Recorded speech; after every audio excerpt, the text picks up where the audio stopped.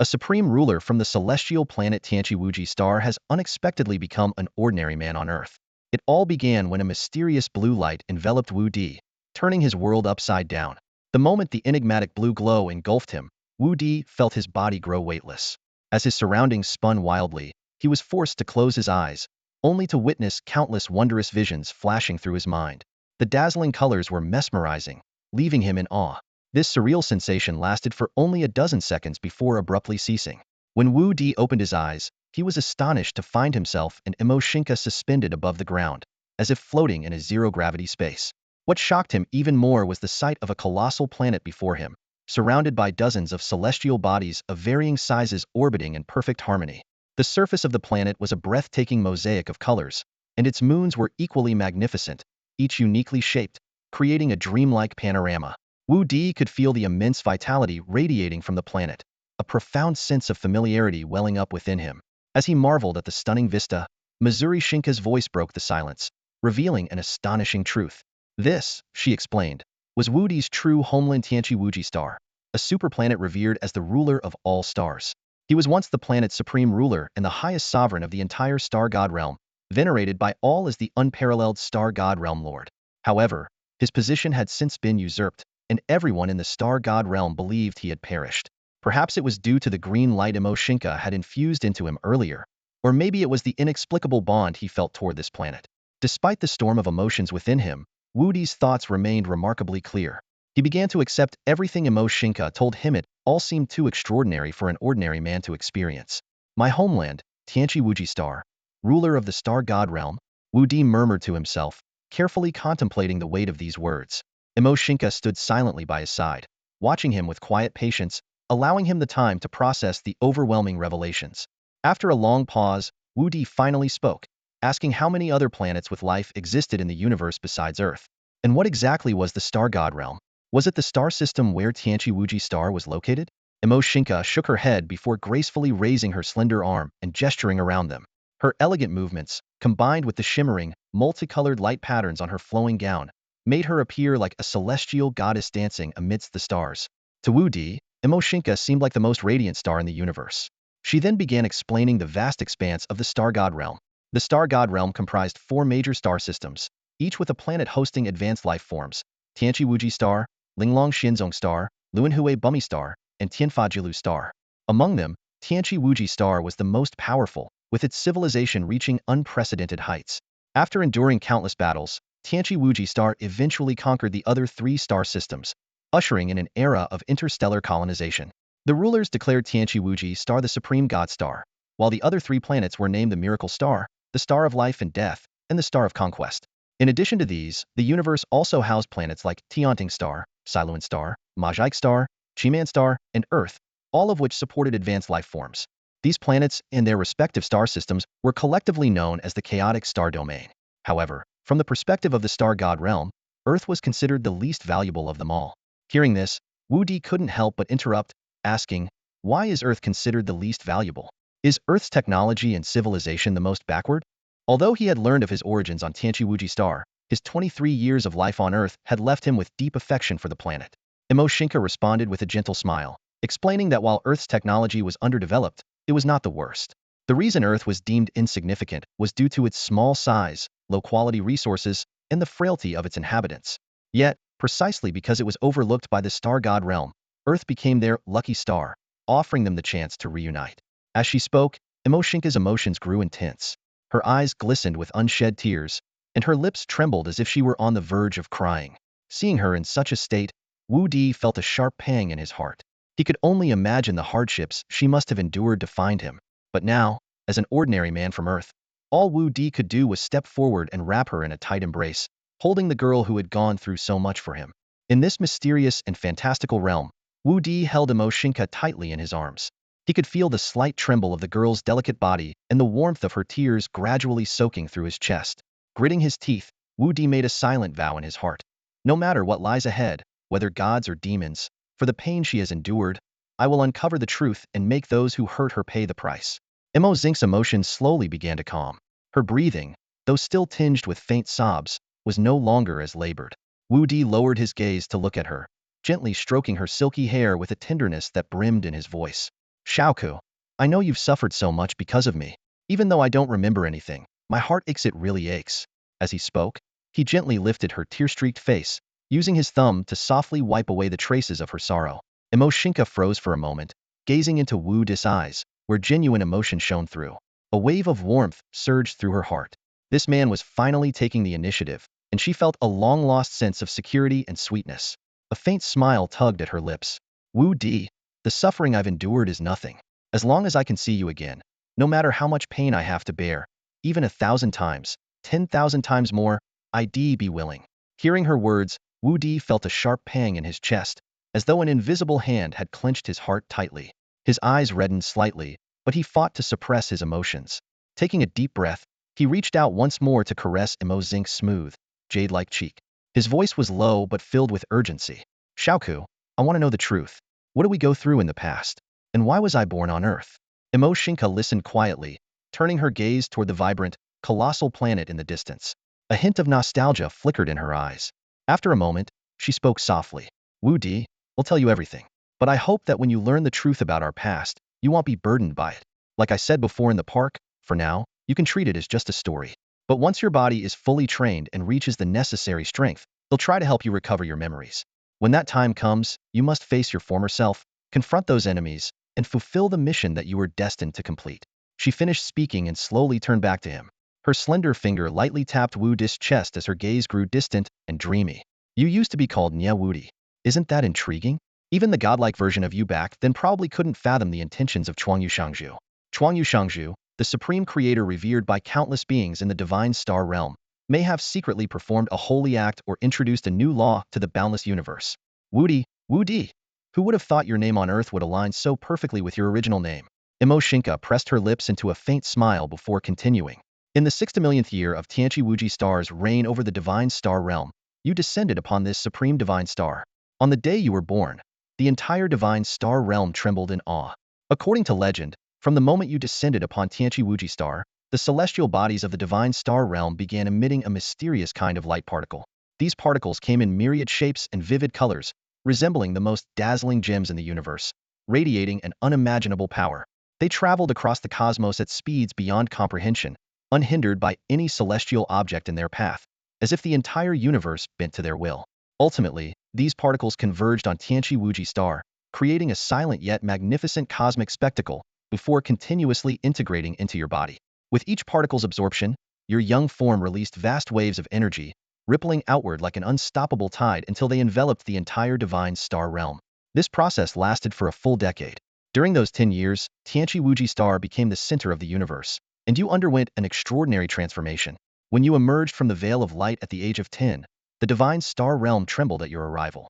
Your presence exuded an indescribable majesty and purity, as though you were destined to belong to this realm. All the Star Lords and Supreme Beings flocked to Tianchi Wuji Star to meet your father, Nie Tianyu, the ruler of the divine star realm. They offered their congratulations and unanimously endorsed you as the next ruler. In that moment, you became the focal point of the entire divine star realm, with even the stars of the cosmos seeming to celebrate your ascension. Do you know something? Mo Xingke's eyes gleamed with a peculiar light, her tone tinged with excitement. Those particles weren't just ordinary energy. They share a singular name, stellar essence. She paused briefly, as if waiting for your reaction, before continuing. There is an ancient prophecy in the divine star realm. The one who can summon stellar essence from the celestial bodies is destined to rule the entire universe. Her voice lowered, taking on a heavier tone, but more importantly, only a person with a pure and virtuous heart is worthy of wielding the power to summon stellar essence. Even the smallest fragment of stellar essence holds the potential to destroy worlds. The great creator saint would never bestow such terrifying power upon someone harboring malice in their heart. As she spoke, Mo Xingke raised two slender fingers, gesturing subtly. Back then, the ruling class of the divine star realm was divided into two factions. One was the stabilization faction, led by your father, while the other was the suppression faction, headed by your uncle, Nie Tianhe. Her tone grew increasingly serious. The stabilization faction advocated for reform within the divine star realm. They sought to establish a united star alliance, promote the sharing of knowledge and skills among the four major planetary systems, and even allow interstellar marriages, ultimately aspiring to create a prosperous, stable, and equal community. In fact, ever since Tianchi Wuji Star conquered the other three star systems and founded the divine star realm, Countless individuals from different systems have united over the course of 60 million years. However, at the time, such unions were not legally recognized. Mo Xingke offered a faint smile, though her eyes carried a trace of complexity. Your father's unwavering commitment to reform also stemmed from a deeply personal reason: the woman he loved, your mother, was not from Tianchi Wuji Star. She paused, her gaze turning cold and resolute. In stark contrast, the suppression faction held an entirely opposing view. They adhered to a belief in the supremacy of bloodlines, asserting that only the pure lineage of Tianchi Wuji Star inhabitants represented the most noble form of life in the universe. Your uncle, Nie Tianhe, was especially convinced that since Tianchi Wuji Star had once conquered the other three star systems through force, those subjugated would inevitably harbor rebellious tendencies. He argued for maintaining control through high-pressure policies and proposed reinstating a hierarchical caste system, with the lowest class condemned to perpetual servitude to the people of Tianchi Wuji Star. Mo Xingke's voice softened, yet her words struck your heart like a hammer, resonating with an undeniable weight. The hardline faction also advocated for a complete invasion of the entire Chaos Star domain, aiming to annihilate all life forms except those in the Divine Star realm. As a result, the two sides were often locked in fierce debates, constantly at odds with one another. This deadlock persisted for a very, very long time. My mother isn't from the Apocalypse Infinite Star? Then where is she from? What's her name? Wudi's voice trembled slightly, betraying the complex emotions surging within him. He tried to steady his breathing as he fixed his gaze on Mo Xingke, hoping to glean more information from her expression. Mo Xingke didn't show any displeasure at being interrupted. Instead, her eyes softened with a hint of admiration. She spoke gently. Your mother's name is Lan Xingning. She's from Linglong Xianzong Star. But don't worry, we'll tell you more later. Let me finish this part first. Like a child who had done something wrong, Wudi lowered his head and nodded obediently, waiting quietly for Mo Xingke to continue. Mo Xingke smiled faintly, suppressing the emotions stirring within her, and went on. At that time, your father, Nie Tianyu, was at a disadvantage. Since you hadn't been born yet, he had no heirs. Meanwhile, your uncle, Nie Tianhe, already had a son named Nie Wudi. Nie Wudi? Wudi repeated softly, sensing a chilling undertone in the name. When Mo Xingke mentioned that name, her tone noticeably grew colder, and her body even trembled slightly. Wudi noticed her reaction and gently placed a hand on her shoulder, his touch both tender and reassuring. Mo Xingke looked up, gratitude flickering in her eyes as she returned a faint smile, signaling that she was fine. After a brief pause, she continued. Nie Wudi was born with divine powers, possessing talents far superior to his peers on the Apocalypse Infinite Star. He was hailed as the child of the stars. At the time, nearly everyone believed he would one day become the future ruler of the Divine Star realm. Support for your uncle, Nie Tianhe, grew stronger, and although the ruling class of the Divine Star realm appeared calm on the surface, there was intense undercurrent beneath. Even your father, Nie Tianyu, despite being the realm's ruler, began to feel a deep sense of helplessness. As she spoke, Mo Xingke's tone grew heavier, but then a glimmer of light appeared in her eyes as she continued. But just when things seemed most dire, as if the Creator Lord of the universe had taken pity on all life, you were suddenly born on the Apocalypse Infinite Star. Your birth changed everything. Wudi held his breath, overwhelmed by the sheer gravity of the revelation. He had never imagined his arrival could have such a profound impact. Mo Xingke's gaze turned distant, as though lost in memories. For 10 whole years, the essence of stars from nearly every celestial body in the Divine Star realm was drawn to and absorbed by you. Such a phenomenon was utterly unprecedented. 10 years later, when you emerged from the radiant curtain of light, everyone fell to their knees in fervent worship, calling you the Holy Child. They believed you were the offspring of the Creator Lord, the Chosen One. In light of this, your father, Nie Tianyu, decisively seized the opportunity. He crowned you as the king of Apocalypse Infinite Star and declared this decision to the entire Divine Star realm. That year, you were only 10 years old. Wudi's heart surged with emotions, his fists involuntarily clenching as he felt the immense weight of his destiny. Mo Xingke's voice grew steadier as she continued. 90 years later, when you turn 100, you will officially ascend as the ruler of the Divine Star realm, becoming the youngest leader in its history. At that time, no one dared to oppose this, not even the hardline faction, as no one would defy the will of the Creator Lord. Thus, at 10 years old, you naturally assumed the throne of the Apocalypse Infinite Star. As for Nie Wudi, the so-called child of the stars, he gradually faded from public view. At this point, Mo Xingke abruptly stopped speaking. Her gaze drifted into the distance, as though lost in reflection. Her expression was complex, as if the memories of those past days were flooding back, leaving her momentarily speechless. Noticing Mo Xingke's distant expression, Wudi also fell into deep thought, carefully pondering over what she had just shared. After a long silence, it was Wu Di who broke it first, speaking softly, Xiao Ku, and then Mo Xingke slowly pulled her wandering thoughts back, a flicker of complex emotion flashing through her eyes, though she quickly masked it with a faint smile. In a gentle voice, she said, I'm sorry, I got lost in thought for a moment. Let me continue. Adjusting her posture slightly, her gaze drifted into the distant void, as if piercing through time to revisit those long-past years. As tradition dictates, anyone destined to succeed as the next ruler of Xinxing realm must complete an interstellar journey of trial. It's not just a custom. It's a rite of passage to prepare the future leader. You were required to travel across every corner of Xinxing realm, to personally understand the people you would govern and familiarize yourself with the star systems under your rule. She paused briefly, her tone growing somewhat somber, tinged with nostalgia. That year, you were only 12, and yet you were already entrusted with such a heavy responsibility. Before your departure, your parents gave you countless reminders, urging you to take good care of yourself.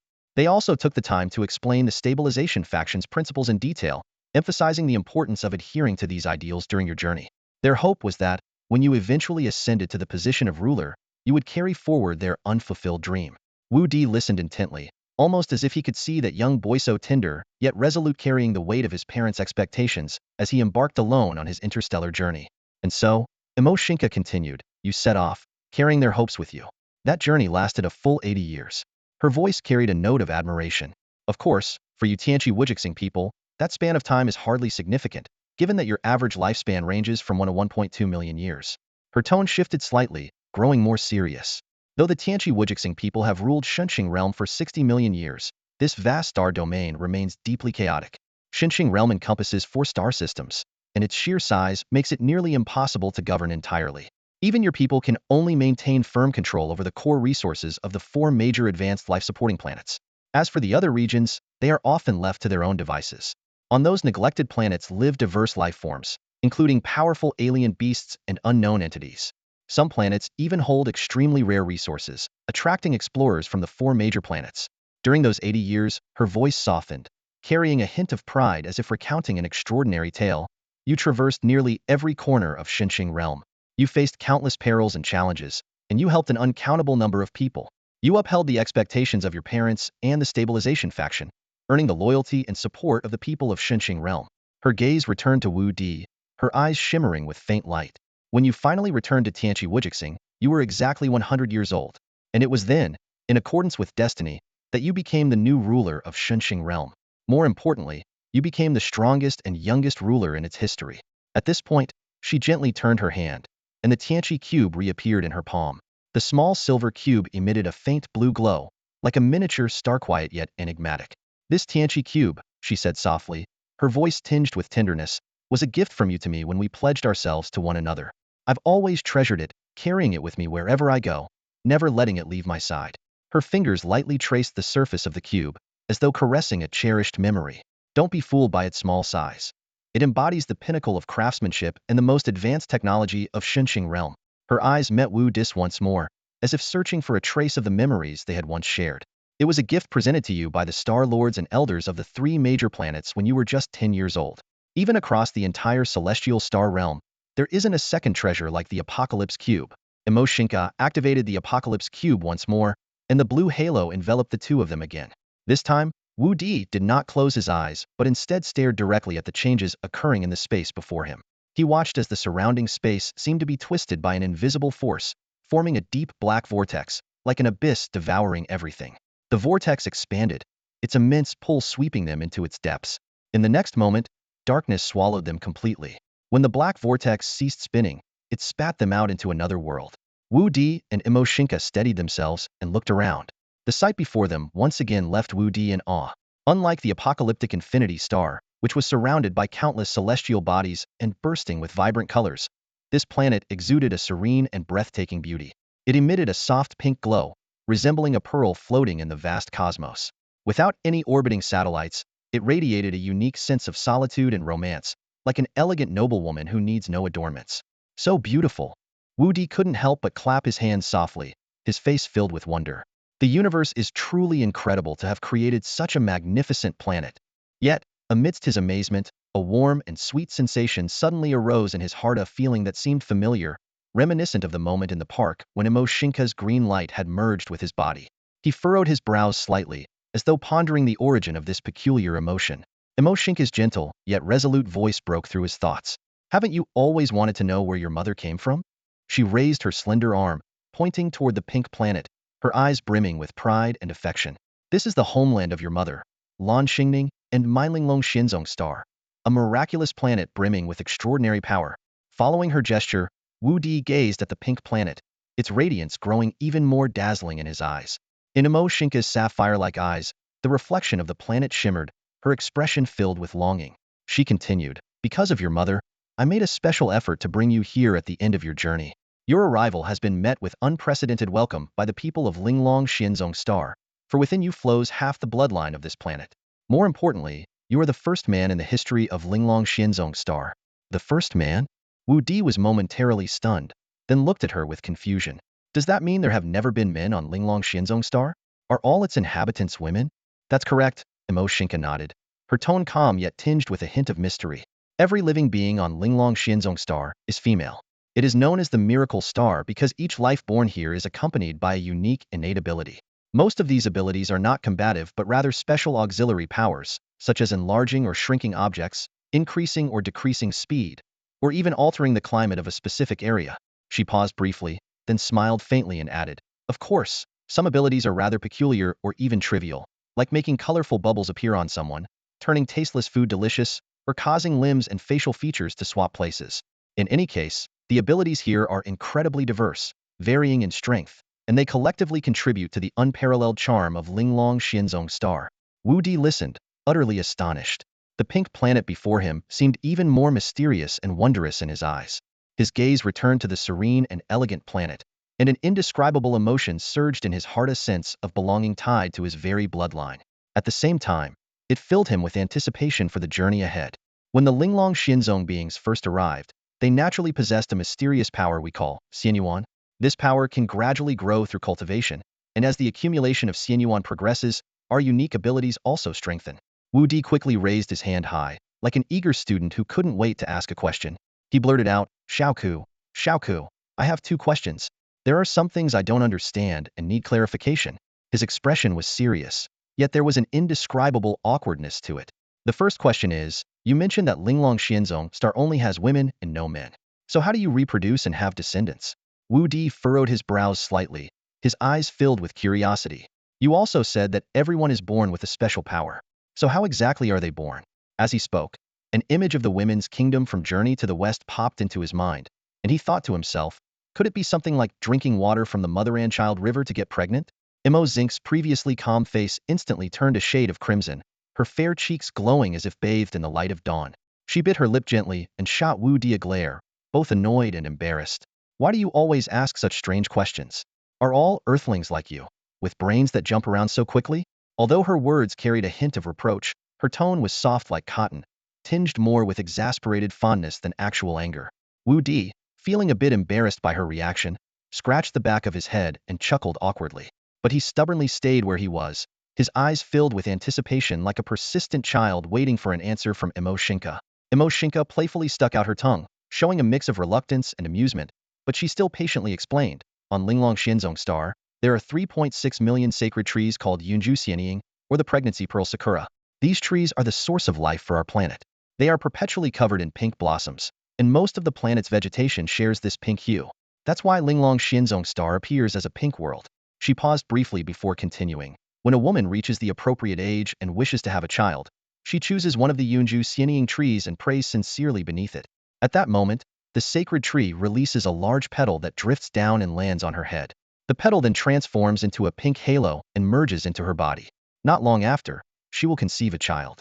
Mo Xingke finished her explanation and blinked at Wu Di with a hint of pride. Got it?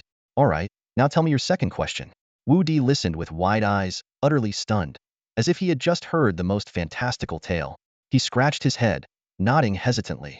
Oh, so that's how it works.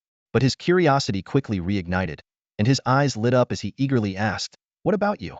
I want to know, what kind of special ability did you receive when you were born? As soon as he asked this question, Mo Xingke's expression changed drastically.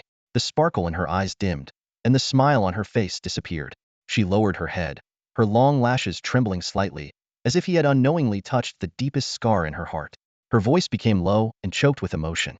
It's because my ability is too unique that it triggered a series of disasters, she said slowly, her tone filled with guilt and pain. It ultimately led to your physical body being destroyed, leaving you on the verge of losing your soul entirely, and in my mother also. Her voice broke off completely, and she covered her face with her hands, her shoulders trembling as sorrow overwhelmed her. Silent tears slipped through her fingers, and the sound of her quiet sobs filled the air, piercing Wu Di's heart like a dagger. He stood there, helpless, as his chest tightened with a pang of guilt and heartache. Wu Di was utterly consumed with regret. He stomped his foot in frustration, his fists clenched tightly, his face etched with guilt and self-reproach. Xiaoku, I'm so sorry. It's all my fault. I shouldn't have asked so many thoughtless questions, he said in a low, remorseful voice, his eyes never leaving Mo Xingke's face, as if afraid to miss even the slightest change in her expression. Mo Xingke, however, did not blame him. Instead, she fought hard to suppress the sorrow welling up in her heart.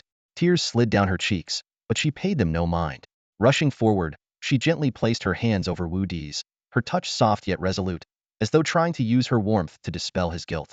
This beautiful young woman, who had seemed so fragile just a moment ago, now exuded a calm and composed strength. She lifted her head, took a deep breath, and spoke with quiet determination. Don't blame yourself. How could this be your fault? Even if you hadn't asked, I would have told you eventually because this is the root of everything. I just feel that it's my existence that has caused so much pain to my mother, to you, and to so many others. That's why it hurts so much. Hearing her explanation, Wudi's heart ached even more. He turned his hands over to clasp hers tightly, letting the warmth of his palms convey his support. He looked straight into her eyes, his gaze unwavering and firm. Xiaoku, no matter the reason, no matter what may have happened afterward, it could never be your fault. This isn't just a feeling, it's my belief. Even if one day I regain all my memories, I will still hold on to this conviction. A man should never blame his failures or setbacks on a woman. Even if it costs him everything, he must stand by this principle. Otherwise, he is nothing but a coward. Mo Xingke stared at the man before her, his words cutting through the shadows in her heart like a blade. His unwavering resolve, his unshakable determination, it all reminded her of a familiar figure from her past. Gradually, her eyes brightened, and a glimmer of hope flickered in their depths. In that moment, it was as if her heart had reignited with dreams and aspirations. She saw a vision of the future, of herself and Wu Di standing side by side, traversing the vast expanse of the cosmos together. Without realizing it, Mo Xingke leaned into Wu Di's broad chest, her voice soft yet clear. I was born 17 years after you. My mother, Mo Muyu, was the high priestess of Linglong Xianzong Star. After your mother followed your father to the headquarters of the Xinqing realm on Tianqi Wuji Star, my mother became the supreme leader of Linglong Xianzong Star. Her special ability was spatial transferencia power, so immense that she could instantly move any object to an extremely distant location. Through the unique cultivation methods of the Linglong Xianzong people, she elevated her celestial energy to the Huaxian level, enabling her to transport an entire planet hundreds of light years away in an instant.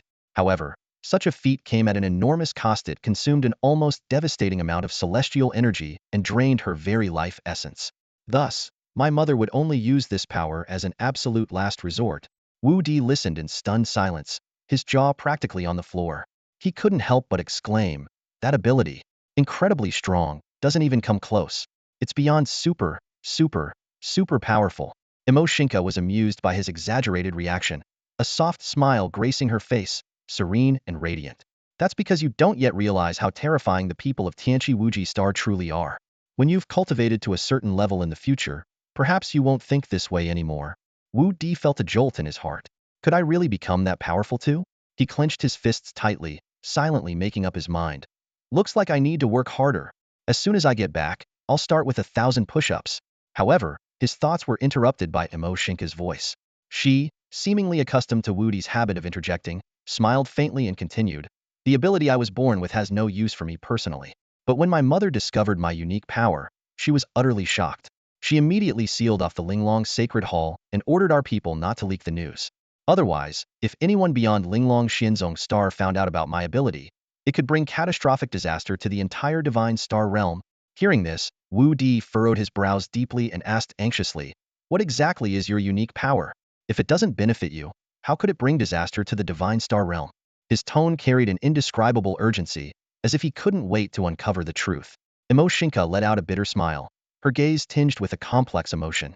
My unique ability is to permanently enhance all attributes of a humanoid being by tenfold.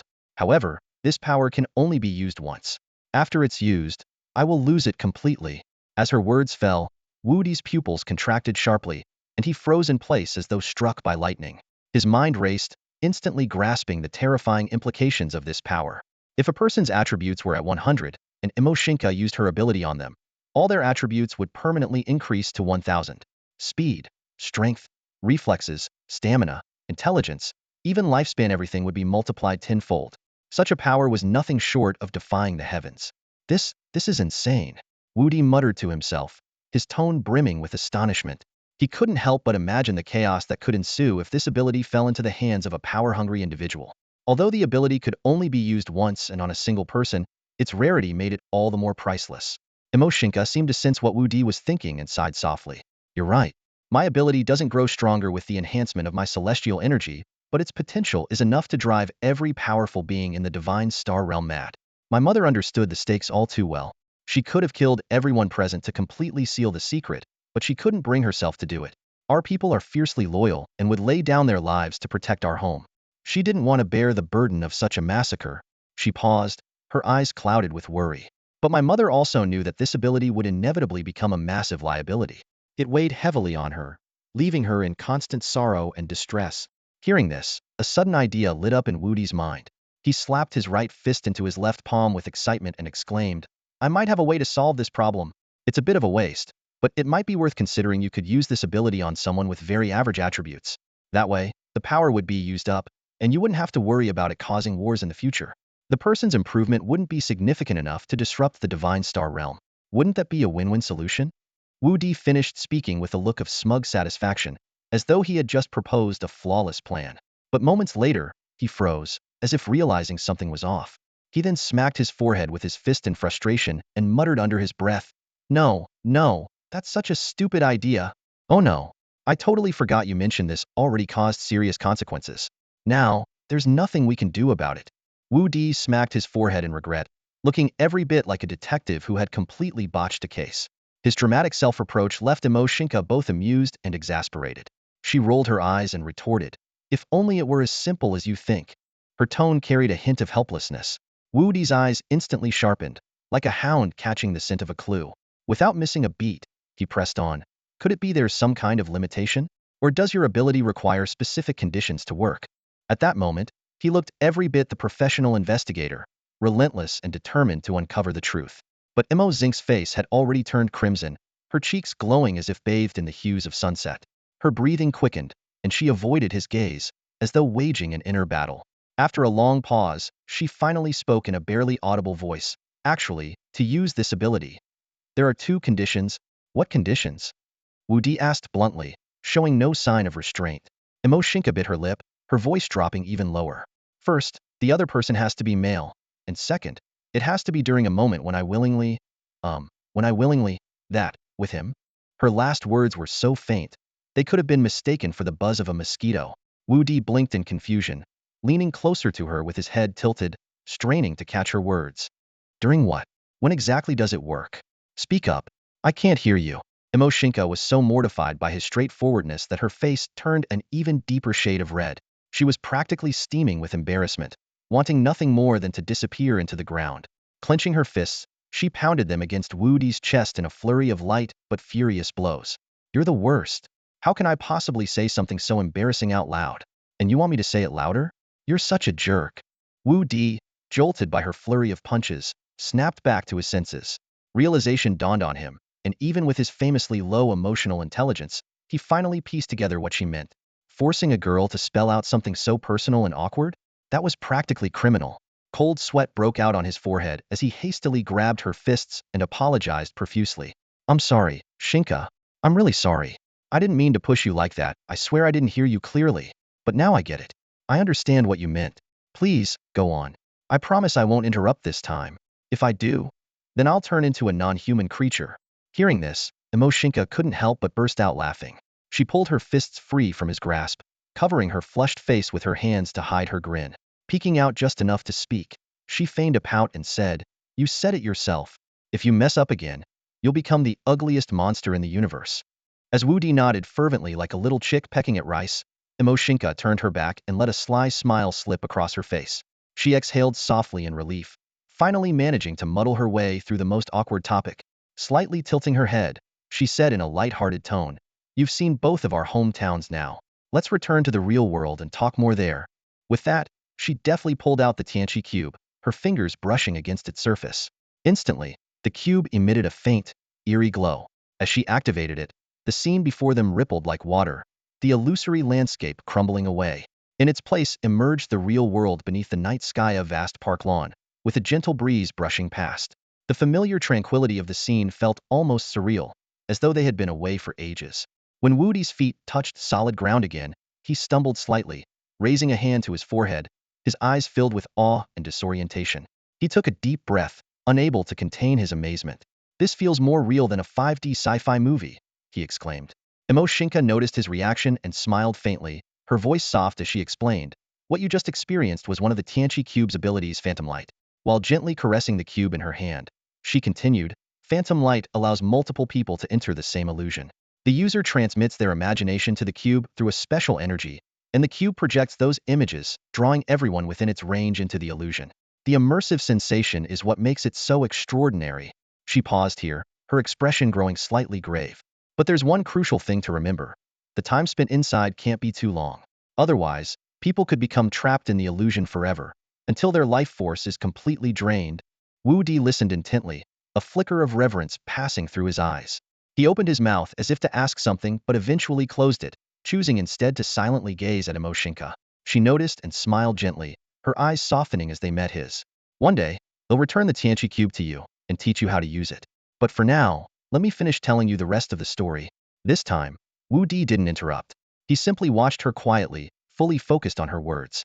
Her voice, calm and clear, carried through the night breeze as she began to recount a tale long buried in the past. The story took place many years ago. At the time, Mo Xingke's mother, Mo Muyu, was deeply troubled by her daughter's innate and extraordinary abilities. It was a power that inspired both awe and dread, attracting countless greedy individuals who coveted it. As a result, the mother and daughter found themselves constantly embroiled in danger. Meanwhile, far away in the divine star realm, Nie Wudi was in the 50th year of his journey of self-discovery. By chance, his travels brought him near Linglong Xianzong Star, the home planet of his mother, Lan Xingning. Lan Xingning had once been the ruler of Linglong Xianzong Star. Out of respect for his mother's homeland, Nie Wudi decided to visit her people on her behalf. His arrival caused a sensation across the entire star. The residents welcomed him with boundless enthusiasm, not only because of his imminent ascension as the new leader of the divine star realm, but also because he carried the bloodline of the Linglong Xianzong people. To them, he was not only Lan Xingning's descendant, but also a hero of the divine star realm. In truth, Nie Wudi's widespread fame was no coincidence. Over 50 years of wandering, he had traveled far and wide, often risking his life to rescue those in peril, particularly the people of Linglong Xianzong. His courage and kindness had earned him the admiration of countless individuals. This visit to his ancestral home, however, was not merely a gesture of goodwill, it was the beginning of a fateful connection between him and Mo Xingke. As Mo Xingke's story neared its conclusion, she paused, as if lost in thought. Wu Di watched her, his heart already stirred by the tale, but he remained silent, unwilling to interrupt her reverie.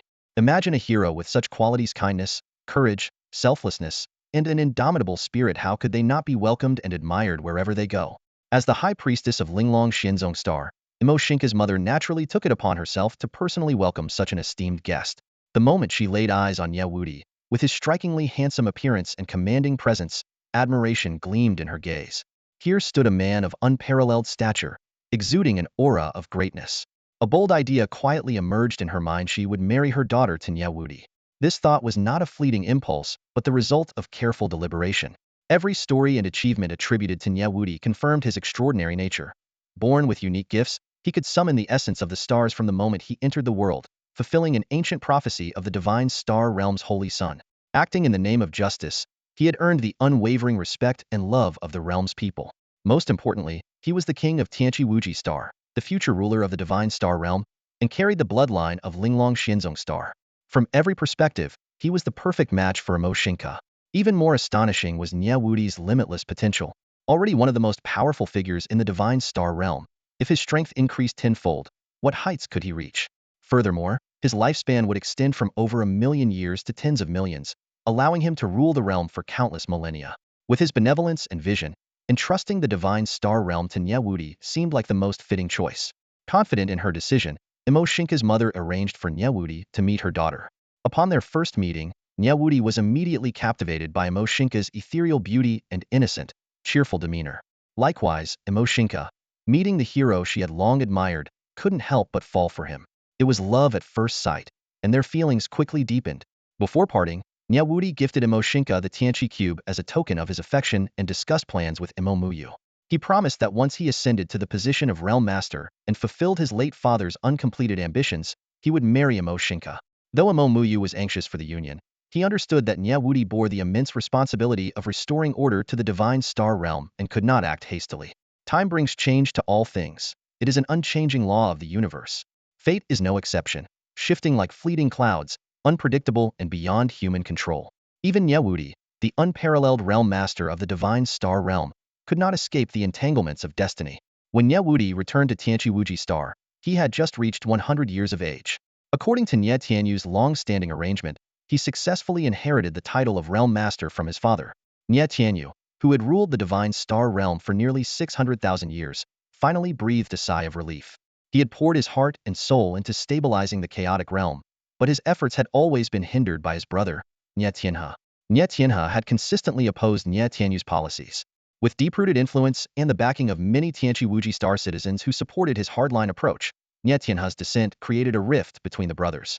This conflict, deeply ingrained, seemed destined to become an unavoidable challenge in the future development of the divine star realm.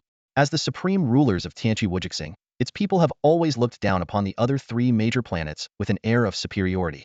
To them, being treated as equals to the conquered planets was already an unbearable insult. Yet, what was even more intolerable was Nie Tianyu's wife. Lan Xingning came from the humble Linglong Xianzong, a planet of low status in their eyes. For the people of Tianqi, this was an unforgivable disgrace. Although Nie Tianyu's immense personal power had forced others to submit outwardly, behind the scenes, the hardline faction had already allied with Nie Tianhe, waiting for the right moment to strike. Meanwhile, the stability faction, even with the support of the three conquered planets, was inherently weak due to their subjugated status, making them appear fragile and outnumbered. The situation was like a crumbling tower battered by a storm, teetering on the brink of collapse. Nie Tianyu was fully aware of the precarious position he was in. Years of open and covert struggles had taken a toll on his body and spirit. Fortunately, his son, Nie Wudi, far more exceptional than himself, had succeeded him as the ruler of the realm. With unparalleled talent and unmatched prestige, Nie Wudi became a living legend in the hearts of everyone in the divine star realm. His rise was like a beacon of light, bringing new hope to the chaotic sea of stars. At last, Nie Tianyu could lay down the heavy burden he had carried for so long and turn his attention to an unfulfilled duty being there for his wife. Looking back, Nie Tianyu was overwhelmed with guilt for all he owed Lan Xingning. Ever since she had followed him to Tianqi, she had been stripped of the respect and status she deserved. Without an official title, subjected to endless judgment and disdain, she endured it all silently, never once voicing a complaint against him. Preoccupied with the affairs of the divine star realm, Nie Tianyu had barely spent any time with her. Yet Lan Xingning continued to love and support him unconditionally, like a resilient interstellar vine entwined around his life, providing him with silent strength. Shortly after his son took over as ruler, Nie Tianyu made a momentous decision. He left the conflict-ridden planet with Lan Xingning, embarking on an aimless interstellar journey. He wanted to spend the rest of his life making up for the years he had neglected her, showing her the wonders of the universe, and living a peaceful life that truly belonged to them. Before their departure, Nie Tianyu told Nie Wudi, "Don't come looking for us. We have no destination.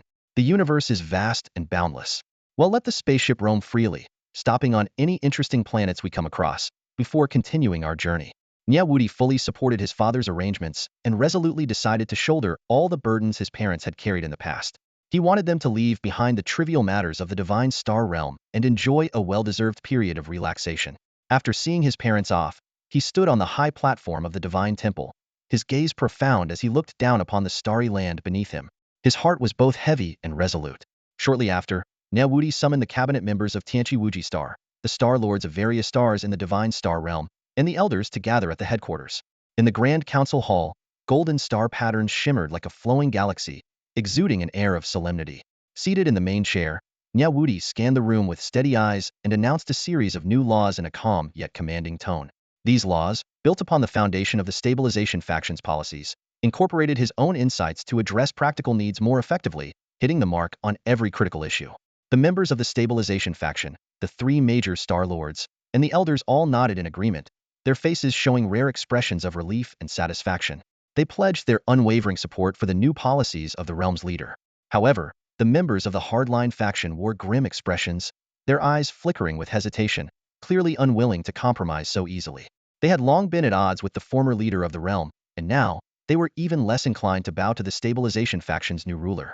At this moment, a cabinet member of high prestige on Nie Wudi Star stepped forward.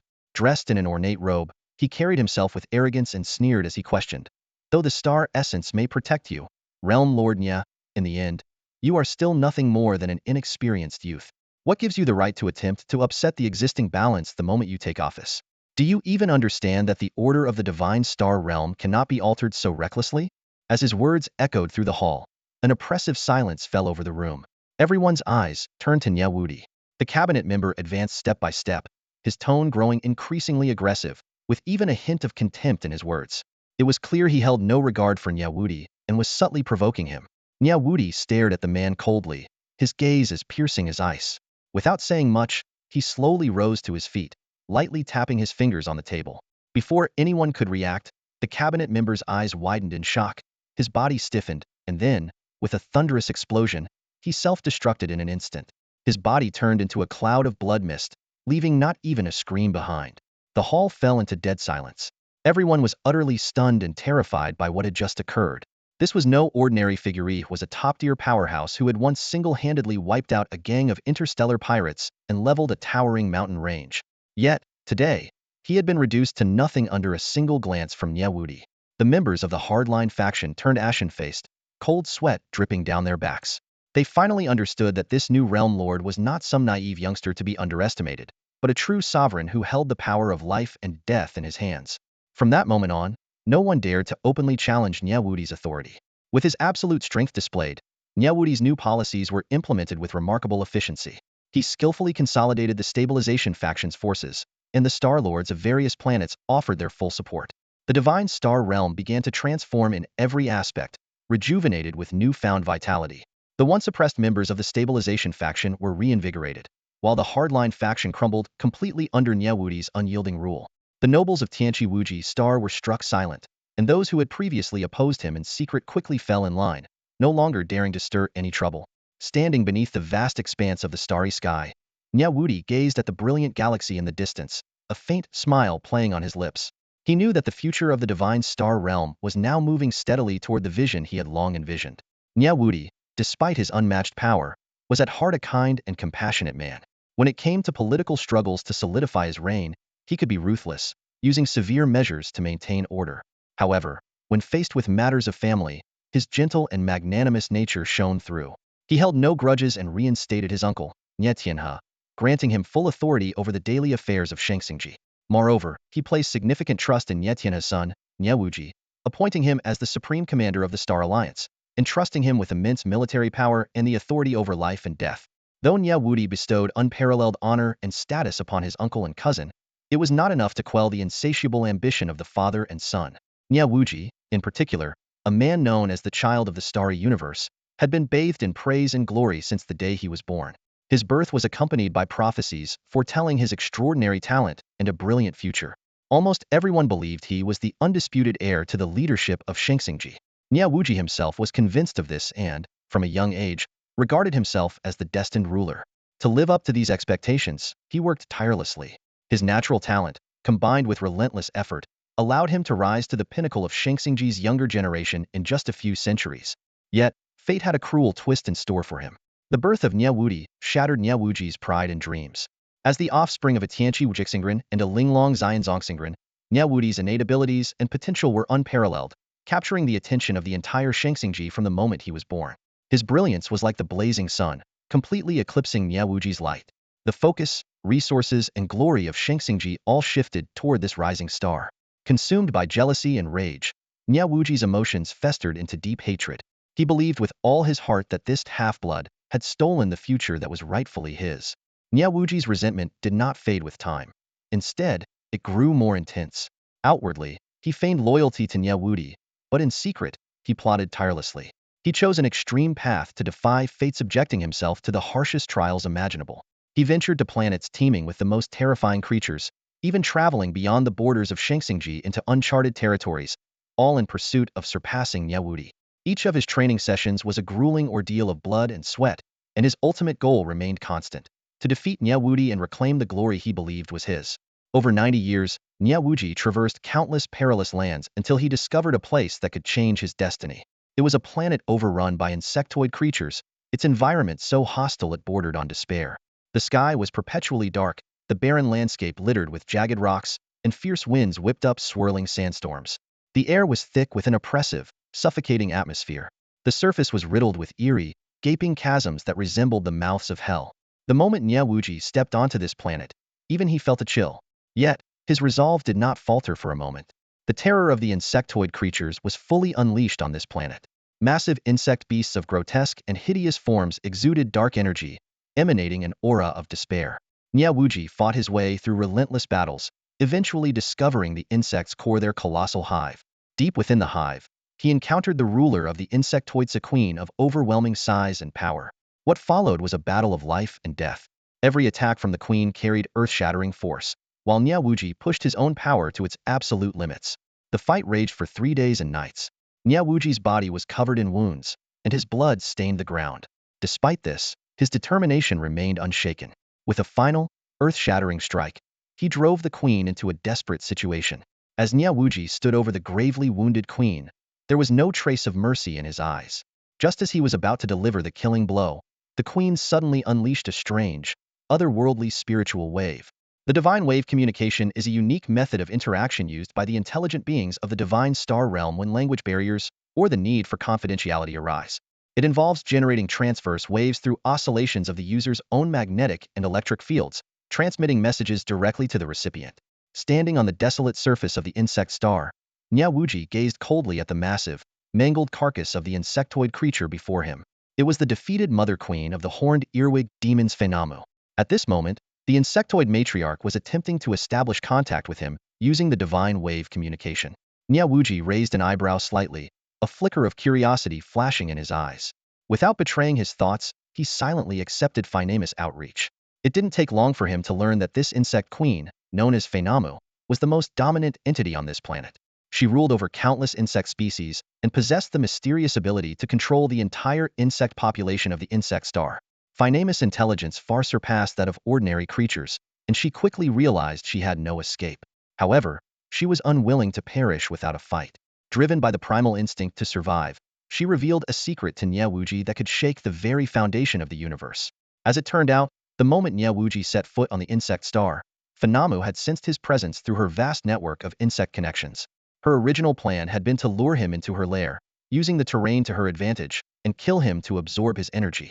However, she had underestimated Nie Wudi's strength, resulting in her ultimate defeat. Now, Fondness could only hope that this monumental secret might earn her a slim chance at survival. Fondness confessed to Nie Wudi that she had lived for billions of years and held a terrifying power, the ability to control insect-like creatures to serve her will. This power not only rendered her invincible across the insect star, but also allowed her to influence vast swarms of insect species within the divine star realm. These insects acted as her eyes, transmitting everything they observed back to Fondness through a unique signal. With this ability, she had clandestinely monitored the divine star realm's movements over the millennia, uncovering many deeply hidden secrets. As Fondness' power grew, so did her ambition. Over millions of years, she had been amassing strength, plotting to lead an insect army to invade the divine star realm. Through her intricate web of intelligence, she had also become acutely aware of the long-standing feud between Nie Wudi and his cousin Nie Wudi. Fondness, ever cunning, seized upon Nie Wudi's unspoken desires and slyly asked via the divine wave communication, "Do you wish to defeat your cousin, Nie Wudi?" At these words, Nie Wudi's pupils contracted, and his expression turned grave. He did not respond immediately, but stared at Fondness with a cold, calculating gaze, as if trying to discern her motives. Sensing an opportunity, Fondness elaborated on her revelations. She explained how she had come to know the divine star realm's secrets and presented Nie Wudi with a shocking proposal, one that involved a forbidden fusion between them. Fondness' voice reverberated in Nie Wudi's mind. "If you merge with me, your strength will increase exponentially, and my physical form will transform into a single drop of Chaohui venom essence." She went on to explain that this venom, once introduced into any living being, would utterly annihilate both their body and soul in an instant, leaving no possibility of survival. Hearing this, a flicker of complex emotions crossed Nie Wudi's eyes. He did not respond immediately, instead maintaining his icy stare at Feinamu, contemplating the deeper implications of her words. Feinamu, on the other hand, held her breath in anticipation, fully aware that this moment would determine her fate. Despite Nie Wudi's overwhelming desire to defeat Nie Wudi, his aloof and sinister nature made it impossible for him to accept merging with the disgusting creature before him. His gaze, cold as a blade, fixed on Feinamu's writhing insect-like body, a flicker of disgust and wariness evident on his face. He understood all too well that this was nothing more than bait, a desperate attempt by Feinamu to cling to life. Besides, the thought of merging with the alien genes of the insect race raised unsettling questions. Would there be side effects? Would he even retain his sense of self? These doubts lingered in his mind like an ominous shadow. Sensing Nie Wudi's hesitation, Feinamu's dark green compound eyes glimmered faintly, like a predator well-versed in manipulating the psyche of its prey. A cunning light danced in its gaze. Its raspy, guttural voice echoed, revealing a secret potent enough to shake Nie Wudi's very soul. The daughter of the Grand Priest of Linglong Xianzong Star, Mo Xingke, possessed a terrifying ability destined to be used against Nie Wudi in the near future. This shocking revelation struck Nie Wudi like a thunderbolt. His expression shifted dramatically as his fists clenched so tightly that his knuckles cracked audibly. He stared at Feinamu in disbelief, trying desperately to discern any trace of falsehood in its expression. Yet Feinamu's tone was resolute, laced with an air of mocking disdain. Nie Wudi's rationality, already stretched taut, snapped in an instant. The sacred secret guarded by the loyal inhabitants of Linglong Xianzong Star had somehow fallen into the hands of a mere insect race and had been delivered to the distant queen mother of the swarm. His chest heaved with fury, and a single thought consumed his mind. If Nie Wudi's power were to grow tenfold, he might never have a chance to turn the tables in this lifetime. Anxiety, dread, and self-reproach churned within Nie Wudi, making his breath quicken.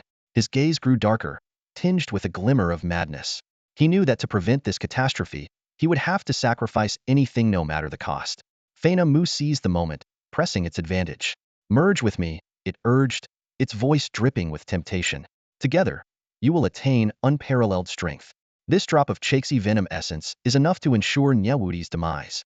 Its raspy tone carried an almost hypnotic allure, each word like an invisible needle piercing Nie Wudi's resolve.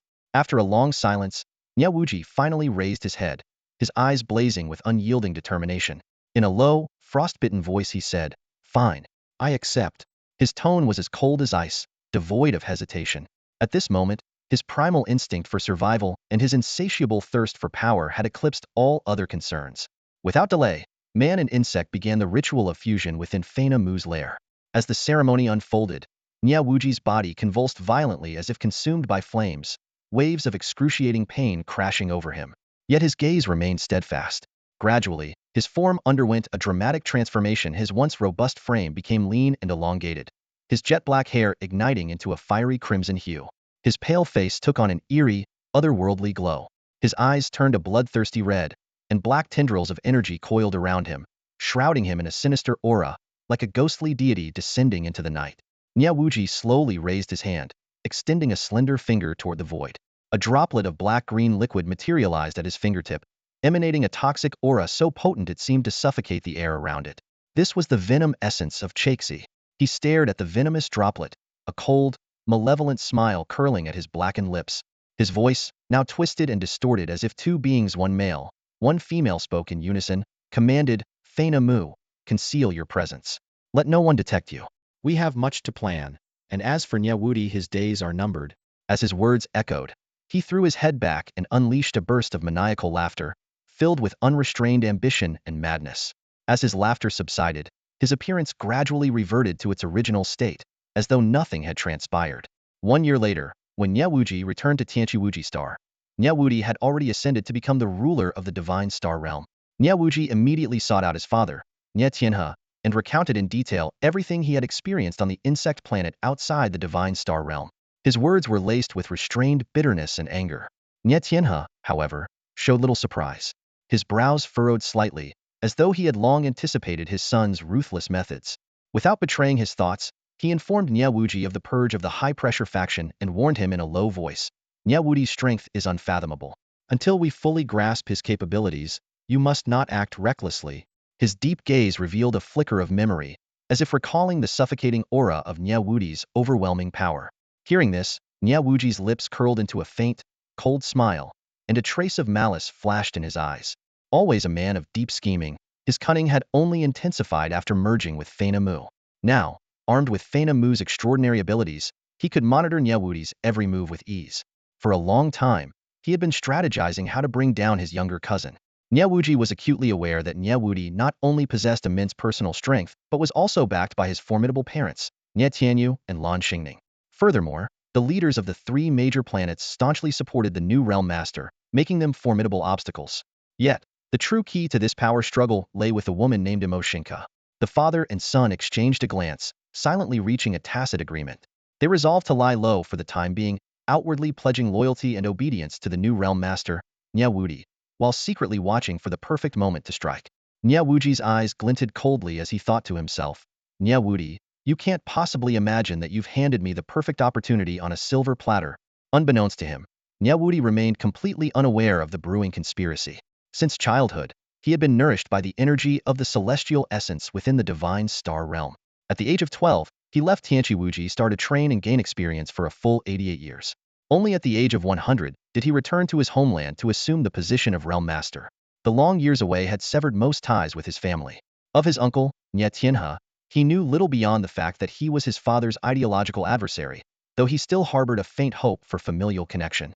As for his cousin Nie Wuji, he was even more in the dark, knowing only that Nie Wuji was a prodigy who had spent most of his life wandering in pursuit of power and rarely returned to Tianchi Wuji Star.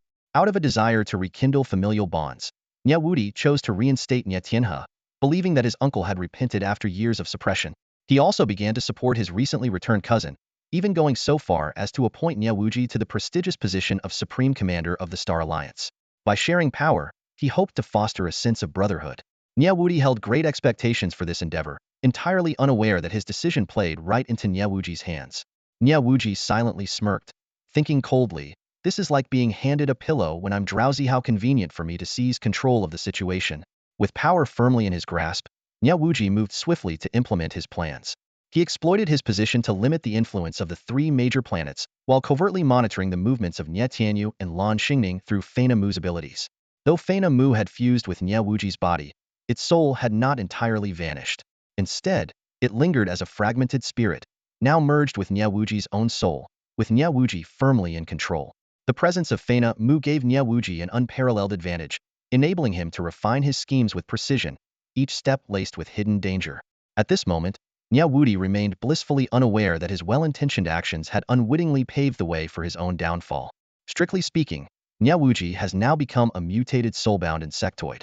Not only has he inherited all the abilities of Feina Mu, but he can also communicate with the ancient insectoid soul through his mutated one, gaining access to the vast knowledge and secrets Feina Mu accumulated over billions of years.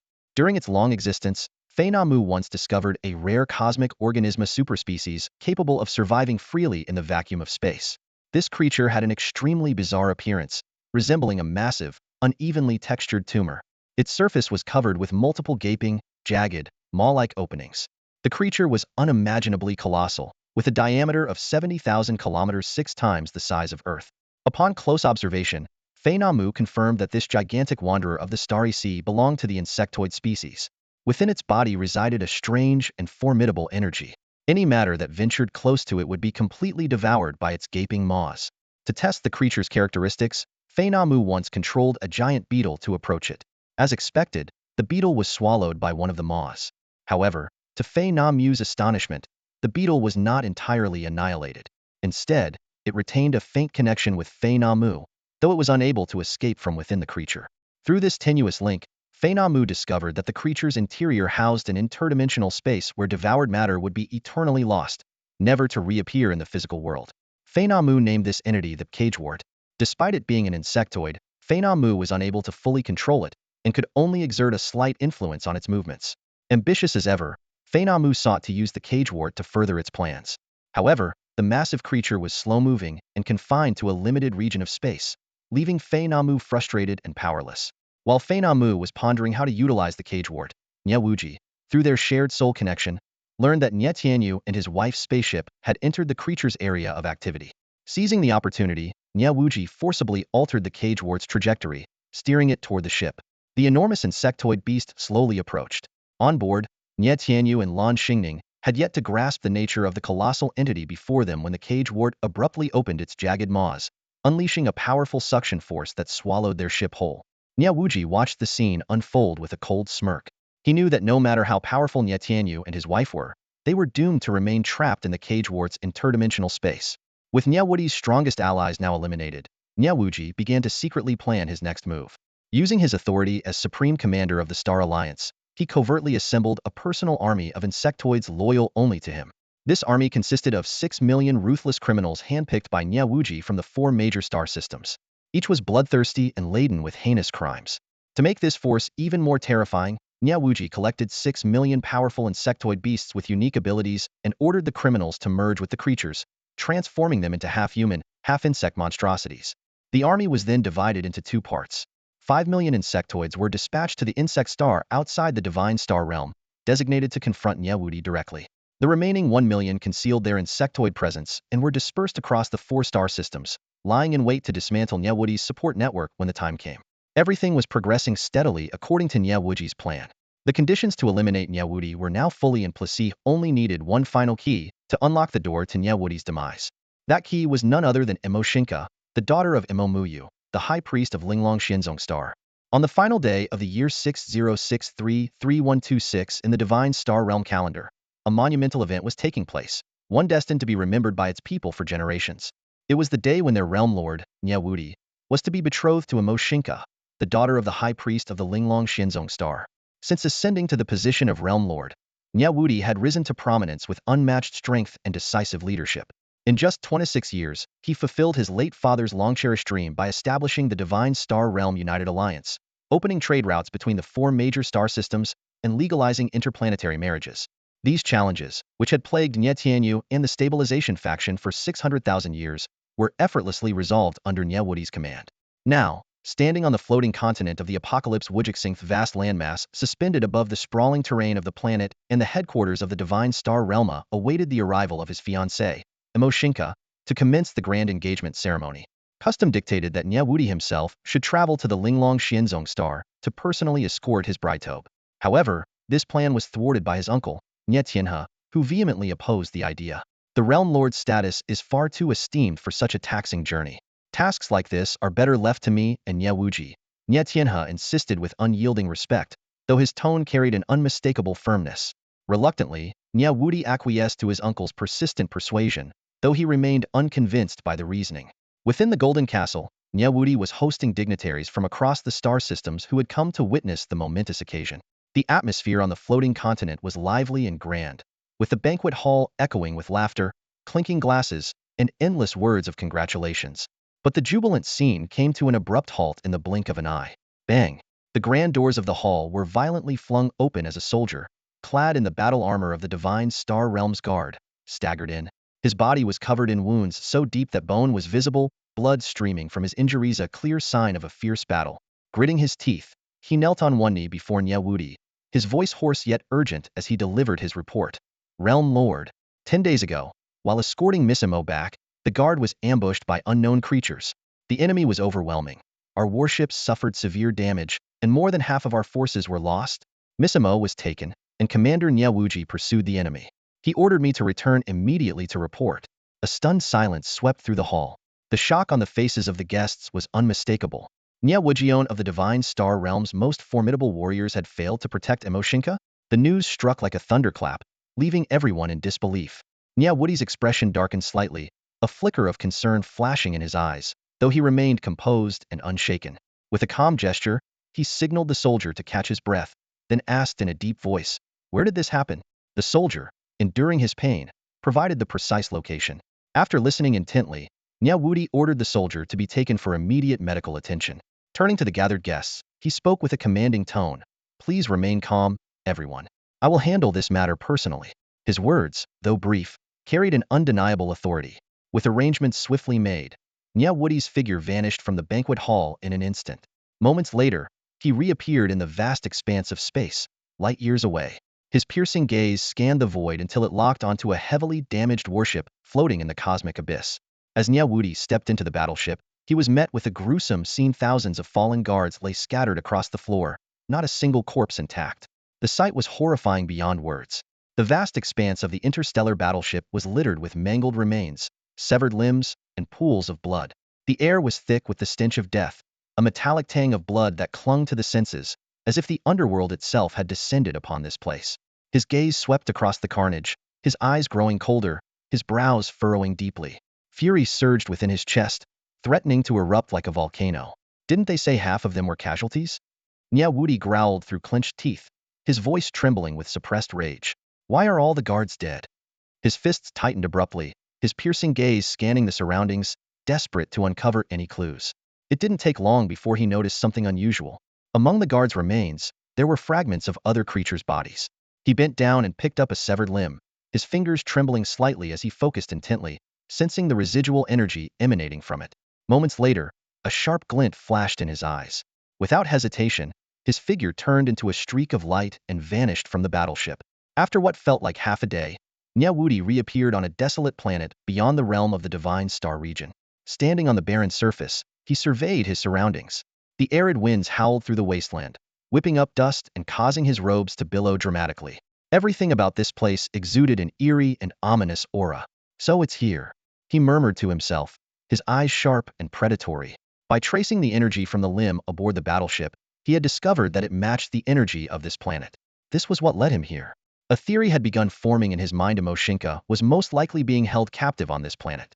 Yet, he couldn't detect the presence of either Mo Xingke or Nie Wudi. Is this a trap?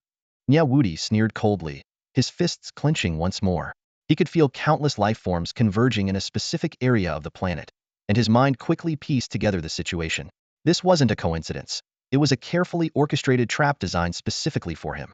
The conspiracy might have started long ago, perhaps even as far back as when Nie Tianhe tried to stop him from retrieving Mo Xingke, or maybe even earlier. Heh, so that's how it is. Nie Wudi let out a frosty chuckle, though his eyes were filled with an icy resolve. A pang of regret stirred in his chest. Why had he ever chosen to trust Nie Tianhe and his son, entrusting them with such critical responsibilities? But regret was meaningless now. At least he had finally seen through their treacherous schemes. Even so, his confidence in his own strength remained unshaken. Nie Wudi raised his gaze toward the area where the life forms were gathering. His expression was steely, and with a decisive movement, he shot off toward his target. When he arrived at the desolate wasteland, the ground beneath his feet was cracked and parched. The area was eerily empty, save for a few oddly shaped boulders scattered about. Nie Wudi stood firmly at the center of the barren land, his hands clasped behind his back, his sharp gaze piercing the stillness. His voice boomed like thunder, reverberating across the desolation. Come out, hand over Mo Xingke and her mother, and he'll spare your lives. His words echoed through the wasteland, lingering for several moments before fading into silence. Nie Wudi stood motionless, saying nothing more, as if waiting for his prey to reveal themselves. After several tense seconds, the ground began to quake violently, shaking the very earth beneath Nie Wudi's feet. At the edges of the wasteland, the ground erupted like a volcanic explosion, and countless massive insects burst forth from the depths. Some soared high into the sky, blotting out the sun, while others swarmed the ground in overwhelming numbers, stretching endlessly into the horizon. Simultaneously, around Nie Wudi, millions of humanoid figures materialized out of thin air. They stood motionless, their faces expressionless and their eyes devoid of life. Yet, an oppressive aura radiated from them, suffocating and unrelenting, as they encircled him in layers upon layers. Directly ahead of him, two familiar figures emerged from the crowd. It was Nie Tianhe and his son, Nie Wudi. Clap, clap, clap. Nie Wudi slowly raised his hands and clapped a few times, the sound echoing unnervingly in the deathly silence of the wasteland. A mocking smile played on his lips as he spoke, his tone dripping with derision. Well, the great lord of the realm. You saw through us before we even made our move. Impressive. But unfortunately for you, today, there's no escaping your fate. Nie Wudi's expression remained stoic, his gaze icy and unyielding. His voice, though low, carried an unshakable weight. I'll say it one more time, hand over Mo Xingke and her mother, and I'll let you live. At this moment, it was the father and son duo who were struck with astonishment. They had gathered every insect beast on the entire planet into this desolate wasteland, and the 5 million strong insectoid army that Nie Wudi had stationed here in advance now surrounded Nie Wudi like an impenetrable wall of steel. Yet, what was truly bewildering was that this man showed not a trace of panic. He remained composed, unshaken, as if the dire predicament before him was nothing more than a passing inconvenience. Was he unafraid of death? Or did he simply hold this vast and overwhelming force in utter contempt? Or perhaps he possessed an unshakable confidence in his own power. A torrent of questions surged through the minds of Nie Tianhe and his father. But they quickly suppressed these doubts with forceful resolve. There was no turning back, now only a fight to the death. Either Nie Wudi would fall today, or they, father and son, would meet their ultimate demise. Moreover, Nie Wudi still had his final trump card, was certain that this would mark the end of Nie Wudi. Nie Wudi's eyes burned red with madness, his face twisted with a frenzied expression, like a wild beast pushed to the brink. He suddenly raised his hand, pointing directly at Nie Wudi, his voice booming like thunder. All insect beasts and insectoids, attack now! At his command, the wasteland erupted into chaos. Billions of massive insect beasts thundered across the ground, their stampede shaking the earth as if heralding the end of the world. Dust storms rose to the sky, blotting out the sun, while the 5 million strong insectoid army surged behind them like an unstoppable tidal wave, their killing intent piercing the heavens. Countless grotesque faces merged into a devastating torrent that roared toward Nie Wudi. The light of the world seemed to be swallowed by this terrifying black tide, plunging the planet's surface into an abyss of darkness. From the vantage point of outer space, the sprawling shadow that engulfed this region of the planet would send chills down the spine of any observer. Nie Wudi stood motionless, calm as still water. Facing the oncoming tide of destruction, he made no move, merely tilting his head slightly upward. Then, in a voice as cold as ice, he uttered a single word: annihilate. The moment that word left his lips, it was as if some unseen force of heaven and earth had been unleashed.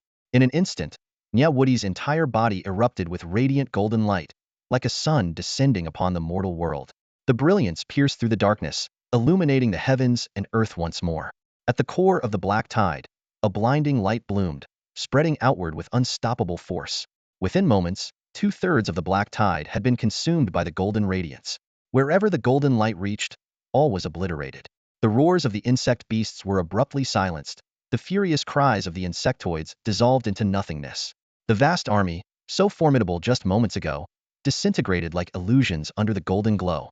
In the span of a single breath, half of the fearsome force comprising every insect beast on the planet and 5 million insectoids had already been wiped out. On a Zerg planet far beyond the divine star realm, Nie Wudi stood alone within a colossal semicircular crater about 500 kilometers in diameter. The silence was eerie, so absolute, it seemed even the wind had been devoured. Only the swirling white smoke rising from the crater's surface silently bore witness to the recent catastrophe. Around the edge of the pit, countless Zerg beasts and fewer than 3 million Zerg humanoids stood frozen, as if paralyzed by some unseen force. Their eyes reflected confusion. Moments ago, they had been charging madly, their target the solitary figure now standing before them. But in the blink of an eye, a golden light erupted like the blazing sun, blinding them with its brilliance. When their vision returned, their comrades had vanished without a trace, leaving behind only this shocking crater.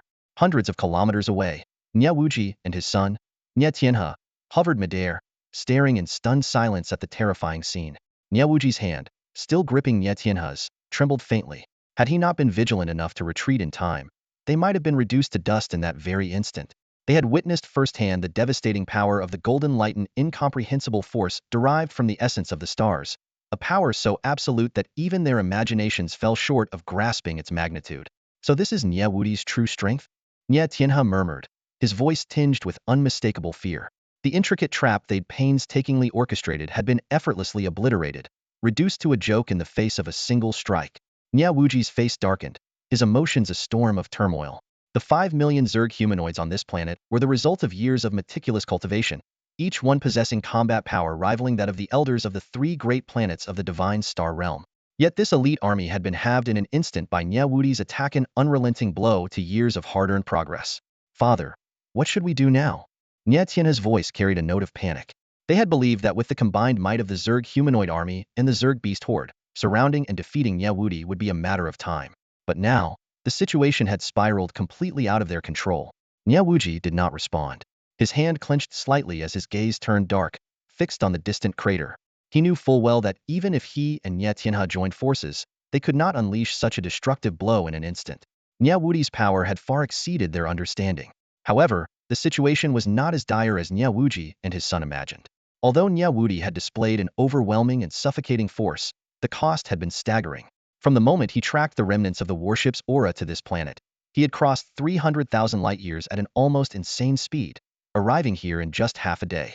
Such interstellar travel without any vehicle consumed an unimaginable amount of energy. Moreover, the earth-shattering strike he had just unleashed had nearly drained him of all his power. Faced with such a massive enemy force, he had no choice but to resort to this near-exhaustive tactic to intimidate his opponents and gain the upper hand in the negotiations to come. Otherwise, not only would he be in peril, but Mo Xingke and her daughter would also face a harrowing and near-certain death. Nie Wudi slowly raised his head, his gaze as sharp as a blade. Though his body trembled slightly from the extreme energy depletion, his posture remained steadfast, like an unyielding mountain. He was acutely aware of his own youth. At 126 years old, he was but a child learning to walk in the eyes of the Nie Wudi star race, whose lifespan spanned millions of years. Even with the ability to absorb the essence of stars, he was far from mastering it. At this moment, Nie Wudi was like a newly forged sword, its edge gleaming yet not fully tempered. He took a deep breath, his sharp eyes locking onto the distant enemy shadows. His heart was cautious yet resolute. He knew the real battle was only just beginning. If Nie Wudi were already in his adult form and used the same skill, the entire insect planet would likely have turned to cosmic dust by now. His body slowly ascended, hovering above the massive crater. The air around him seemed to stagnate under his oppressive aura. All the surrounding insect beasts began retreating without exception. Though they were fearless and inherently savage, they were now overwhelmed by a primal terror emanating from deep within their souls, as if facing a natural predator, and instinctively backed away. Nie Wudi's cold gaze swept toward the direction where the father and son stood. His right arm slowly rose, and with a grasping motion in the air, Nie Tianhe, who was hundreds of kilometers away, was forcibly dragged before him as if pulled by an invisible rope. Nie Tianhe's throat was immediately seized by Nie Wudi's iron grip, suspending him midair. He struggled desperately, his face turning a ghastly shade of blue and purple. "Hand them over, or I'll kill him right now." Nie Wudi's voice was low, yet carried an undeniable authority. It was the third sentence he had spoken since arriving on this planet, and each word struck like thunder, causing the surrounding insect beasts to tremble. However, in the face of his father's peril, Nie Wudi showed no signs of panic. In a flash, he appeared between Nie Wudi and Nie Tianhe. His gaze first landed on Nie Tianhe, a complicated emotion flickering in his eyes, but it quickly shifted to Nie Wudi. His pupils turned blood red, and his expression twisted into something grotesque, as if years of suppressed madness had finally erupted. "Nie Wudi, you alien bastard!" Nie Wudi snarled through gritted teeth, his voice dripping with venom and rage. "Why did the Creator Lord favor you so much while I was left to rot in the darkest corners of this place? I hate you. I wish I could tear you apart and devour you whole. I am willing to pay any price to defeat you." With a piercing roar, Nie Wudi's entire body erupted with two opposing orasone, icy and bone-chilling, the other scorching and searing. The clashing energies caused his body to undergo violent transformations. His bones creaked and cracked as his form expanded rapidly. From his sides, 6 insect-like limbs burst forth, each curved like a sickle and gleaming with a deadly sheen. 2 long antennae emerged from his forehead, swaying as if searching for prey, while jagged mandibles grew from the sides of his face, grotesque and menacing, capable of tearing through anything with ease. But the transformation was far from over. Nie Wudi's body continued to swell, soon surpassing 20 meters in height, shrouded in swirling black mist like a demon crawling out of the abyss. A massive bulge formed on his back, pulsating like a beating heart, from which 10 black tendrils extended, resembling octopus tentacles. Each tendril was covered with countless suction cups, glistening with a slimy sheen that sent chills down the spine. At this moment, Nie Wudi resembled a devil incarnate from the depths of hell. His monstrous aura blanketed the surroundings, plunging the entire space into an icy, deathly silence.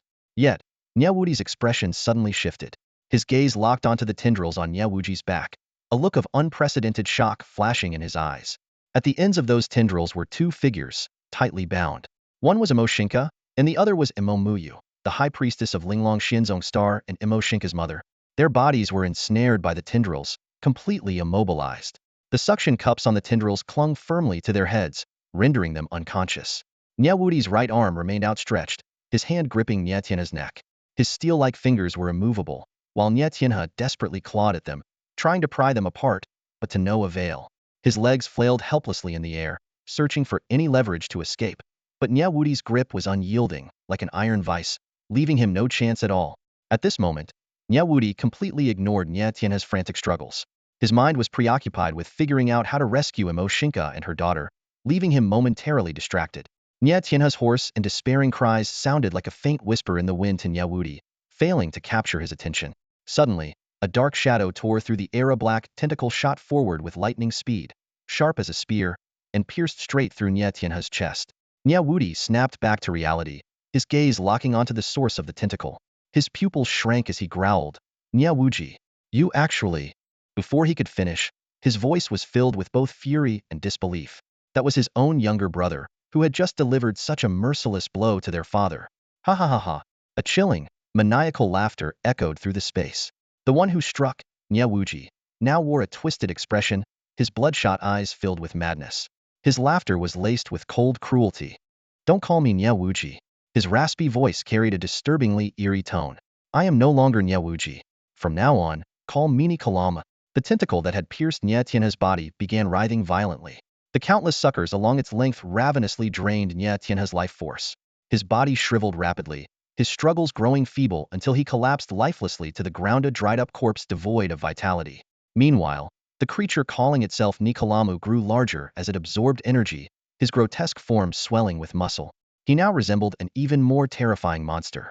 Nikolamu slowly retracted the tentacle, his forked tongue slithering out like a serpent's, licking the blood remnants on it with a grotesque sense of satisfaction. His twisted grin revealed deep-seated hatred in his eyes. "Nie Wudi, I told you. I'd pay any price to defeat you." His voice was low and deranged. "That's why I made a pact with Phanom, the broodmother of the demon-horned centipede clan, merging into one. I abandoned my original body to achieve my ultimate battle form. And all of this," he gritted his teeth, his voice suddenly rising into a roar, "is thanks to you, Nie Wudi." Nie Wudi glared coldly at Nikolamu, his expression as icy as a frozen lake. He spoke slowly, his voice frigid. "So, to get to me, you didn't even hesitate to sacrifice your own father's life. That strike not only killed him but also destroyed the leverage I had to restrain you, didn't it?" Nikolamu didn't respond, his deranged laughter echoing in the air. He seemed entirely consumed by his hatred for Nie Wudi, showing no trace of remorse for their father's death. Nie Wudi said no more. He descended to the ground and gently placed Nie Tianhe's lifeless body to the side. The shriveled corpse silently bore witness to the brutal finality of death. Raising his head, Nie Wudi fixed his gaze on Nikolamu, who hovered in the air. His eyes gleamed with a cold light, while his peripheral vision quickly swept over Mo Xingke and her daughter, who were still restrained by the black tentacles. In the blink of an eye, his mind raced to calculate the only strategy to turn the tide. "So, what is it you want now?" Nie Wudi's voice was icy, his hands subtly lifting to point toward Mo Xingke. His tone was calm, yet it carried an undercurrent of lethal intent. "Tell me, you had are your conditions for letting them go?" At that moment, Nie Wudi's mind was operating at lightning speed. He knew that to save the mother and daughter, he had to strike with absolute precision. There was no room for error. Niklam was well aware that Nie Wudi was stalling for time, attempting to find an opening to strike. A cold smirk appeared on his face, his eyes glinting with a venomous chill. His voice dripped with mockery as he sneered, "Nie Wudi, don't waste your energy thinking about how to save them. I've been planning for so long to deal with you. Do you really think I'd let you exploit a loophole so easily?" The tendrils behind him writhed like venomous snakes, their movements menacing and oppressive. His voice suddenly rose, filled with a manic glee. "Every single one of these tendrils is connected to my brain's nerves and possesses independent consciousness. If you're thinking of using your speed to sever them and rescue the hostages before I can react, think again. The moment they are cut, they will self-destruct. And when that happens, Mo Xingke and Mo Muyu will be reduced to ashes right along with them." Ha ha ha. Niklam threw his head back in wild laughter, his voice cutting through the air like a frigid wind over an icy wasteland, piercing and unnerving. "Likewise, if you intend to take me out in one swift move, I'll make sure to drag them down to hell with me." Ha ha ha. His laughter gradually deepened, his body convulsing as he clutched his stomach, laughing so hard that he could barely stand upright. It was as if he could already see Nie Wudi completely out of options. His gaze returned to Nie Wudi, filled with mockery and derision. "Oh, mighty realm lord, there's a few updates I need to share with you." Slowly, he raised one of his tendrils, deliberately moving the one wrapped around Mo Xingke's mother closer to Nie Wudi. His movements were excruciatingly slow, as though taunting him. Then, in a deliberately measured tone, he continued, "I must admit, you're undeniably powerful. No, Noyuri unparalleled, beyond anyone who has ever existed or ever will. If I hadn't used Mo Xingke to force this high priestess of Xianzong Star Trace to employ her spatial transfer abilities, I doubt my father and I would have even reached this planet by the time you arrived. He paused briefly, savoring the impact of his words, before his tone turned icy. How did you manage to cover such a vast distance? It must be the power of the star essence, correct? The High Priestess's ability is indeed impressive, but unfortunately, she can no longer use it.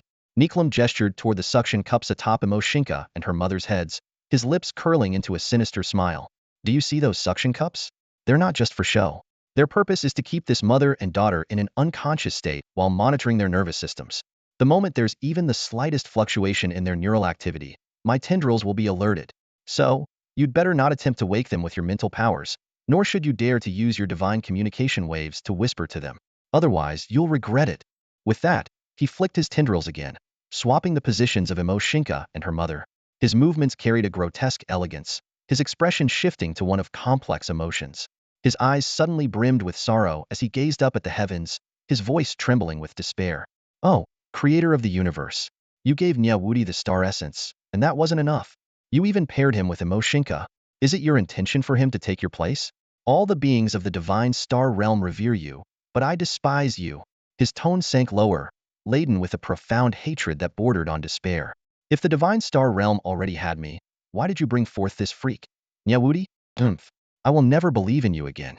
From this moment forward, I, Niklam, will be the true lord of the universe. With that, he turned his tendrils again, positioning Mo Xingke so her face was directed toward him. His gaze burned with greed and fervent desire, his voice tinged with a twisted longing. A permanent tenfold increase in all attributes. How incredible. Such a power, I want it for myself. His eyes locked onto Nie Wudi, filled with jealousy and malice. Nie Wudi, everything you have now should have been mine, including her. As he spoke, his forked tongue flicked across his lips, his tendrils tightening around Mo Xingke and slowly pulling her toward him. His eyes glimmered with a sickly excitement, as though he were on the verge of committing an act too vile to imagine. Whether you're Nie Wudi or Nikalamu, if you dare lay a finger on her, I swear I'll tear you to pieces. Nie Wudi's voice roared like thunder, shaking the surroundings. His eyes blazed with fury, and an overwhelming aura of hostility radiated from him, suffocating all nearby. Even the space around him seemed to warp under the weight of his anger. At this moment, he cared nothing for his own safety. His only thought was clear. He would never allow Mo Xingke to be humiliated. Nikalamu, however, remained unfazed. Instead, he let out a series of cold, mocking laughs, the disdain on his face growing more pronounced. He deliberately paused his actions, as if to provoke, yet stopped short of crossing the line. He knew he was close to achieving the result he desired. Nie Wudi, so even you have something you're afraid of in this universe, he sneered, his voice low and dripping with sarcasm. His piercing, predatory gaze locked onto Nie Wudi, ready to crush his resolve at any moment. What do you want?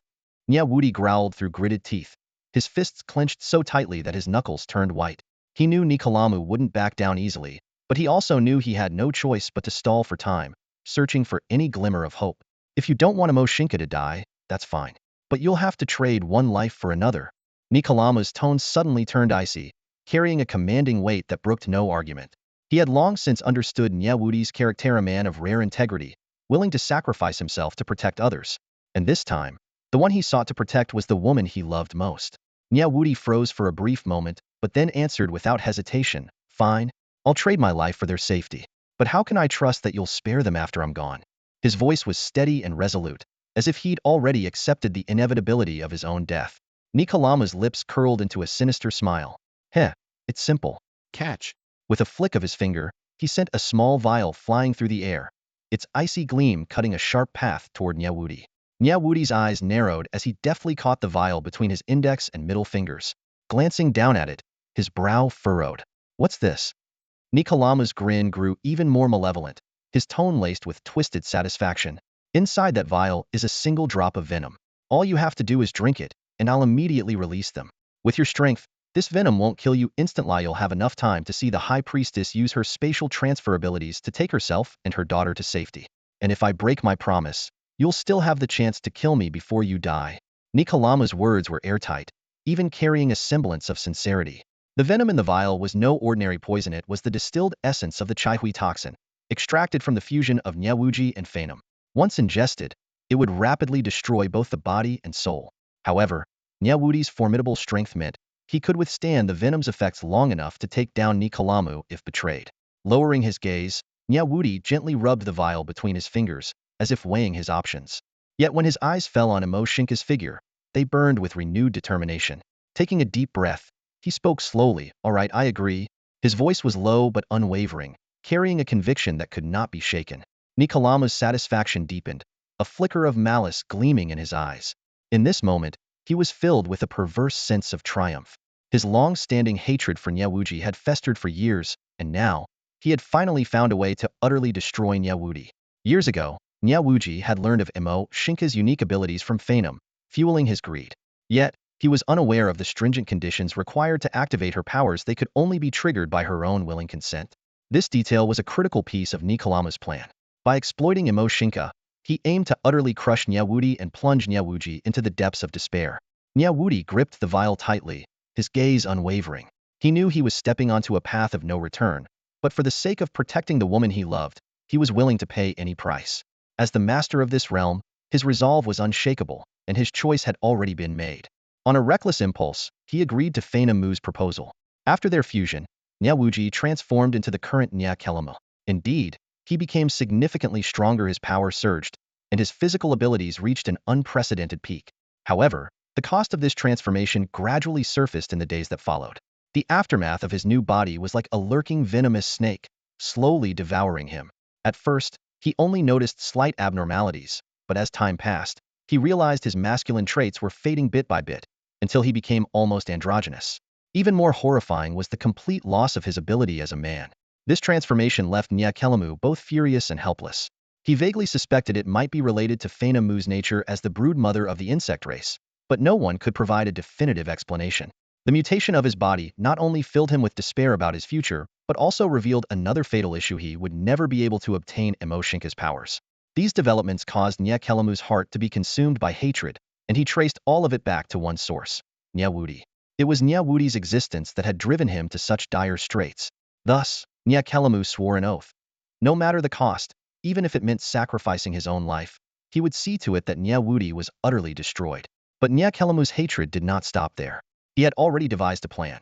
If Nie Wudi failed to kill him himself, then after Nie Wudi's death, he would stop at nothing to find Mo Xingke, who had been displaced through spatial transfer.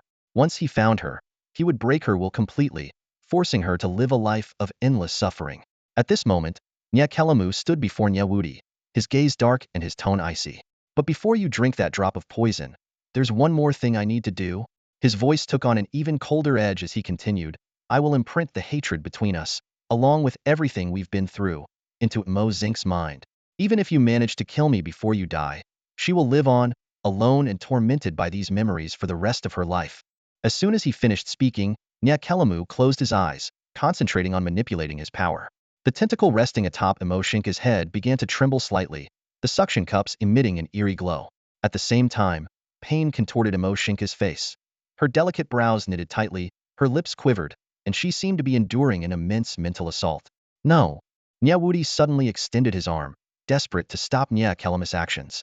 But the process was so swift that he couldn't intervene in time. Mo Xingke's expression gradually returned to calm, and the tentacle released its grip. Nie Kelemu opened his eyes, a glint of triumph flashing within them. Slowly raising his hand, he pointed at Nie Wudi, his voice cold and resolute. "It's done. Now, let's settle things between us once and for all." With a slight motion of his finger, he gestured for Nie Wudi to drink the poison. Nie Wudi poured the venom from the magic crystal vial, letting it hover before him. A wave of decay, as if emanating from the depths of the abyss, quickly filled the air. The drop of black-purple liquid trembled faintly, almost alive, accompanied by an eerie, rhythmic clicking sound, like the tolling of a death knell for whoever dared to consume it. He stared at the liquid, a flicker of complex emotions flashing through his eyes. With a soft sigh, his heart churned with countless feelings. "Is this where the story of Nie Wudi ends?" he murmured to himself. Closing his eyes briefly, a familiar face surfaced in his mind. A bitter smile tugged at the corner of his lips. "For her, I would give everything. Mo Xingke, farewell, my love. Live well. I will eliminate every threat before I die, ensuring your safety and our future." Before the words had fully left his lips, he opened his mouth and inhaled sharply. The venom, known as Chai Hui essence, transformed into a streak of black-purple light and shot straight into his throat.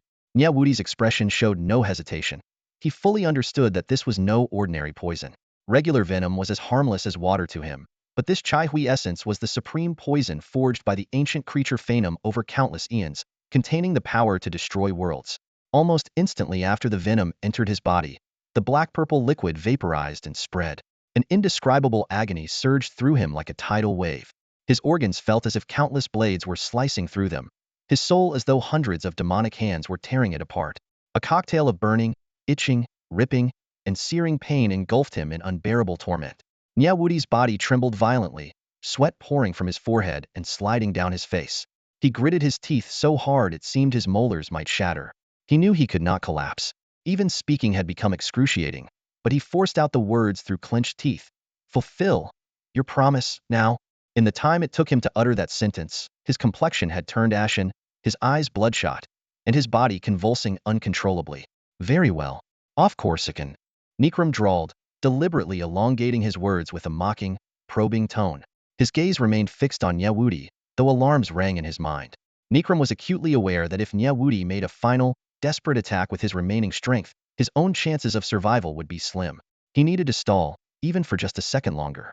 However, Nikram began to speak again, intending to delay further, but his words caught in his throat as he noticed a sudden change in Nie Wudi's movements. The violent trembling in Nie Wudi's body ceased abruptly. He raised both arms to shoulder height, palms extended outward toward the surrounding swarm of insect beasts and insect men. Nikram's heart skipped a beat, his eyes narrowing slightly. In the next instant, Nie Wudi's palms erupted with dazzling white light. Two fan-shaped beams of white energy shot forth from his hands, like swords of dawn piercing through the darkness. Without warning, the beams tore into the swarm. The blinding light turned the world stark white for a fleeting moment.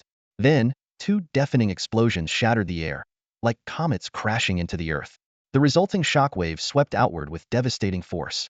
Violent winds roared, and the landscape within tens of thousands of miles was thrown into chaos. Rocks flew, dust billowed, and the world seemed to be ripped asunder. With a sudden burst of strength, Nie Wudi slammed his feet into the ground, unleashing a surge of energy that scattered the suffocating dust clouds. As the debris cleared, the scene around him was one of absolute desolation. On either side of him, everything had been erased. No trace remained of the dense swarm of insect beasts and insect men, or even the ground beneath them. Only two immense, fan-shaped chasms stretched downward into the depths, like eternal scars etched into the shattered earth. From a distance, Nie Wudi appeared as if he were standing atop a solitary mountain peak, surrounded by desolate, scorched earth in all directions. The entire insectoid planet trembled as its shattered terrain seemed to narrate the devastation of this cataclysm. The destruction was so vast that the planet's mass had drastically diminished, causing gravitational instability and atmospheric imbalance.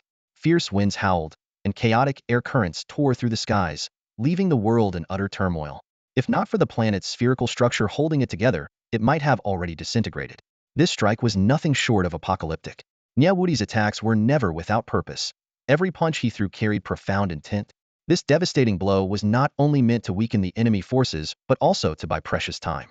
His body had long been corroded by the venom of the chai hui poison, his mind gradually succumbing to darkness as clarity was devoured. He knew Nekalamu was stalling, and he couldn't allow his opponent to succeed. At this moment, he had to prove through action that he could crush the enemy in an instant. More importantly, every enemy he eliminated increased the safety of Mo Xingke and her daughter. Once they successfully escaped, he would burn the last remnants of his life to annihilate Nekalamu and his minions once and for all. Nekalamu's expression shifted unpredictably, his heart roiling with turmoil. He had believed he fully understood Nie Wudi's capabilities, only to be repeatedly proven wrong. Now, he could no longer gauge Nie Wudi's limits. Faced with this earth-shattering attack, Nekalamu realized that if he continued to delay, he might lose even his final opportunity. Reluctantly, he loosened the black tendrils coiled around Mo Xingke and Mo Muyu but refrained from waking them. He decided to leave this task to Nie Wudi, using it as a ploy to buy more time to rally his remaining forces for the final battle. As they plummeted from midair, Nie Wudi transformed into a blur, appearing instantly between the mother and daughter. With arms outstretched, he caught them securely. Upon landing, he wasted no time casting a spell to awaken them. Mo Xingke's eyelashes fluttered briefly before her eyes slowly opened. When she saw Nie Wudi's face, etched with exhaustion and pain, tears streamed uncontrollably down her cheeks, falling like broken strings of pearls. Memories forcefully implanted by Nekalamu surged in her mind like a tidal wave. The entangled fates of Nie Wudi, Nie Wudi, and Nekalamu played out vividly. She even recalled the moment Nie Wudi drank the venom, and the truth of it all pierced her heart with unbearable sorrow. Her trembling hand reached up to touch Nie Wudi's ashen, bloodless face as she sobbed uncontrollably.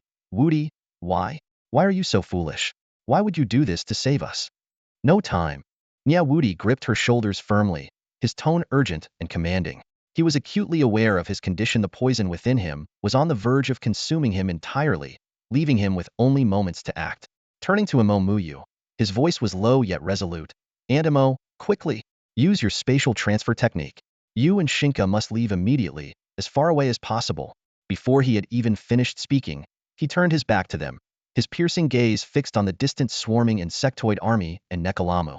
A trace of unwavering determination crossed his blackened, ashen face. I don't have time to explain further. Go. Don't return to Linglong Xianzong Star. Find a safe place to hide. Once I've dealt with Nie Wudi, it'll come for you. Nie Wudi's words to the mother and daughter were, of course, nothing but a lie. Even if he killed Nikram, he could never return to them again. Wudi, don't go. Mo Xingke's voice was almost a scream, choked with sobs and desperation. She suddenly reached out, trying to grab the corner of Nie Wudi's garment. But her hand grasped only the cold, empty air. In the dim and desolate world, Nie Wudi's figure appeared even lonelier. His steps were firm, yet carried an indescribable sense of finality. His silhouette gradually merged into the overwhelming swarm of the insect army. In this insect-infested world, he was like a speck of dust, insignificant, yet dazzlingly radiant. No. Mo Xingke's heart felt like it was being torn apart. She ran after Nie Wudi with reckless abandon, tears streaming down her face. Her steps were unsteady, yet she didn't falter for a moment. To the world, you may be no more than a grain of sand. But to me, you are the entire world. Her voice, trembling yet resolute, pierced through the oppressive silence of the land. But before she could take more than a few steps, her wrist was suddenly seized by a strong hand. Child, you can't go. Mo Muyu's voice came from behind, urgent and filled with pain. She pulled Mo Xingke back into her arms with force. Her face was a storm of emotions: grief, determination, and love. Don't waste Wudi's sacrifice. He's giving his life so you can live. If you go to him now, you're throwing your life away. Do you think that's what he wants? Do you think that would make him happy? Mo Xingke's tears fell like a broken string of pearls. She struggled to free herself from her mother's grasp, but Mo Muyu held her tightly, pulling her into a firm embrace. Gently, Mo Muyu stroked her daughter's hair, her fingers trembling slightly as if trying to memorize every bit of warmth in that fleeting moment. Her gaze was soft and filled with a mother's boundless love. My child. Mo Muyu's voice grew low and deliberate, as though she was suppressing the storm in her heart. Suddenly, a brilliant blue light erupted from her body, illuminating the desolate land like a radiant blue sun. At the same time, a small orb of soft white light emerged from Mo Muyu's forehead, pure and untainted as if it embodied all her strength and love. The orb floated gently toward Mo Xingke, eventually merging into her brow. Mo Xingke felt a surge of warmth on her forehead, as though an infinite power was awakening within her. When the white orb fully disappeared, Mo Muyu's eyes flashed brightly, and the blue light around her surged to its peak, painting the entire world in shades of azure. Yet her once beautiful face now showed signs of exhaustion, and her jet-black hair turned gray in an instant, as if time itself had ravaged her in mere moments. Mo Muyu slowly released Mo Xingke's hand, her gaze tender yet filled with an unspoken sorrow, a mother's final farewell and blessing. Go now, my daughter, she whispered, her voice imbued with love and determination. Go to a new world. Go find him. Remember, my child, some things you gain may not last forever, and some things you lose may not be gone forever. Parting is just the prelude to a more beautiful reunion. The blue light began to converge around Mo Xingke, forming a massive orb that enveloped her entirely. Mo Xingke gazed at her mother, tears cascading like rain. Mother, you. Before she could finish, the orb of blue light flared one last time, then collapsed into a thin blue thread, shrinking rapidly until it vanished completely. At the same moment, Mo Xingke's figure disappeared along with it, as though she had never existed. Her presence, along with the faint trace of blue light, had left this despair-filled world of insects forever. Watching her daughter's figure disappear completely into the chaos of the Zerg-infested world, Mo Muyu stood motionless, rooted to the spot. Her gaze pierced through layers of corpses and the suffocating toxic mist, eventually turning into a deep sigh. Fate truly loves to toy with us, she murmured. Her voice was as faint as a whisper, yet it carried an endless sorrow and helplessness. Tilting her head back, she stared at the dim, oppressive sky and muttered softly, "Oh, great Creator Lord, is this truly the trial you have set for these two children?" Her gaze dropped back to the ground, her throat tightening as if countless words were caught in her chest, unable to escape. Finally, they condensed into a quiet plea, "Daughter, the road ahead is long. You must survive no matter what." With that, she turned slowly, her eyes locking onto the heart of the battlefield, a realm of utter carnage and chaos. Imomuyu's appearance had transformed beyond recognition. Once a vision of unparalleled beauty, her face was now gaunt and haggard, her once bright eyes lifeless and dull, as though she had endured endless torment. Her jet-black hair was gone, replaced by sparse, white strands that swayed in the wind like withered grass. She stood silently, her figure resembling a lonely statue. Yet the grief etched on her face was matched only by her unyielding resolve. "Wudi, you are a good child, the future and hope of all the divine star realm. You cannot perish here, not like this." Her voice suddenly dropped, her eyes igniting with a fierce, blazing determination. "This time let me be the one to protect you." As soon as the words left her lips, her figure shot forward like a meteor, hurtling toward the battlefield, a hellish abyss of slaughter and despair. The desolate earth was ravaged and scarred beyond recognition. Jagged trenches crisscrossed the terrain, and deep craters pocked the ground. The battlefield was littered with towering piles of Zerg remains, severed limbs, shattered wings, broken antennae, and cracked shells. Sludgy green liquid oozed like rivers, spreading in all directions and releasing a nauseating stench. The air reeked of decay and blood, turning each breath into an agonizing ordeal. At the center of the battlefield stood Nie Wudi, his figure swaying unsteadily. His entire body was drenched in the corrosive green fluid, his skin cracked and marred with countless wounds. Black aura coiled around him like a shroud of death. His head hung low, and inky black blood trickled from his eyes. His breathing was so faint it was almost imperceptible. At this moment, Nie Wudi was teetering on the brink of death. Opposite him stood Nie Kelam, his monstrous form equally battered and broken. Of the 6 insectoid limbs protruding from his sides, only 2 remained. One of the massive mandibles on his face was shattered, and the once bulging hump on his back had collapsed into a deep crater. His tentacles had long since been torn away. The colossal, twentimetertal body was riddled with gaping wounds, black-green blood gushing relentlessly, pooling into a thick, viscous puddle at his feet. Yet despite his grievous injuries, his expression was one of maniacal glee. His blood-red eyes gleamed with a sadistic light, and a piercing, deranged laugh erupted from his throat. "Ha! Nie Wudi, you truly are tenacious." His voice was hoarse and grotesque, dripping with twisted delight. "Even after consuming my venomous Hydra essence, you still managed to hold on this long. You annihilated my entire Zerg army, billion strong. Ha! There isn't a soul in the universe who could match such a feat. But alas, how tragic. Just a little more, and you could have killed me. But in the end you still couldn't withstand the power of my venom. Now, you'll crumble to pieces, your body shattered, your soul obliterated." Nie Kelam's laughter echoed maniacally, his wounds bleeding even more profusely from his overexertion. The ground beneath him was soaked in black-green ichor, the stench overwhelming, yet he seemed utterly indifferent. To him, victory was already within his grasp, and the agony of his injuries no longer mattered. At this moment, Nie Wudi truly had no strength left to fight.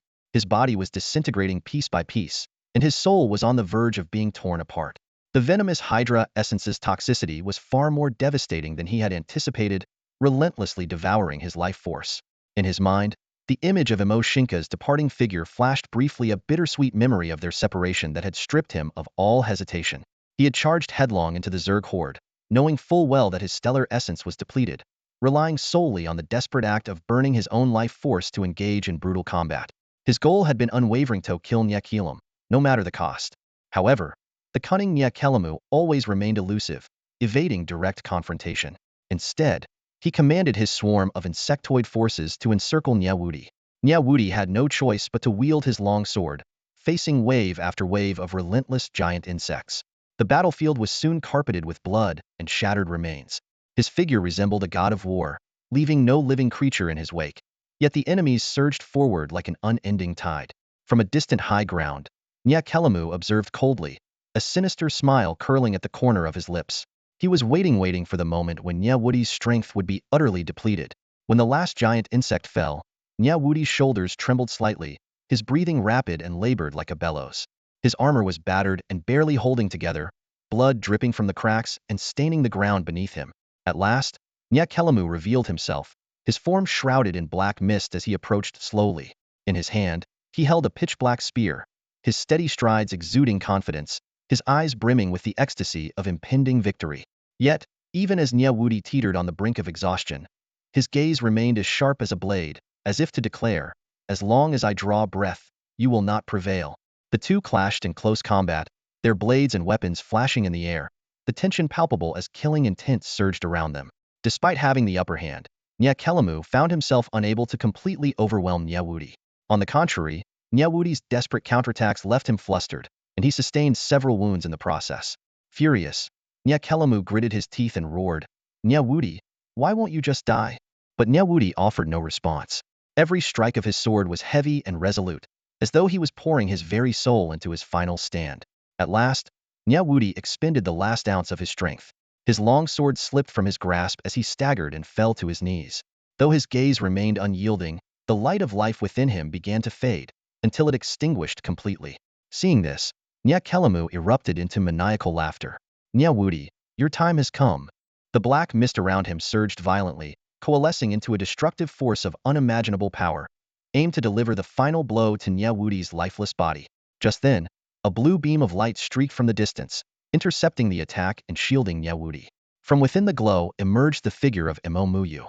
She spread her arms wide, standing protectively over Nie Wudi's remains, her eyes blazing with fury as her voice thundered, "Nie he no longer has any life in him.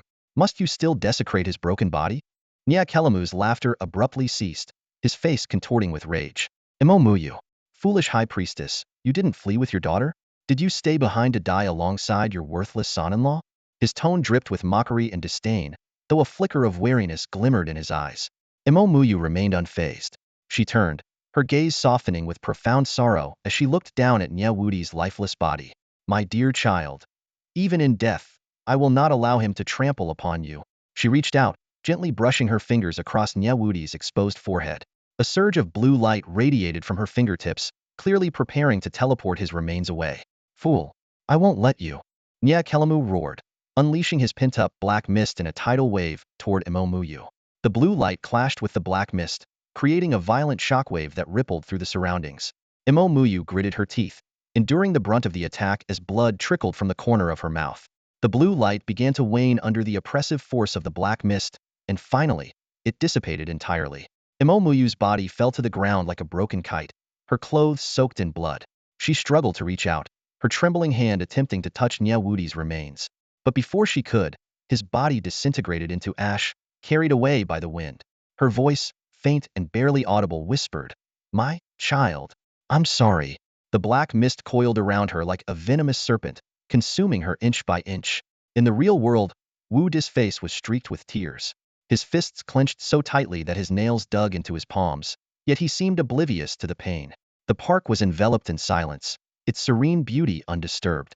The first light of dawn crept over the horizon, peeling back the veil of night, and the crisp morning air carried a sense of renewal. The first jogger passed by Wudi and Mo Xingke, breaking the stillness with their light footsteps. Mo Xingke had spent the entire night recounting everything she knew, her words woven together with the projections of the Apocalypse Cube. The memories played out before Wudi as vividly as if they were happening in real time. The story was filled with twists and turns, moments of heart-pounding intensity and heart-wrenching sorrow. The final scene, in particular the tragic heroism of Mo Xingke and the unyielding spirit of Nie Wudi, struck a deep chord within Wudi. His emotions surged like an unstoppable tide, culminating in silent tears that traced their way down his face. Mo Xingke gently held onto Wudi's hand. At this moment, her emotions mirrored his. This was the most painful memory of her life. Those long-buried moments from the past surged forth like a relentless tide, finally spilling out on this quiet night. And the one listening to her was none other than the central figure of those memories. Her eyes shimmered with a complex light, as if she had just shed a heavy burden, yet also as though she was confronting the deepest scars of her soul. "Dawn's breaking. Aren't you planning to take me home?" Mo Xingke lowered her gaze, her voice soft with a hint of teasing. She tried her best to compose herself, curling her lips into a faint smile in an effort to dispel the heavy atmosphere from moments ago. Wudi, however, found himself at a loss for words. His emotions were a chaotic whirlwind, joy from their reunion mixed with the confusion of unanswered mysteries. The past played in his mind like a film on repeat. The name Nie Wudi seemed to have long been buried by time, but had he truly disappeared? And who was he now, in this moment? Why had Mo Xingke's mother been able to send her away? What had she gone through since then, to know all that she did? And then there was Nie, that formidable foe. What had become of him? Wudi's mind was a tangled mess of questions until Mo Xingke's voice pulled him back to reality. "Huh?" he blurted, startled, then hurriedly stammered, Well, I don't have my own place in this city. I just rent a tiny dorm room. It's barely big enough for me. Let alone, bringing you there," he trailed off, awkwardly wiping the tears from his face with a clumsy hand, scratching his head in embarrassment, and lowering his gaze in a flustered manner. Mo Xingke didn't seem to mind at all. She clasped his larger hand with her delicate fingers, smiling gently as she gave his hand a playful shake. "It's fine, didn't I tell you? No matter where you go this time, they'll follow you. Besides, after talking with you all night, I'm exhausted, starving, and sleepy. Let's grab something to eat first, and then we'll head home." "Okay." Her voice was light and cheerful, with a touch of playful coquettishness. Her bright eyes sparkled with a mischievous glint. Without waiting for Wu Di to respond, she tugged on his hand and began leading him out of the park. Wu Di glanced down at their intertwined hands, his heart swirling with mixed emotions. She was right, they had talked all night, and she had exerted herself multiple times, using what she called her celestial essence to activate the celestial cube. She must be utterly drained. He decided it was best to first find her something to eat. With that thought in mind, he let her lead him away from the grassy field and into the awakening city, where the first light of dawn was beginning to spread. In the old district of Longqing, inside a small baozi shop on a certain street, Wu Di and Mo Xingke sat at a table that was already piled high with 20 empty steamers. The aroma of freshly steamed buns still lingered in the air. After leaving the park, the first thing they did was look for a place to fill their stomachs. However, this meal took an unexpected turn due to a small incident. Initially, the two had planned to grab lunch at the noodle shop next door. But just as they reached the entrance, they overheard a conversation from a few customers exiting the shop. "The noodles made by the boss wife are the best, smooth, flavorful, and unforgettable. Last time her husband made them, they were too thick and overpowering. I couldn't even finish half my bowl." This comment instantly killed their craving for noodles, and they turned around to enter the baozi shop instead. Inside the baozi shop, the rich aroma of freshly steamed buns was irresistible. Wu Di and Mo Xingke ordered 10 steamers right off the bat. The moment they took their first bite, the soft, fluffy dough and the savory filling made it impossible for them to stop. Before long, the 10 steamers were emptied, and they ordered another 10. By the time they requested a third round of 10 steamers, the shop owner was utterly dumbfounded. In his decade of selling breakfast on this street, he had never encountered customers with such voracious appetites. While the baozi weren't large, each steamer contained 8 buns, so 30 steamers amounted to 240 buns. That meant each of them had consumed an average of 120 buns. Their appetite was nothing short of astonishing. What shocked the owner and the other diners even more was that the shop also offered free porridge, and Wu Di and Mo Xingke had casually polished off the 2 large pots of porridge that had been simmering since 5 a.m., leaving only 2 empty cauldrons behind. Even more unbelievable was that the stunningly beautiful female guest had eaten more than the scruffy, yet strikingly handsome, male guest. The other customers put down their chopsticks one by one, staring at the duo in stunned silence. Someone couldn't help but whisper, "Are all good-looking young people these days such big eaters?" Feeling the weight of the curious stares around them, Wu Di scratched his head awkwardly and leaned across the table to ask Mo Xingke in a low voice, Xiaoku, are you full yet?" In his mind, he was already calculating his bank account balance tied to his mobile payment app, and it didn't look promising. He hadn't brought any cash with him since Li Nan had treated him to dinner the night before, so had only carried his phone. If they kept eating like this, he feared the owner might literally tie him to the table leg as collateral. Oblivious to Wu Di's embarrassment, Mo Xingke wiped the corner of her mouth with her hand, sighed contentedly, and exclaimed, "These round little things are so delicious. And this sticky water is so tasty too." After a pause, she pursed her lips and added, "But half full is enough for me. If I eat too much, I'll get fat." A nearby customer who had just taken a sip of porridge promptly spat it out, staring at her in disbelief. Wu Di pretended not to notice the accident and lowered his voice, suggesting, "Let's head back to the dorm. I can cook you some instant noodles there." He quickly stood up, pulled out his outdated smartphone from his pocket, and called out, "Boss, check please." The baozi shop owner finally snapped out of his shock and replied, "Oh, right? You ordered 30 steamers in total, 12 yuan per steamer, that's 360 yuan. You can scan the QR code on the wall with your payment app." He pointed to a QR code pasted on the wall. Wu Di picked up his phone and scanned the code. A notification popped up with a cheerful ding, but when he glanced at the screen, his face froze. The message read, "Insufficient balance in your account. Please verify and try again." This is so embarrassing. I was sure I had 380 left. How could it not be enough? Wu Di stared down at the small amount of loose change in his hand, his mind racing. Suddenly, he remembered spending over 30 yuan on a taxi ride last night. His heart sank, and the awkward expression on his face drew curious glances from everyone in the steamed bun shop. The atmosphere grew uncomfortably tense as Wu Di tried to figure out how to explain the situation to the shop owner. Just then, a cheerful female voice rang out from behind him. Oh, Daich. My baddie completely forgot I was supposed to transfer you money today, Mo Xingke said with a playful tone. Her face lit up with a mischievous smile. As she spoke, she pulled a sleek, futuristic-looking phone out of the small pouch on her waist. Its black metallic casing shimmered with a cold, sharp gleam, and golden symbols seemed to ripple across its surface like living creatures, exuding an otherworldly, high-tech aura. Mo Xingke fiddled with the phone casually, her movements relaxed yet exuding a quiet confidence. A few moments later, Wudi's phone chimed with a notification. It was the familiar alert from the Treasure Pay app, signaling a new deposit. But this time, the notification left the entire steamed bun shop in stunned silence. Treasure Pay. 100 million yuan has been deposited into your account. The crisp, clear voice of the app sounded like a thunderclap in everyone's ears. 100 million? Wudi almost thought he'd misheard. He quickly looked down at his phone to confirm. Sure enough, the long string of zeros glowed unmistakably on the screen. He instinctively looked up at Mo Xingke, while the other customers in the shop stared at her in shock, their gazes full of disbelief. Who is this stunning girl? A billionaire heiress, casually transferring 100 million over steamed buns? Someone muttered under their breath. Could it be that she owns Treasure Pay? Another person chimed in, their tone brimming with incredulity. Wudi's heart was pounding like a drum. He stared at the girl in front of him, who, just a short while ago, had literally fallen to Earth from an alien spaceship. His mind swirled with questions. Where on earth did Mo Xingke get so much money? Didn't she just arrive on Earth yesterday? We were stressing about living expenses, and now she's a billionaire? Daich, pay up already. Mo Xingke urged, her voice carrying a playful hint of a pout. After this, take me home. I still want to try that instant noodle thing you mentioned. Her tone was light and carefree, as if the 100 million yuan was just pocket change. The steamed bun shop erupted into a buzz of murmurs and exclamations. Someone whispered, this is what it means to flex wealth, isn't it? Talking about instant noodles, but who knows, she's probably just tired of eating gourmet delicacies every day. Wudi felt sweat forming on his forehead as he silently cursed his luck. Why does chaos follow Mo Xingke wherever she goes? He thought to himself. Hastily, he paid the bill, grabbed Mo Xingke by the arm, and hurriedly left the shop without looking back.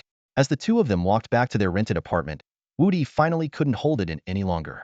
Xiaoku, can you explain where all that money came from? You just got to Earth last night. Mo Xingke stopped in her tracks and turned to face Wudi. A sly smile spread across her beautiful face, and a playful glint sparkled in her eyes.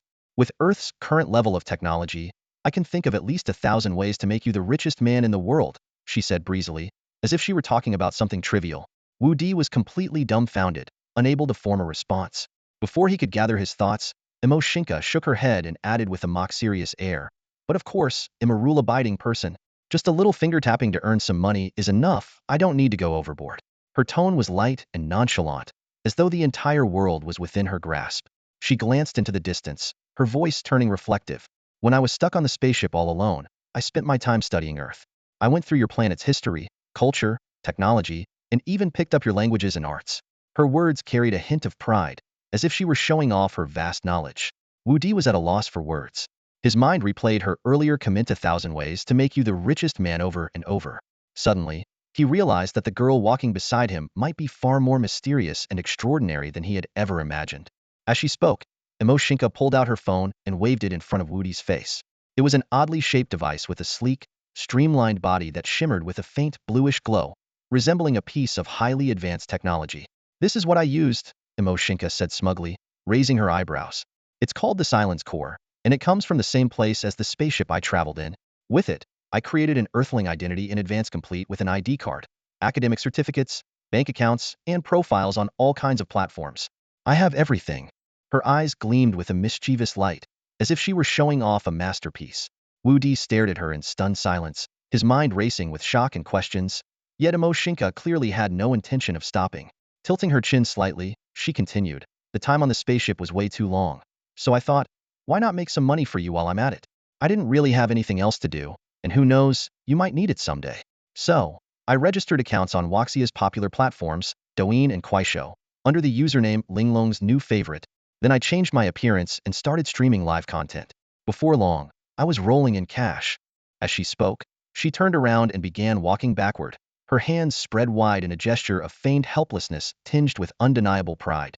Her quirky manner, combined with the sparkle in her expressive eyes, somehow made it impossible to focus on the exaggeration in her words. That's even possible? Wudi's jaw practically dropped to the floor. While his shock was palpable, a wave of helplessness washed over him. He glanced down at the phone in his hand, his emotions tangled in a knot too complex to unravel. After graduating from college, he had struggled to find even a decent job, scraping by day after day just to put food on the table. Meanwhile, Mo Xingke, out of sheer boredom, had casually dabbled in streaming and managed to amass a fortune in the billions. The thought weighed heavily on him, like an invisible force pressing down on his chest. Unable to resist, he unlocked his phone and opened the Douyin app, which he hadn't touched in months. With trembling fingers, he typed Linglong's new favorite into the search bar. In an instant, a list of profiles appeared on the screen, with the top result showcasing an avatar strikingly similar to Mo Xingke. Though her hairstyle and hair color were slightly different, and she wore a pair of red-framed glasses, with her pupils turned dark and lips painted a vivid red, that face was still breathtakingly beautiful. Wudi's gaze instinctively drifted to the follower count beneath the avatar, and he froze in place. 1.5 billion? His mouth fell open as disbelief filled his expression. No wonder she spoke so casually. With 1.5 billion followers, if each one sent her just a small gift worth 10 or 20 yuan, how much would that add up to? Wudi's brain went blank. He couldn't even begin to calculate the number. And that was just one account on Douyin. Mo Xingke had also mentioned having an account on Kuaishou, which likely boasted a similarly staggering follower count. Silently, Wudi slid his phone back into his pocket and looked up, intending to ask Mo Xingke more about her so-called silence core. But the moment his eyes landed on her again, his heart skipped a beat. She was still walking backward, carefree and lightfoot, completely unaware of the uncovered manhole barely half a meter behind her. "Watch out," Wudi shouted instinctively, reaching out as if to grab her. But Mo Xingke didn't stop. In the blink of an eye, her figure vanished as though swallowed by thin air, disappearing from Wudi's sight entirely. Oh no, Wudi thought to himself. He had been so absorbed in scrolling through his phone that he hadn't noticed Mo Xingke walking backward. To make matters worse, the manhole cover ahead was mysteriously missing, leaving a gaping, bottomless hole. He shuddered at the thought of what would happen if such a breathtakingly beautiful woman fell in. What would she look like when pulled out? The image was simply too horrifying to imagine. Panicking, Wudi quickly leaned over to peer into the depths of the hole, only to be startled by a sudden tap on his back. He jumped in fright, nearly tumbling into the manhole himself. Whirling around, he was astonished to find Mo Xingke standing safely behind him, a mischievous smile playing at the corners of her lips. "You scared me to death," Wudi exclaimed, clutching his chest as he tried to catch his breath. "I thought you fell in. How did you even do that? Is this what you meant by spatial transfer?" Since meeting Mo Xingke the previous night, this girl had already left him bewildered with one incredible feat after another. And now, this latest incident had his mind spinning with even more questions. "Nope, not at all," Mo Xingke replied with a cheerful grin. "It's just a matter of speed. I increased my speed to a level where your visual nerves couldn't keep up with main simple terms. I moved too fast for the naked eye to see. But don't worry, after some training, you'll be able to see most high-speed movements. You'll get even better in the future." Wudi scratched the back of his head, utterly confused. "Training? You've mentioned that a few times already. What exactly do you want me to do?" "Well," Mo Xingke teased, her face lighting up with a mysterious smile. "I'm not telling you just yet. Let's head back first. I'm so sleepy right now." She stretched dramatically, letting out a big yawn.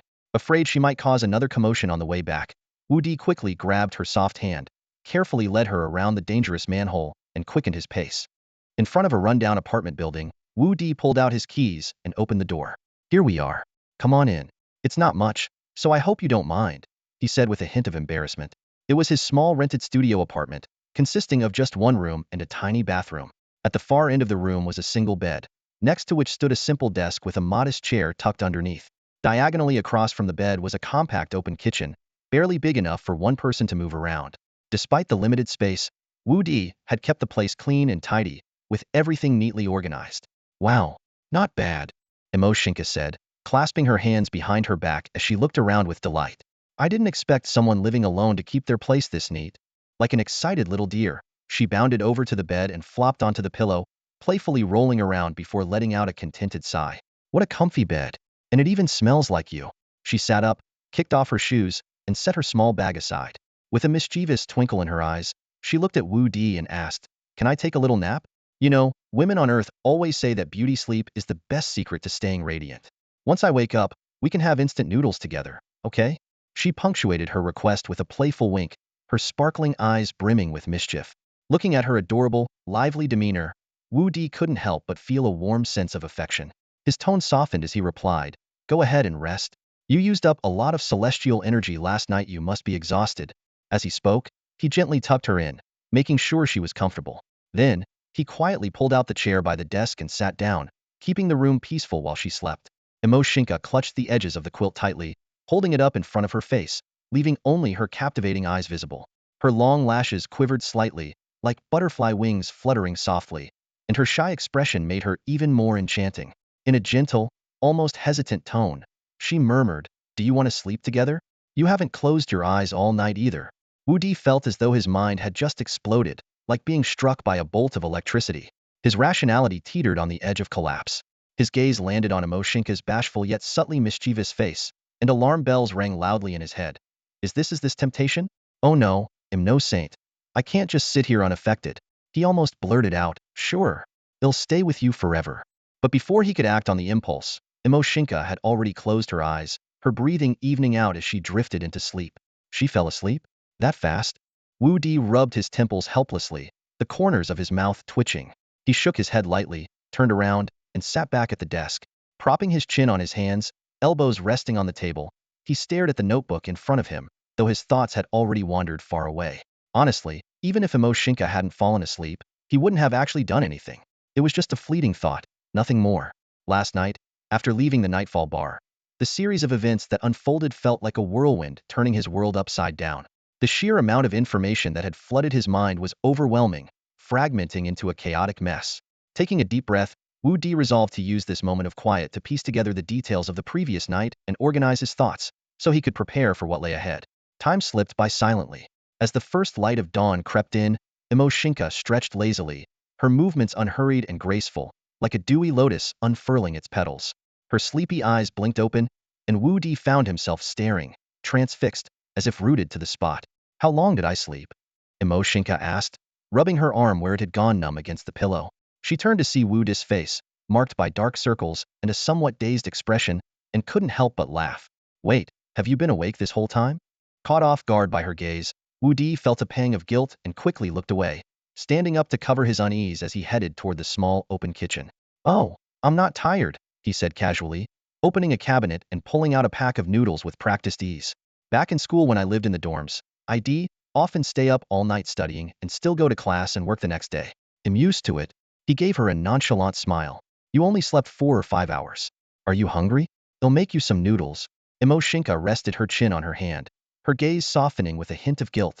"So, what were you doing all this time? Did I take up the bed and leave you with nowhere to sleep?" Her voice carried a trace of regret, her eyes warm and apologetic. Wu Di waved off her concern with a relaxed smile. No, I'm really not tired."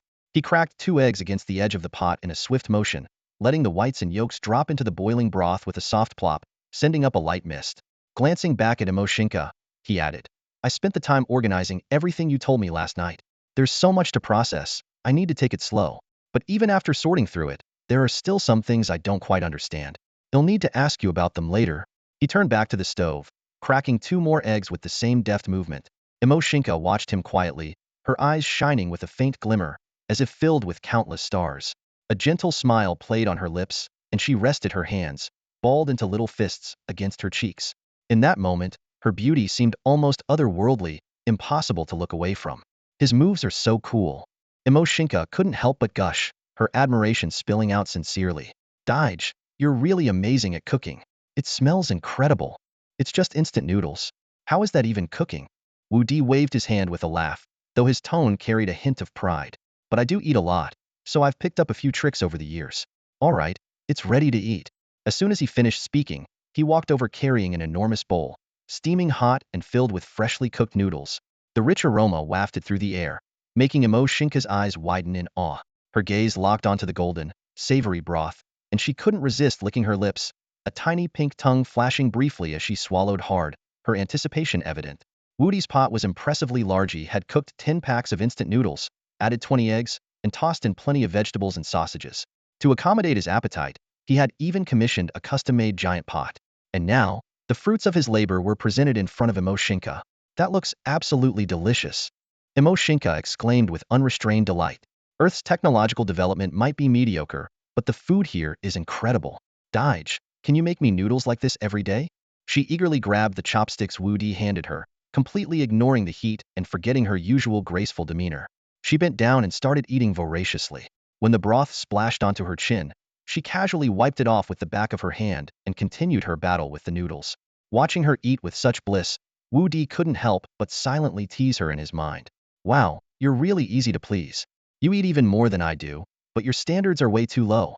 Out loud, he gently reminded her, take it slow, don't burn yourself. Seeing the contented smile on Mo Xingke's face, a warm, indescribable feeling welled up in Wudi's heart. It had been a long time since he felt this way. It reminded him of the times he used to share meals with his family. After Mo Xingke finally finished her meal, Wudi cleaned up the dishes and tidied the kitchen until it was spotless. Then, he returned to the living room and sat across from her, his expression turning serious. Now that you've had a good rest and a full meal, I think it's time we Dodge. Mo Xingke suddenly interrupted him, instinctively crossing her arms over her chest. Her cheeks and neck flushed a vivid red, and even the tips of her ears seemed to radiate heat. Her wide eyes held a mix of panic and pleading as she stammered. Well, what are you planning to do? I'm not ready yet. And besides, we can't. We just can't. Not now. Wu Di froze for a moment, then burst into a helpless laugh. He quickly waved his hands in denial. Stop. Xiaoke, I just meant we should talk about some of the questions on my mind. I wasn't thinking anything like what you're imagining, at least not right now. As he finished speaking, he couldn't help but add silently to himself. This girl's train of thought is something else. Must be because she's new to Earth. She'll probably adjust over time. Hearing Wu Di's explanation, Mo Xingke's entire body seemed to heat up like a kettle on the verge of boiling. Her posture grew stiff, but as his words registered, the tension in her shoulders eased, and she let out a long, relieved sigh. It wasn't that she feared Wu Dish simply wasn't emotionally prepared yet. Not that she was unwilling, though. After all, she had crossed the vast expanse of the stars to come to this small planet, enduring endless loneliness and isolation along the way, all for the sake of finding this man's only family she had left in the world. More importantly, she was willing to entrust him with her extraordinary abilities, powers coveted by countless others. She would give them to him without hesitation, because he was Wu Jia's seemingly ordinary earthling who had left an indelible mark on her heart. If Mo Xingke were to merge with Wu Di now and transfer her extraordinary power to him, given Wu Di's current physical condition, he would undoubtedly be unable to withstand it. Ultimately, his attributes would skyrocket tenfold, causing his body to explode from the overwhelming strain. Mo Xingke stood before Wu Di, her gaze complex and profound. Her silver hair cascaded like flowing light, trembling slightly, betraying a hint of unease. Wu Di, on the other hand, lowered his head, staring at his hands, his fingers slightly clenched. His heart was filled with confusion and a faint sense of fear. He understood the magnitude of Mo Xingke's power, but such strength was an unimaginable burden to him. On one hand, the vast disparity between Wu Di's current physical capabilities and Mo Xingke's made their union impossible. To put it simply, Wu Di's body was far too fragile to endure Mo Xingke's power. On the other hand, as an earthling, Wu Di's spirit was exceedingly fragile. The so-called explosion referred to the scenario in which, if his spiritual power were suddenly amplified tenfold, his soul would be torn apart, taking his physical body with it into complete destruction. Mo Xingke furrowed her brows, her voice low and tinged with helplessness. Wu Di, your body is too weak right now. If we merge recklessly, my power will destroy you. I can't let that happen. Wu Di raised his head, a trace of stubbornness flashing in his eyes. Then train me. You said before that through training, I can greatly improve my physical abilities. I'm not afraid of hardship. I'm only afraid of you worrying about me like this forever. Mo Xingke's eyes wavered slightly as a tide of complex emotions surged within her. She had considered this possibility, but she also knew that training Wu Di was not something that could be accomplished overnight. She spoke slowly. Yes, I will train you. When your body becomes strong enough to bear my power, we can truly merge. At that time, I will release my ability and awaken the core of your soul core.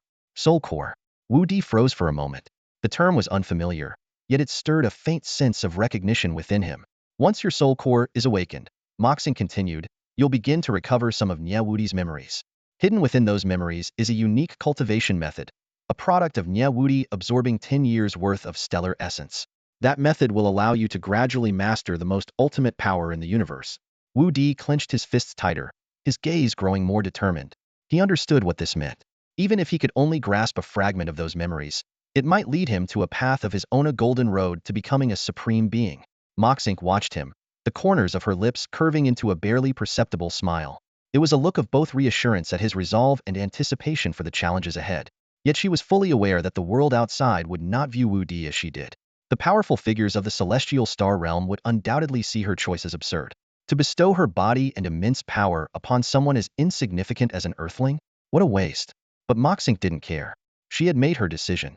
True love is selfless, without conditions, and she was willing to give everything for Wudi. Wudi took a deep breath and organized his thoughts before speaking. I've thought it over carefully, and I have 4 questions I need you to answer. Mo Xingke nodded slightly, signaling him to continue. Afraid that Mo Xingke might still worry he had ulterior motives, Wudi quickly added, First, I want to know where you were finally transferred to. Second, Nie Wudi, that is, the past Muhat ultimately happened to him? I saw through the celestial cube that Nie Wudi had died, but why am I here on Earth now? It seems like I've been reborn on Earth, right? Mo Xingke didn't interrupt him, her expression calm, as though waiting for him to lay out all his questions. Third, Wudi went on, his gaze growing sharper. What happened to Necrolam, the monster that betrayed and harmed all of us? And lastly, there's something I still don't understand. You were transferred away before my mother and I were harmed, right? So how do you know what happened afterward? At this point, Wudi paused, seemingly choosing his words carefully. His tone softened.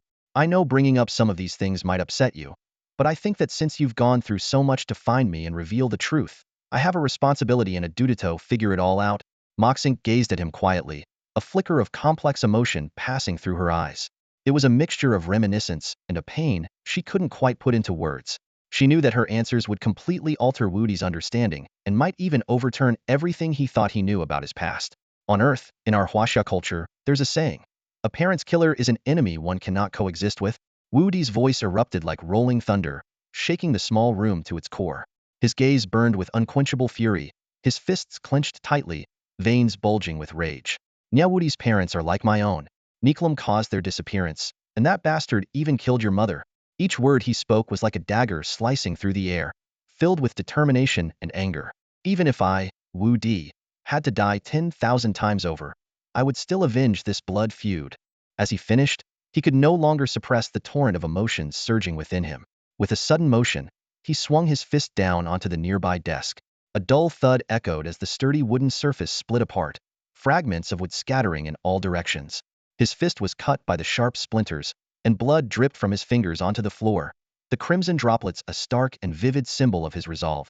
Mo Xingke, witnessing the scene, felt a pang in her heart, her face turning pale. Forgetting her shyness, she dashed to Wudi's side and grabbed his hand. Her palms glowed with a soft green light, warm and soothing. Her delicate brows knitted together, her eyes filled with pain and concern. Dij, why are you so reckless? Her voice trembled slightly, carrying both reproach and comfort. I know, no matter where you go or what kind of person you become, your heart will never change. Gazing firmly at Wudi, Mo Xingke's eyes sparkled with unwavering determination. Whether you are Nie Wudi or Wudi, you are still the one I love the most. I believe my beloved will always be a kind, courageous, and responsible person. Her tone was gentle yet resolute, as if she was reassuring both him and herself. The green glow gradually faded, and the wounds on Wudi's hand had completely healed, leaving no trace of blood. Seeing this, Mo Xingke's expression shifted, and her tone took on a playful, slightly scolding edge. Besides, didn't I promise to tell you everything I know? But when I saw you crying so much this morning, I worried you hadn't slept all night and might not be able to handle it. So I thought I'd wait a bit before telling you the rest. Who knew you'd be so impatient, already thinking about revenge? And on top of that, breaking things in the house. She puffed her rosy cheeks in mock indignation, her eyes brimming with playful reproach as she pouted at Wudi. Don't you earthlings have a saying, haste makes waste? Did you forget that? Her demeanor, a mix of scolding and adorableness, was like a kitten gently pawing at Wudi's heart.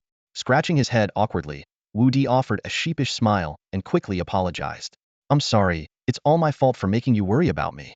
I shouldn't have been so rash, and I definitely shouldn't have broken anything. Please forgive me, okay? His tone was tinged with a hint of pleading, but his eyes were filled with warmth and affection.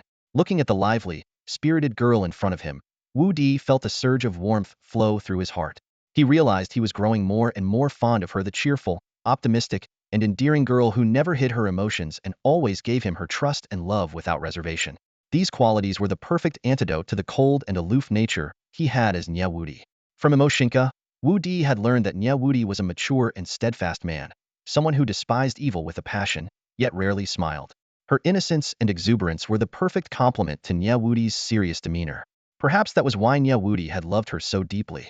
And now, as Wudi, He too found himself captivated by Mo Xingke's radiance and charm. Mo Xingke wrinkled her delicate, upturned nose, casting a feigned reproachful glance at Wu Di. With a slight pout of her lips, she sighed, "All right, since you're so eager to admit your mistake, I guess I'll tell you." As she spoke, she raised her hand to wipe away the soup at the corner of her mouth. Her bright blue eyes darted around the room, and in a seamless motion, she discreetly wiped the soup onto the bedsheet while Wu Di wasn't paying attention, as if nothing had happened. She cleared her throat softly before continuing. "Let me answer your last question first." Her endearing and slightly mischievous demeanor made Wu Di chuckle, but his attention was quickly drawn to her words. "Do you remember the white light that flew from my mother's forehead just before she sent me away?" Mo Xingke's tone grew heavier. That was her using the art of soul imprint extraction, splitting her divine essence and transferring half of it to me. This divine essence not only contains her past memories, but also allows us to share everything we experience after being separated, no matter how far apart we are. Unless, she paused, her voice trembling slightly, unless one of us ceases to exist. At this point, she bit her lip gently and turned her head to the side. A thin layer of tears glazed her sapphire eyes, and her eyelids reddened slightly. It seemed as though she was lost in a painful memory. Her voice dropped, tinged with sorrow. "That's why, after being sent away, I still knew everything that happened to all of you in the end." She took a deep breath, as if trying to suppress the sadness welling up inside her. Seeing this, Wu Di reached out and gently patted her back in a comforting gesture. "I see. Xiaoku, don't be sad anymore. Aunt Mo's spirit in the heavens wouldn't want to see you like this. She would want you to be happy every day." His tone, initially soft, became increasingly resolute. "Don't worry. Aunt Mo sacrificed herself for me. I will avenge her, and I won't let her down. I'll take good care of you from now on. I won't let you suffer even a little, and I'll protect you with my life." Wu Di's vow was firm, his words resonating as though he was making a solemn promise not just to Mo Xingke but to his own heart as well. Mo Xingke's shoulders trembled slightly as she leaned her head gently against Wu Di's shoulder. Her voice was soft, carrying a hint of reproach. "You fool. You've already given your life for me once. If you hadn't drunk that drop of poison, you wouldn't have died." Her voice grew quieter, tinged with lingering fear. "If it weren't for the divine essence my mother passed to me, which revealed that you hadn't truly perished but had been reborn in another form, I wouldn't have had the strength to keep living in this world. Xiaoku, I believe that even if the old me had to choose again, he would still make the same decision," Wu Di said, his gaze deep and unwavering. "And I also believe that his choice wasn't to have you follow him in death, but to ensure that you live on fully and wholeheartedly." Mo Xingke looked up at Wu Di, her eyes filled with a complex mix of emotions, gratitude, tinged with helplessness. Wu Di hadn't expected such a cheerful and lively girl to harbor such unyielding resolve within her heart. His respect for her deepened. However, a sudden question crossed his mind, and he furrowed his brows slightly. "But Xiaoku, how did Aunt Mo's divine essence know I wasn't dead? And it seemed like she already knew I could be reborn. From the memory you shared with me, I clearly saw that moment I was as dead could be. Aunt Mo even said I'm sorry to my remains, which were about to turn to ash. What's going on?" Mo Xingke fell silent for a moment, a trace of melancholy appearing in her eyes. In a low voice, she said, "Actually, that's the answer to your second question. Even the old Nie Wudi at the time had no idea he could one day be reborn." Her tone grew even more somber, laden with a complicated mix of emotions. "The truth is, the words my mother spoke before she passed weren't meant for you at all. They were deliberately said for Nikram to hear." "What? Not directed at me?" Wu Di was completely baffled by Mo Xingke's words, and at the same time, deeply intrigued. This suggested that Mo Xingke's mother must be hiding some unknown secrets. Seeing his reaction, Mo Xingke's eyes narrowed slightly, her tone carrying a hint of complex emotions. "Actually, my mother said those words to deceive Nikram. She had already achieved her goal." Wu Di furrowed his brows, his gaze fixed on Mo Xingke, silently urging her to explain further.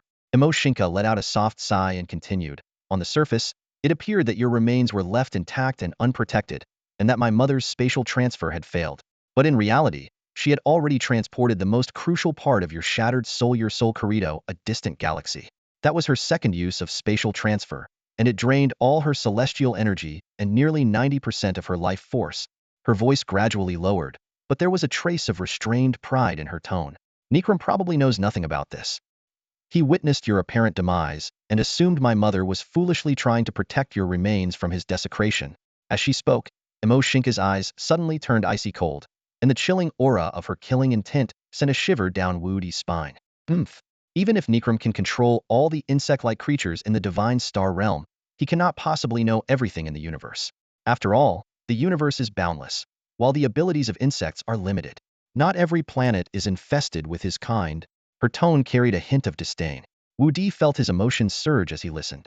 Just as he was about to ask about the significance of the soul core, Mo Xingke interrupted him with her next statement. And the fact that you could be reborn today, you have yourself to thank for that. Thank myself? Wudi was puzzled, clearly not understanding what she meant. Questions began to surface in his mind, but he was soon captivated by Mo Xingke's deep, enigmatic gaze. She nodded, her tone tinged with a sense of sentiment. It all traces back to the time before you became the realm's ruler, during your training journey in the Divine Star realm. Specifically, the 73rd year of your travels, when you visited a place called Xianzong Star. Xianzong Star? Wudi repeated under his breath, his expression reflecting unfamiliarity and confusion.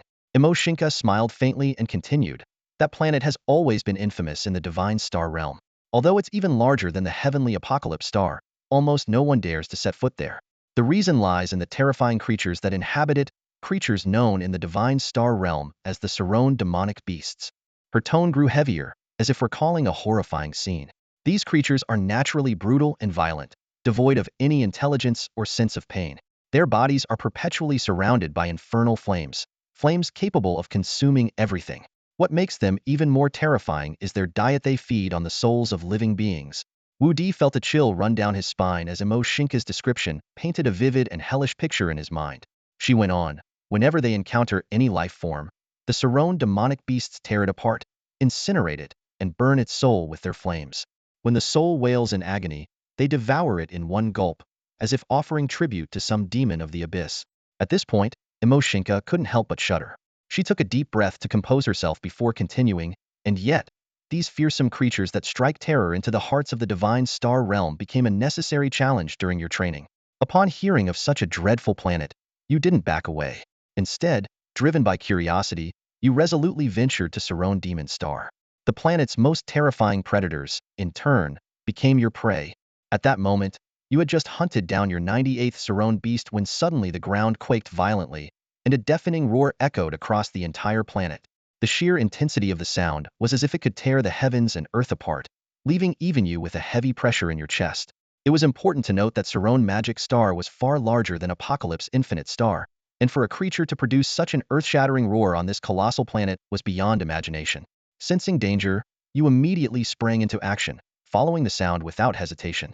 Through dense forests and over towering mountains, you soon arrived at the source of the roar. Before your eyes stretched a massive clearing, the ground split into enormous chasms, and the surrounding trees were reduced to ashes. In the midst of this desolate wasteland stood an unimaginably gigantic Sarone beast. Its size was at least 10,000 times that of an ordinary adult Sarone beast, and its colossal body loomed like an unending mountain range, suffocating in its presence. But what was most terrifying was its appearance, vastly different from that of a typical Sarone beast. Its thick neck bore not one but two massive heads, each with blood-red eyes that seemed to pierce directly into one's soul. Its spine jutted outward like a jagged mountain peak, adorned with flowing crimson patterns resembling molten lava slowly trickling after a volcanic eruption, radiating an intense, searing heat. Gulp. Mo Xingke swallowed hard, her voice trembling slightly, clearly pouring immense emotion into her description of the beast. Wudi, on the other hand, was completely engrossed. His gaze locked on her as though he were reliving the intense confrontation she described. Her storytelling was vivid and immersive, and just as the tension reached its peak, she abruptly stopped. And then? Wudi urged her impatiently, unable to contain his curiosity. Why did you stop? Mo Xingke shot him a sideways glance, pouting slightly with a hint of playful annoyance in her tone. They'll tell you. But you've made me talk so much, and you haven't even offered me a sip of water. Humph. Wudi froze for a moment before smacking his forehead with a sheepish expression. Look at me, what an idiot. So careless. I'll get you some water right away. He scrambled to his feet, muttering to himself as he went to fetch a cup, making the horse run without feeding it. What if our little kid gets thirsty? Who are you calling a horse?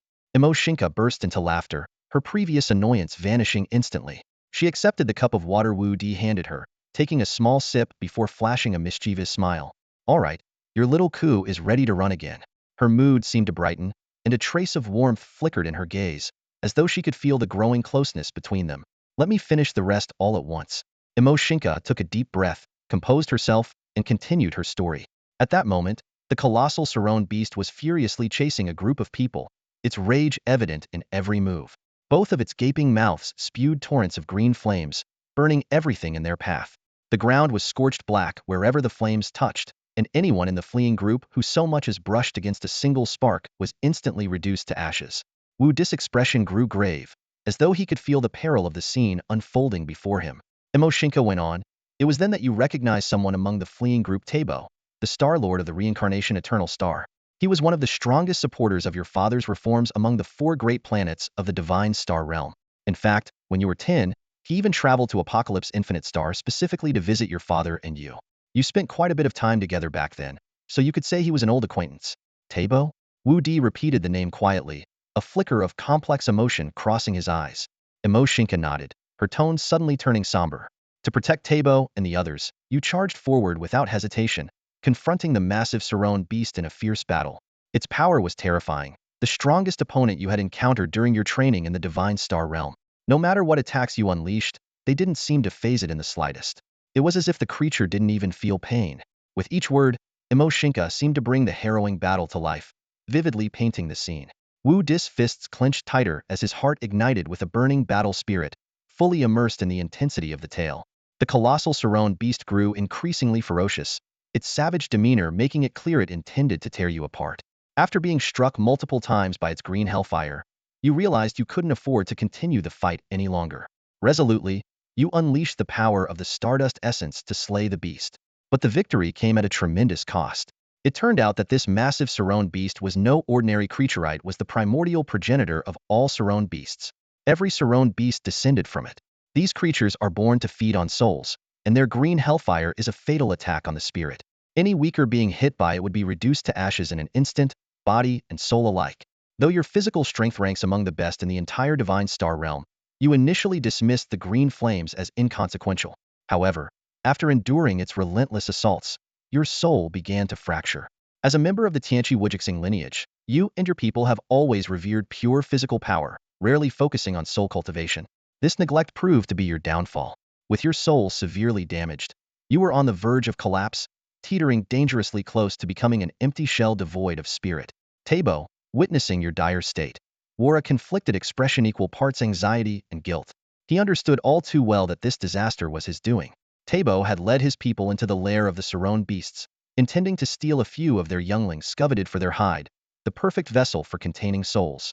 Fearful of confronting the adult beasts, they believed they could sneak in undetected.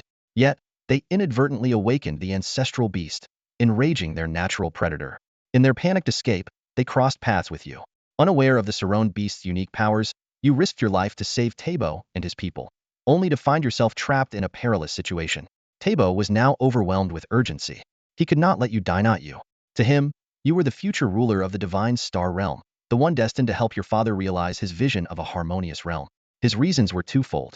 First, Luanhui Bummy Star, one of the 4 great planets, was by far the weakest in terms of overall power. Its people specialized in soul cultivation, granting them the ability to reincarnate endlessly between life and death. But in terms of raw strength, they were no match for the other planets, leaving them in a position of inferiority. If you were to perish, the next likely ruler would be your cousin Nie Wudi. Under his reign, the people of Luanhui Bummy Star would inevitably become enslaved, their hope for a better future extinguished. This was a fate Tabo could not accept. Second, Tabo's expression flickered with a hint of something unspoken, a secret he could not easily reveal. His support for you was not purely selfless, it carried a personal desire. He had fallen for a woman from Linglong Xianzong Star. The legalization of interstellar marriages was Tabo's deeply buried wish, and you were the only one capable of enacting such a change. Now that you had saved him and his people, he was determined to ensure you survived. When Mo Xingke mentioned that Tabo had fallen for someone from Linglong Xianzong Star, a faint, bittersweet smile appeared on her lips. Wu Di, curious, interjected, "Wait, he's in love with someone from Linglong Xianzong Star too? Is everyone from your planet that stunning? Are they all as ethereal and breathtaking as you?" He recalled seeing Mo Xingke's mother, Mo Muyu, in the projections from the Tianchi cube. She was a peerless beauty, radiating a celestial grace. Haha, well, it's true that Linglong Xianzong Star is known for its beautiful women, but you're exaggerating a bit, Mo Xingke replied modestly, though her cheeks flushed slightly, a faint blush betraying her delight.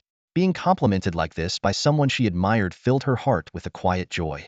This is the most confident thing I've ever said in my 20-something years on Earth. Wu Di thumped his chest with conviction. Then, his expression grew serious, and his eyes lit up as he looked directly at Mo Xingke. From what you've described, my second chance at life, could it have something to do with Tabo? Mo Xingke nodded slightly, her tone carrying a hint of gravity. Yes. Tabo brought your damaged and nearly dissipated soul back to the reincarnation eternal star. The unique environment of their planet naturally contains the power to nourish the soul. To save your life, Tabo even secretly gave you a priceless treasure, the Soul Forge Pearl. The Soul Forge Pearl? A flicker of confusion crossed Wudi's face. Clearly, he had never heard of it before. Mo Xingke set down the teacup in her hand and explained slowly, the Soul Forge Pearl is the one and only treasure birthed by the reincarnation eternal star, formed over billions of years by absorbing the planet's essence and the purest energies of the universe. It not only has the ability to repair a damaged soul, but also creates a soul core deep within the soul of the one who consumes it. Normally, souls do not possess a soul core. But once a soul core is formed, the soul gains a near indestructible quality. No matter what kind of attack it faces, the soul core remains intact. As long as the soul core exists, even if the body is destroyed and the soul is shattered, the individual still has a chance to be reborn. Wudi was utterly stunned, his heart unable to calm from the shock. So, you're saying that my soul now has a soul core? That's correct, Mo Xingke confirmed with a nod.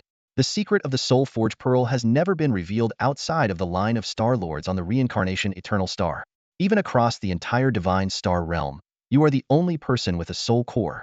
Before Wudi could fully process this, Mo Xingke picked up her cup again, sipping to moisten her throat before continuing. Tabo never told anyone about this back then, not even you. So, when you recovered, you simply assumed that it was thanks to the advanced healing capabilities of the reincarnation eternal star. In reality, it was the Soul Forge Pearl that played the decisive role. Realization dawned on Wudi, and he couldn't help but interject. I was just about to ask what a soul core was, and now it all makes sense. But now I have another question, Animo. How do you know I have a soul core? Isn't this supposed to be Tabo's secret? At Wudi's words, Mo Xingke's expression shifted slightly. She let out a sigh before speaking. This is exactly what I need to tell you. I wasn't planning to bring it up, but if I don't explain, you'll never understand. The truth is, the person Tabo loved, the one from the Linglong celestial staircase, my mother. Your mother?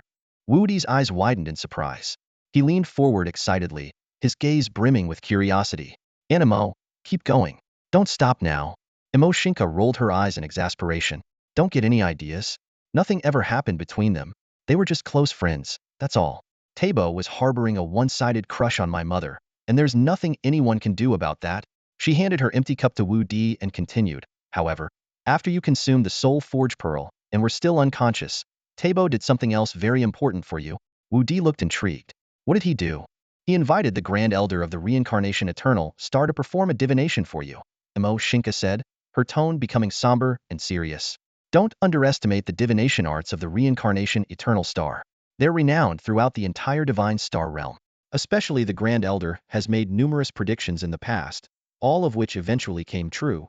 What was the result of the divination? Wudi held his breath, his gaze fixed intently on Mo Xingke. Mo Xingke spoke slowly, her words heavy with meaning. The Grand Elder told Tabo that in the near future, a great catastrophe would befall you. As for whether you'll survive it, not even someone as skilled in divination as the Grand Elder could foresee. Tabo was deeply troubled. In secret, without the knowledge of his entire clan, he had given you the only soul-casting pearl of the eternal rebirth star to consume. His hope was that, one day, when you became the realm master, you would elevate the status of their star. Yet, the great elder's ominous prophecy plunged Tabo into despair. So, after you recovered and bid farewell to the eternal rebirth star, Tabo hurried to Linglong Immortal Trace Star to find my mother. The moment he saw her, he urgently requested that she take him to the safest and most hidden place on the star, claiming he had an extremely important matter to discuss. Throughout the journey, Tabo's expression remained heavy, his brows furrowed deeply.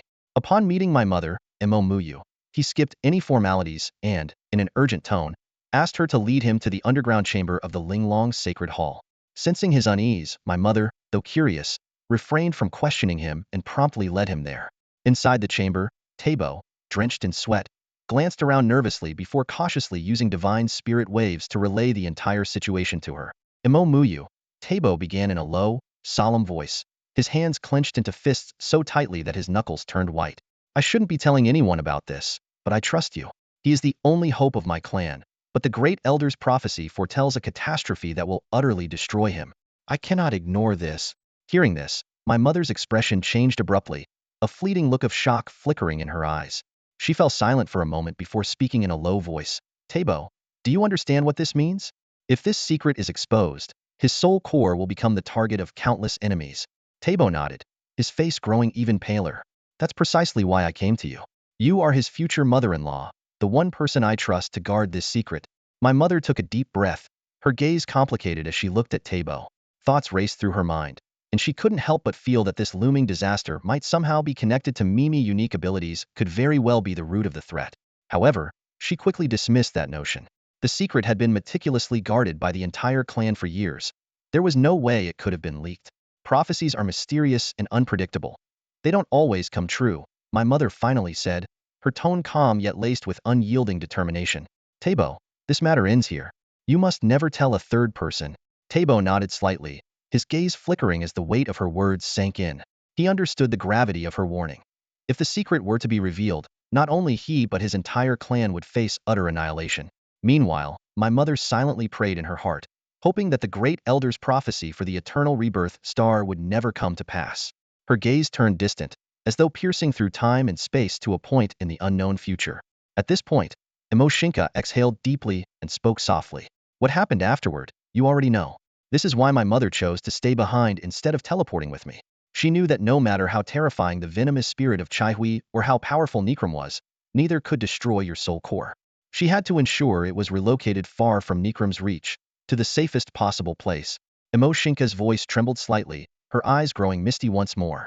So she burned through her life force to teleport your soul core to the farthest edge of the chaotic starfield, to the galaxy we now call home. And as for why, in her final moments, after transferring your soul core, she said, I'm sorry it was to mislead Nikram. She wanted him to believe that she had failed to protect your body and that you had been completely annihilated. Mo Wudi murmured, his voice barely audible as if weighted by a heavy burden pressing on his chest. He stood, his eyes filled with sorrow. He understood now that his survival was not due to mere luck, but because Mo Xingke's mother had sacrificed her life to grant him a second chance. I told you, Mo Xingke said as she stepped forward to embrace Wudi, resting her head against his chest, her voice soft yet firm. Once I told you everything, you must not carry this as a burden. From my mother's memories, I know she felt immense guilt toward you. She believed that if she hadn't entrusted me to you, you wouldn't have suffered such a fate. So don't be sad, and don't try to console me. It's all in the past now. No, this isn't Moyi's fault. She has nothing to feel guilty about. Wudi suddenly looked up, tears glistening in his eyes as he spoke with unwavering resolve. In both of my lives, you have been by my side. That proves our bond was destined. I believe that even if Moi hadn't entrusted you to me, we were always meant to find each other. Our fates are inseparable. Wudi held Mo Xingke tightly, his gaze shifting to the sky beyond the window, as though searching for the location of the divine star realm amidst the endless cosmos. His eyes burned with fierce determination, his voice low but resolute. Besides, Nie Wudi wanted me dead long before he even knew about you. Even if he hadn't merged with Fanyumu, he would have still schemed to destroy me. This has nothing to do with Mo or you. And this isn't over yet. I will etch every moment of this into my soul. Nie Wudi. Nikram. Wudi's voice was filled with a chilling hatred, his words resonating like an oath from the depths of hell. I, Wudi, swear to the heavens I will kill you.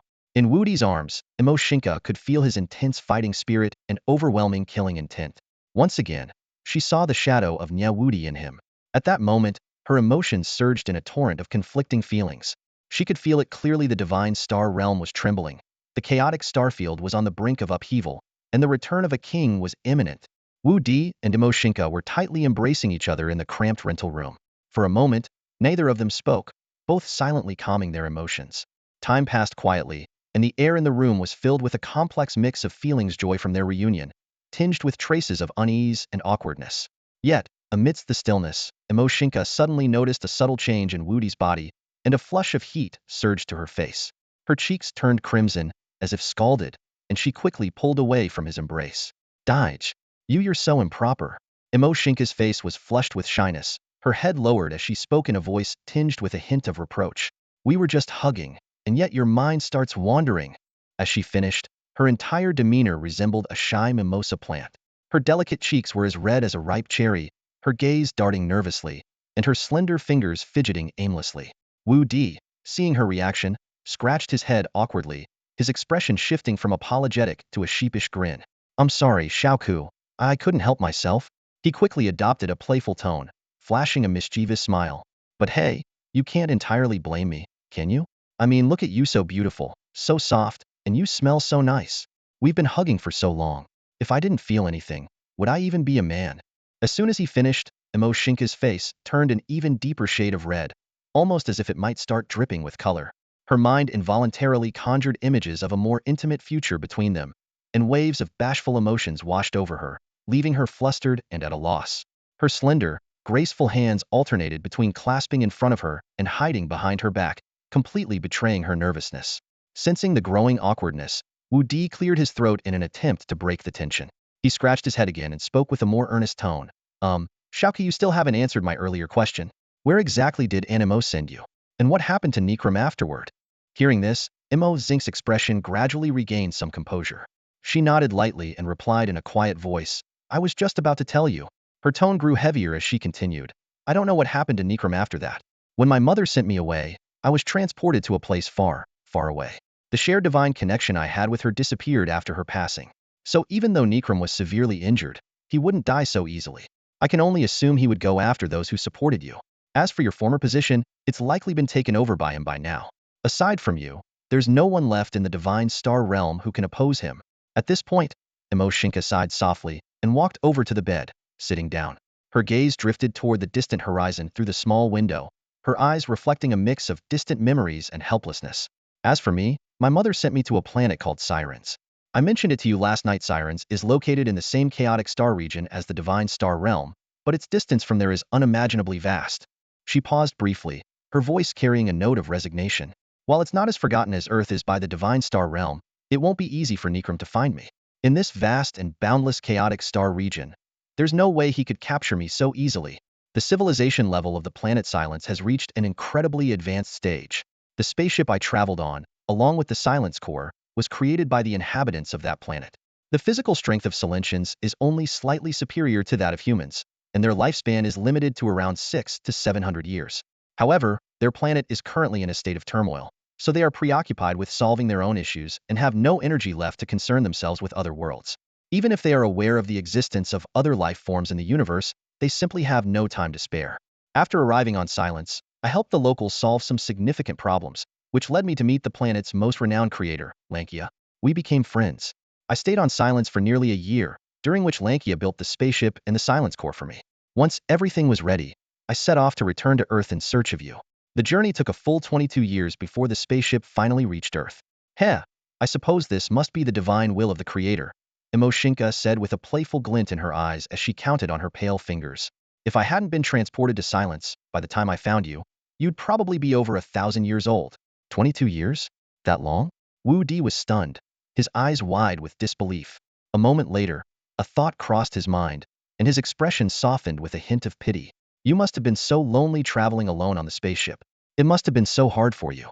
Seeing the concern in Wudi's eyes, Mo Xingke felt a warm surge in her heart. She chuckled softly and shook her head, her voice gentle yet tinged with playful defiance. Actually, it wasn't so bad. That amount of time doesn't mean much to me.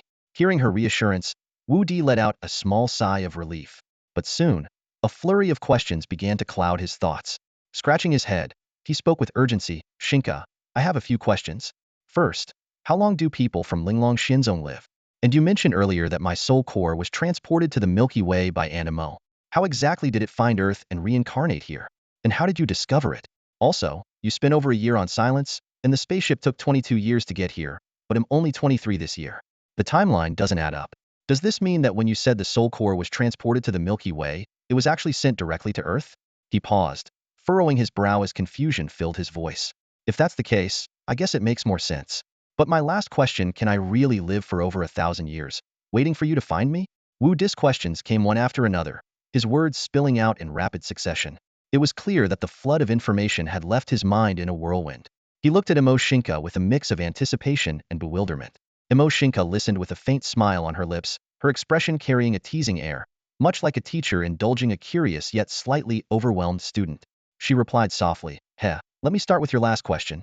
That was just a metaphor. Right now, you're a perfectly ordinary earthling, so your lifespan will naturally align with the normal human standard. However, she paused, her eyes flashing with a mischievous glimmer. You do have a soul core, which sets you apart. Once I imbue you with my abilities, your physical attributes will increase tenfold, and so will your lifespan. Moreover, as your soul core fully awakens, your lifespan will extend further along with your growing strength. She stopped briefly, allowing Wu Di a moment to process her words before continuing. As for us Linglong Xianzong people, our lifespans are slightly longer than those of the Tianchi Wujixing people. On top of that, our planet has a rare and miraculous herb that can double one's lifespan. Although this herb is exceptionally scarce, my mother managed to give me one to consume. Mo Xingke recounted this casually, but Wu Di was left speechless, his mind reeling from the revelation of her mysterious background and the deep love her mother must have for her. He looked up at Mo Xingke, his eyes filled with a complex mix of emotions. For a moment, he was at a loss for words. At this point, Mo Xingke adopted a distinctly haughty demeanor before continuing. Your soul core didn't directly transmit to Earth. After my mother used her spatial transfer ability, she could sense the state of the transmitted material for a short time. From the memories of her divine consciousness, I could also perceive that when your soul core was first sent to the Milky Way, it emitted an intense golden light before vanishing instantly. My mother believes this might be related to the celestial essence you possess. The speed of celestial essence is something everyone in the divine star realm acknowledges. Perhaps your soul core detected the presence of life on Earth within the Milky Way. A soul core containing the power of the stars would have reached Earth in no more than a day. And as it turns out, my mother's analysis was entirely correct. As she spoke, Mo Xingke walked over to the bed, pulled a Silence mainframe out of her small satchel, and then conjured a small strand of hair seemingly out of thin air. Handing both to Wu Di, she continued to explain, later, before I left Xianzong Star, I used this mainframe to conduct a genetic sample comparison with your hair. It calculated that the probability of you being on Earth was 99.99 and even guided me to find you. This strand of hair was left behind when you gave me the heavenly cube back on Linglong Xianzong Star. That's incredible, Wu Di remarked as he took the Silence mainframe and the strand of hair, examining them closely. He first held the strand of hair against his own head for comparison, then turned his attention to the mainframe. It was light as a feather, its black metallic casing adorned with golden symbols that seemed to flow across its surface. The front was reminiscent of a smartphone screen, but it was covered with transparent lines that were either parallel or intersecting, yet meticulously arranged in an orderly fashion. There was a subtle fusion of technology and mystique, like the copper wires on a circuit board, exuding a mesmerizing allure. Quietly marveling, Wu Di thought, this Silence mainframe is truly impressive, identifying my location on Earth with just a strand of hair. After studying it for quite some time, he handed both items back to Mo Xingke, thoughtfully saying, so, my soul core only took a very short time to reach Earth after being transmitted to the Milky Way. I've lived on Earth for 23 years, and from the time you were sent to Xianzong Star by Animo to the moment you came to Earth to find me, that's also exactly 23 years, right? That's correct, Mo Xingke confirmed with a nod, her brows furrowing slightly as she added with a hint of gravity. But as for how your soul core reincarnated after locking onto Earth, no one knows. Perhaps when you recover all your memories in the future, you'll figure it out yourself. At this point, she let out a long sigh of relief, as though a heavy burden had been lifted from her heart. Phew, I finally told you everything. I've been holding all of this inside for so long, and now it feels so liberating. A radiant smile of relief appeared on her face as she stretched languidly. The gesture was both casual and graceful, her whole demeanor exuding a relaxed and vibrant charm. The slight rise of her chest added a fleeting touch of allure, stirring an indescribable sense of fascination. Meanwhile, Wu Di, having finally pieced everything together, felt his emotions churning like a stormy sea. His heart was a whirlwind of conflicting feelings: shock, confusion, and a faint, indescribable pain. He didn't know whether to feel joy or sorrow in this moment. On one hand, he was thrilled that his life's trajectory had taken such an extraordinary turn. On the other hand, he was deeply unsettled by the realization that he no longer truly understood who he was. In less than a day, he had gained an entirely new chapter of his life. A pair of parents he had never met, a lover who adored him, a heavy responsibility to bear, and a bitter enmity that demanded resolution. Earth, the African continent, at the southernmost tip of the East African Rift Valley near the mouth of the Zambezi River. Wu Di and Mo Xingke stood quietly at the edge of Lake Malawi, both facing north. Go now.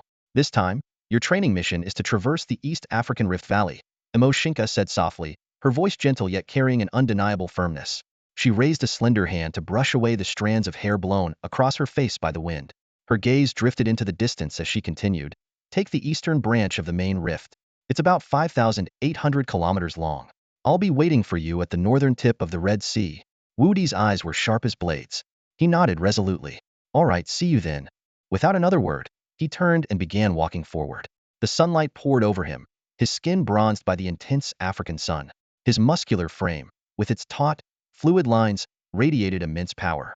His sword-like eyebrows slanted sharply, and his deep, starry eyes gleamed with an unyielding determination. It was as if even the grass and trees around him were affected by his presence, trembling faintly in response. In this moment, Wudi was no longer the bewildered young man from 6 months ago, who had been living in a cramped old apartment in the rundown district of Longsheng. Back then, from Mo Xingke's lips, he had learned the truth about his life before his rebirth. What followed could only be described as relentless. Over the past 6 months, Mo Xingke transformed into a cold, unyielding instructor, shedding her formerly graceful and delicate demeanor. Her demands were so harsh they bordered on merciless, pushing Wu Di to surpass his limits nearly every day. The first 2 months were a grueling regimen of inhuman physical and strength training. Each day, Wu Di was allowed only 4 hours of meditation, during which he connected with the soul core deep within himself, a practice that barely counted as rest. The remaining hours were consumed by relentless high-intensity training. On the first day of training, Wu Di could barely manage 300 push-ups in one go. 2 months later, he could easily perform 6,000 push-ups with Mo Xingke sitting on his back. The increase in his strength and stamina was nothing short of astonishing. In terms of speed and explosive power, his progress was even more extraordinary. His 100-meter sprint time improved from 13 seconds to a staggering 3.5 seconds, outperforming even a cheetah. What was even more unbelievable was his ability to sustain that speed for 10 minutes, meaning he could cover 17 kilometers in that short span, reaching speeds of 103 kilometers per hour. Such progress was the result of Mo Xingke's rigorous training, but it also owed much to Wu Di's extraordinary resilience and the mysterious soul core within him. The soul core subtly transformed his body, enabling him to endure pressures unimaginable to ordinary people. In the following 4 months, Mo Xingke led Wu Di across the globe. Her spherical spacecraft, like a beam of light, traversed space and time, transporting them to the world's most extreme environments.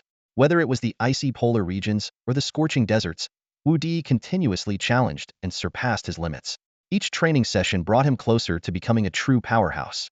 Now, faced with the daunting task of traversing the East African Rift Valley, Wu Di felt no hesitation. His figure grew smaller in the distance, his steps steady and unwavering. It was as if each stride resonated with the heartbeat of the earth itself, sending ripples through the world around him.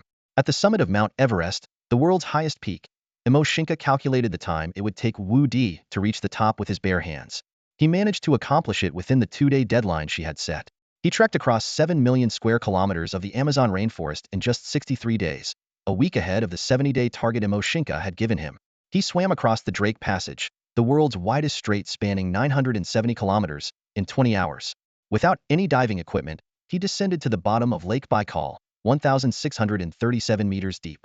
And, without any hunting tools, he managed to capture a fully grown polar bear, the largest terrestrial carnivore in the world. For 6 months, Wu Di's life was consumed by one extreme challenge after another. He endured the suffocating lack of oxygen at high altitudes, the terror of facing ferocious beasts, the loneliness of trekking through dense jungles alone, the crushing pressure of icy depths, and the harrowing sensation of near-death experiences. These ordeals were like chains, binding him in relentless trials, but time and again, he tore through them with sheer willpower. Now, standing at the edge of the Great Rift Valley in East Africa, a land often referred to as the scar of the earth, Wu Di's inner world mirrored the landscape, scarred yet brimming with strength. His gaze was resolute, exuding an unshakable confidence and calm, as if the immense chasm before him was nothing more than a minor obstacle. Though he was no longer the invincible Nie Wudi he once was, and despite possessing a soul core beyond anyone else's reach, none of this had caused him to falter. With ironclad determination and unyielding perseverance, he repeatedly proved himself through his actions.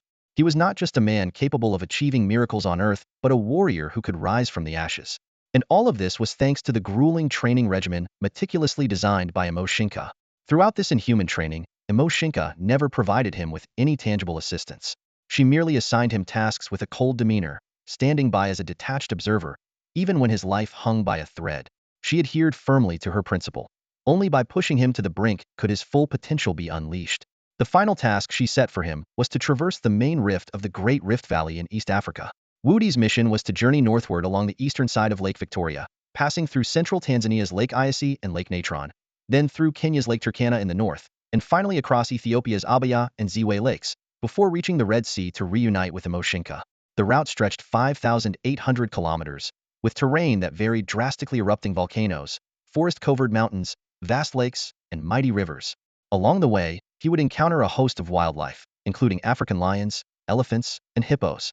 Despite the breathtaking scenery, every inch of the land concealed potential dangers. Mo Xingke's instructions were clear. Wudi had to meet her within 20 days.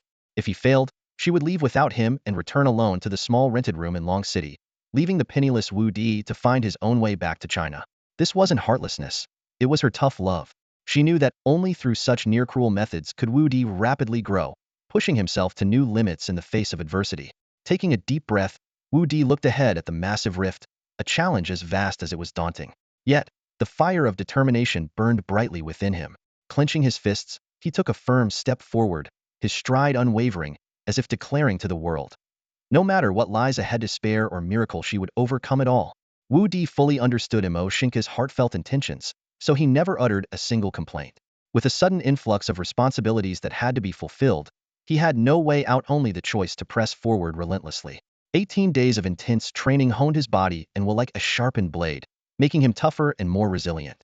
At dawn, on the northernmost coastline of the Red Sea in northeastern Africa, sunlight spilled over a landscape interwoven with deep blue and golden hues.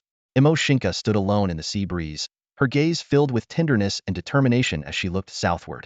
Hours later, at the edge of her vision, a familiar figure finally emerged. The corners of her delicate, rosy lips lifted slightly, her eyes brimming with relief. She murmured softly, "Dij, you did it." Before her stood Wu Di, weathered and travel-worn. His clothes, while slightly thin, were neat and practical. His eyes shone bright as stars, clear and profound, his demeanor calm and composed. Although his face appeared slightly gaunt, his spirit was vigorous and unyielding, exuding an aura of strength like a steadfast pine tree. As he approached, he habitually scratched his head, a simple smile spreading across his face. "Xiaoku, am not late, am I? What's the next training task?" Mo Xingke paused for a moment, then playfully gave him a thumbs up, her smile as warm as a spring breeze. "You're 2 days early. Every task I gave you, you've completed wonderfully. You've been amazing." Her tone carried genuine admiration, but then she shifted her tone to something softer. "So far, the physical training has come to an end. The next phase will focus on enhancing your mental strength, soul power, and knowledge." But she paused briefly, her gaze softening with a trace of affection. "For now, let's go home. Back to your real home on Earth. Take me to meet your parents." Hearing this, Wu Di froze momentarily, a mix of surprise and anticipation flashing in his eyes. Meanwhile, a faint blush crept across Mo Xingke's cheeks. She lowered her head, her voice so soft it was nearly carried away by the sea breeze. "And then we'll get married." "Married?" Wu Di was stunned, his pupils dilating slightly as if struck by lightning. After enduring countless hardships over the past 6 months, his composure had been forged in fire, yet now his heart surged like waves crashing against the shore. He stared intently at Mo Xingke's flushed face, his voice trembling with excitement. "Xiaoku, did I hear that right? Are you sure you want to marry me now?" Mo Xingke lifted her gaze slightly, her eyes carrying a blend of shyness and determination as she nodded gently. In that moment, Wu Di finally understood the meaning of joy after hardship. A wave of unparalleled happiness surged in his chest, filling him with a sense of fulfillment he had never known before. Mo Xingke had always known this day would come. She gently bit her lower lip, her pearly teeth pressing down as she tried hard to suppress the shyness swelling in her chest. Even though she had mustered all her courage, the words still came out haltingly, her voice growing softer and softer. "Your Buddhist strength now is enough for us to do that." She stole a quick glance at Wu Di, then immediately looked down again, continuing in a barely audible tone, "Because of the training over this period, the soul core within you has strengthened your soul. So when we do that, you'll be able to handle my abilities." But she paused, taking a deep breath as if trying to exhale all her embarrassment along with it. "But before that, you'll have to marry me first." The moment those words left her lips, Mo Xingke couldn't bring herself to look at Wu Di's reaction. Her cheeks flushed a deep red, like ripened cherries, as she covered her burning face with both hands and quickly turned away. She darted to the side, standing with her back to him, her entire demeanor shy and flustered, like a startled fawn. Her heart pounded so fast she thought it might leap out of her chest. Wu Di froze for a moment, then a surge of joy overwhelmed him. He took a step forward and wrapped his arms tightly around Mo Xingke's slender figure from behind, feeling the faint tremble in her body. His voice was filled with unwavering determination and deep affection. "Xiaoka, don't worry. I will cherish you and protect you with my life, until the end of time. Until the seas run dry and the rocks crumble." Lowering his head slightly, he buried his face in her hair, his tone softening even further. "Mo Xingke, you are everything to me. I, Wudi, will make sure you are forever happy and filled with joy. To Wudi, the girl in his arms was not only his first love, but also the most important person by his side now. From the moment he had parted ways with Nie Wudi, Mo Xingke's genuine feelings had been deeply etched into his heart. Over the past 6 months they spent together, she had not only accompanied him on his journey of growth, but also taught him invaluable lessons about life. She was the woman he adored with all his heart, as well as a wise mentor on his path through life. To have a wife like her, what more could a man ask for? Mo Xingke, held tightly in his embrace, was equally overwhelmed with emotion. Memories of their past flooded her mind like a tide. She thought of their connection and love on Linglong Xianzong Star with Nie Wudi, of the time on the insect-infested planet outside the divine star realm when Nie Wudi had risked his life to protect her. She remembered the long journey from Silence Star to Earth, during which her longing for him had been a constant companion. And now, after spending 6 months together on Earth with the reborn Wudi, those memories had become the driving force that sustained her. At last, her wish was about to come true. She could marry him, pass her abilities to the one she loved most. In the near future, her man would undoubtedly rise again in the tumultuous star domain. When they returned to the familiar little rented apartment, everything inside was still as neat and tidy as before, as if time had stood still. Wudi walked over to the desk, opened a drawer, and took out a cell phone that had long been gathering dust. During the 6 months of training, he had left all his belongings behind, only notifying his parents with a brief excuse that he had found a high-paying overseas job for half a year. To keep them from worrying, he had even fabricated a story about the remote location lacking internet access, making it impossible to stay in touch during that time. After charging the phone, Wudi pressed the power button. As the screen lit up, a cascade of message notifications chimed one after another, the ding-ding sounds echoing in the small room. The messages ranged from promotional texts sent by the mobile company to greetings from friends and classmates. These long-lost messages felt like a bridge, pulling him back to the ordinary life he had left behind 6 months ago. Among all the messages, the ones from Linan to Wudi were the most frequent. Almost every few days, Linan would send one. The last message displayed on the screen read, "Hey Wudi, it's been almost half a year, and you've been completely off the radar. Were you murdered or something? But that doesn't make sense. You're too broke to be worth killing. Anyway, I've already prepared a memorial tablet for you. If you're gone, but at least leave me your fiancée Mo Xingke's contact info so I can take care of her for you." After reading the message, Wudi cursed Linan silently in his heart, calling him an incorrigible rascal beyond redemption. First, Wudi called his mother to let her know he was safe, briefly updating her on his situation and telling her he'd visit her and his father in a couple of days. After hanging up, he dialed Linan's number. "Hello? Wudi, where the hell have you been? It's been 6 months, and you're just now calling me? Do you have any idea how worried I've been?" The moment the call connected, Linan's familiar, anxious voice came through, tinged with a sense of urgency that warmed Wudi's heart a little. Despite Linan's usual flippant demeanor, his concern was genuine. However, true to form, Linan's follow-up shattered any budding goodwill Wudi felt. "I thought your fiancé might have drained you dry or something.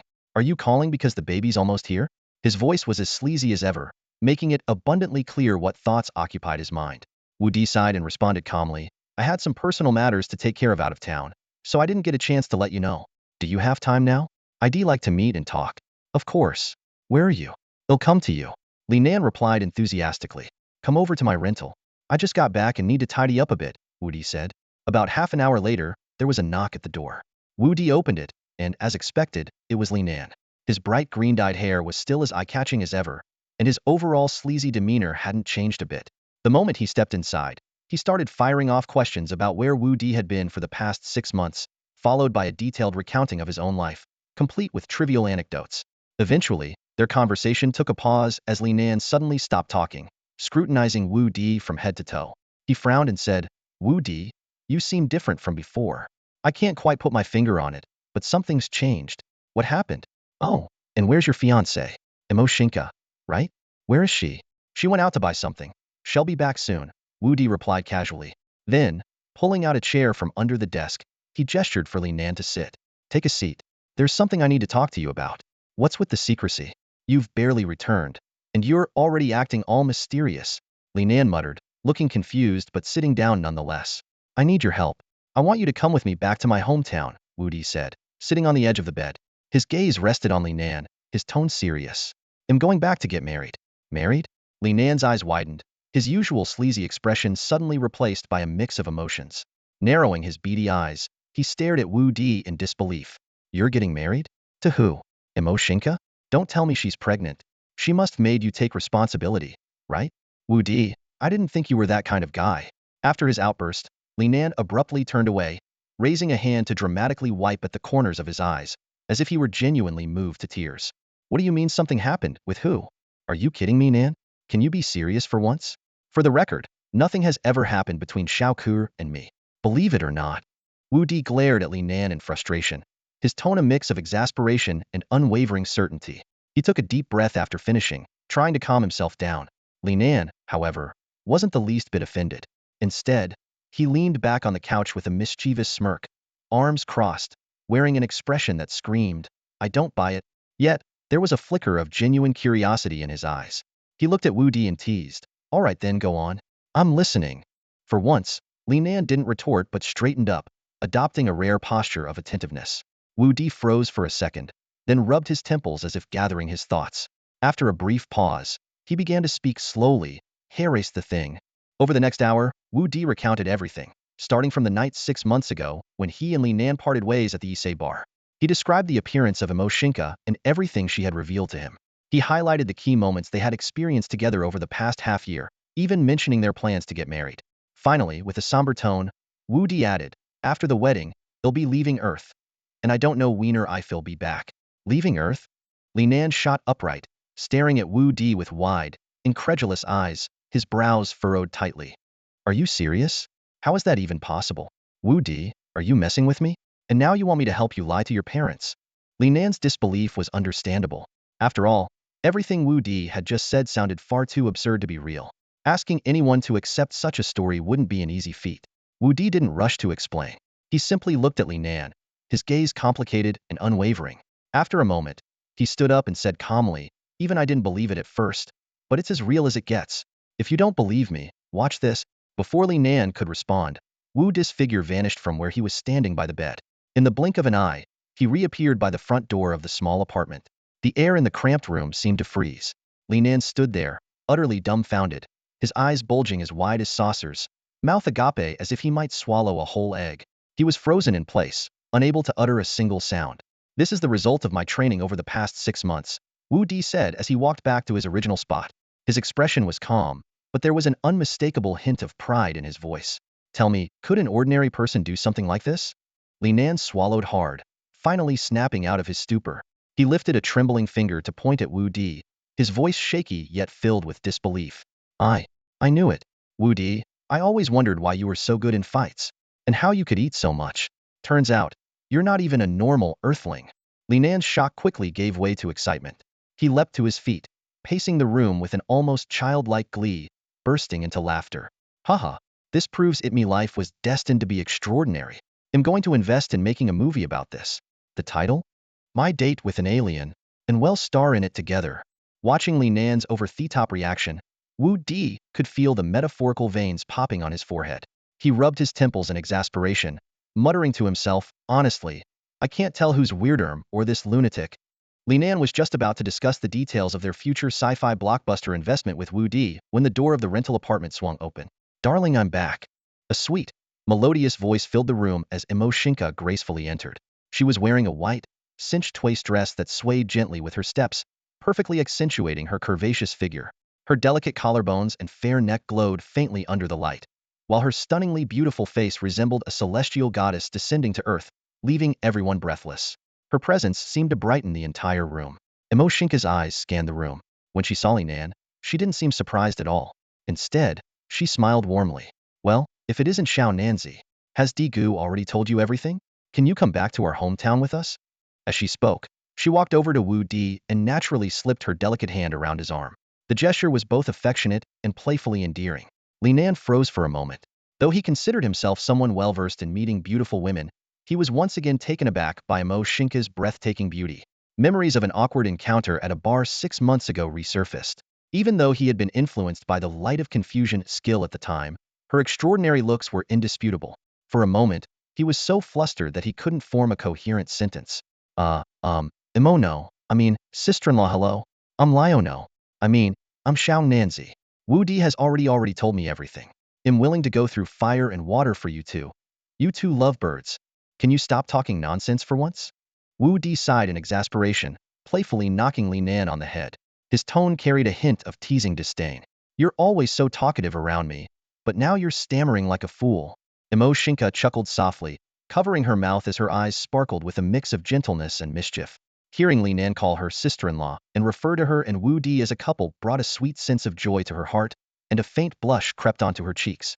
She lifted her hand and removed a square pendant emitting a soft blue glow from the silver necklace around her neck. It was the Apocalypse Cube. Holding it up with a playful glint in her eyes, she said warmly, I bought lots of things for us and Dige's parents, but I can't keep them in the Apocalypse Cube, or his parents might get suspicious. That's where we'll need your help, Xiaonanzi. We'll need to find a larger vehicle for the trip back. As soon as she finished speaking, she activated the Apocalypse Cube. With a flash of soft blue light, the previously cramped rental apartment was suddenly filled to the brim with an array of items, leaving almost no room to move. Wu Di was utterly dumbfounded, staring at the scene in disbelief. He couldn't help but laugh helplessly. Xiaoku, have you emptied out an entire shopping mall? Why did you buy so much stuff? It's really not that much. Mo Xingke blinked innocently, her tone carrying a hint of playful defensiveness. Standing to the side, Li Nan couldn't resist chiming in. Sister-in-law, I didn't expect someone from another planet to be such a shopaholic. This must have cost a fortune. Where did you even get that kind of money? Isn't Wu Di broke? Mo Xingke smiled knowingly but didn't answer directly.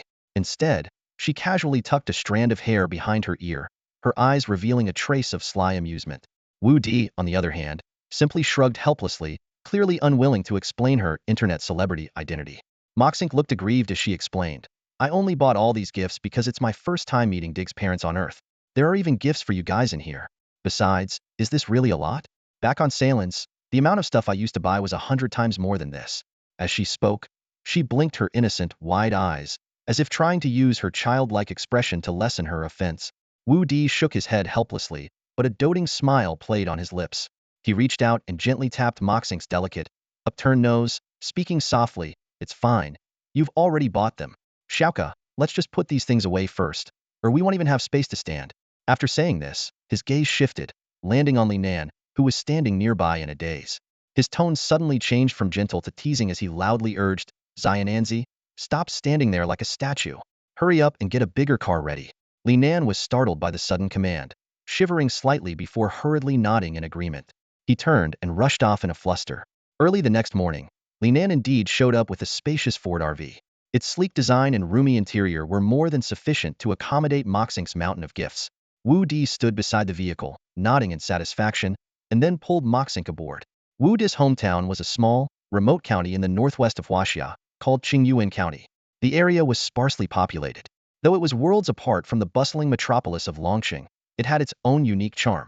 The distance between the two places was 1,800 kilometers, requiring at least 2 days to travel by car.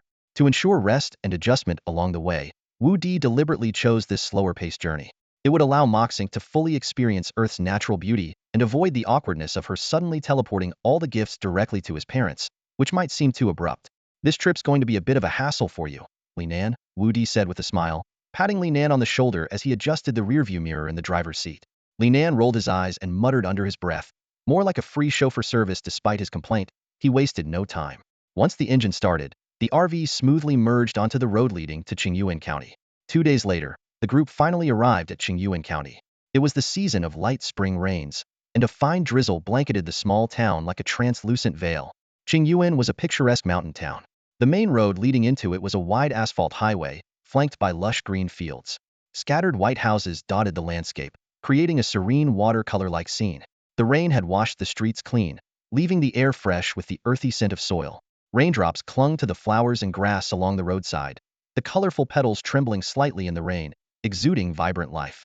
As the RV entered the county, Wu Di spotted a couple standing on a small hill in the distance. They were sheltering under an umbrella, looking in their direction. The woman held another unopened umbrella in her hands, seemingly prepared for someone. These two were none other than Wu Di's father, Wu Tianqi, and his mother, Helanji. Wu Di's chest tightened, and his eyes welled up with tears. It had been 3 long years since he last saw his parents. During his university years, the distance from Longqing to home was too far, and he had insisted on not taking money from his family. With his large appetite, his expenses were much higher than average, leaving no savings for a trip home. His parents' income was modest at best, and his childhood mischief and frequent fights had often resulted in medical bills and compensation, further straining the family's finances. Dad! Mom! Wu Di shouted, his voice trembling with emotion as he stepped out of the vehicle. His cry carried a hint of a sob. He broke into a run toward the two familiar figures, rain mixing with tears to blur his vision. Yet his steps grew steadier and more resolute. Wudi deeply understood how much hardship his parents had endured to raise him. From a young age, he was acutely aware of their sacrifices and struggles. Over the years, they had cut back on their own needs to the bare minimum just to fund his education. During his school breaks, Wudi worked part-time to save for the next semester's tuition and living expenses, which is why he only returned home once throughout his university years. A few months after graduating, he crossed paths with Mo Xingke again, who revealed a shocking secret about his origins. This revelation plunged Wudi into a fog of confusion, even causing him to question whether he was truly Wu Tianqi and He Lanzi's biological son.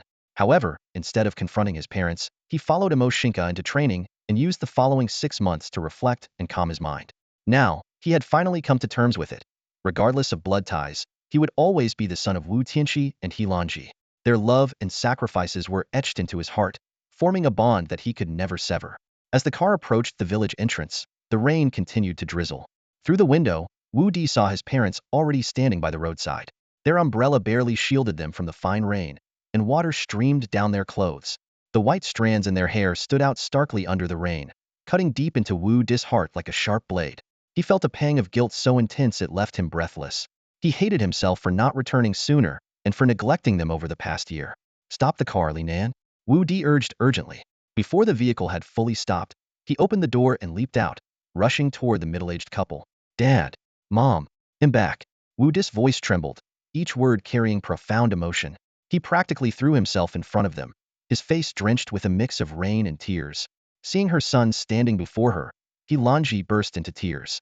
She reached out with trembling hands to touch Wu Di's face, her voice choked with emotion and concern. "Son, you've lost weight, and you've gotten darker. Have you been going through a tough time out there?" Her hands quivered slightly as if confirming whether this was truly the son she had longed for day and night. Beside her, Wu Tianxi's eyes had reddened, but as the pillar of the family, he held back his tears. He gently placed his hands on their shoulders, speaking in a deep yet warm tone. "It's good to have you back. That's all that matters." Mo Xingke and Li Nan stepped out of the car and quietly stood to the side, observing the heartfelt reunion. Wu Di took a deep breath, wiped the tears from his face, and turned to introduce Li Nan with a hint of pride. "Dad, Mom, this is Li Nan. He's my college classmate and my best friend. I've mentioned him to you over the phone before. We've started a company together, and he's my business partner." Wu Tianqi beamed and nodded repeatedly. "Welcome, Li. Wu Di's spoken highly of you. I heard you've been a great help to him in Longqing. Thank you so much. From now on, consider us family. No need to stand on ceremony." Li Nan rubbed his nose sheepishly, slightly embarrassed. "Hello, Uncle and Auntie. I didn't really do much, just small things. Please don't mention it." Wu Di shot Li Nan a playful glare before taking Mo Xingke's hand, his face flushing slightly. "And this is Mo Xingke, my girlfriend. You've spoken to her on the phone before." Wu Tianqi and He Lanzi's gazes immediately shifted to Mo Xingke, their expressions briefly showing surprise before quickly softening. He Lanzi stepped forward, practically pushing Wu Di aside, and clasped Mo Xingke's hands warmly, her face lighting up with joy. "What a wonderful young woman. So beautiful, like a fairy from the heavens. Wu Di must have done something extraordinary in his past life to meet someone as lovely as you. Let me take a closer look at you." Under He Lanzi's enthusiastic gaze, Mo Xingke remained composed, offering a sweet smile. "Hello, Auntie. When we spoke on the phone, I already felt how kind and warm you were. Meeting you in person now, I feel it even more." She then turned to Wu Tianqi, greeting him with a bright smile. "Hello, Uncle. It's such a pleasure to visit you with Wu Di. I've brought some gifts for you. They're still in the car." "Wonderful, wonderful. Let's head home first and talk more there," Wu Tianqi said with a wide grin, unable to contain his happiness. He quickly motioned for everyone to follow as he led the way toward their home. The wedding of Wu Di and Mo Xingke took place as planned. It was a modest affair with just a few tables set up, attended by relatives of Wu Tianqi and He Lanzi, along with Wu Di's closest friends. The ceremony was simple yet heartfelt, exactly as Wu Di and Mo Xingke had envisioned it. It wasn't about elaborate traditions, but about celebrating pure happiness on their special day. Wu Tianqi and his wife were fully supportive. As parents, their only wish was for their children to live happily, which mattered more than anything else. Now, with their son having a successful career and marrying a kind and gentle wife, they felt immense satisfaction. Yet beneath their joy lay a tinge of sorrow, for they knew that after the wedding, Wu Di would leave to live far away. A few days earlier, Wu Di and his companions had returned home, bringing with them a mountain of gifts from their RV, enough to fill an entire room. He Lanzi and Wu Tianqi were stunned as they took in the sight of these dazzling items. Though they lived modestly, they could roughly estimate the value of these gifts easily in the millions. As an accountant by profession, Xianzong had a sharp and meticulous mind. Sensing something unusual, she cautiously inquired about the origin of these items from Wudi and his friends. Wudi, Mo Xingke, and Li Nan had clearly anticipated this moment. The three exchanged glances before responding with a pre-planned explanation. Wudi spoke first, casually saying, "Mom, these are all gifts from Xink's fans. She's a well-known online influencer with lots of followers, and she earns money quickly. As for me, I recently started a business with Li Nan, and things have been going well right from the start, so I've made some money too." He spoke as if their newfound wealth was nothing more than a fortunate coincidence. Mo Xingke quickly chimed in with a warm smile, adding, "That's right, Annie. Many of the wedding gifts were also thoughtful gestures from fans. Please, you and Uncle should feel free to use them without worry." Her tone was gentle, with a hint of playful affection. Li Nan, standing nearby, nodded enthusiastically and added with a cheerful tone, "Auntie, it's nothing, really. Young people like us have all kinds of ways to make money these days." His confident demeanor seemed designed to reassure the older couple that everything was perfectly normal. The three worked seamlessly together, but Xianzong's expression remained calm, her gaze steady as it swept over them. Suddenly, she raised a hand to signal them to stop and said in an even tone, "Enough. You don't need to explain anymore." Her words fell like a bucket of cold water, instantly silencing the group. Xianzong turned to Wu Tianqi, letting out a soft sigh. "The children's father, I think it's time we told them the truth. If we don't say it now, we might not get another chance once they're gone." Her voice carried a weight of solemnity and resignation. Wu Tianqi nodded, a complex expression crossing his face. "You're right. It seems Dee has already started to suspect something. Let's do this since they've had a long journey. Let's let them rest first. We'll prepare dinner, and after that, we'll explain everything." As he spoke, he walked over to Xianzong, gently rubbing her shoulder as if to calm the turmoil within her. Wu Di, Mo Xingke, and Li Nan were all taken aback. The couple's conversation struck a nerve, especially for Wu Di, who felt a growing sense of unease. Just as he was about to say something, he felt Mo Xingke tug lightly at his sleeve from behind, signaling him to hold his tongue. Li Nan, for his part, looked frustrated, silently berating himself for not having had the chance to use his quick wit before Wu Di's mother cut them off so decisively. After dinner, everyone gathered around the table, and the atmosphere grew heavy. No one spoke, and the only sound was the ticking of the clock echoing in the quiet room. An inexplicable tension hung in the air, making it difficult to breathe. After a long silence, Wu Tianqi finally broke it. He took a deep breath, his gaze complex as he looked at Wu Di. His tone carried a weight of seriousness. "Son, you've grown up. There's no need for you three to keep trying to deceive your mom and me anymore. Honestly, from the moment you returned to the county and we met Xiaoku, we knew that one day, you might leave us. Now, the time has come for us to tell you some truths." At this point, Wu Tianqi turned his head, his gaze falling on his wife, Xianzong. There was a visible struggle in her expression, but after a moment, she nodded as if making a firm decision. Seeing this, Wu Tianqi's expression grew even more solemn as he continued. "I'm guessing you've already learned a few things, or maybe you've started wondering about your origins, perhaps even questioning whether we're your real parents, right? Well, let me make this clear to you now. Although you weren't born from your mother's womb, you are unquestionably our flesh and blood." Wu Di's heart skipped a beat, confusion clouding his face. He asked urgently, "Dad, I don't understand what you're saying. If I'm your biological child, but not born from mom, then where did I come from? What's going on? Please, just tell me." At this moment, Wu Di's thoughts were in chaos. Ever since Mo Xingke had revealed to him that he was the reincarnation of Nie Wudi, he had begun to suspect something about his origins. He had even wondered if he was picked up by Wu Tianqi and Xianzong, or if his soul nucleus had somehow taken over the spirit of the child in Xianzong's womb. Each possibility weighed heavily on his heart, filling him with guilt for a long time.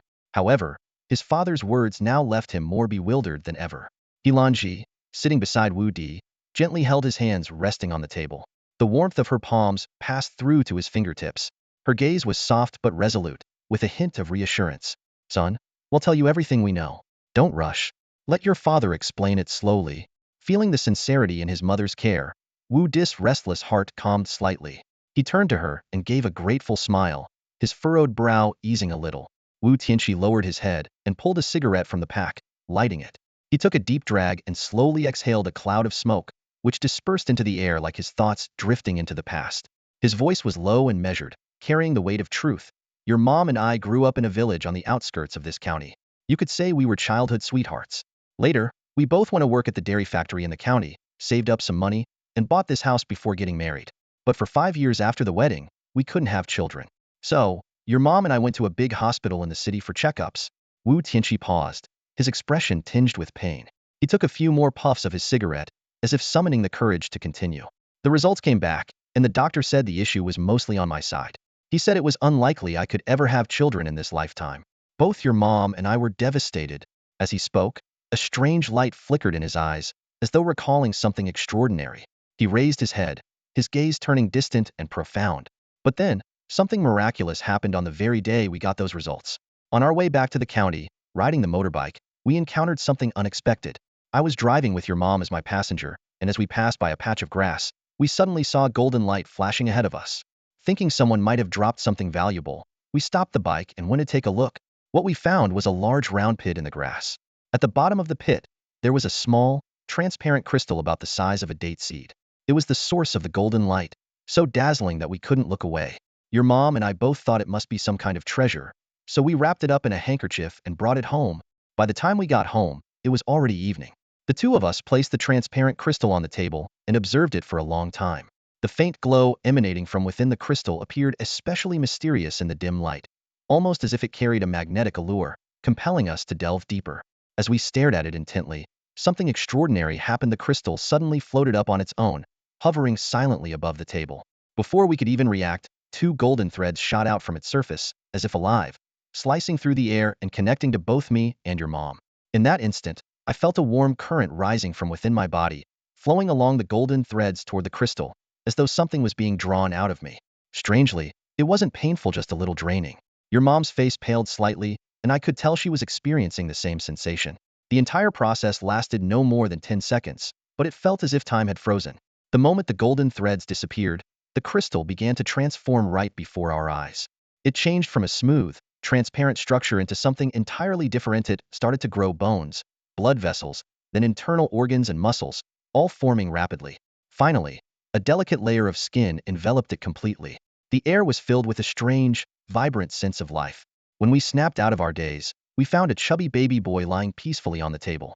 His eyes were closed, his tiny body wriggling slightly, and there was a faint, innocent smile at the corner of his mouth. At that moment, neither your mom nor I felt fairly overwhelming joy. We exchanged a look, our eyes brimming with astonishment and excitement. The emptiness we had felt from not having a child seemed to vanish completely in that instant. Even more incredible was the indescribable bond we both sensed, as if this child was connected to us by blood. The next day, we took extended leave from the factory and quietly brought the baby back to our hometown. For an entire year, we cared for him with the utmost caution, waiting until everything felt stable before returning here. From then on, everyone around us knew we had a son. We named him Wudi, symbolizing an indomitable vitality. At this point, Wu Tianqi stood up, walked over to Wudi and his mother, and gently placed his hands on their shoulders. His voice, slightly hoarse but filled with deep emotion, said, "Son, that boy is you. Now, tell me, do you think you count as our biological child or not?" Wudi froze, his gaze complex as he looked at his parents, his eyes gradually welling up with tears. He suddenly turned around and hugged them tightly, his voice trembling with emotion as he choked out, "Yes, of course yes. Dad, Mom, you gave me life and raised me. You will always be my most beloved parents." In that moment, the fog in Wudi's heart completely lifted. He finally understood his origins. His soul core had absorbed the life energy and blood essence of Wu Tianqi and Xianzong, creating a new body of flesh and blood. In every sense, he was indeed their biological child. Standing nearby, Mo Xingke was utterly dumbfounded, but also enlightened. She had long been puzzled about how Nie Wudi's soul core could reconstruct life in such a short time. Now, the truth was clear. The soul-crafting pearl, the treasure of the eternal star of rebirth, had created the soul core with extraordinary abilities. Not only could it search for planets with life, but it could also harness the life essence of other beings to rebuild a soul and recreate a body. The key requirement, however, was that the blood essence had to originate from humanoid beings, as the soul-crafting pearl had first been consumed by a human. Through a series of coincidences, Wu Tianqi and Xianzong encountered Nie Wudi's soul core and brought it home. The soul core then utilized their life energy and blood essence to create a brand new life. Wudi. His body truly carried the blood of this couple. Mo Xingke watched the family of three, her heart filled with deep emotion and newfound respect for the couple. Quietly, she made a promise to herself. After Wudi left Earth, she would stay in this small town and take good care of his parents in his stead. The three members of the Wu family embraced each other tightly. For nearly 24 years, Wu Tianqi and his wife had kept a secret buried deep in their hearts. But now, They had finally shared everything with their son, Wudi. With the truth revealed, everyone felt a sense of relief. Wudi began to emerge from the shadows of confusion, and his heart was now filled with light. At last, he could stand tall and proud as a human being on Earth. After savoring the joy of their family reunion, Wu Tianqi returned to his seat. He wiped the tears from his face with the back of his hand, though his eyes still held a trace of complex emotion. Clearing his throat, he spoke with a slightly solemn tone. There's more to the story. From the moment you two arrived in the county, and your mom and I saw Xiaoku for the first time, we had a feeling that one day you might leave us. There's a deeper reason behind that. Wu Di and Mo Xingke exchanged a glance, each seeing a mix of curiosity and tension in the other's expression. They held their breath, their eyes fixed on Wu Tianqi. Wu Tianqi lowered his head in thought for a moment, as if organizing his memories, and then began to speak slowly. The night after we brought you, still a baby, back to our hometown, your mother was trying to put you to sleep. You had just dozed off when, all of a sudden, you started wailing at the top of your lungs so loud it could shake the heavens. Your mom was terrified. She thought you were sick, so she got up right away to dress you, and was about to take you to the hospital in the middle of the night. But just then his voice dropped slightly, as if recalling the eerie scene. We saw it with our own eyes. Two small white lights flew out from your forehead. White lights? Wu Di couldn't help but ask, his brow furrowing in confusion. Yes, two small white lights. Wu Tianqi nodded, a complicated look in his eyes. They quickly flew toward your mom and me, and then you stopped crying. But in that instant, both of our minds were suddenly flooded with a series of fragmented images. Wu Tianqi paused, as if trying to recall those images. His expression grew heavier as he continued. The scenes were things we had never seen before, things we couldn't have imagined. A massive floating continent, golden castles that reached the clouds, strange-looking humans, and bizarre, otherworldly creatures. And then there was this terrifying monster, surrounded by countless enormous, unnameable insects. At this point, Wu Tianxi's voice trembled slightly, and both Wu Di and Mo Xingke instinctively held their breath, as if they could feel the weight and intensity of those visions. However, Wu Tianqi took a moment to steady himself before continuing. What appeared most frequently in those fragments was a young woman. Her appearance was identical to Xiaoku's. Her image lingered in our minds the longest. Mo Xingke's eyes widened slightly, clearly surprised to find herself entwined in this long-buried story. Wu Di clenched his fists unconsciously, a flicker of complex emotion passing through his gaze. After seeing all those images, your mom and I came to the same conclusion. Wu Tianqi sighed, his expression tinged with meaning. How could a newborn baby have such a vast amount of information in their mind? We believed it must be memories from your past life. But you were too young to handle them, so you instinctively transferred them to us. Wu Tianxi's voice grew heavier as he continued. From that night on, you never cried like that again. But those memories planted a seed of foreboding in our hearts, a sense we couldn't explain. Later, when we met Xiaoku, we immediately recognized her as the girl from those visions. We realized then that during the 6 months you were missing, you must have uncovered some truths, and Xiaoku had come specifically to find you. Or more precisely, to find the reincarnated you. Son, Wu Tianqi took a deep breath, his gaze firm and steady. Your mom and I know that you are not an ordinary person.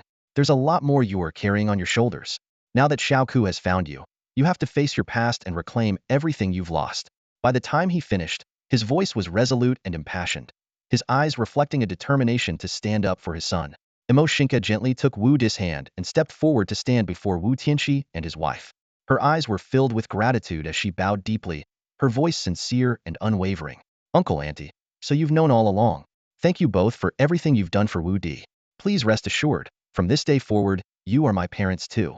After Wu Di and I get married, I will stay by your side and care for you as if you were my own parents.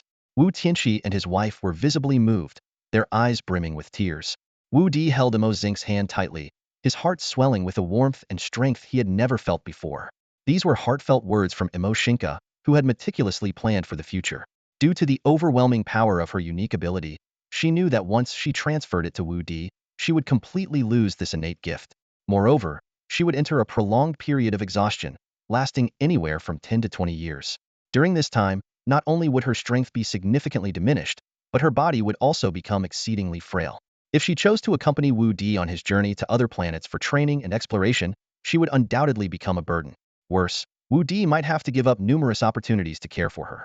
To ensure Wu Di could grow stronger and faster, fulfill their shared dream of avenging the dead by killing Nie Wudi, and do so without any emotional baggage, Mo Xingke resolutely decided to stay behind. She would dedicate herself to protecting Wu Di's parents, allowing him to pursue his dreams of exploring the vast universe without worry. As the two gazed deeply into each other's eyes, Li Nan, who had been standing off to the side, finally couldn't hold it in any longer. Feeling neglected, he suddenly stood up and, with a mix of mock grievance and humor, exclaimed, "What about me? Did you two forget I exist?" He patted his chest and solemnly declared to Wudi's parents, "Uncle, Auntie, from now on, you have another son. I, Li Nan, will treat you like my own parents. Wudi, don't worry about anything. And Mo Xingke, you're officially my sister-in-law now. Like hell I trust you." Wudi rolled his eyes in exasperation and, without hesitation, flicked Li Nan on the forehead. Li Nan clutched his head, wincing in exaggerated pain before bolting out of the room. Laughter filled the house, and the warm, joyful atmosphere left everyone feeling comforted. On the evening of their wedding day, Wudi and Mo Xingke sat across from each other on the edge of their bed in their new home. The house, which they had purchased the day after their return, was a standalone villa with over 400 square meters of luxurious space.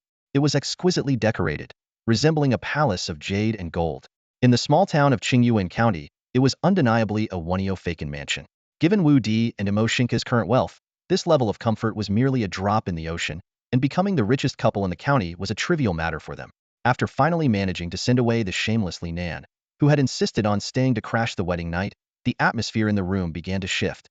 The soft lighting cast a warm glow, and the air seemed to hum with a mix of sweetness and tension. Wudi sat on the edge of the bed, looking at Mo Xingke, feeling inexplicably nervous. He swallowed hard and tentatively suggested, "How about we have a drink or something?"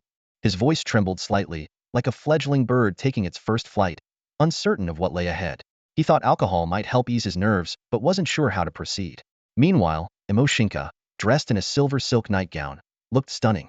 The delicate fabric clung lightly to her figure, revealing glimpses of her graceful silhouette. Her jet black hair cascaded over her fair shoulders, falling just past her perfectly curved waist. Her slender hands rested elegantly on her knees, exuding a quiet poise that only added to her allure. Blushing deeply, Mo Xingke turned her head to the side, her voice barely audible as she murmured, Maybe we don't need the drink. Husband, I think we can begin now. 2M ready." Her voice quivered with bashfulness, tinged with a nervous anticipation. Though Wudi couldn't see her face directly, he could clearly make out the blush spreading across her profile. Her cheeks and the delicate curve of her neck were flushed a soft crimson, reminiscent of the first light of dawn, captivating and enchanting. Taking a deep breath to steady himself, Wudi forced himself to calm down.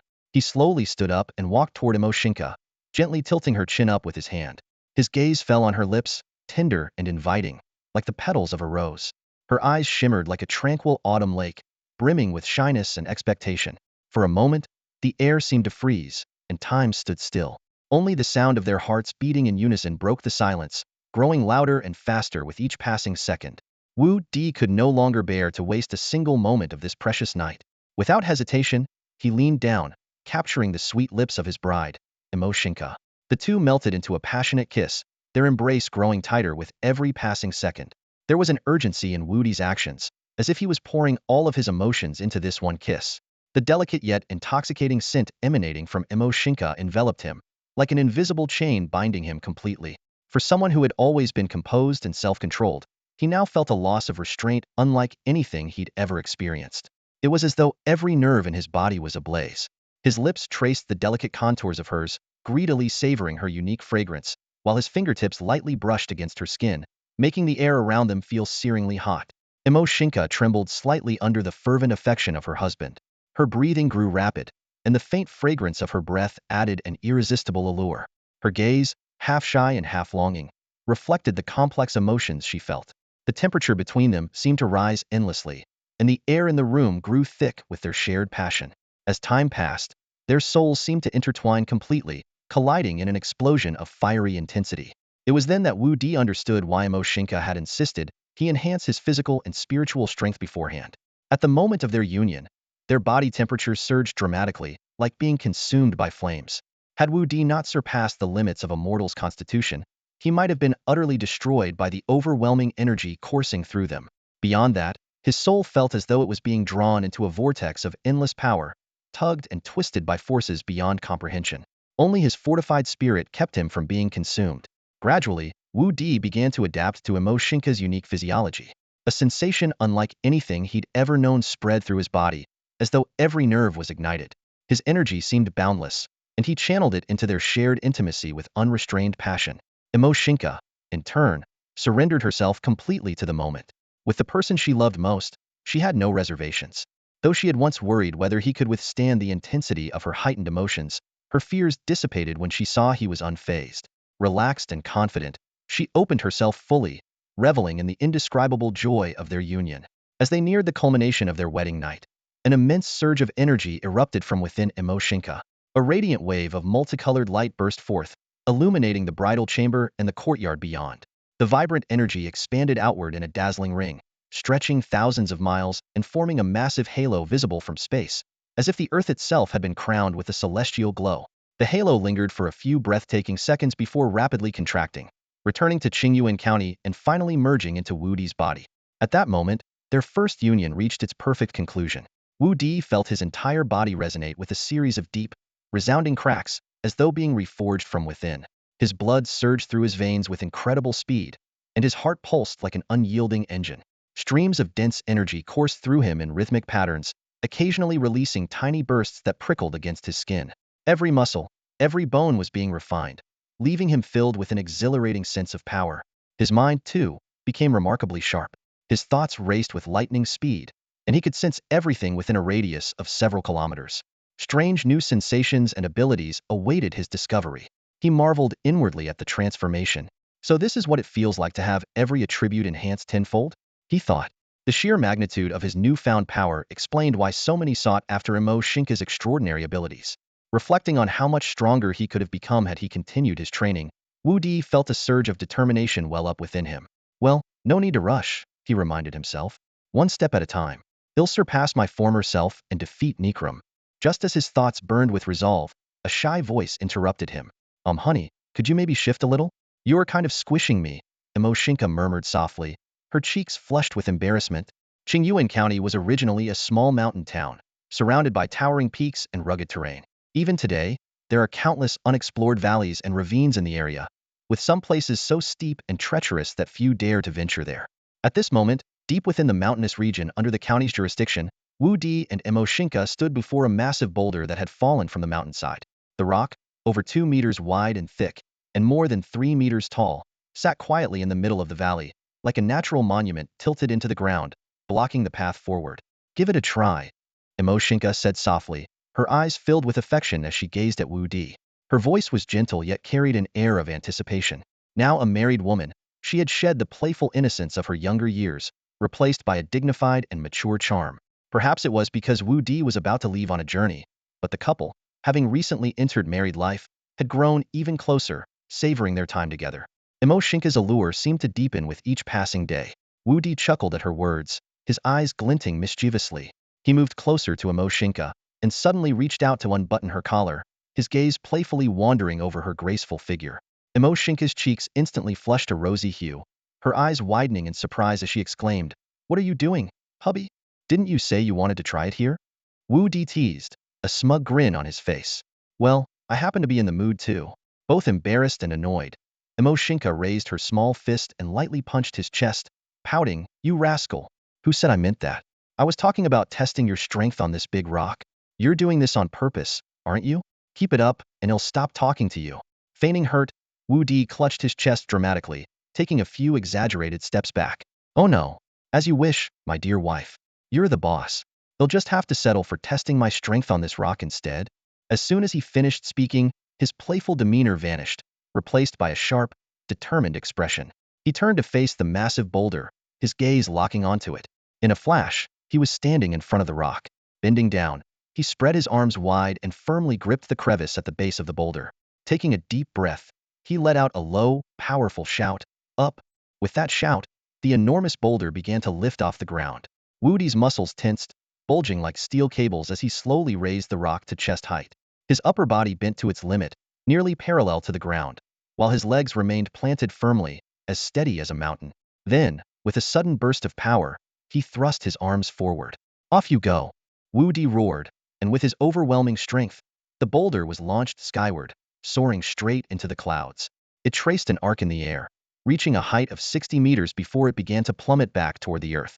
Wudi watched the falling boulder with a confident smile tugging at his lips.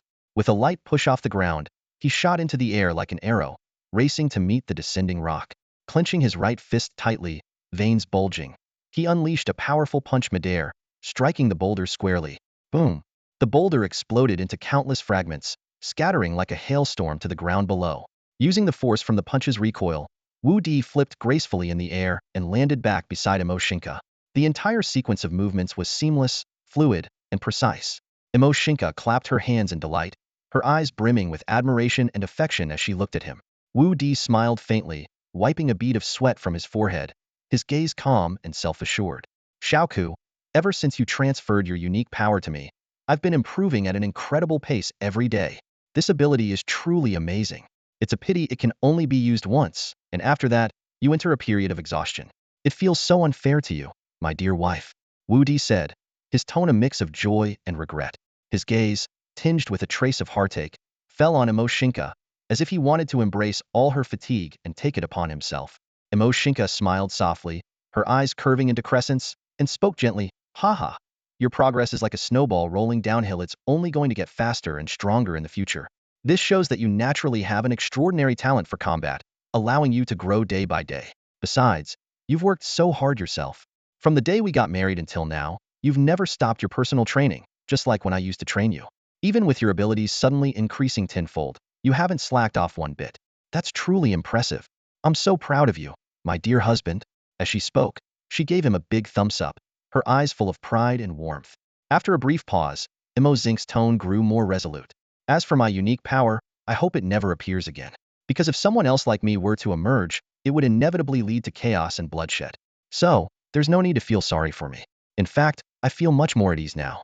This short period of exhaustion is nothing to me. Being able to use this ability for the one I love most in this world, it makes me happier than anything else." Her gaze was soft yet fervent, overflowing with love, as if nothing in the world mattered as much as Wudi. Hearing her words, Wudi felt a wave of tenderness wash over him. He gazed deeply into Mo Xingke's eyes, his own filled with affection. "Xiaoku, whether it's the old me or the person I am now, meeting you has been the greatest fortune of my life." Before he even finished speaking, he instinctively pulled her into his arms. The two embraced tightly, as if trying to merge their souls into one. After a long moment, Wudi suddenly released her, a mischievous grin playing on his lips. Without warning, he scooped Mo Xingke into his arms and said teasingly, "The scenery here is quite nice. Next, it's time to test you out here." Before she could respond, he tilted his head down to kiss her lips, the gesture both possessive and tender. In the days that followed, Wudi began preparing to leave Earth. There were 4 crucial tasks he needed to complete, and the most critical of them was learning how to use the Apocalypse Cube and the Silence Core. Mo Xingke planned to entrust these 2 vital items to him before his departure. The Apocalypse Cube was an incredibly versatile tool. Previously, Mo Xingke had only shown Wudi its light projection and storage functions. However, this was merely the tip of the iceberg. Within the cube lay tens of thousands of functional modules, some of which had storage capabilities. Each storage-enabled 3-dimensional space could hold at least 1 million cubic meters of items, and certain specialized modules could even sustain living beings for extended periods. This meant that during his long interstellar journey, Wudi would never have to worry about carrying or gathering supplies. Even more astonishing was the cube's ability to change its size and shape at will. It could transform into a fully furnished house, with everything arranged in advance to meet daily needs. It could also adjust its style and even alter the gravity inside and outside the space based on its owner's preferences.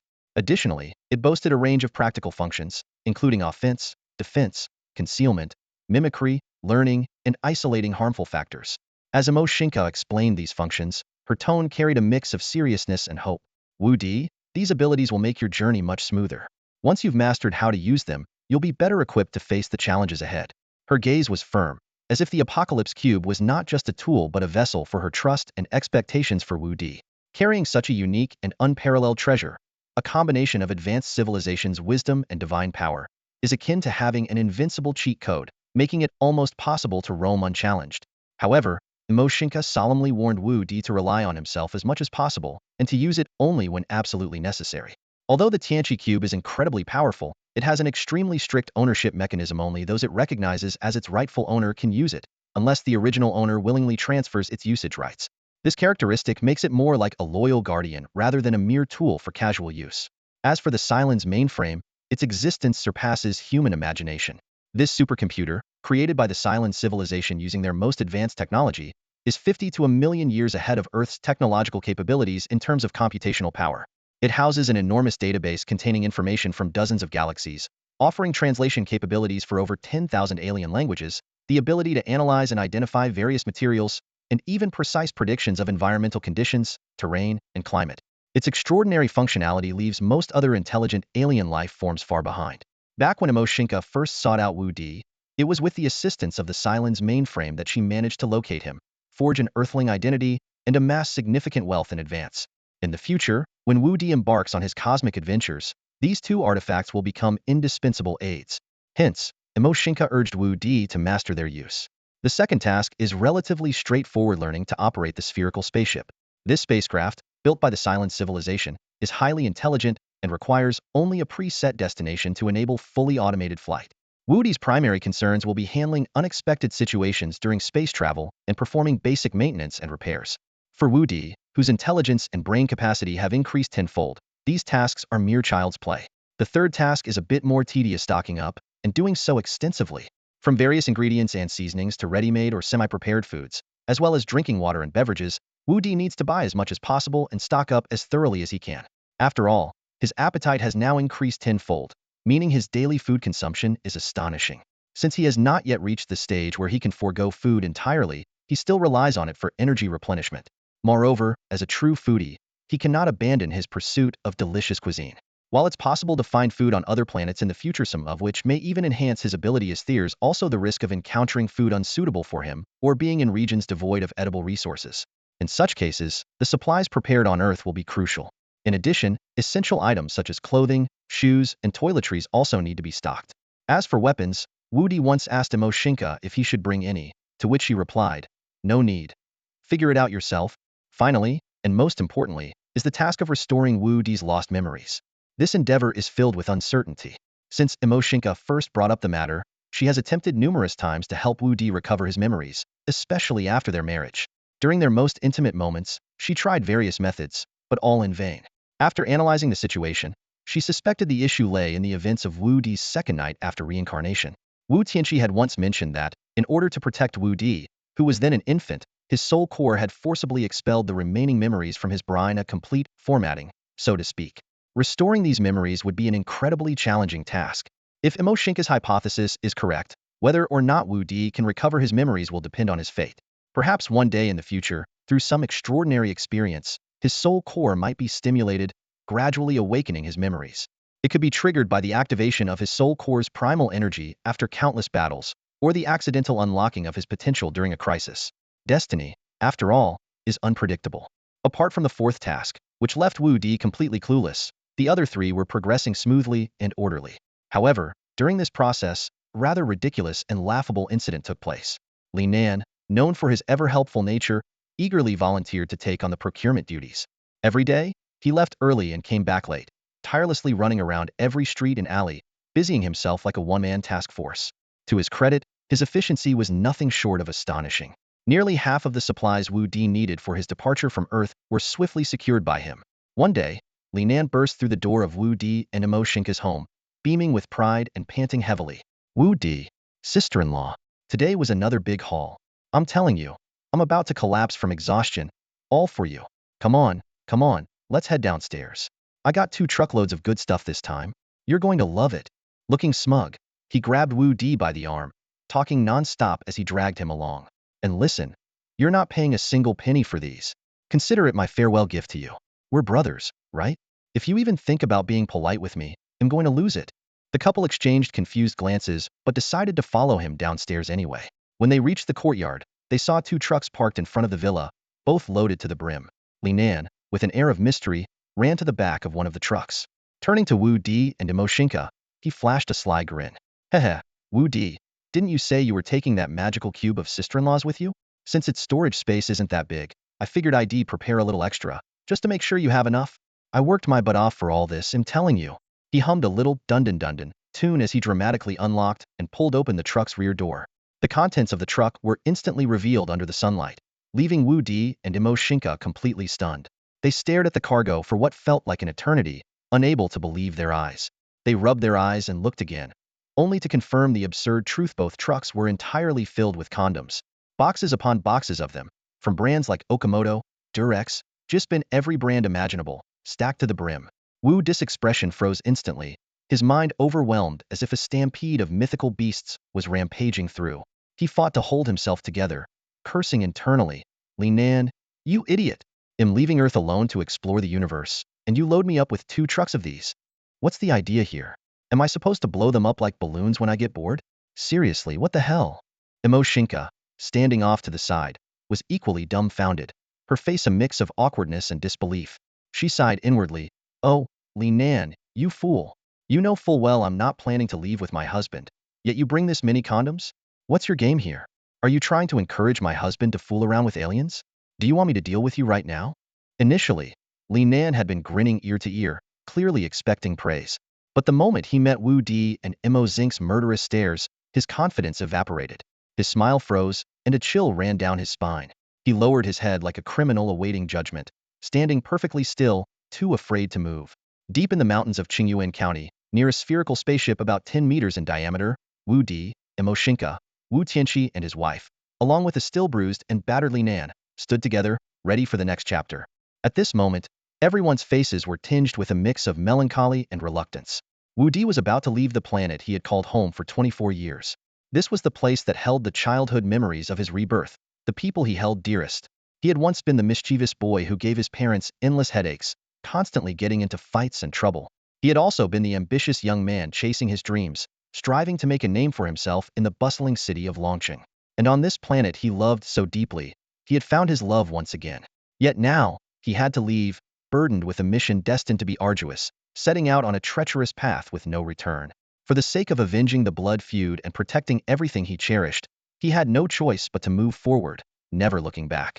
The moment of farewell arrived too quickly. His parents' tearful eyes and his friends' tight embraces became silent reminders of their love and concern. Finally, he stood before Mo Xingke. Words that had been ready to pour out now caught in his throat. He simply gazed at her quietly, his eyes brimming with a whirlwind of emotions: profound love, endless longing, heartfelt gratitude, and an unshakable sense of guilt. This woman had given him everything, silently enduring countless pain and lonely years of waiting. They had just begun to taste the happiness that was theirs to share.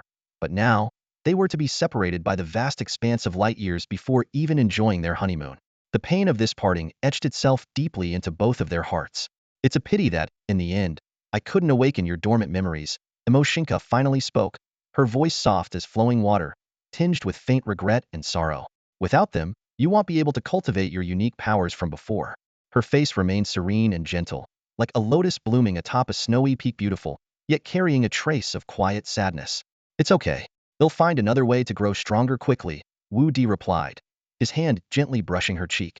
His fingers trembled slightly, and tears glistened faintly at the corners of his eyes. It's just that in the days to come, it'll be hard on you. Mo Xingke raised her hand to caress the back of his, her gaze tender and filled with boundless affection. Shaking her head softly, she offered a comforting smile and said, "Don't say that. Do you remember what my mother once told me? Parting is only to prepare for an even better reunion. Go and reclaim what is rightfully yours. With me staying here on Earth, everything will be fine." The two shared a smile, though it was laden with unspoken sorrow. Wu Di took a deep breath, forcing himself to suppress all his reluctance. In a low, resolute voice, he said, "Take care of my parents for me, and take care of yourself too. I'm leaving now." With that, he turned sharply and strode toward the spaceship, his steps firm yet heavy. He dared not look back, knowing that if he did, he might never be able to take another step forward. His gaze hardened with determination, his fists clenched tightly as he murmured to himself, "Mom, Dad, take care of yourselves. Li Nan. Live well for me, Xiaoku. My dearest love, wait for me. Farewell, Earth. One day, I, Wu Di, will return." The spaceship's doors closed slowly, the roar of its engines echoing through the air. Wu Di's figure gradually vanished from everyone's sight. Meanwhile, in the far reaches of the universe, within the domain of Shengxingji, a pure black planet floated silently, awaiting the moment of his arrival. The sky here is perpetually shrouded in thick, ominous clouds, with black lightning surging like countless enraged dragons twisting through the heavens. Occasionally, one of these bolts tears through the air at lightning speed, roaring down to strike the ground below. Yet, the planet's dark, iron-like surface is unyielding, forged as if from steel. Even these terrifyingly powerful divine strikes leave only faint scorch marks on the ground, unable to shake the planet's core. This planet is none other than Tianfa, one of the 4 great celestial planets of the divine star realm, also known as the planet of carnage. Its native inhabitants are born fierce and warlike, with skin as tough as the planet's surface and unparalleled combat prowess. Their obsession with slaughter borders on madness. As a result, their collective strength ranks second in the divine star realm, surpassed only by the people of Tianqiwuji Xing. In the past, when Tianqiwuji Xing launched its campaign to conquer the divine star realm, none of the other three planets were spared. However, Tianfajilu Xing proved to be the hardest to subdue. The two sides waged a brutal war for years, with battles raging across the planet, countless warriors falling, and rivers of blood flowing. The entire planet was nearly destroyed. Yet, in the end, Tianqiwuji Xing triumphed, bringing Tianfajilu Xing under its control. Now, 5,000 meters beneath the surface of Tianfajilu Xing lies a massive underground fortress, hidden from view. In the grand hall at the heart of the fortress, a tall, slender man with striking red hair sits on the Star Lord's throne. His head is slightly bowed, and his eerie crimson eyes glint with an icy light as he gazes down at four armored insectoid figures kneeling before him. This man is Niklamuth mastermind who once orchestrated the downfall of the couple Nie Tianyu, the death of Mo Muyu, and the poisoning of Nie Wudi. He is no longer the scheming, sinister insectoid of old but a new, reborn being formed from the fusion of Nie Wudi and Phanom. Now, he stands as the new realm king of the divine star realm. Nekalama's rise was like a storm. Years ago, after slaying Nie Wudi on the insect star, he wasted no time and swiftly returned to the divine star realm. Leading an army of 1,000,000 insectoids, he swept through the four great planets with overwhelming power. Those who had once pledged loyalty to Nie Wudi found themselves defenseless without their former protector. They were either slain in battle, forced to flee, or crushed before they could mount any meaningful resistance. In just a few short months, Nekalamu established complete dominance over the divine star realm and declared himself the realm king. He reinstated a high-pressure regime to consolidate his power and appointed four powerful insectoids to govern the four great planets as star lords. However, the ruler of Tianfajilu Xing remained unchanged. Its original leader, Bailia, retained his position. Bailia, a staunch believer in strength, had once been a loyal supporter of Nie Wudi.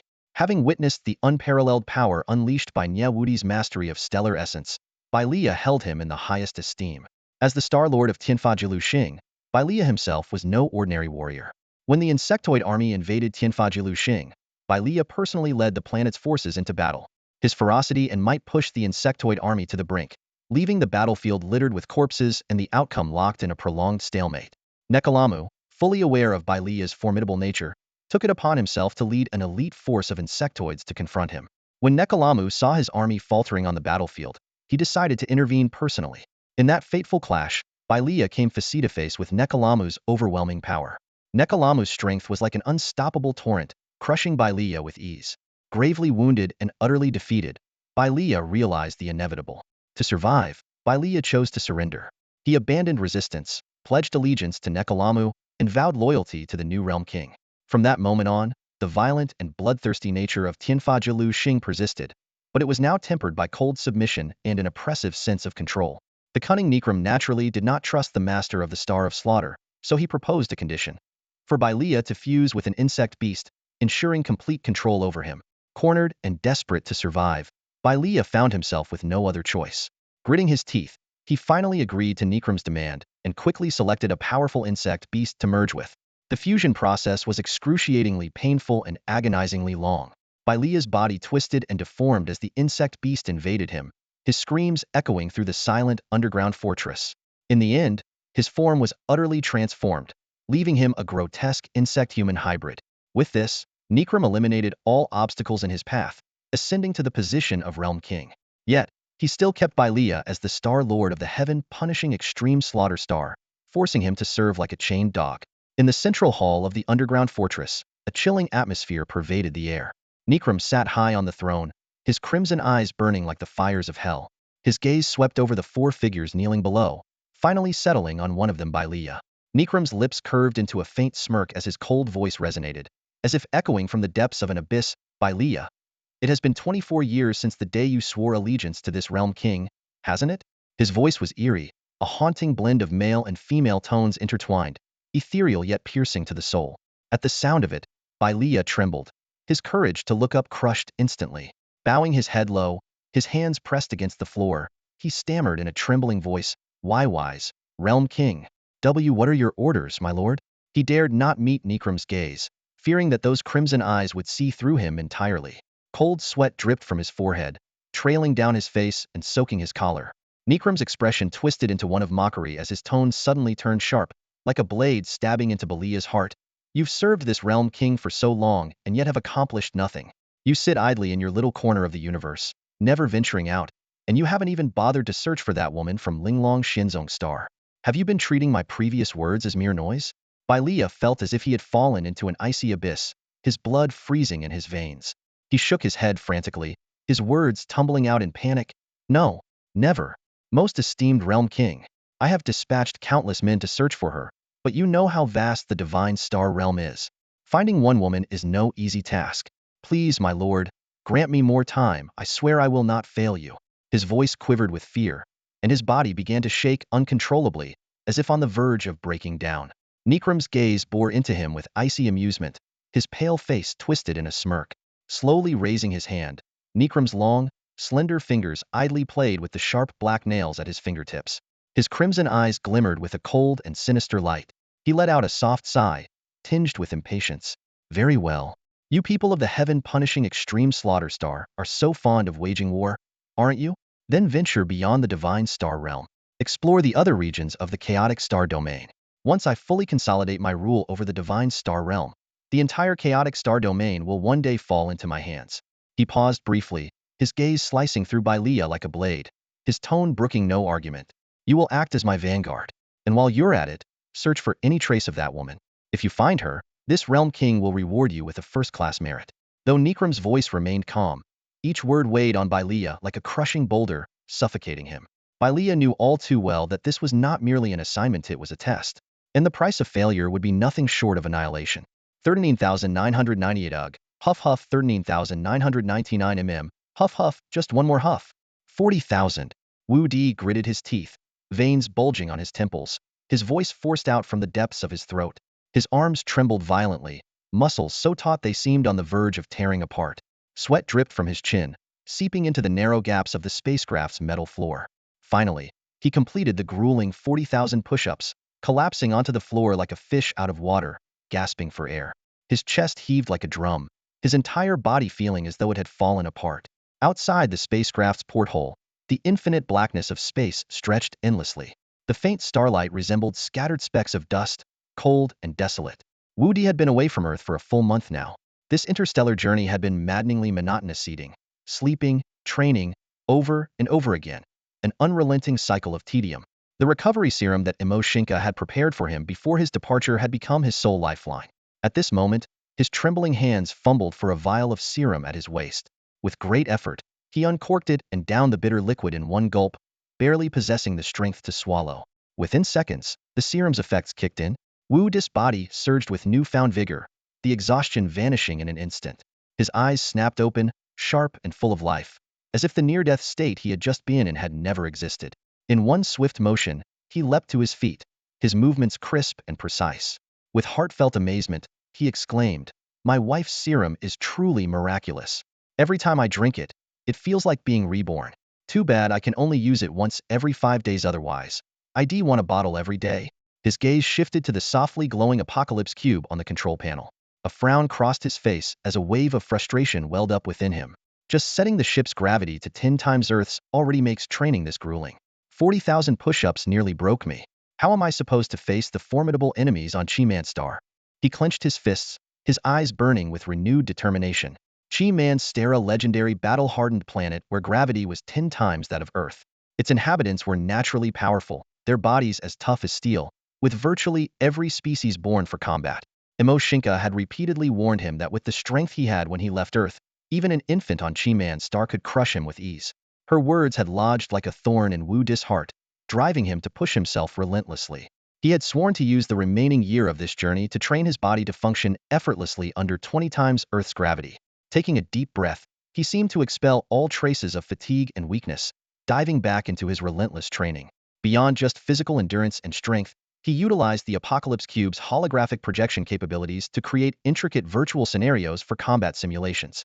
Each enemy he faced in these simulations was more formidable than the last, forcing him to pour every ounce of effort into survival.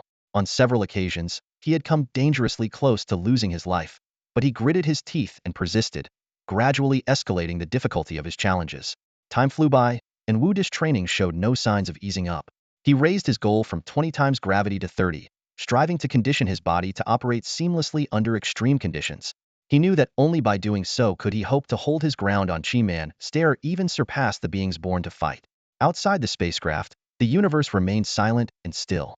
The spherical craft, cloaked in a glowing purple aura, streaked across the starry expanse like a meteor, hurtling toward Chi-Man's star at breakneck speed. Inside the spaceship, Wudi took another sip of the restorative potion carefully prepared by Mo Xingke.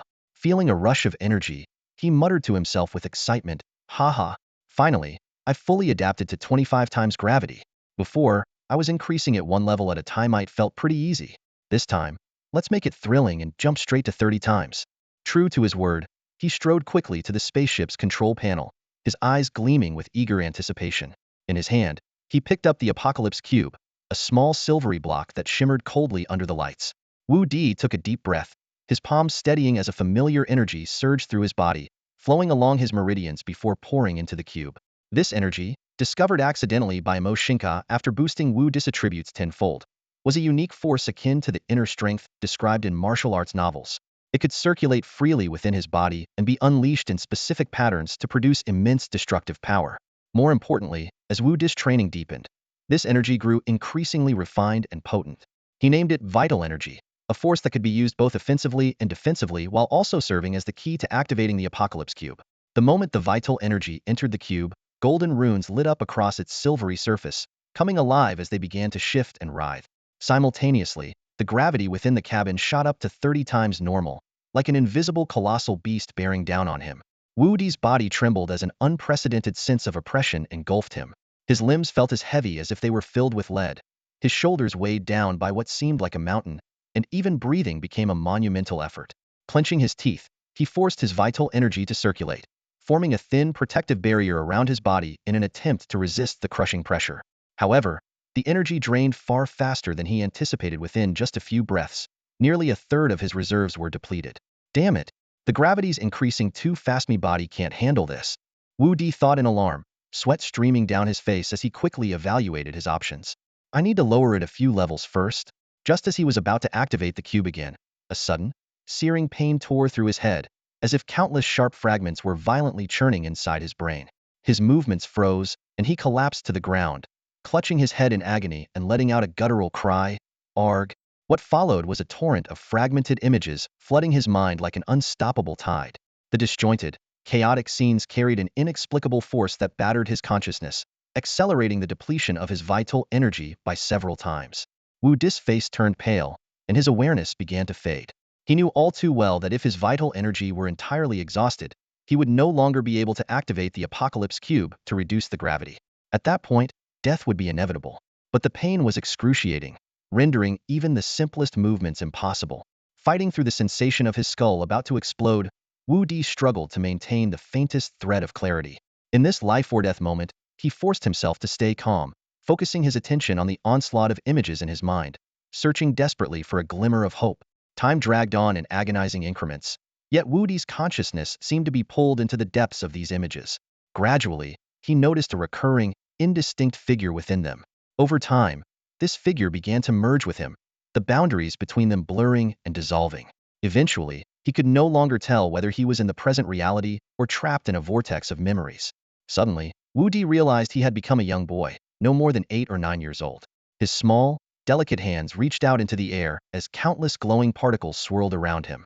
These particles varied in size and color, each pulsating with a sense of life as they drifted toward him. Every time a particle touched him, it merged into his body, filling him with a strange warmth and a growing sense of power. Wu Di suddenly felt his headache subside, and a warm sensation spread throughout his body. He forgot everything around him, gently closed his eyes, and focused on the fragments of memories that had suddenly surfaced in his mind. He could distinctly feel every speck of light flowing into his body like a gentle stream, filling him with an unprecedented sense of fullness and comfort. Holding his breath and concentrating, he immersed himself in this extraordinary transformation, as if the entire world had faded away, leaving only the connection between himself and the glowing particles. Time slipped by unnoticed until, after what seemed like an eternity, Wu Di slowly opened his eyes, a glimmer of amazement flickering within them. Chaos Star Technique, he murmured to himself, as the familiar yet unfamiliar term clearly emerged in his mind. Suddenly, He recalled that Xiao Ku had once mentioned something called stellar essence, and these light particles were undoubtedly the very essence she had spoken of. Indeed, this was the case. As Wudi pushed his body to its limits during intense training, the excessive strain inadvertently triggered the soul core deep within him. Hidden within this soul core were fragments of Nie Wudi's memories. It turned out that when Wudi was still an infant, his soul core, in an effort to protect him, had transferred that dangerous memory to his parents and shattered the remnants of Nie Wudi's memories, sealing them away. While this extreme measure spared Wudi from the burden of those memories, it also buried them deep within him. However, this time, the soul core, stimulated by external pressure, unexpectedly released fragments of the shattered memories. Among these fragments, Wudi pieced together scenes from Nie Wudi's childhood, a world bathed in starlight, where Nie Wudi had just been born and was beginning to absorb the stellar essence. He had discovered the method of harnessing the essence on his own and codified it into a cultivation technique known as the Chaos Star technique. The Chaos Star technique was divided into 10 stages: dustless, treading earth, comprehending heaven, demon slayer, god slayer, star drawing, star shattering, star annihilation, universal ring, and universal shock. Each breakthrough represented a quantum leap in power, accompanied by unique cultivation methods and combat skills. During Nie Wudi's lifetime, though he only reached the 5th stage, God Slayer, his strength was already enough to dominate countless rivals. If he had advanced to the 6th stage, Star Drawing, his power would have grown exponentially, granting him mastery over time itself. He could have effortlessly frozen time on an entire planet, erasing the threat of Nikram and sparing Mo Xingke and her daughter from their tragic fate. Now, Wudi had gained the cultivation methods for the first 3 stages of the Chaos Star technique from these memory fragments. Overwhelmed with excitement, he couldn't wait to attempt the first stage, dustless. Even after a brief practice session, he felt as though he had been reborn. His meridians seemed to have been completely restructured, and his energy core felt as vast as the boundless cosmos, capable of accommodating an entire solar system with ease. The agony of training under 30 times gravity had vanished without a trace, replaced by a sense of unprecedented ease and strength. He was even confident that he could handle 40 times gravity effortlessly. And this was merely the entry level of the dustless stage. Wudi couldn't even begin to imagine the heights he could reach if he continued cultivating. Clenching his fists tightly, his eyes burned with determination and exhilaration. On the Crimson Barbarian Star, he had finally carved out a place for himself. In just 1 month, Wudi would arrive at Xianzong Star. He decided to pause his cultivation and use the remaining time to learn several of the most commonly spoken languages on the planet. For him, mastering these languages was not only a matter of convenience, but also a crucial step in immersing himself in the alien culture. He understood that language was the key to unlocking the mysteries of an unfamiliar world, and he couldn't always rely on the guidance of the Silence mainframe for everything. With his current learning abilities and photographic memory, mastering these languages was not a difficult task. Time flew by as Wudi divided his efforts between learning languages through the Silence mainframe and organizing his plans for landing on the alien planet.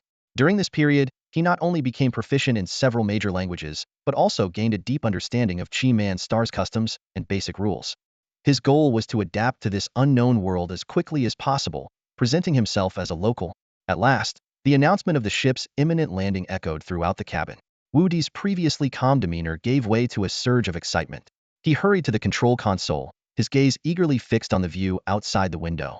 The sight before him took his breath away. A massive, ancient planet, completely bathed in shades of crimson, like a slumbering, primordial beast. Even from the distance of space, he could feel the ancient and untamed aura emanating from the planet. It was as if the sound of thunderous war drums reverberated in his ears, stirring his soul. This was Xianzong Star. Wudi's heart raced, and his blood seemed to ignite with the raw, powerful energy of the moment. As the spacecraft rapidly approached Xianzong Star, it pierced through the atmosphere without the expected fiery friction. However, the rapid descent still caused Wudi's heart to tighten. Before he could take in the planet's terrain in detail, the ship had already landed smoothly. Wudi couldn't help but marvel at the advanced technology of the Silent civilization. The precision and efficiency of the spacecraft alone were truly awe-inspiring. The hatch slowly opened, and a wave of scorching air swept over him. Stepping out of the spacecraft, Wudi quickly compressed it into the size of a ping-pong ball and stored it in the Tianqi cube on his chest. He then surveyed his surroundings, and the scene before him gave new meaning to the word untamed. The crimson earth appeared as though it had been baptized by searing flames, with the air thick with the scent of scorching heat. The ground was cracked with jagged fissures, and from these cracks, purplured flames occasionally erupted, distorting the surrounding space as if the land itself were breathing. In the distance, massive white bones lay partially buried in the red soil. a stark reminder of the land's harshness and danger. Vegetation was sparse, but each plant was thick and towering, many of them a deep crimson hue, as if drawing boundless vitality from the fiery soil. Occasionally, enormous beasts of the wild would soar through the skies, their outstretched wings blotting out the sun. Compared to humans, these creatures were colossal, instilling a profound sense of awe. Retracting his gaze, Wudi pulled out the Cylon's mainframe and quickly operated it. The screen displayed detailed information about the area he was in. He had landed in the southwestern part of Xianzong Star's southern hemisphere, an area known to locals as the Scorched Continent. Specifically, his current position was in the northern region of the Scorched Continent. Deep within the scorching lands of the Scalding Continent resides the largest species on this planet. These creatures come in a vast array of forms and sizes, most of them carnivorous. Among them is a species strikingly reminiscent of the dinosaurs that roamed Earth 65 million years ago. These creatures are undeniably the apex predators of this territory. Wudi was engrossed in studying the information provided by the mainframe of Cylons when, suddenly, the ground in the distance began to quake. It felt as if a colossal drumstick were pounding against the earth. He looked up, only to see a straight line rapidly extending toward him from the horizon. Dust and smoke billowed along its path, resembling the frantic approach of a rally car at full throttle. However, the speed was far too great for any machinite. It seemed more like a living creature charging at an incredible pace. The tremors intensified, causing the surrounding rocks to leap and bounce. Wudi's heart tightened as he realized this was no ordinary phenomenon. In the blink of an eye, the massive entity was upon him, stopping just 15 meters away. Wudi looked up, momentarily stunned. Standing before him was a towering and menacing beast. Its legs were upright, its thick tail swayed slightly, exuding an aura of raw power. Its appearance bore a striking resemblance to the carnivorous Carnotaurus of Earth's late Cretaceous period, but this beast was far larger, over 20 meters long, with a hip height of 8 meters. Its body was cloaked in dark red scales that glimmered like cold metal under the sunlight. Most striking of all were the wing-like, sharp horns above its eyes, resembling symbols of battle. This was a predator built for speed, its taut muscles radiating explosive strength. Wudi quickly identified the creature through Cylon's mainframe was a wild-horned megalizard, one of the most ferocious carnivores on the planet Xianzong. Known for its incredible speed and raw power, this species was infamous for being nearly impossible to tame. Even the formidable Kaku tribe of the southern hemisphere required a dozen strong warriors to barely subdue one, often at great cost. Despite this, the wild-horned megalizard remained the ultimate dream mount for the Kaku people, thanks to its unmatched speed and intimidating presence. At this moment, the wild-horned megalizard stood with its massive jaws wide open, drooling thick saliva between its jagged teeth as it hungrily eyed the seemingly frail human before it. To the beast, Wudi appeared to be an easy meal. But soon, it sensed something unusual. This small human wasn't afraid. Instead, Wudi's gaze was filled with excitement, and even a strange hint of hunger. His lips glistened with drool, and his expression seemed to say, "You look delicious." The wild-horned megalizard's pupils contracted sharply, a primal sense of danger surging through its instincts. It suddenly realized that this was no ordinary prey. In fact, the human across from it seemed more like a far more terrifying predator. And Wudi was exactly that. After quickly scanning the information from Cylon's mainframe, he discovered something that instantly uplifted his mood. The meat of the wild-horned megalizard was considered the finest delicacy on all of Xianzong. After spending an entire year on his spaceship, surviving on nothing but biscuits, instant noodles, and bread, Wudi's appetite had long been dulled by bland meals. Now, with this gourmet feast practically delivering itself to his doorstep, how could he possibly let it escape? The wild-horned megalizard seemed to sense the uncontrollable excitement emanating from the human before it. Its massive body involuntarily shivered. This was not a meal worth risking its life for. In the next second, the colossal beast abruptly turned, sweeping its tail and raising a cloud of dust before sprinting away with all its might, moving as fast as a red streak of lightning. "Don't run," Wudi shouted, his voice filled with urgency and exhilaration. With a powerful push off the ground, he launched himself forward like an arrow loosed from a bow. Starving and determined, there was no way he would let this delectable feast escape. The massive horned monitor lizard had no clue what Wudi was shouting. It simply ran for its life, its iron-like limbs clawing furiously at the ground, kicking up clouds of dust. Despite its colossal size, the beast was astonishingly agile. Its reptilian burst of speed far exceeded that of an ordinary human, which explained why the Kaku people had tamed these creatures as mounts. However, to Wudi, its speed was nothing more than child's play. A faint smirk tugged at the corner of Wudi's lips. With a powerful push off the ground, his entire body shot forward like a streak of light. Having trained in 30 times Earth's gravity aboard the spaceship, moving on this planet, which had only 10 times Earth's gravity, felt effortless to him. Within moments, he had caught up to the panicked, fleeing horned monitor lizard, running side by side with it. "You're pretty fast, I'll give you that," Wudi said with a light chuckle. "But it's a shame." His figure suddenly accelerated, leaving the lizard several meters behind in an instant. He pulled his right fist back, and a surge of energy roared through his body, converging in his clenched hand like a raging torrent. "Let's see how my new move works on you. Yuan Qi Cannon." As soon as the words left his mouth, Wudi's fist shot forward, unleashing a concentrated blast of Yuan Qi that erupted like a volcanic explosion.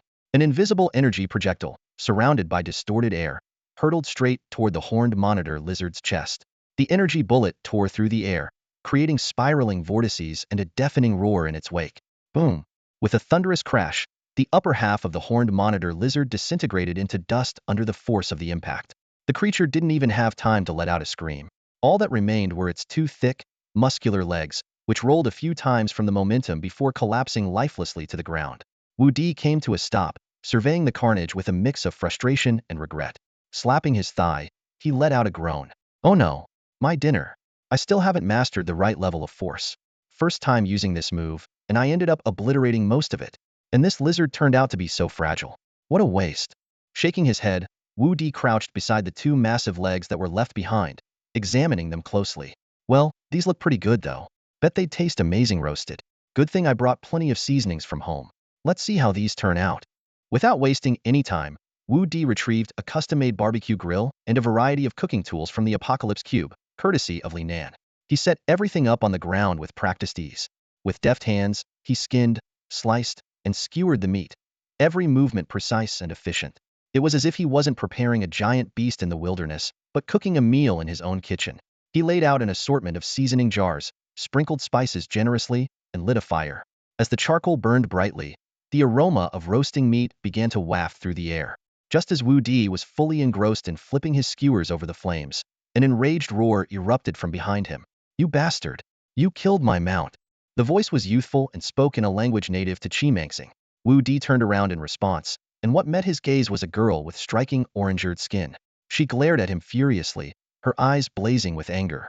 The girl was dressed in a red grass skirt, with two crimson ornaments resembling coconut shells fastened over her chest.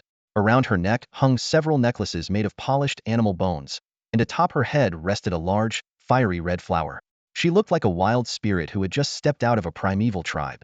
Her figure was full and well-proportioned, and the long, pointed ears on either side of her head exuded a sense of acute sensitivity, clearly hinting at her exceptional hearing. Despite the rage on her face, her large, watery eyes radiated clarity and elegance, making it hard to associate her with the term savage. Instead, there was something oddly captivating about her appearance. However, the girl seemed visibly startled by Wudi's presence. The moment he turned around, she froze briefly, evidently never having seen anyone who looked like him before. But her initial surprise was quickly overtaken by anger. She pointed at Wudi and snapped sharply, "You scoundrel! How did you kill my mount? And where did you hide the rest of it? Speak up now." Wudi glanced at her and immediately recognized her as a member of the Kaku tribe from the southern hemisphere of Xianzong. This tribe was a dominant force on the scorching continent of the planet. Wudi had read about them in the database of the Saren's mainframe and had even taken the time to learn their language, knowing he would likely interact with them in the future.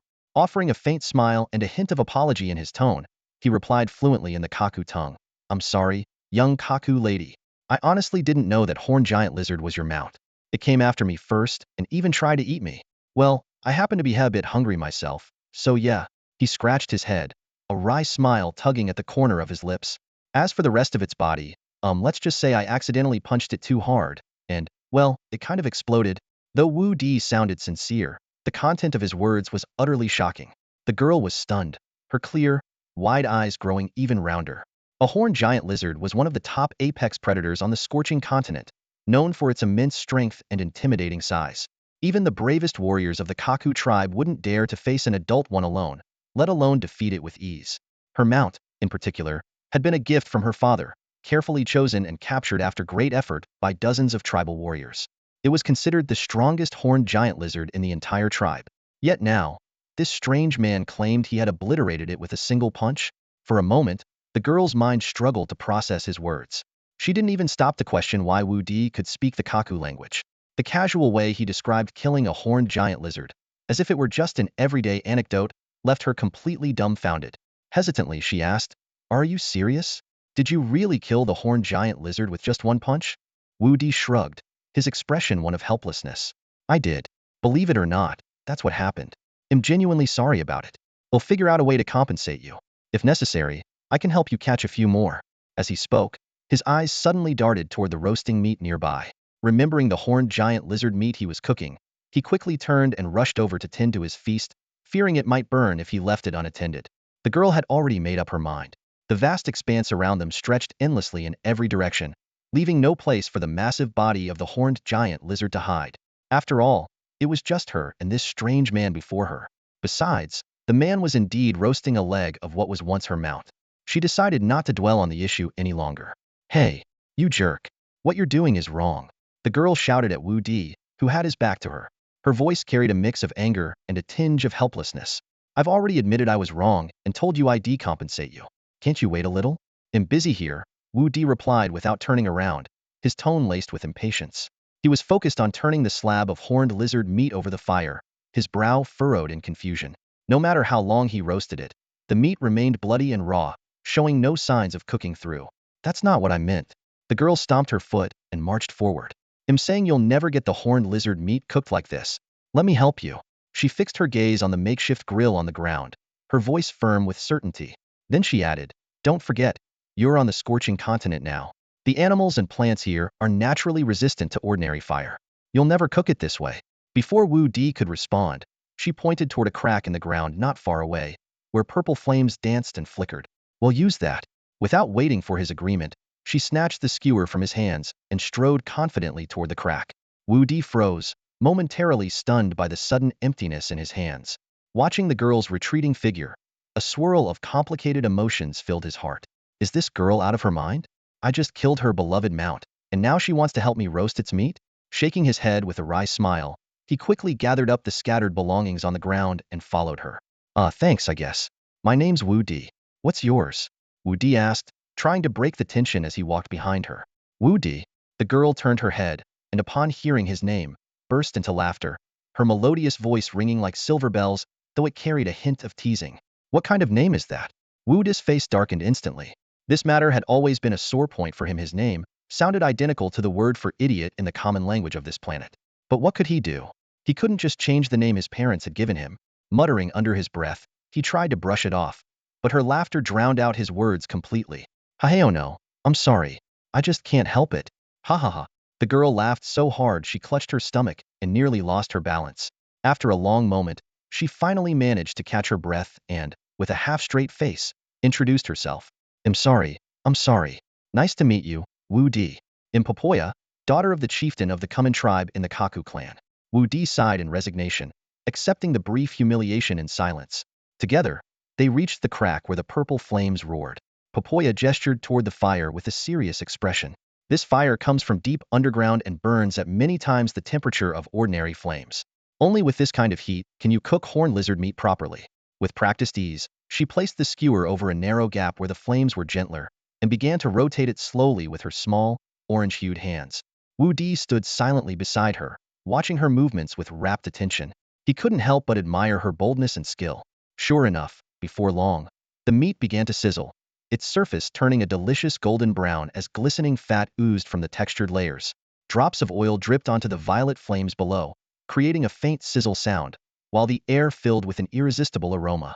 The scent wafted upward, tantalizing and enchanting, drawing a deep inhale from anyone nearby. Wu Di swallowed hard, his eyes locked on the piece of meat as it transformed into a mouth-watering delicacy. Yet, even as his gaze lingered on the roasting lizard meat, the reflection in his pupils was of Popoya's hands, skillfully tending to the skewer. "It's really cooking here. Popoya, you're amazing. Is it time to add the seasoning now?" Wu Di exclaimed excitedly, shaking a bottle of pepper salt in one hand and a jar of chili powder in the other, his eyes filled with eager anticipation. He could barely contain himself, ready to enhance the flavor of this rare roasted meat. "Once we add the seasonings, it's going to taste even better." Popoya's gaze fell on the bottles and jars in Wu Di's hands. Her large, beautiful eyes blinked with curiosity. "What are those things? Are they even edible?" she asked with a slight frown, her tone tinged with doubt. "In the Kaku tribe, We never add anything to roasted meat, especially the meat of the savage horned giant lizard. It's best enjoyed as it is. But because it's so precious, no one would usually dare to eat it. As she spoke, her voice gradually softened, and her expression dimmed. Clearly, Boboya had been reminded of her beloved mount the savage, horned giant, lizard that Wudi had personally hunted. Though she didn't say anything, her brief moment of lowered gaze betrayed the pain and reluctance she felt. However, the somber mood didn't last long. She quickly lifted her head, her usual liveliness returning. But you can try it. I only tasted it once when I was very young, and I've long forgotten what it tastes like. Wudi nodded and immediately got to work. He cut one of the lizard's legs into large chunks, skewered them on wooden sticks, and set them over the fire, following Boboya's earlier demonstration. The flames danced, casting a glow on his concentrated face as he carefully roasted the meat. With practiced hands, he sprinkled sea salt, chili powder, cumin, and other seasonings onto the skewers. As the fire licked the meat, it turned golden and glossy, the fat dripping onto the coals with a satisfying sizzle. Soon, the rich, tantalizing aroma of roasted meat filled the air, making their mouths water. Done! Wudi triumphantly lifted the skewers off the fire and held up the roasted meat with a grin. It's cooked to perfection, ready to eat. We can roast more as we go. He then handed half of the skewers to Boboya. The skewers were now perfectly roasted, with a crispy exterior and juicy interior, glistening with oil and emitting an irresistible fragrance. Unable to resist any longer, Boboya grabbed a skewer and took a big bite, not even caring about how hot it was. Instantly, the tender, succulent meat, crispy skin, savory seasoning, and a hint of spiciness exploded in her mouth. The layers of flavor overwhelmed her senses, and she was utterly captivated.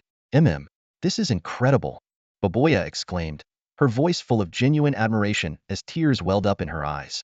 Chewing on the meat, she mumbled, not just the meat, it's the seasoning too. Wudi, what you added makes it taste amazing. I've never had roasted meat this good before. Tears streamed down her face, but she didn't seem to care, eating with even more enthusiasm. Wudi chuckled at her ravenous delight and picked up his own skewer to dig in.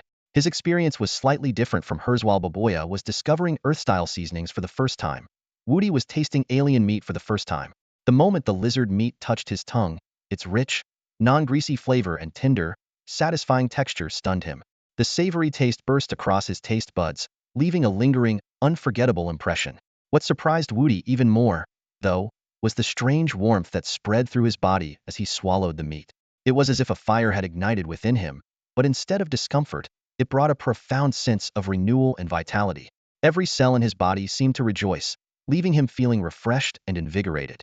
The meat of the savage horned giant lizard really lives up to its reputation, Wudi exclaimed, his voice filled with genuine admiration.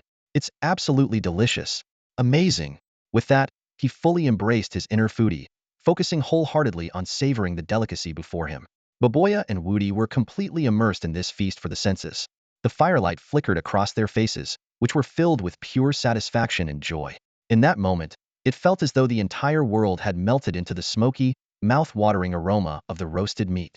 The first person in history to be utterly shocked by Wudi's appetite had just been born in Xianzong. Boboya stared in stunned disbelief at the peculiar-looking man before her. A whole leg of a massive wild-horned giant lizard, she had barely managed to eat 3 large skewers of its meat before feeling like her stomach might burst. But the rest of it had been completely devoured by Wudi alone. Even without the bones and blood, the leg must have weighed no less than 300 pounds, yet he had polished it off in just a matter of minutes. Wudi wiped the grease from the corner of his mouth with a casual gesture, looking as though he could still eat more. His gaze fell on the other leg of the wild-horned giant lizard. He patted the massive chunk of meat as if inspecting his spoils, then turned to Boboya with a relaxed tone, saying, I'll leave this leg for you. After all, it was yours to begin with. Next, I'll go hunt down a few stronger wild-horned giant lizards for you. Boboya froze for a moment before waving her hand with a helpless and self-mocking smile. No need for that. It wasn't intentional on your part, and besides, I got to enjoy some of that delicious roast meat. Let's just call it even. Though she spoke lightly, in her heart she had already decided to let the matter of the wild-horned giant lizard go. She firmly believed that Wudi had only managed to kill her mount by sheer luck. After all, the scorching continent was fraught with danger, and her mount might have already been gravely injured by other beasts before encountering Wudi. He had likely just seized an opportunity.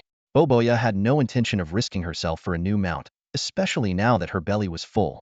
She wasn't about to become prey for another wild beast and suffer an even greater loss. However, Wudi seemed unconvinced. He frowned and said, that won't do. A mistake is a mistake. Before he could finish, the sky suddenly darkened as a massive shadow loomed over them.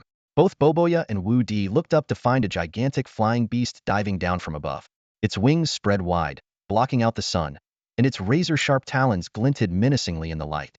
The piercing sound of its descent cut through the air like a blade. "It's a terror-claw wyvern," Boboya exclaimed, her face turning pale. "It's after the wild-horn giant lizard's leg. Get out of the way." She shouted a warning while attempting to pull Wu Di back with her. But Wu Di remained motionless, standing his ground with a faintly disdainful smile curling at the corner of his lips. So it came because of the smell of the roasted meat? Boboya thought grimly, cursing herself for her carelessness. On the scorching continent, wild beasts had an extraordinarily keen sense of smell, and the aroma of roasted meat was bound to attract nearby predators. She hadn't even considered this earlier. Boboya was well aware of the terraclaw wyvern's fearsome reputation. Not only was it massive in size, but its 4 talons were sharp enough to tear through even the toughest hides. Its beak could pierce any defense. It was undoubtedly the apex predator of the skies in this region, but Wu Di seemed unimpressed. He snorted coldly and said, "I don't care what kind of wyvern it is. What gives it the right to take our stuff?" With that, he bent down, hoisted the other hefty leg of the wild-horn giant lizard onto his shoulder, and assumed a ready stance. The enormous lizard leg looked comically disproportionate against his seemingly slender frame. Yet Wu Di carried it with an air of unshakable confidence. "This time, I better hold back a little," he muttered to himself, a playful smirk tugging at his lips. "Wouldn't want to smash it to pieces like last time." Wu Di's demeanor shifted as he steadied himself, exuding a quiet intensity like a predator poised to strike. His eyes burned with a sharp, unwavering focus as he locked onto the rapidly descending terraclaw wyvern. There was no trace of fear in his gaze, only a bold and deliberate challenge. The terraclaw wyvern, still high above, seemed to sense something amiss. It hesitated for a brief moment in midair, but quickly resumed its dive, accelerating like a meteor falling from the heavens. With an earth-shaking momentum, it hurtled straight toward Wu Di. When it first saw the other's actions, its heart skipped a beat, hesitating for a mere 0.001 seconds. But once Wu Di retracted his overwhelming aura, its hesitation turned into uncontrollable rage. This insignificant creature on the ground was challenging it. As the ruler of the skies, the terraclaw pterosaur could not tolerate such humiliation. It resolved to shatter its opponent with its proud and powerful beak. With a mighty flap of its wings, the terraclaw pterosaur's massive figure transformed into a dark blur, diving toward Wu Di's head in an instant. The gusts it generated swept up dirt and debris from the ground. Yet Wu Di remained utterly calm, even allowing a faint smirk to creep onto his lips. He braced his arms, gripping the massive leg of a wild-horn lizard, and swung it with all his might, the force tearing through the air with a deafening whistle. Thud! A resounding impact echoed through the mountains as the wild-horn lizard's leg struck the side of the terraclaw pterosaur's face with tremendous force. The blow whipped the creature's head to the side, and its colossal body was sent hurtling backward like a kite with a broken string moving twice as fast as it had when diving. Boom! A small hill over a kilometer away crumbled under the force of the pterosaur's collision, sending rocks flying and shaking the earth. Dust and smoke engulfed the entire area in an instant. The terraclaw pterosaur's body lay embedded in the hill's fractured remains, motionless and clearly lifeless. Wu Di clenched his fist and gave a downward pull with his arm in a victory gesture, a smug grin on his face as he muttered under his breath, "This time, it shouldn't explode, right? I only infused a tiny bit of energy into the wild-horn lizard's leg." With that, he hoisted the lizard leg and began striding cheerfully toward the hill.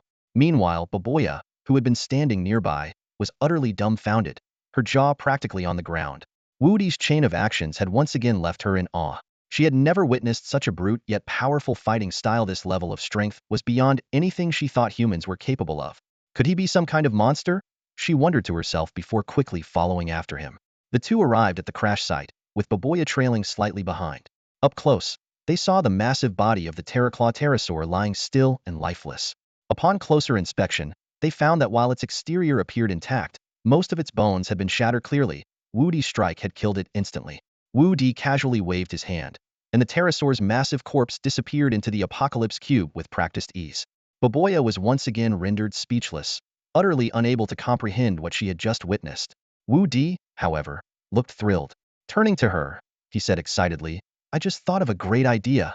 We can use the aroma of roasted meat to lure more wild beasts over, and then take them all down in one go. If we come across another wild-horn lizard, I'll even catch one alive for you. What do you think?" Boboya looked at Wu Di with a complex expression, her tone carrying a hint of hesitation. Well, it sounds like a good plan, but it could be very dangerous. Then again, with how strong you are, it should be fine. She paused, her curiosity getting the better of her. By the way, how did you make that huge pterosaur disappear? Her tone was noticeably softer than before, clearly showing a significant shift in her attitude toward Wudi. Along the way, this man had surprised her time and again. Wudi gave a small smile, waving her question off nonchalantly. Then it's settled. I'll hand over all the spoils to your Kaku tribe as compensation for eating your mount. He paused, giving her a mysterious grin before adding, as for how the pterosaur disappeared, I can't really explain it to you right now. Even if I tried, you wouldn't understand. Let's just say it hasn't vanished yet, it's still with me. Wudi wasn't concerned about revealing the secret of the Apocalypse Cube. Rather, he knew that the current level of civilization on the Crimson Barbarian Star was comparable to Earth's ancient slave society. Such an advanced concept would be impossible for Baboya to comprehend. Imagine trying to explain an incredibly advanced piece of technology to someone from thousands of years ago. Would they understand it right away? It's a bit like that. Meanwhile, the two of them began roasting the other leg of the horned giant lizard, using the same meticulous cooking method as before, sparing no effort. The blistering flames licked at the meat, and the scent of charred perfection slowly spread, rising into the sky like an invitation to a grand feast for the entire wilderness. And indeed, the aroma delivered on its promise, quickly attracting waves of wild beasts. Look, that's a blazing flame tiger. Popoya pointed to a massive beast ahead, her voice tinged with tension. Be careful. When it's injured in the abdomen, it releases high-temperature flames and will take you down with it. At her words, Wu Di's lips curled into a faint smirk, and a glimmer of excitement flashed in his eyes. Yet before he could make a move, Popoya's voice rang out again, this time more urgent. This is bad. A swarm of bloodwing bats is flying in from behind. They're expert pack hunters, and there are way too many this time. Wu Di raised an eyebrow, his sharp gaze sweeping across the surroundings. Then he spoke in a calm but firm tone. Too many? Numbers don't matter. They're just delivering themselves to me. Before his words even finished, he shot forward like an arrow leaving the bow, charging toward the bloodwing bats. His movements were swift and fluid, blending seamlessly with the fiery red desert around him. But this was only the beginning.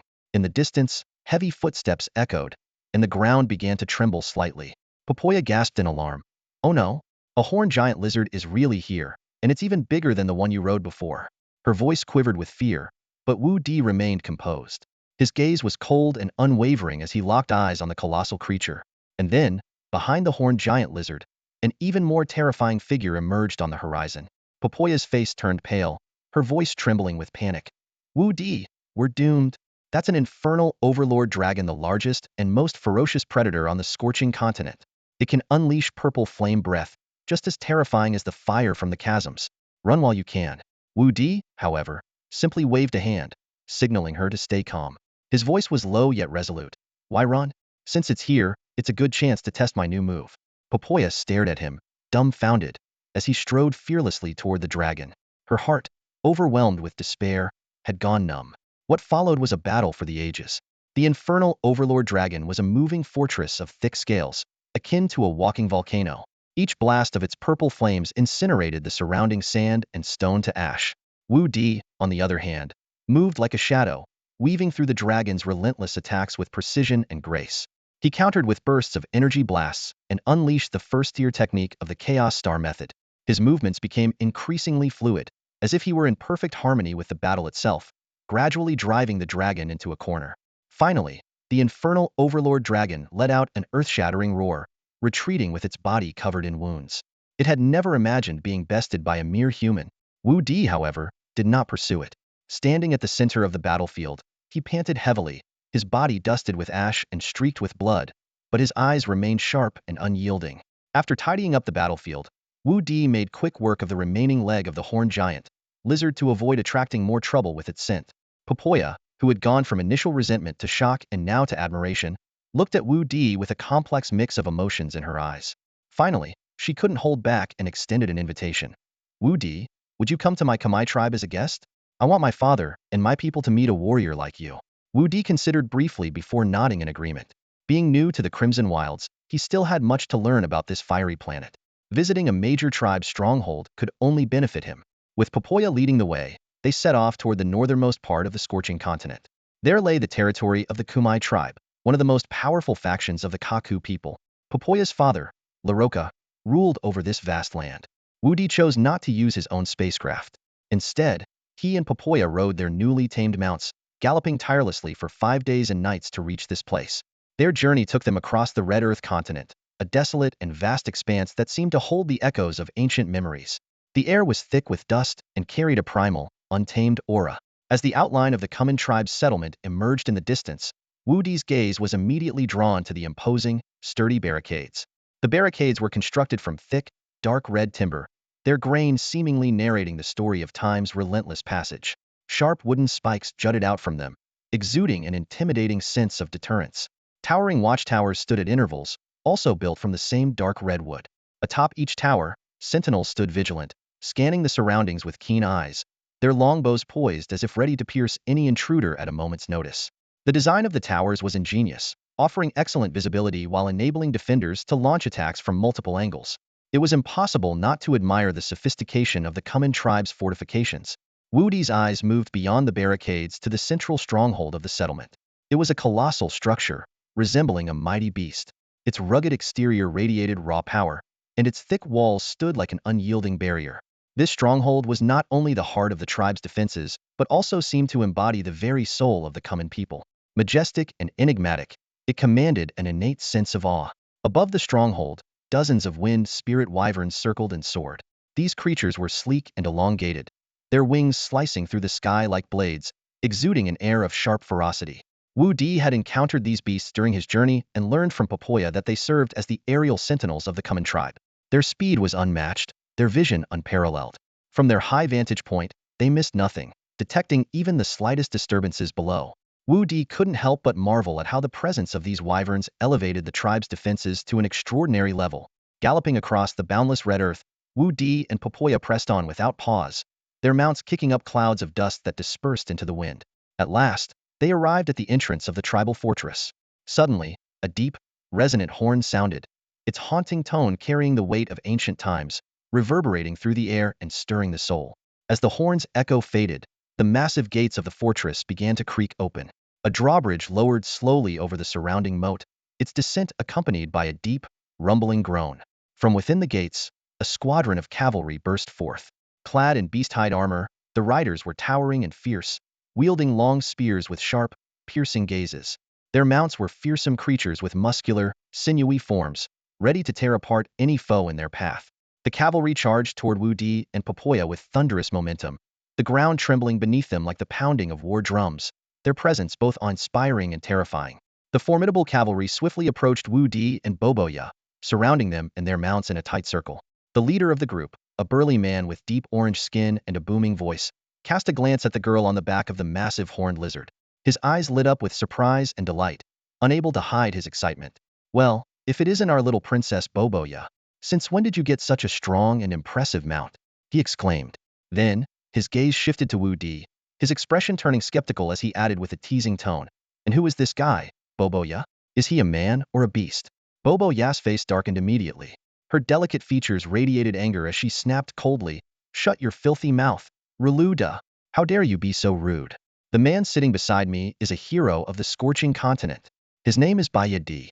In truth, Popoya wasn't mistaken about Wudi's name. This was the new title Wudi had given himself. On the journey to the Kuman tribe, Wudi had thought long and hard about how his original name might come across on the Crimson Barbarian Star. He feared it would carry no weight and might even become a laughingstock. So, with a stroke of inspiration, he adopted the name Bayadi, which, in the native language of the Crimson Barbarian Star, meant genius. The name stood in stark contrast to his original name, which translated to idiot, and carried a much more commanding presence. As Popoya spoke, a proud smile appeared on her face. She lightly patted the strong horned lizard beneath her and continued, "This new mount was captured for me by Bayadi himself. Now, clear the way. I'm taking Bayadi to meet my father." The moment her words fell, the surrounding cavalry broke into a commotion. All eyes turned to Wudi, filled with astonishment and admiration. Among the Kaku people, the words of the chieftain's daughter carried immense authority, and their culture deeply revered strength and courage. If what Popoya claimed was true, that this peculiar-looking man had single-handedly captured such a massive horned lizard, then his abilities were undoubtedly worthy of their respect. After a brief silence, the cavalry parted, guiding their mounts aside to create a wide path leading to the tribal stronghold. Without saying more, Popoya urged her horned lizard forward. leading the way with Wu Di close behind. As Wu Di followed Boboya into the Ku-man tribe's stronghold, he was struck by the raw and untamed vitality of the place. The surroundings seemed to transport him to a primordial era. Most of the residents wore minimal clothing, their garments made from retted plants and animal bones, exuding a rugged yet unique beauty. Every orange-skinned figure appeared strikingly robust, with well-defined muscles that hinted at a life far from ease or comfort. It was clear these people were adept at hunting and combat, possessing exceptional survival skills in the wild. The broad main street was bustling with activity, teeming with people. On either side of the road, countless stalls lined up, offering a dazzling array of goods: rare herbs, exotic fruits and vegetables, unique minerals, intricate ornaments, and fresh meat and pelts from wild beasts. The air was filled with the lively calls of vendors and the spirited haggling of customers who crouched by the stalls, passionately negotiating prices. The vibrant marketplace was a spectacle of energy and life. Wu Di took in the scene, marveling inwardly. The entire tribe was thriving, brimming with vitality like the rising sun, full of boundless energy and life. At the main gate of the chief village, Layuoka, the chieftain of the Kuman tribe, stood alongside the most valiant warriors of the tribe, awaiting their arrival. The flying sentinels had already reported to him that Popoya was returning to the village with a stranger. They also mentioned the man's remarkable feat of assisting Popoya in single-handedly capturing a ferocious Manjiao giant lizard. This news piqued Layuoka's interest deeply. As a seasoned chieftain who had survived countless life-and-death battles, he held immense respect for heroic deeds, especially for a warrior who could fight shoulder to shoulder with his daughter. In front of the main village lay a wide plaza, typically used for training or significant ceremonies. At this moment, from the far end of the plaza, a massive Manjiao giant lizard approached, its every step exuding an air of dominance. It was now tamed. Seated atop the lizard was Popoya. Upon spotting her father at the forefront of the crowd, she waved excitedly and called out, "Father, I'm back." Her voice was brimming with unconcealed joy. She quickly pulled Wudi off the lizard's back, and the two of them jumped down together. Popoya dashed toward her father and threw herself into Layuoka's arms, hugging him tightly. "Popoya, you're already a grown girl. This is no way to behave." Layuoka chided her, though the affection in his eyes betrayed his words. He gently patted his daughter's back and then softly reminded her, "Come now. Your friend is still behind you. Don't be rude to our honored guest." Realizing her lack of decorum, Popoya quickly turned to face Wudi, who was walking closer. Although her dark complexion made it hard to tell if she was blushing, her slightly bowed head and shy demeanor gave her embarrassment away. "Father, this is my good friend whom I met while hunting in the wild. His name is Beauty," Popoya said with a playful smile as she introduced Wudi. The tone of her voice suggested that the name Beauty brought to mind some amusing memories. She then recounted their adventures in the wild to her father, narrating every detail with enthusiasm. While Popoya was engrossed in her storytelling, Wudi took the chance to observe Layuoka and the warriors standing behind him. Each one of them was tall and powerfully built, their muscular frames radiating a rugged and untamed energy. It was clear they were seasoned fighters. But it was Layuoka who stood out the most. His physique was even more imposing than the others. His piercing eyes, chiseled features, and commanding presence exuded unparalleled authority and determination. Even in silence, he emanated the calm wisdom and steady resolve of a true leader. When Popoya finished recounting their tale, Layuoka and the warriors behind him were visibly astonished, clearly impressed by Wudi's extraordinary accomplishments. Layuoka strode forward, raised his right fist, and struck it firmly against his left chest, bowing his head slightly. This was the Kaku people's highest expression of respect. His voice was deep and resonant as he spoke. "Brave hero, I am Layuoka, Popoya's father. We have heard of your courageous deeds. Your presence here is a great honor for the Kuman tribe. We warmly welcome you." When Layuoka learned of Wudi's incredible feat of defeating the Yinba dragon, his admiration grew even deeper. A hero of such caliber was a source of pride for any tribe. "Honorable chief, please just call me by my name. Just call me Bayadi. I'm hardly worthy of being called a hero." Wudi scratched his head shyly, a faint, bashful smile playing on his lips. "Haha, besides, calling me by my name feels more personal, don't you think?" His tone was lighthearted and natural, yet carried a hint of sincerity. Hearing this, Laloka burst into laughter, his thick beard quivering with delight. "Haha, yes, yes, that does feel more personal. Bayadi, what a fine name." His hearty laughter echoed across the wide-open square.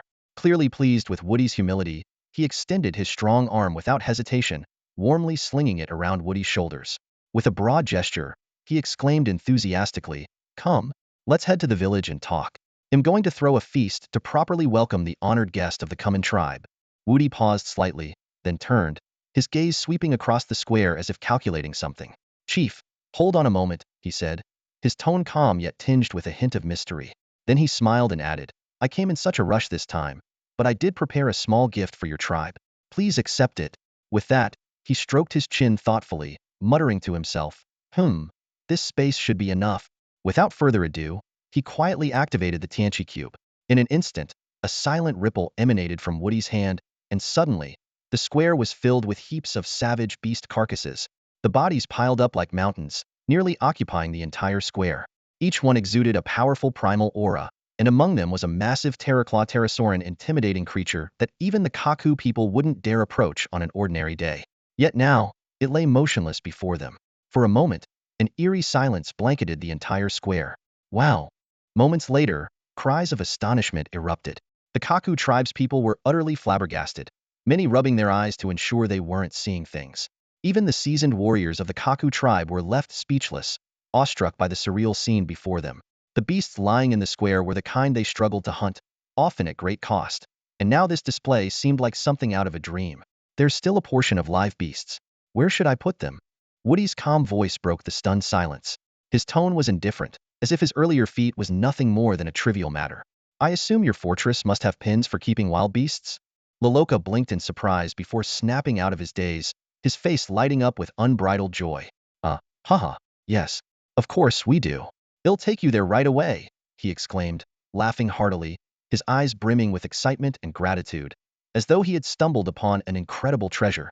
He clapped Wudi on the shoulder with great enthusiasm, then turned to his subordinates and bellowed, "Notify everyone, tonight, we're holding a Crimson Flame Festival to celebrate and welcome our hero, Biati. Every member of the Common tribe must join." With that, Loloka grabbed hold of Popoya with one hand and draped his other arm around Woody's shoulders, leading him toward the fortress beast pens. As night fell over the scorching continent, the skies above the Common tribe were illuminated by the fiery glow of celebratory flames, and the entire fortress was enveloped in a jubilant atmosphere. In the central square, an enormous bonfire roared, its flames casting a brilliant light that turned night into day. Around the fire, tables overflowed with an abundance of food and wine, the aroma of roasted meat mingling with the scent of fine spirits, tantalizing everyone's senses. The tribe's drummers pounded on their animal-hide drums and thick beast bones, producing a rhythm that was both powerful and exhilarating, as though it could ignite the blood of everyone present. Encircling the bonfire, the beautiful women of the Kaku tribe danced gracefully to the beat, their curvaceous figures swaying enchantingly in the firelight, exuding a wild and mesmerizing allure. Children, clutching roasted meat in their hands, laughed and played, chasing each other as their torches painted bright arcs in the air. Meanwhile, the burly warriors sat in groups, drinking to their heart's content, their boisterous laughter and lively chatter punctuated by bursts of hearty singing. The entire tribe was immersed in a sea of joy. This night was destined to be etched into the history of the Common tribe as one of its most unforgettable moments. Wudi was now completely dizzy. Despite his enormous appetite and impressive drinking capacity, he still couldn't withstand the relentless toasts from the Kaku tribespeople. He had been invited to attend the Crimson Flame Festival, a grand celebration held specifically in his honor by the Common tribe. Before the festivities began, Wudi had candidly explained his origins to the Kaku people. This world was vastly different from his own, and his unusual appearance made it clear to everyone that he was not from around here. Instead of concocting elaborate lies, he decided it was better to be honest about his situation. Although the Common tribe didn't fully understand Wudi's explanation, they unanimously concluded that he was a messenger sent by the gods, descending upon their land. To build a stronger connection, Wudi took out various foods from Earth stored in the Tianqi cube and shared them with the tribe. The tribe's people were amazed by these exotic delicacies, particularly the snacks and drinks they had never encountered before, which they found utterly delightful. The atmosphere of the Crimson Flame celebration reached a fever pitch, fueled by these earthly treats. At that moment, a burly man named Leluda staggered over to Wudi.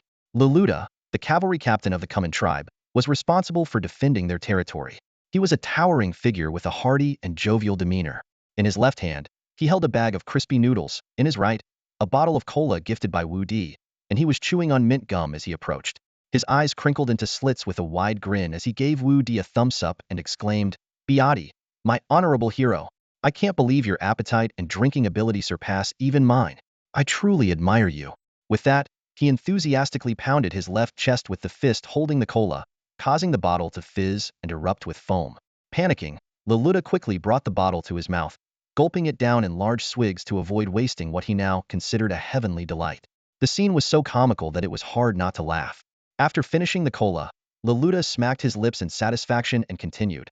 Not only did you gift us so much precious beast meat, but you also helped us capture many live ones.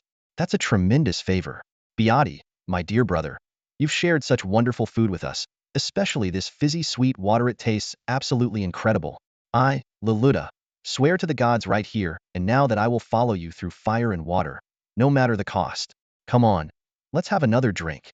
With that, he grabbed a nearby barrel of liquor and began chugging it with abandon. By this point, Wudi was so drunk that he could barely string a sentence together. Yet, unwilling to back down, he rummaged through the pile of empty barrels and found one that was full. Swaying unsteadily, he hoisted the barrel and slurred, Leluda, hic. I'm new here, and I don't have many friends. Thank you for your warm, hic, hospitality. This crimson flame is amazing. Come, hic. Cheers. Just as he was about to down the entire barrel of fiery liquor in one go, a pair of soft, orange-tinted hands suddenly reached out and snatched it away. Wu Di blinked in confusion, his drunken eyes struggling to focus. He looked up to see Boboya, the chief's daughter, frowning with a disapproving expression. She tossed the barrel aside and stood with her hands on her hips, glaring at Leluda. Leluda, look at Bayadai's already drunk out of his mind. And you're still drinking with him? He's had at least 70 or 80 barrels tonight. Do you even have a conscience? She scolded. Leluda scratched the back of his head sheepishly and awkwardly stepped aside. Boboya, on the other hand, steadied the wobbling Wu Di and declared firmly, Go tell my father that I'm taking Beati back to rest.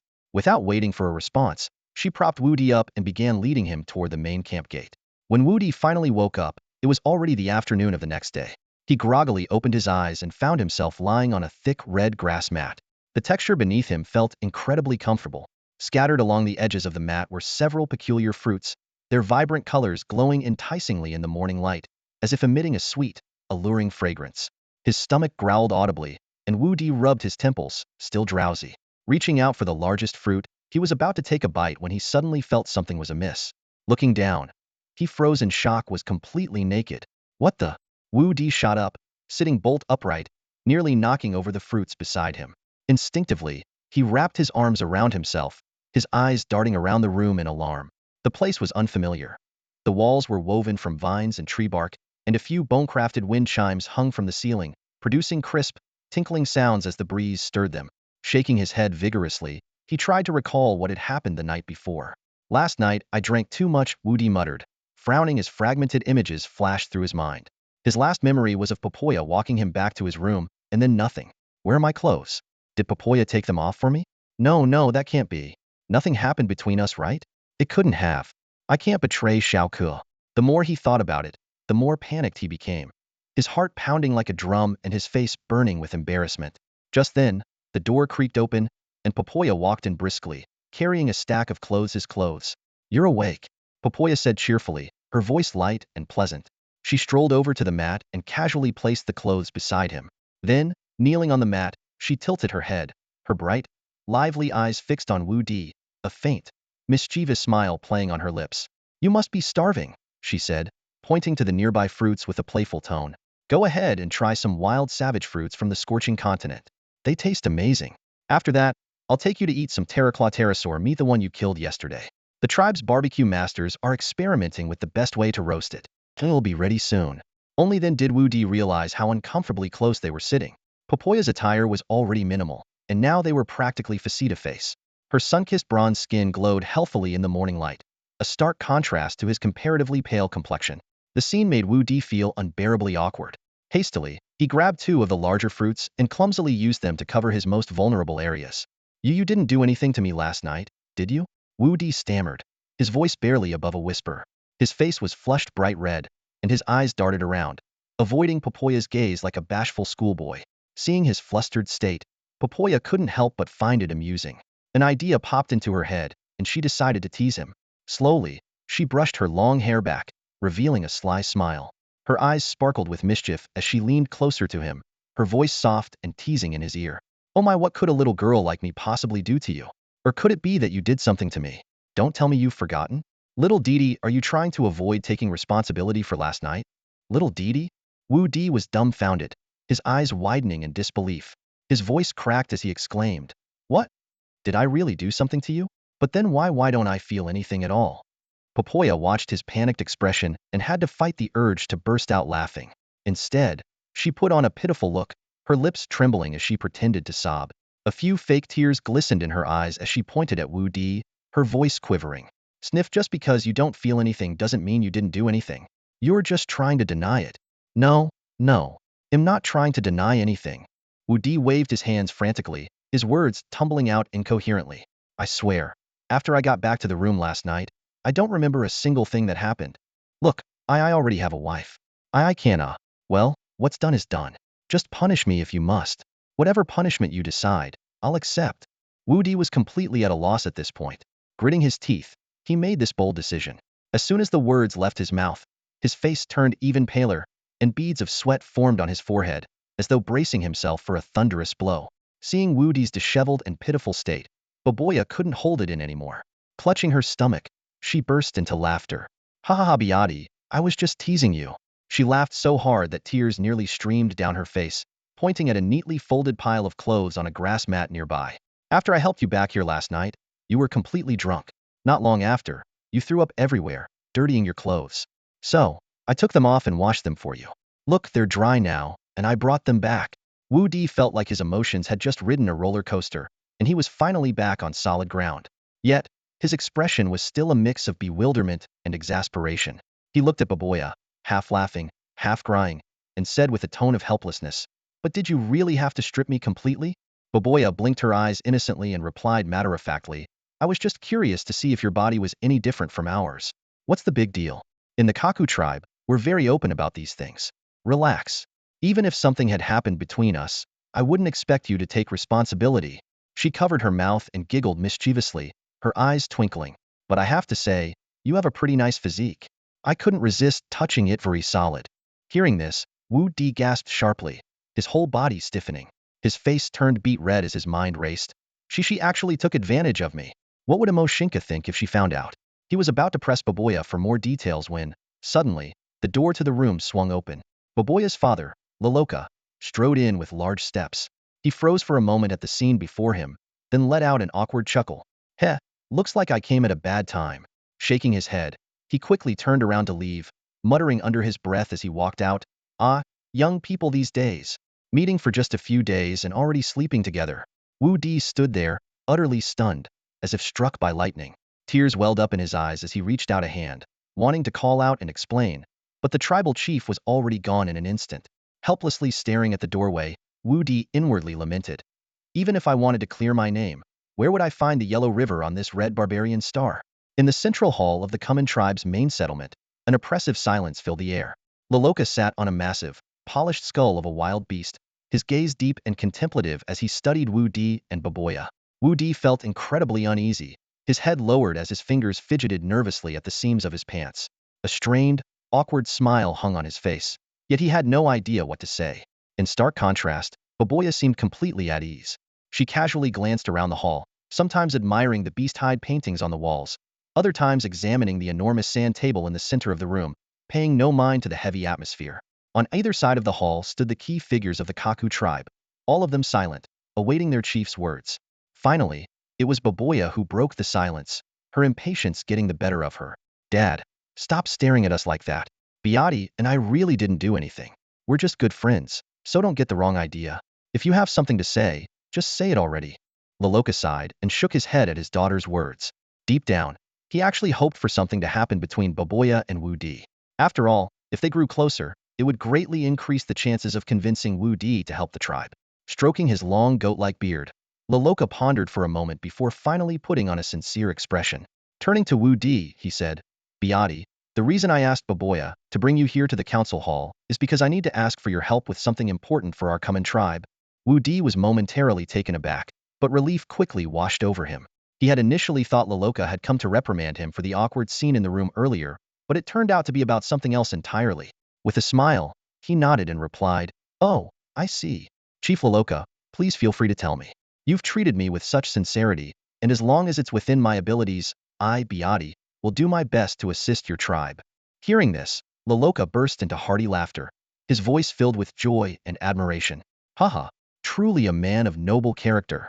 Beauty, you are indeed the messenger sent by the gods. Straightforward and honorable. In that case, I won't beat around the bush. His expression grew resolute, as if a weight had been lifted off his shoulders. With renewed vigor, he continued, I would like to invite you to represent our common tribe in the Burning Grand Tournament, which will take place on the scorching continent in 90 days. Burning Grand Tournament? Sounds like some kind of competitive confrontation. Wudi made his guess based on the literal meaning.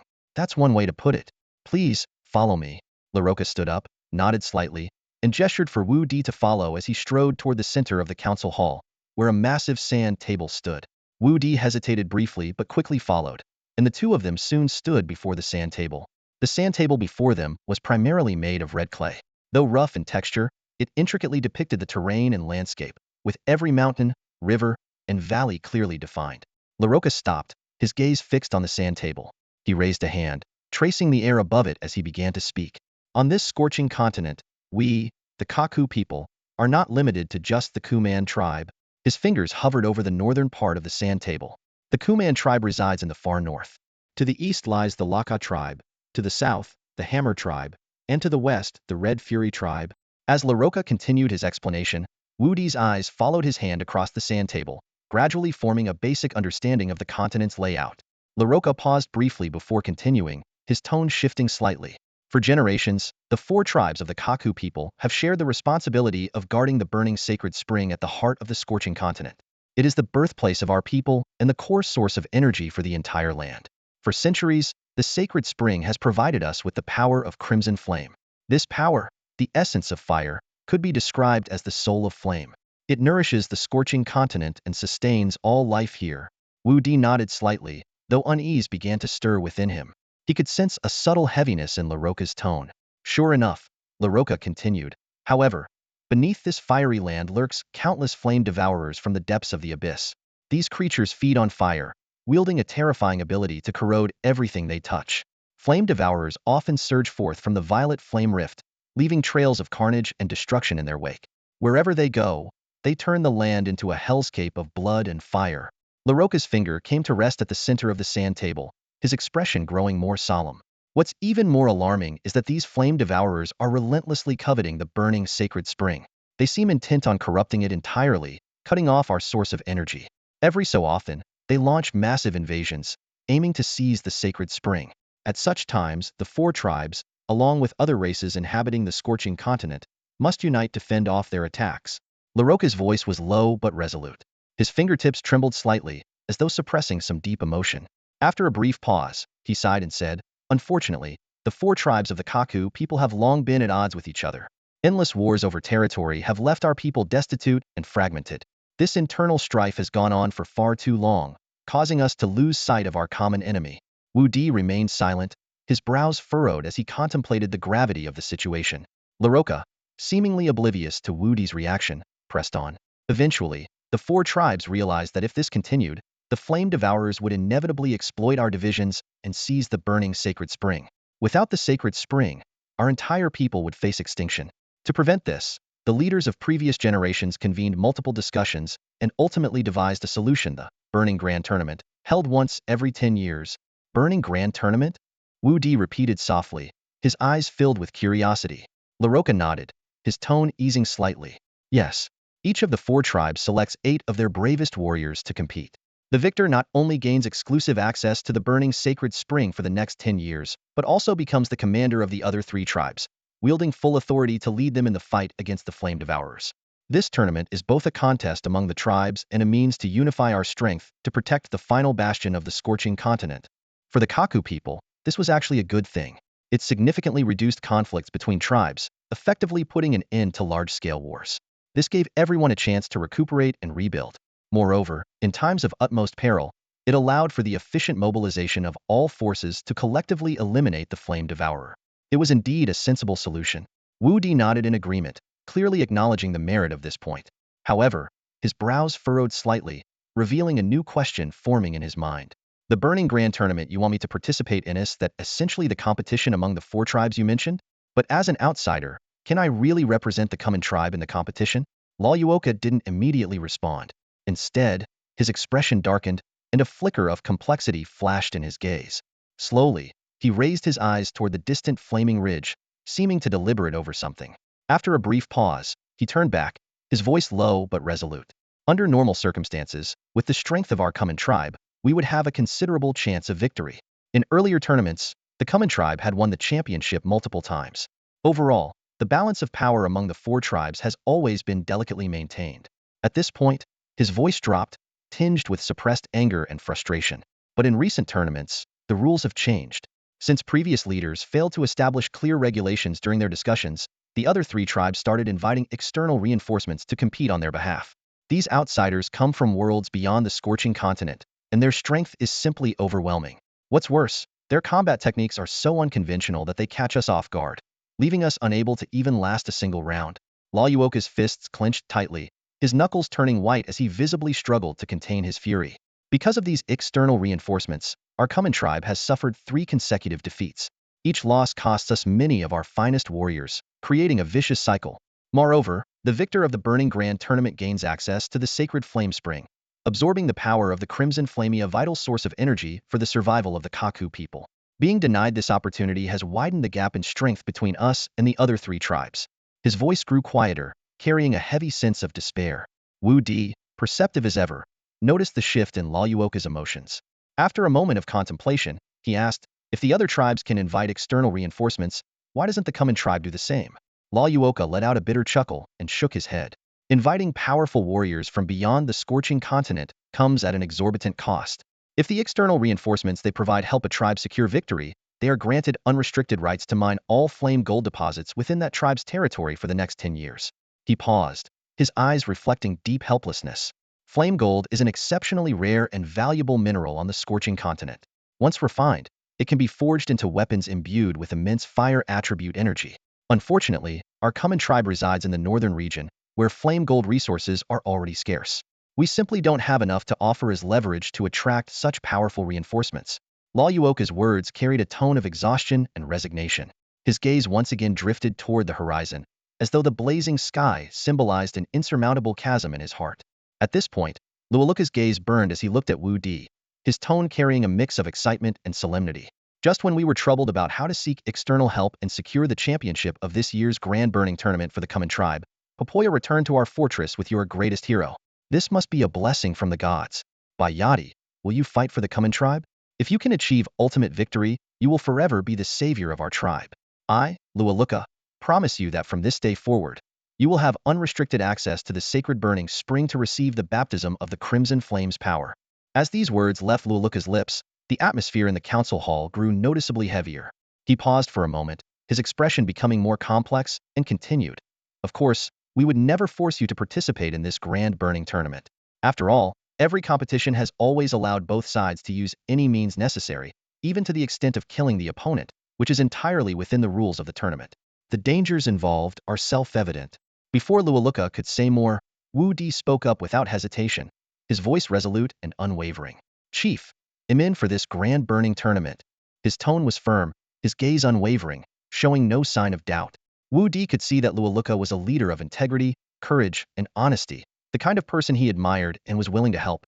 More importantly, Wudi had left Earth and ventured into the stars to challenge himself, to face strong opponents, and to grow stronger in preparation for his future nemesis, Nikram. This tournament was the perfect opportunity. Wudi turned to face everyone in the council hall, his eyes blazing with determination, his voice loud and clear. As for the sacred burning spring and the power of the crimson flame, they mean little to me. You, the people of the common tribe, have treated me with warmth and sincerity. We see each other as friends. And for a friend's request, I, by Yadi, will never turn away. Wudi's response ignited the hearts of every Kaku tribesman in the hall like a flame. His boldness and sincerity deeply moved these straightforward people. Popoya, who had unknowingly approached Wudi, had tears welling up in her beautiful eyes. Her voice trembled as she said, by Yadi, meeting you has been the greatest fortune of my life. On behalf of all the people of the common tribe, thank you. With that, she opened her arms and embraced Wudi tightly. By Yadi, my good brother. A booming voice echoed through the hall. Lord Nie Wudi strode forward with a hearty smile on his face. He clapped Wudi on the shoulder with his large, strong hand and said with gusto, remember what I told you last night? I, Lord Nie Wudi, always keep my word. The other leaders of the common tribe also stepped forward, pounding their chests and bowing to Wudi in respect. These humble Kaku tribesmen were deeply inspired by Wudi's openness and courage. They began to genuinely revere this man from the stars.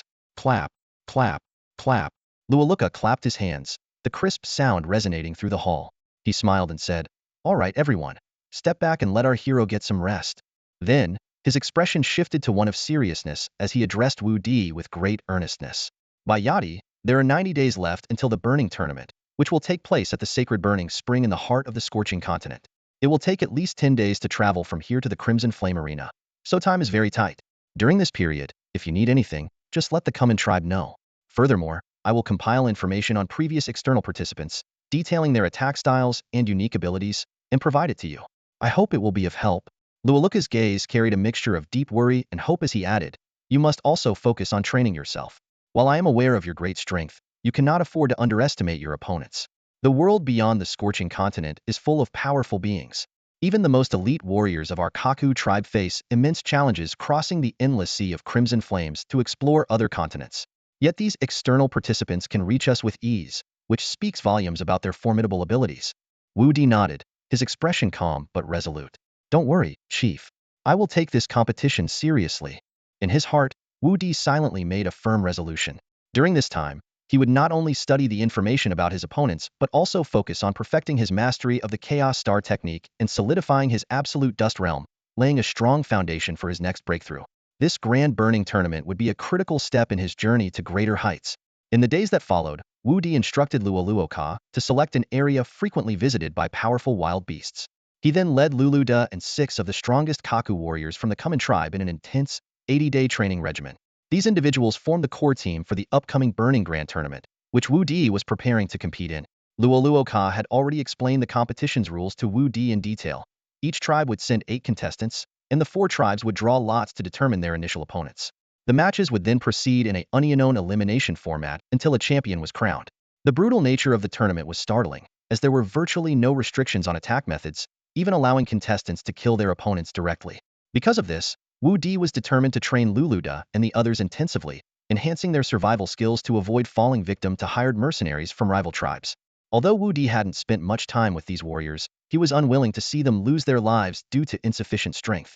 Luluda and the 6 warriors gave their all, even vowing to repay Wu Di's guidance with their lives. They already regarded Wu Di as a godlike figure, and cherished the opportunity to train with him. No matter how grueling the training, they never complained. In fact, they pushed themselves harder than ever. Wu Di's training methods were rigorous but highly effective, and in just 80 days, their combat abilities improved at an astonishing rate.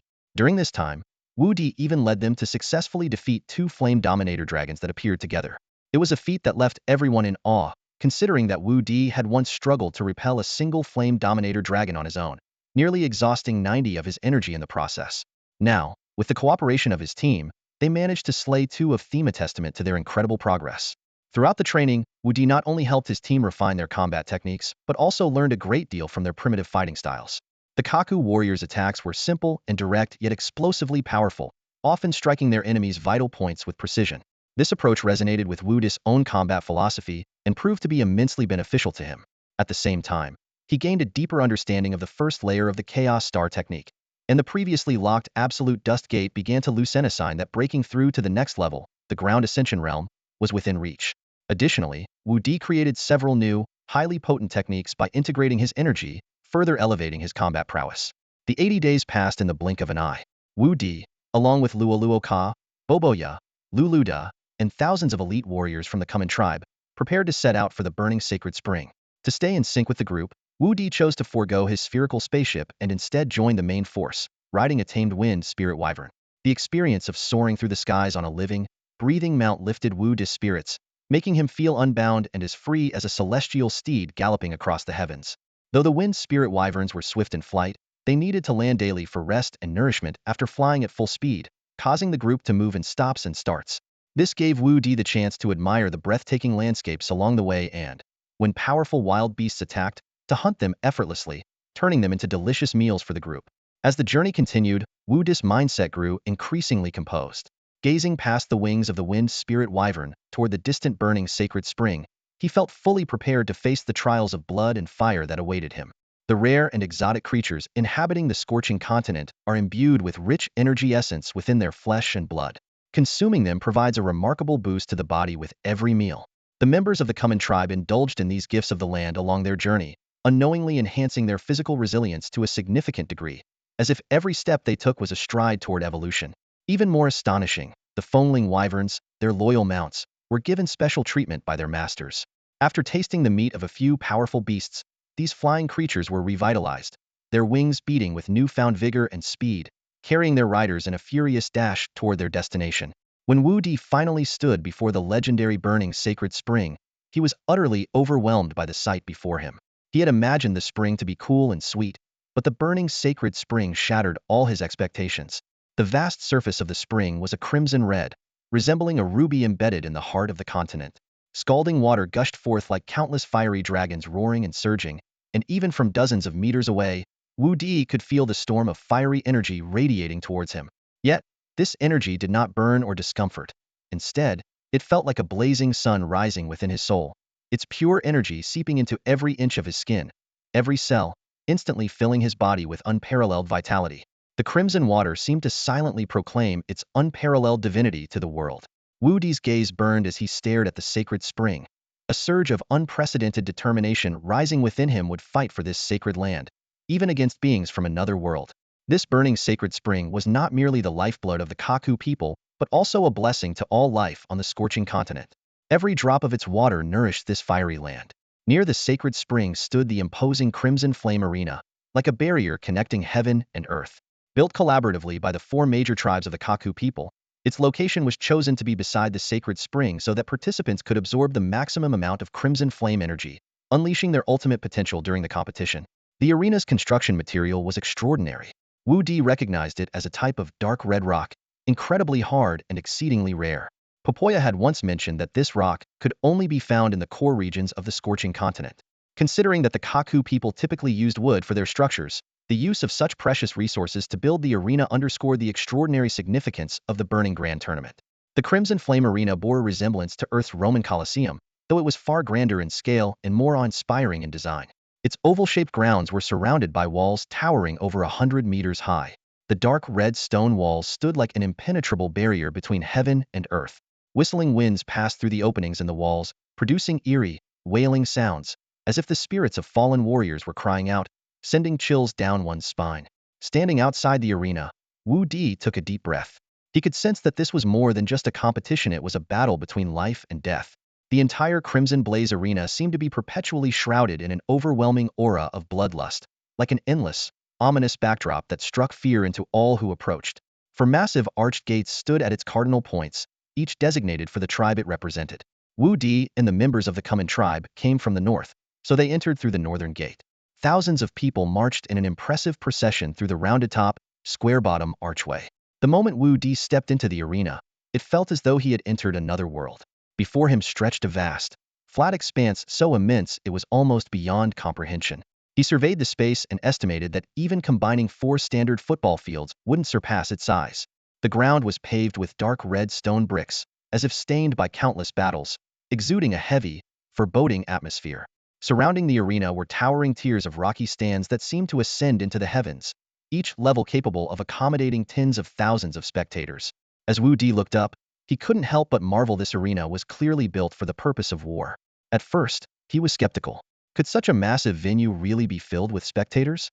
But as time passed and streams of people poured in from the other 3 gates, his question was answered. Apart from a large empty section in the stands behind the common tribe, the rest of the arena was packed to capacity. The audience was a diverse mix, not only members of the Kaku tribe, but also people from various other tribes, differing in skin tone, appearance, and physique. Some even led small, wild beasts, which might have been pets or perhaps portable emergency rations. The sheer scale of the crowd left Wudi in awe. The arena buzzed with deafening noise, a cacophony so intense it felt like the very air was about to ignite. He thought back to the sports meets he had participated in during school and even the world-class events he had seen on television. Compared to this, those seemed like mere child's play.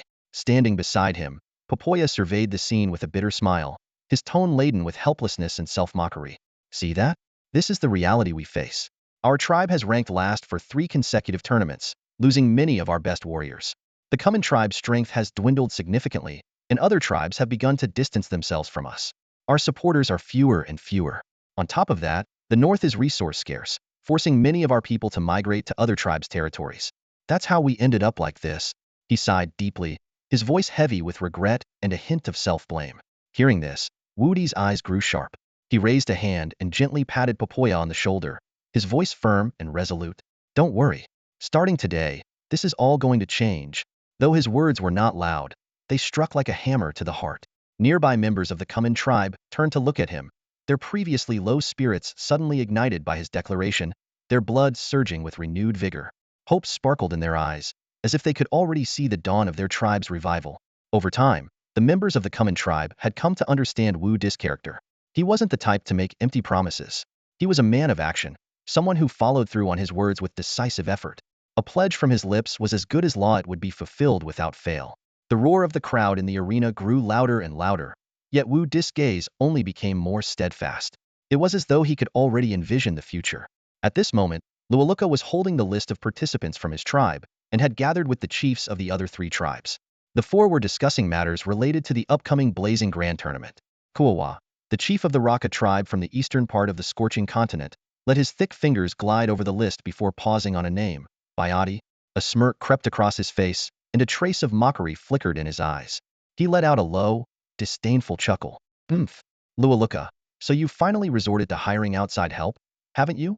Raising his head, Kuawa's gaze was filled with contempt, his tone sharp and confrontational.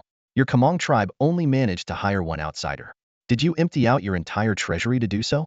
Even then, what good is it? Do you really think that this Bayati fellow can help you win the championship? Ha ha ha. Kuawa threw his head back in laughter, his voice reverberating through the meeting hall, brimming with arrogance and grating to the ears. As the reigning champion of the previous Blazing Grand Tournament, he had long grown accustomed to dominating the other 3 tribes, his smugness practically second nature. Lualuka frowned slightly, but chose not to respond. Kuawa's laughter, however, prompted Pipalong, the chief of the Southern Mantle tribe, to chime in. This burly man with a thick beard had a voice like rolling thunder, laced with disdain. Lualuka, I took a quick glance at your side earlier and saw a scrawny, dark-skinned kid standing in your ranks. That weakling wouldn't happen to be your so-called hired help, would he? Haha. He looks like he can barely stand on his own 2 feet. I could crush him with just one finger. Pipalong guffawed, his muscular arms gesturing wildly as if tearing through the very air.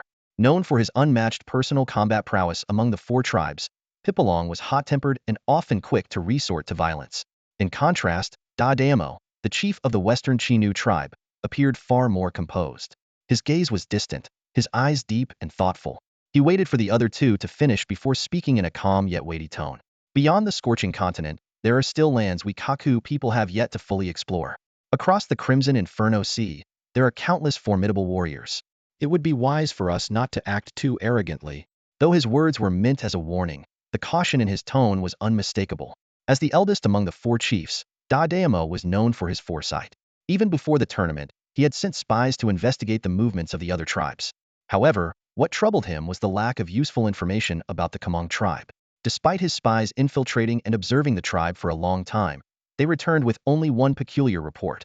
The Kamong tribe has been celebrating non-stop lately. The people feast and drink in their stronghold daily, as if they're rejoicing over something. This unusual tranquility left Damo uneasy, though he couldn't pinpoint why. In truth, it was all part of Lualuka's plan. As soon as Wudi agreed to assist, Lualuka ordered a complete lockdown on information. He sent Wudi, Laluda, and others to a perilous training ground for intensive preparations, while the remaining tribe members stayed behind to create a facade of revelry, masking their true activities with an air of festive distraction.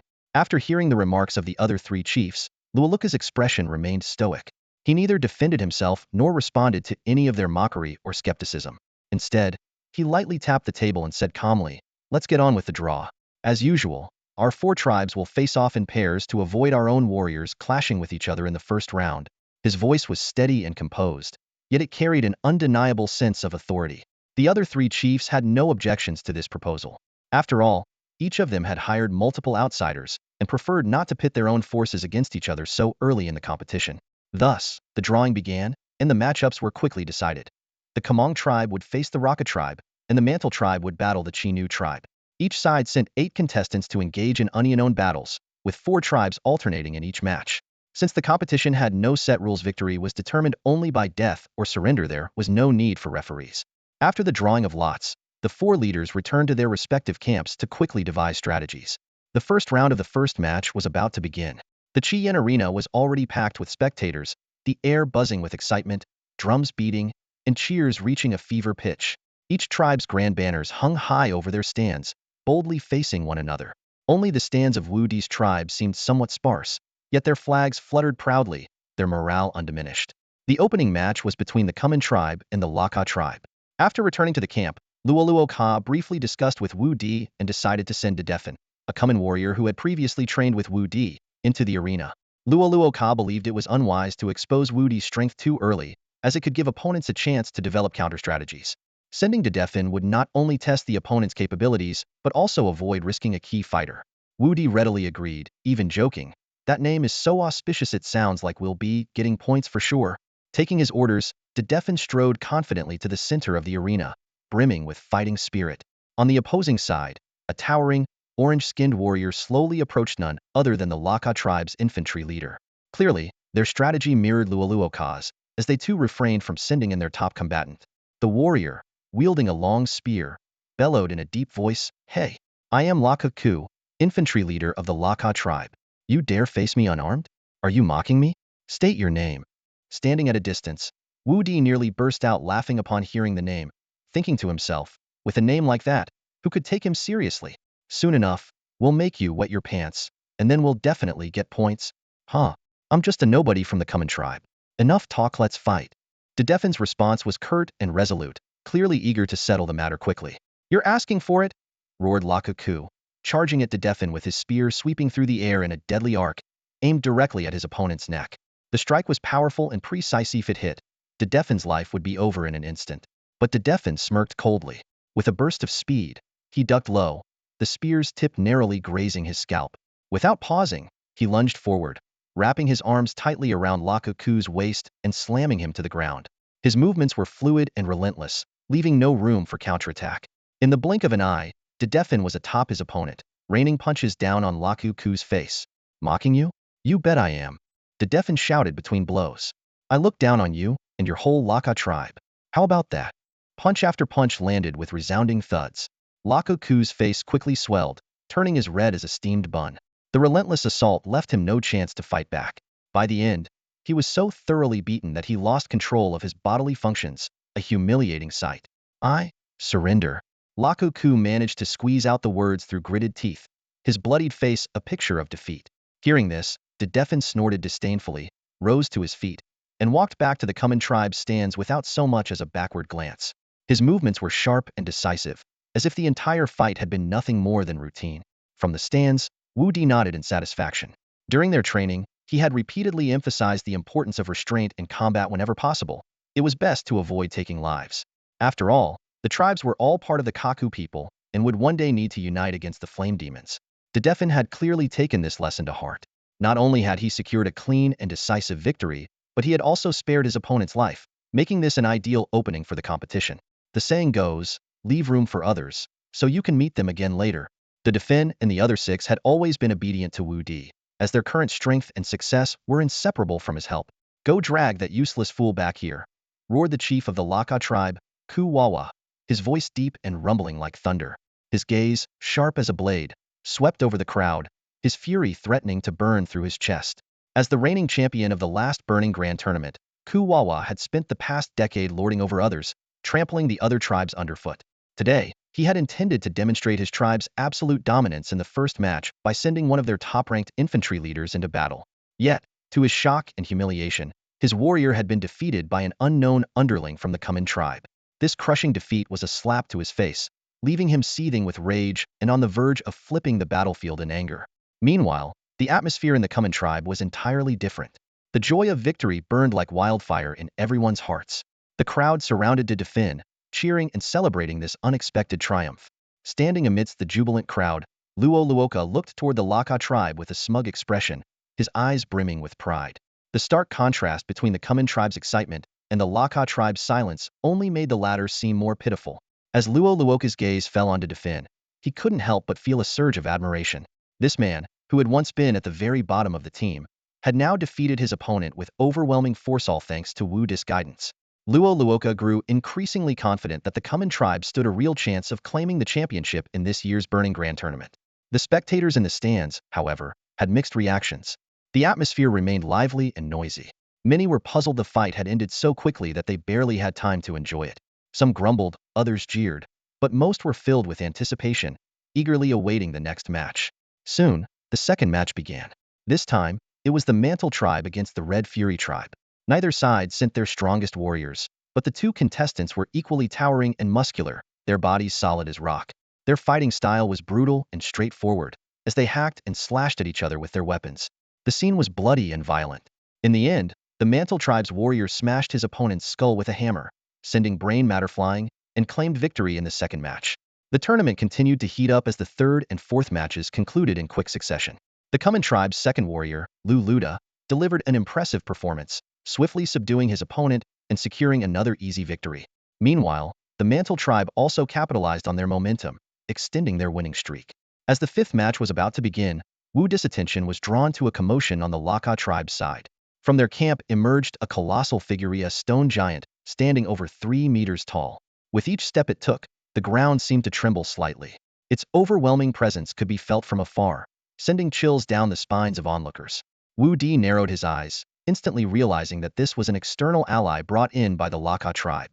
It seemed the Laka tribe, having lost 2 consecutive matches, could no longer remain calm. Wu Di's heart tightened. Facing such a formidable opponent, sending any of his comrades into battle could very well cost them their lives. Without hesitation, he stepped forward, making his way to the center of the arena. Standing in the middle of the battleground, Wu Di raised his head to carefully examine the stone giant before him. Its body appeared to be composed of dark red rocks, with clearly defined facial features. Though humanoid in shape, it exuded an eerie aura. Its limbs were as thick as stone pillars, and its heavy feet pressed against the dark red stone slabs with an unsettling sense of unity, as if it were part of the earth itself. Wu Di silently braced himself. This fight would be anything but easy. The stone man noticed Wu Di blatantly sizing him up without a shred of restraint, and a surge of irritation rose in his heart. His gravelly, coarse voice, reminiscent of stones grinding against each other, broke the silence, laced with discontent. "What are you staring at, kid?" His words sounded as if his mouth were full of pebbles, punctuated by the occasional crunch of stony stone. "Yeah, I'm staring at you. So what?"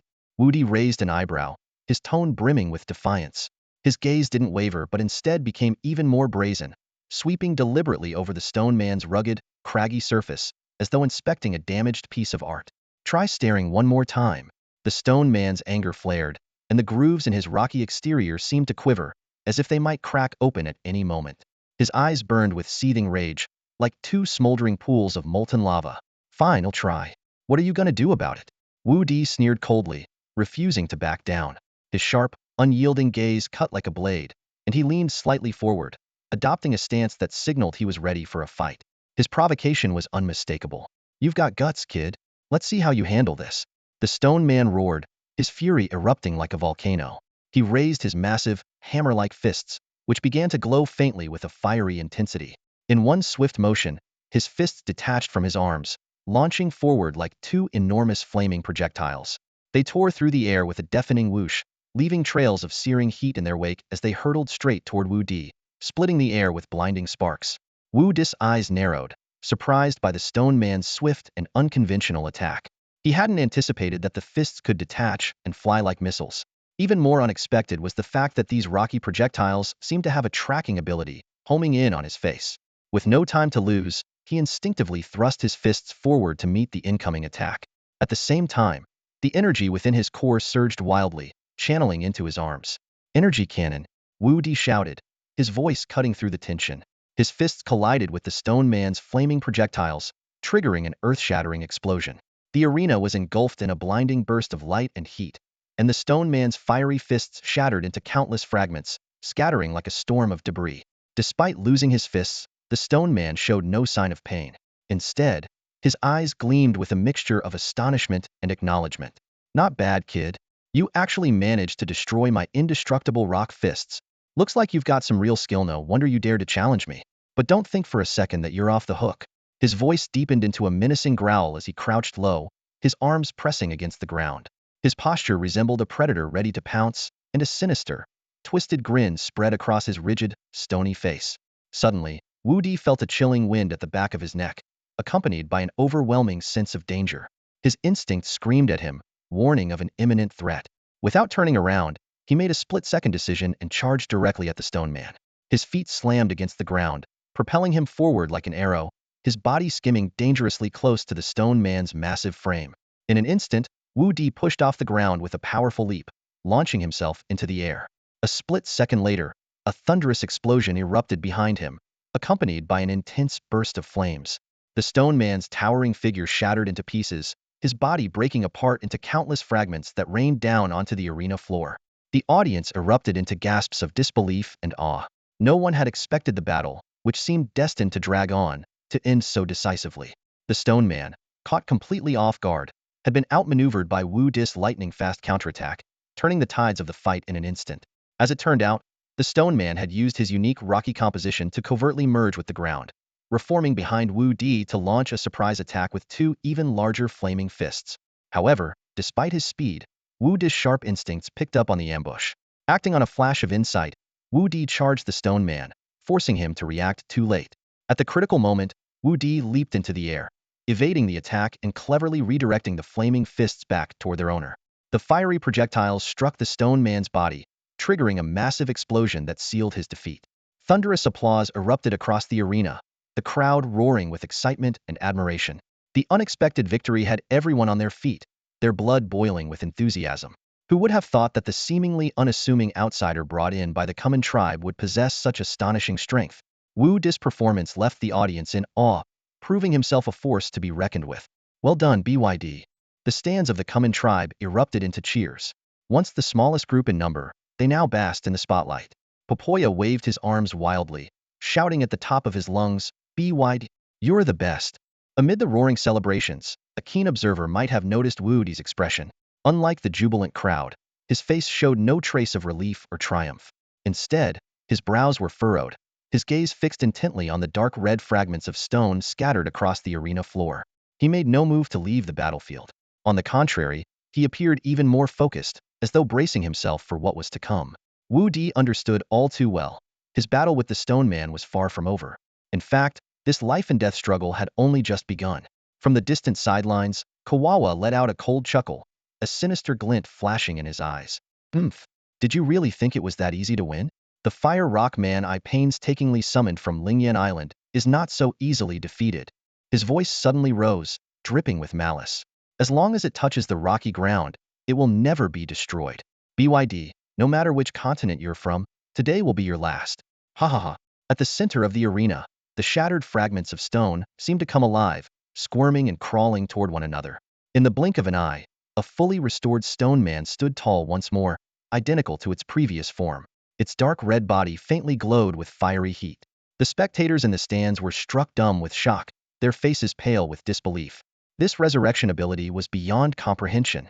If this continued, the stone man would be virtually unbeatable, while Wudi might exhaust himself and ultimately face a crushing defeat. The stone man opened its mouth, its coarse voice resonating through the air.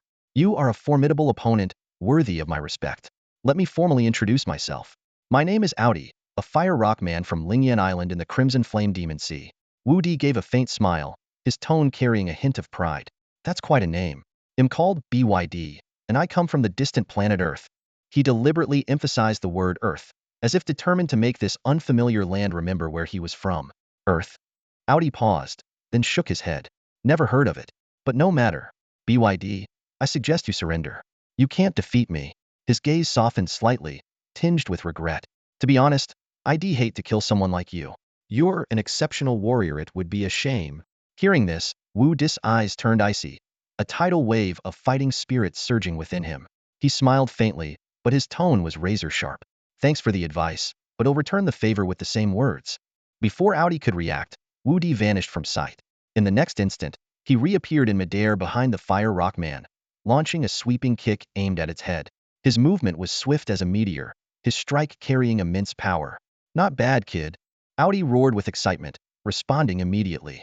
His massive body moved with unexpected agility, curling into a compact sphere and rolling forward. Wudi's kick missed its mark, but without hesitation, he pursued. However, the stone sphere seemed almost sentient, accelerating rapidly and widening the gap between them. At the same time, Its size began to grow at an alarming rate. By the time it soared into the air, it had transformed into a colossal fireball, its surface engulfed in blazing flames that radiated intense heat. Blazing rock explosion. Otis' voice boomed from within the fireball. In the next moment, the fireball erupted with a deafening explosion. Countless fragments of burning rock shot out like a fiery downpour, spreading destruction across the entire arena. The atmosphere was suffused with an overwhelming sense of annihilation. Wudi was solely focused on destroying the massive boulder, and his pursuit was swift. However, as he closed in, he was met with a barrage of fiery meteor-like attacks. Blazing shards of molten rock rained down like a torrential storm. The two were so close that Wudi had no time to evade. Narrowing his eyes, he acted instinctively. In a flash of inspiration, he rapidly channeled the yuan energy within his chi-si. Accompanied by a low shout, the energy burst forth from his body. A transparent shield of yuan energy instantly formed around him. The fiery shards hammered the shield relentlessly, producing muffled thud, thud, thud sounds. The intense flames engulfed Wudi's figure in an instant. At the same time, the remaining glowing fragments scattered in all directions. Some struck the ground, sending up plumes of scalding smoke and dust. Others shot toward the stands, crashing into the crowd and eliciting a chorus of panicked screams and cries of pain. In the stands, spectators scrambled to escape. Those struck by the fragments writhed in agony, with injuries affecting more than half the victims. By comparison, the Kuman tribe, seated sparsely due to their smaller numbers, suffered the least damage. The arena was soon engulfed in smoke and fire as the tribal chieftains urgently dispatched their people to conduct rescue efforts. At the center of the arena, the flames surrounding Wudi gradually subsided. As the black smoke dissipated, his figure began to reappear bit by bit. The crowd held their breath, watching intently. When his form finally came into clear view, a collective gasp of astonishment erupted. Wudi was completely unharmed. It turned out that the Yuan energy shield was a new technique Wudi had developed during special training arranged by the Kuman tribe's chieftain, Luluka. In a moment of crisis, he had instinctively activated it. The shield's formidable defensive power was capable of blocking virtually all damage, particularly against opponents of similar strength, making it nearly invincible. As the crowd marveled at this display, the shattered rocks in the arena began to move again, as if imbued with life. They quickly gathered and reassembled at the center of the field, forming a brand new fire rock golem. Its body burned as fiercely as before, with molten rocks radiating a fiery red glow, as though it had never been damaged. Audi's gaze was fixed intently on Wudi. He had never imagined that his blazing shard storm, his signature move with incredible range and devastating power, could fail against an opponent. The technique had claimed countless lives, yet Wudi stood unscathed. Though Audi lacked the physical ability to sweat, a chill crept down his spine, and an unsettling coldness rose from within. Still, Audi did not retreat. Instead, he straightened his posture, his tone laced with a mix of cunning and provocation. Wudi, no matter how strong you are, you can't kill me. Fighting like this is pointless. There will never be a winner. The stones in this arena are endless, but your strength is not. Sooner or later, you'll run out of energy. Take my advice and surrender. I must admit, I admire your skill. As soon as he finished, Wudi let out a cold chuckle, his eyes flashing with a sharp, piercing light. Crossing his arms, he met Audi's gaze with a faint, mocking smile. Oh, is that so? You really think you're invincible? Funny, because I don't see it that way. There was a hint of amusement in Wudi's voice as he continued. How about this, we make a bet. If I can find your weakness within 3 minutes, you surrender. If I fail, they'll concede and let you do whatever you want with me. Deal? In truth, Wudi had already noticed subtle anomalies when the fire rock golem reassembled for the second time. He was confident in his analysis, but wanted to use this wager to confirm his theory and perhaps compel Audi to admit defeat on his own. His eyes burned with determination, while Audi hesitated, sensing an invisible pressure weighing down on him. Seeing the confident expression on the opponent's face, Audi couldn't help but feel a pang of unease. Despite not having a liver, he still felt a metaphorical flutter. He simply couldn't believe Wudi would be able to pinpoint his weakness in such a short amount of time. Determined not to show any hesitation, he raised his head stubbornly, let out a cold snort, and tried to sound composed as he responded, Fine, let's bet. Who's afraid of who? I've still got plenty of tricks up my sleeve. As soon as the words left his mouth, his massive figure suddenly sank silently into the solid rocky ground, as if swallowed by the earth itself, vanishing without a trace. The bizarre scene left the surrounding air frozen for a moment. Wudi, however, remained standing in place, calm and collected. He slowly closed his eyes, and an immense surge of energy erupted from within him, rippling outward in all directions. Within seconds, The ground within a 100-meter radius was enveloped by his energy, forming an invisible, all-encompassing net. He understood that the key to this battle lay in striking first, and he was certain that his opponent's attack would come from below. Feeling the subtle feedback from his energy field, Wudi held his breath, waiting like a poised predator ready to pounce. It's here. Wudi's eyes snapped open, gleaming with a sharp, cold light. The ground beneath him trembled violently, and in an instant, dozens of razor-sharp stone spikes shot up from below, each one aiming directly at his vital points. Wudi's figure flickered, narrowly evading the deadly assault. But before he could catch his breath, another barrage of spikes erupted from underfoot, swift and relentless, as if endless. After dodging several waves, Wudi realized that continuing like this would only lead to a dead end. Without hesitation, he leaped into the air, escaping the ground's persistent pursuit. "Let me show you my new move, Energy Gatling," Wudi shouted, his voice brimming with determination. His hands moved so rapidly they became a blur, flipping and striking dozens of times per second. In an instant, countless energy blasts, each the size of a fist, shot out from his palms like a torrential downpour. The energy blasts rained down upon the ground, detonating on impact with thunderous explosions. The rocky floor below was obliterated, left riddled with craters as debris flew and dust billowed into the air, transforming the scene into something out of a nightmare. Wudi's onslaught didn't let up for a moment. The recoil from the energy blasts kept him suspended steadily in midair, his eyes fixed unwaveringly on the ground below, as if searching for something. Suddenly, a pained wail echoed from beneath the surface. "I can't take it anymore." Almost immediately, countless shards of rock burst out from the craters, as though drawn by some invisible force, converging rapidly in one direction. Wudi's eyes narrowed, his sharp gaze locking onto the swirling mass of stone as it began to take shape. "This is my chance," he murmured, his tone low but decisive. In a flash, his figure vanished from midair, reappearing near the reassembling stone cluster in the blink of an eye. In one swift motion, his right hand shot out, grabbing a precise spot within the chaotic mass. As his fingers tightened around it, a confident smirk played across his lips. Without lingering for even a moment, he executed a series of nimble backflips, retreating to his original position and watching as the stones continued to gather and reform.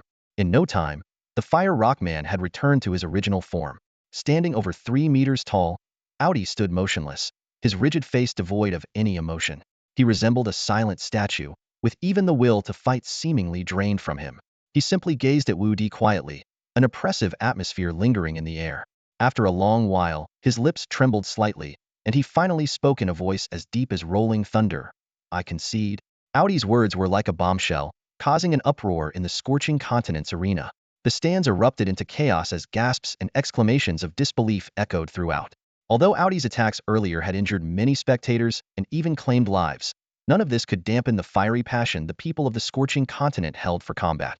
They were born warriors, viewing death as a common occurrence, while missing such an intense battle was considered an unforgivable regret. The match just moments ago had indeed been a heart-pounding spectacle, especially Wudi's aerial bombardment, which sent adrenaline surging through the crowd. Yet, the final outcome left everyone baffled.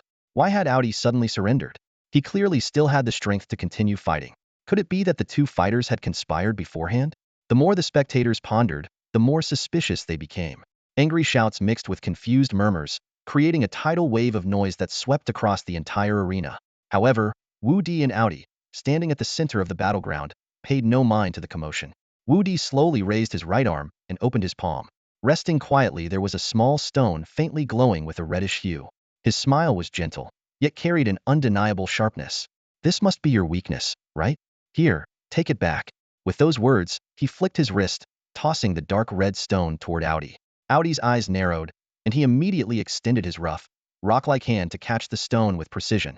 He stared at the stone in his hand for a moment before pressing it against his chest. The stone quickly merged into his body, as if it had never been apart from him. The entire process was silent, yet it carried an inexplicable sense of lethal tension. After a brief pause, Audi raised his head, his gaze complex as it settled on Wudi. His voice was low and raspy, tinged with both confusion and reluctance. "You truly found my weakness. Can you tell me how you discovered it?" Wudi's smile remained, but his eyes held a sharp glint. His tone was calm as he began to explain. "Each time you reassemble your body, it may appear chaotic and random on the surface, but with careful observation, a pattern can be seen. That glowing red stone is actually the core of your power, the source that controls all the rocks." He paused briefly before continuing. "The first time you were shattered by your own punch, The rock fragments were too large for me to notice anything unusual. But the second time you exploded and reassembled, I observed that all the broken pieces were converging toward a single point. At that point, there was a faintly glowing red stone that remained stationary. From that moment, I realized that if I could disrupt you enough times and track the trajectory of the converging fragments, I could pinpoint that stone and uncover your secret. Wudi's gaze sharpened slightly as he asked with a hint of probing curiosity, if I had destroyed it just now, what would have happened to you? Audi fell silent, his massive frame trembling slightly. A complex mix of emotions flickered in his eyes before he finally replied in a low, somber voice, if that had happened, I would have died. Judging by the expression on the stone man's face, it was clear that Wudi's deductions had been entirely correct. Audi answered truthfully, yet he showed not the slightest hint of frustration. Instead, he burst into hearty laughter, his voice resonating like rolling thunder throughout the crimson flame arena. He patted his chest and fixed his blazing gaze on Wudi, his tone filled with admiration. Ha ha ha. Impressive. Truly impressive. BYD, your insight is truly terrifying. I like you a lot. With that, he pulled out a rectangular black stone, roughly the size of a cigarette box, and casually tossed it. The rock traced an arc through the air before landing steadily in Wudi's hands. The stone was jet black, covered with intricate and mysterious symbols. Upon closer inspection, faint red light seemed to flow between the carvings, as though it harbored some enigmatic energy. Audi's expression turned unusually serious as he spoke slowly. Audi, owe you, BYD, my life. Take this. If you ever encounter the Fire Rock people of Spirit Rock Island, show them this, and they will obey your command. He paused, his gaze deep and profound. If fate allows, we shall meet again. As soon as he finished speaking, Audi turned and walked away, his silhouette resolute and solitary. He didn't return to the Raka tribe's camp, but instead strode straight out of the Crimson Flame arena, vanishing into the firelit haze and swirling dust. Meanwhile, due to the intense battle of the fifth match, the arena had been severely damaged. After some deliberation, the chieftains of the four tribes decided to postpone the remaining matches until the following day. Stoneworkers quickly got to work repairing the battleground, the clang of tools echoing under the glow of the flames. As night fell, the tribes began setting up tents near the sacred burning spring for an overnight stay. The Kuman tribe, however, was much more at ease. Wudi had already stored their pre-assembled tents in the Apocalypse Cube, and now all he needed to do was retrieve them for immediate use. Furthermore, he brought out plenty of beast meat to share with his tribesmen. Soon, smoke curled into the night sky, and the aroma of roasting meat spread far and wide, drawing envious glances from nearby tribes. The Kuman camp was filled with laughter and cheer as people celebrated their 3 consecutive victories that day. They feasted, toasted, and danced late into the night. In stark contrast, the atmosphere inside the Raka chieftain's main tent was grim and oppressive. Bang! Ku Wawa slammed his palm onto the wooden table, shattering it into splinters. His face was so dark it seemed almost capable of dripping water. His venomous gaze swept over those present as he gritted his teeth and growled. Who is this BYD that Lolo Ka brought in? Even Audi, the master of Spirit Rock Island, couldn't defeat him. That damn man. It seems our original plan won't work. We need to contact Lord Saruth of the Flame Devourers immediately. The tent fell into a suffocating silence, the tension thick enough to choke. Suddenly, a cold, mocking voice emerged from the shadows. There's no need to panic, Chief. Leave the next round to me. I'll personally take care of that BYD. The speaker stepped out of the darkness, shrouded in black mist. His body seemed to flicker in and out of existence, as though he didn't fully belong to this world. His crimson, slit-like pupils glowed menacingly in the fog, sending chills down everyone's spines. Audi lost because he was too careless and too foolish, the figure sneered. But after watching their battle today, I've uncovered every detail of that man's abilities. Tomorrow, he'll die a miserable death. Ha ha ha. At that moment, another voice broke the silence in the tent, deep and powerful, laced with unmistakable disdain. Gut, are you sure you can kill that outsider the Kuman tribe brought in? The speaker was a towering, muscular, middle-aged man with shoulders as broad as mountains and arms thick with knotted muscles. His imposing presence was undeniable. This was Shi Qiao Qiao, the Raka tribe's top warrior. He had originally been selected by Ku Wawa for the next match, but Gut's sudden appearance had disrupted those plans, leaving Shi Qiao Qiao visibly displeased. He deliberately spoke out before the chief could respond. Gut, however, remained unfazed by the provocation. He merely let out a cold chuckle, his crimson eyes glinting with an almost mocking light. Ku Wawa observed the exchange, a complicated look flashing through his eyes. In the end, he said nothing. He knew that tomorrow's match promised to be an even deadlier confrontation. Degyut had been invited by Kawawa to the previous few Burnt Grand competitions, but he had never once participated. As a result, the people of the Laka tribe had never witnessed Degyut's true strength and thus held a deep sense of dissatisfaction toward him. In reality, Degyut's presence wasn't for competing at all, but rather for a secret mission helping the Laka tribe establish contact with the flame fiend lord lurking deep beneath the scorched continent.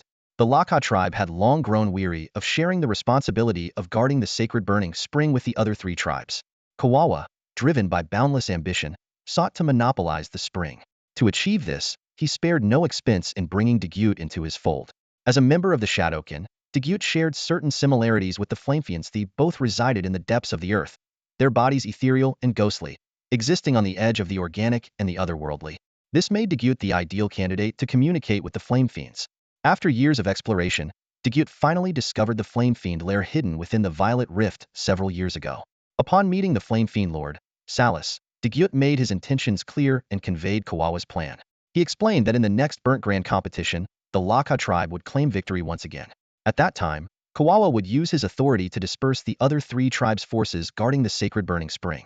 With Salas leading the Flame Fiends in a coordinated assault alongside the Laka tribe, they would eliminate the remaining tribes.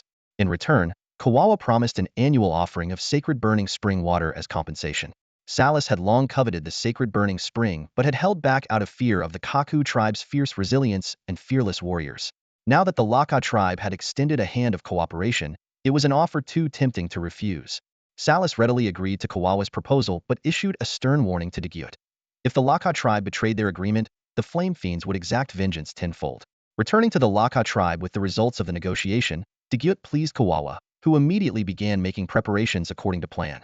However, even as this conspiracy brewed in the shadows, Degyut's presence continued to stir discontent within the tribe. "What's the matter? Want to test my strength?" Degyut's raspy voice cut through the air, his crimson eyes locking onto Shi Xiaoqiao with a piercing, unhidden challenge. "You think I'd be scared of you?" Shi Xiaoqiao had long been eager to showcase his strength before the chieftain, and now seemed like the perfect opportunity. Letting out a roar, he charged toward the corner of the tent, aiming a powerful punch directly at Degyut's face. The wind howled as the punch landed, and Degyut's head shattered instantly. Shi Xiaoqiao, confident in his success, turned a boast to the chieftain only to freeze mid-motion. Looking down at his chest, he saw a sharp claw piercing through it, clutching his still-beating heart. It turned out that Shi Xiaoqiao had struck nothing more than Degyut's shadowy afterimage. The real Degyut had already teleported behind him and delivered a fatal blow in the same instant Shi Xiaoqiao had thrown his punch. The attack was so swift that Shi Xiaoqiao didn't even feel pain before coughing up blood and collapsing lifelessly without so much as a backward glance. This horrifying scene unfolded right before Kawawa's eyes. He stood frozen, trembling uncontrollably. Shi Xiaoqiao was the tribe's strongest warrior. While Kawawa was aware of Degyut's unparalleled skill as a Shadowkin, he hadn't expected the gap between the two to be so vast or the outcome so brutal. "Degyut, you actually killed Shi Xiaoqiao." Kawawa's voice quivered with fear, his eyes filled with a mix of shock and dread. "Chieftain, what use is keeping such a worthless fool by your side? He would only drag the Laka tribe down." Degyut's cold, chilling voice echoed through the tent. He continued slowly, "Don't worry. Leave Beatty to me.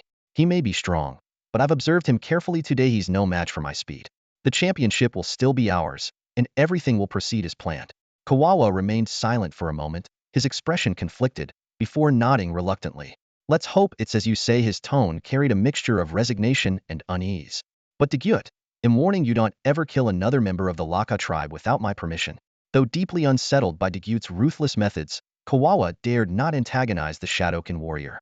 After all, he still needed Degyut to deal with the Kumin tribe's formidable ally, Beatty. "Heh.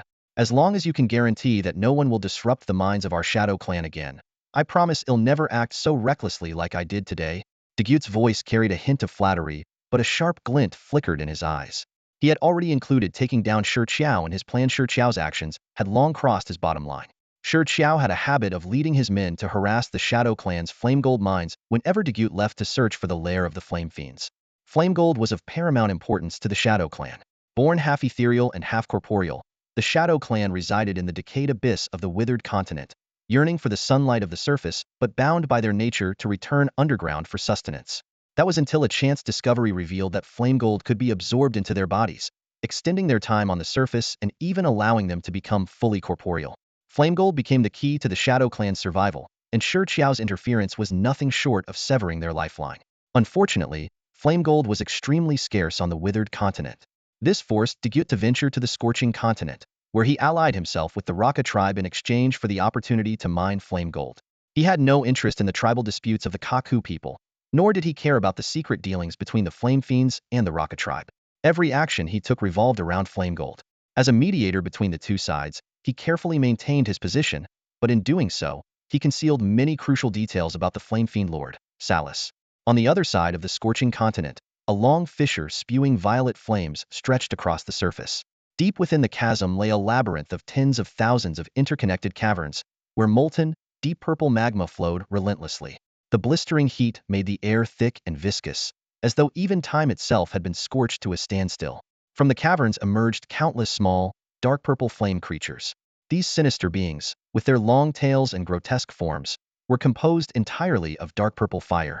Standing no taller than half a meter on average, they exuded an unmistakable aura of danger. The flame fiends moved in swarming groups, hopping and wandering about while emitting eerie, giggling noises. At first glance, they might resemble mischievous forest sprites at play. Yet wherever they passed, any trace of life was consumed entirely, leaving behind only barren, ashen wastelands. The true terror of the flame fiends lay not in their appearance, but in their power to annihilate all life in their path. Suddenly, a piercing, ear-splitting hiss echoed through the caverns, as if it were tearing through the very fabric of the air.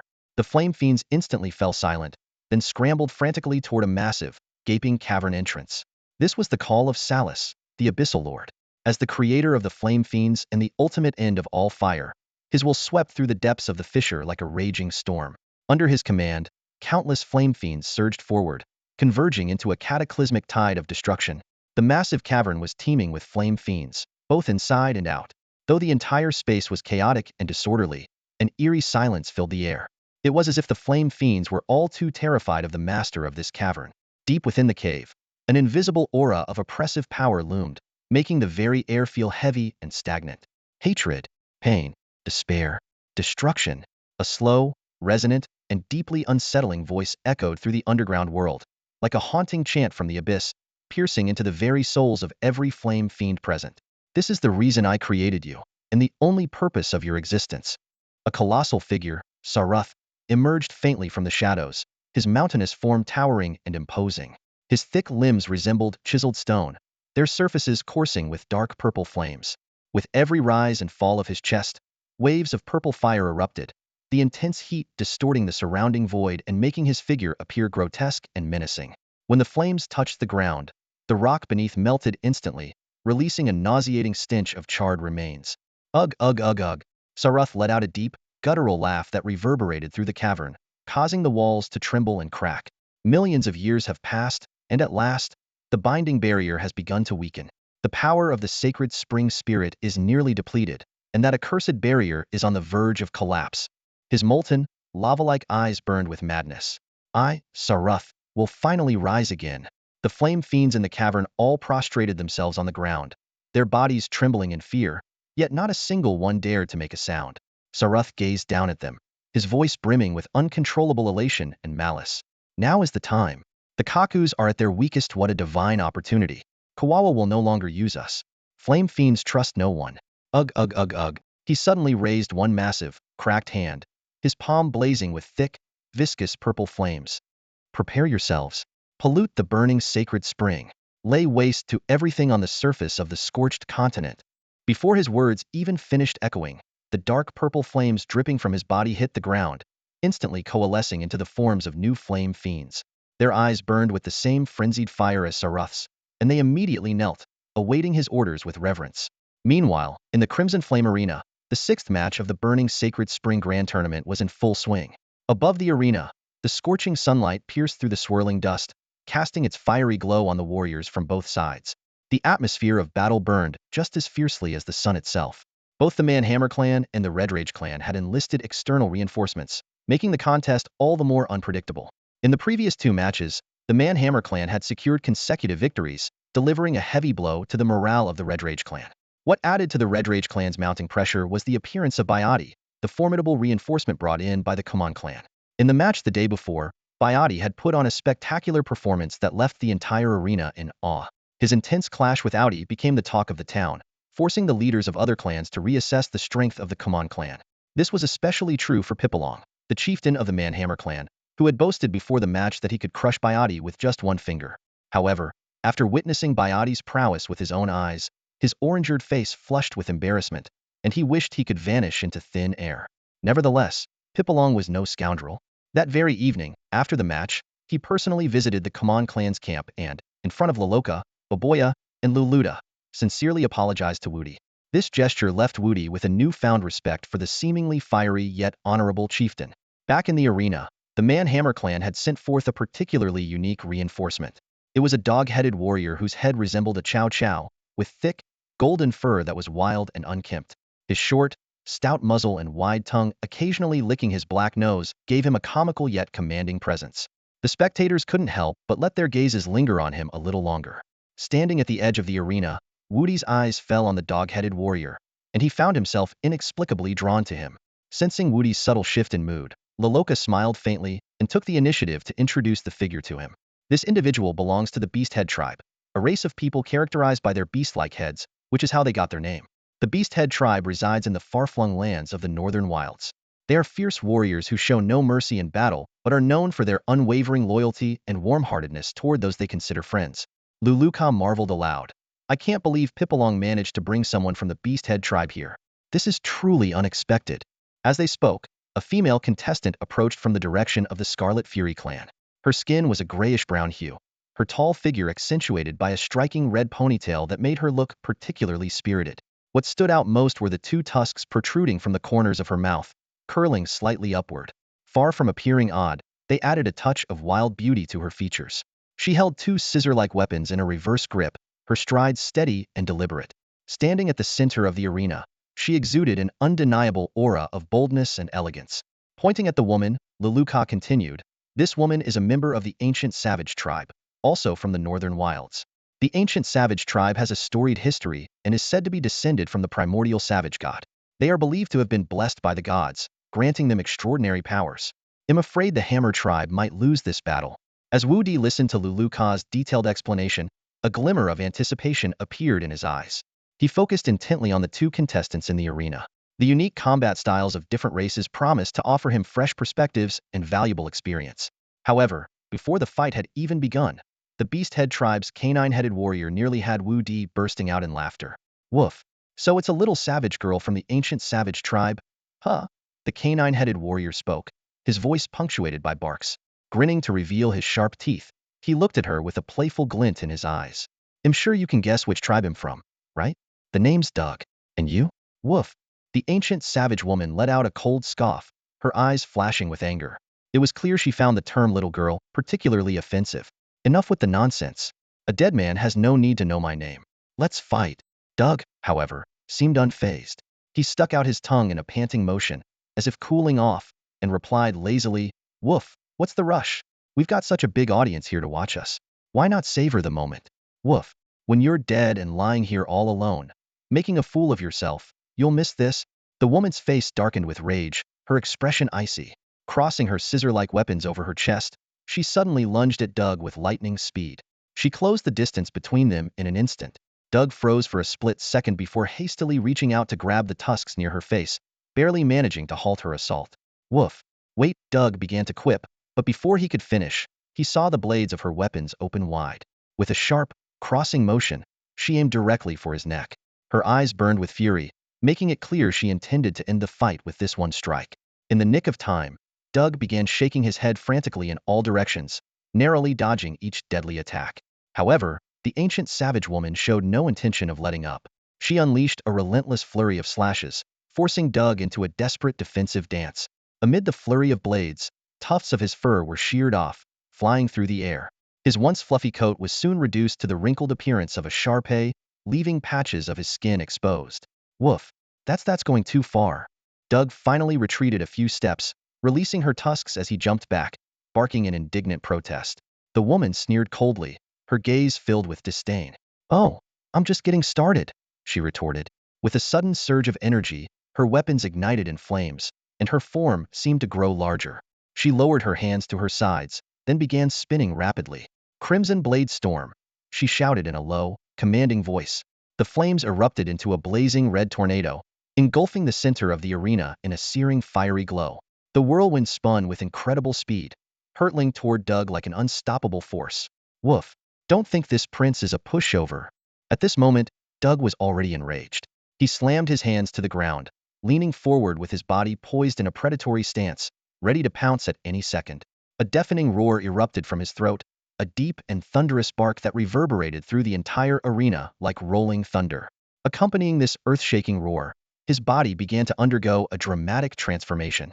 Bones cracked and shifted violently, and with a series of sharp, snapping sounds, his previously fallen fur regrew at an astonishing speed, thicker and more powerful than before.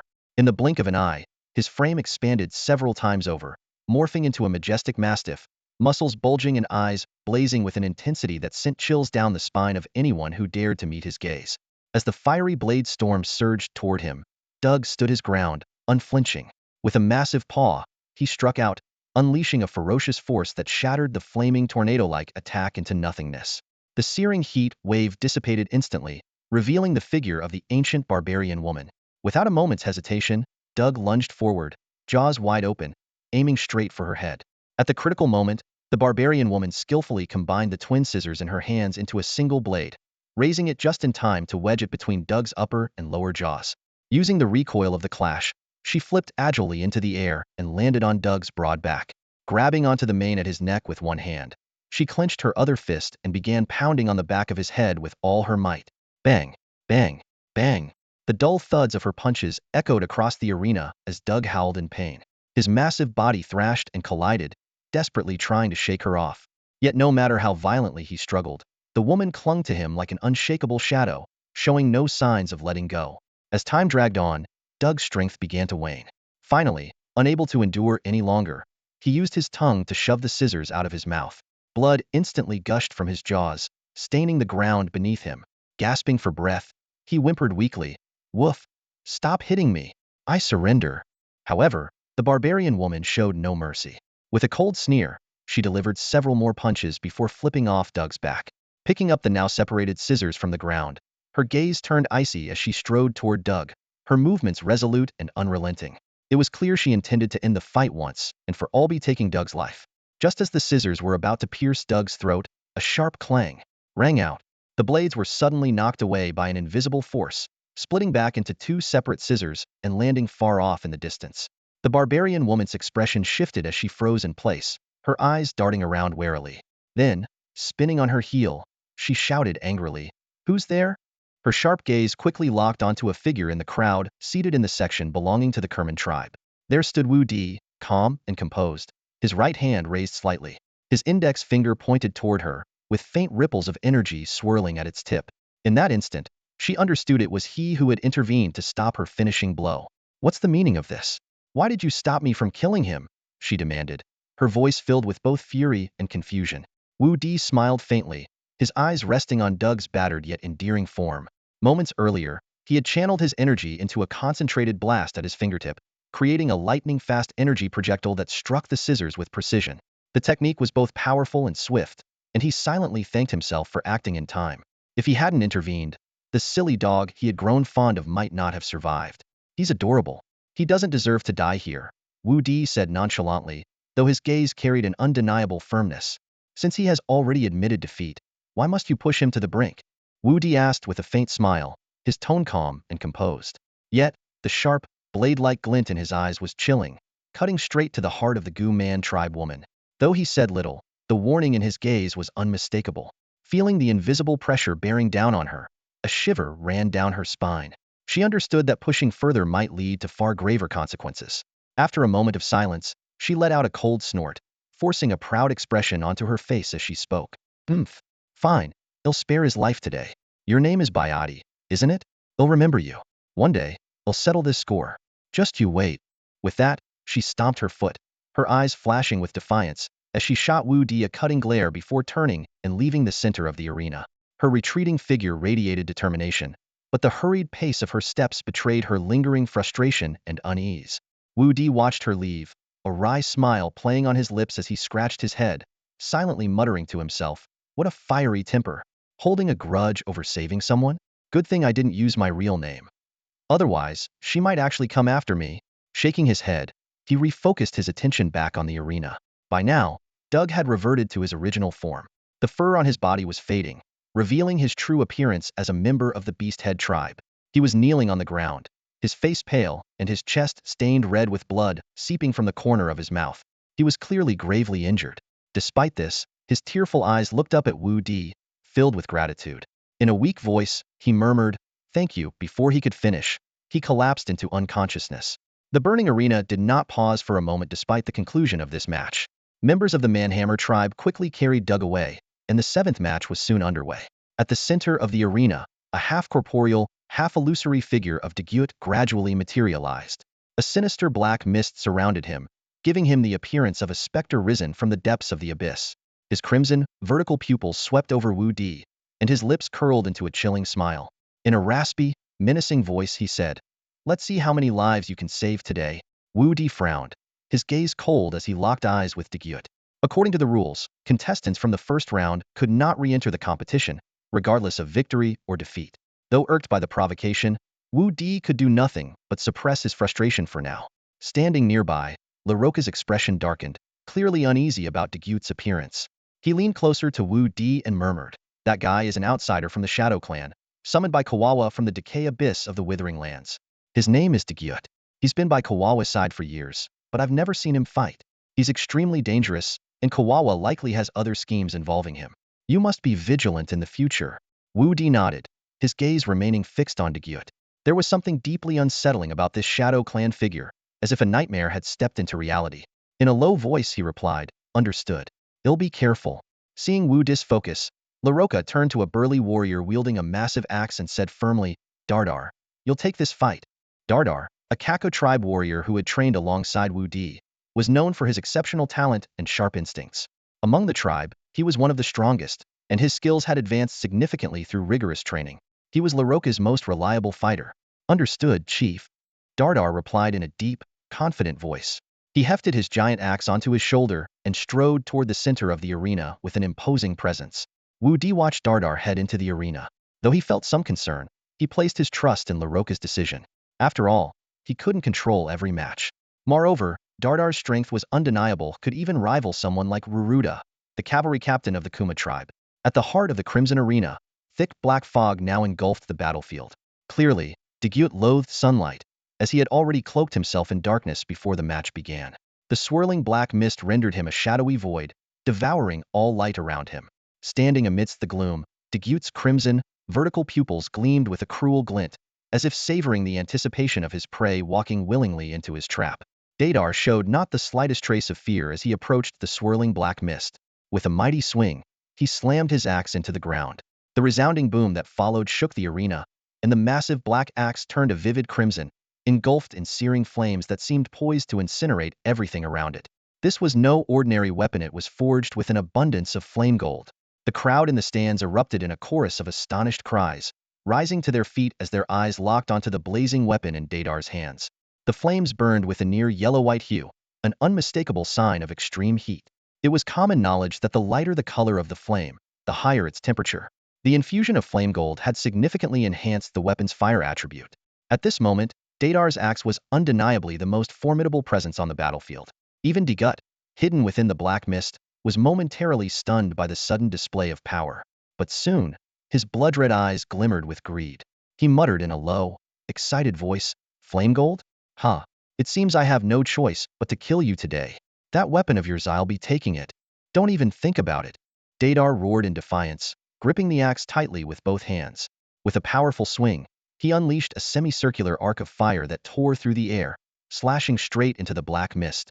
The fiery arc cleaved the mist in two, and the scorching heat wave that followed raised the surrounding temperature to suffocating levels. Without hesitation, Dardar charged toward the center of the dissipating mist, only to find it empty.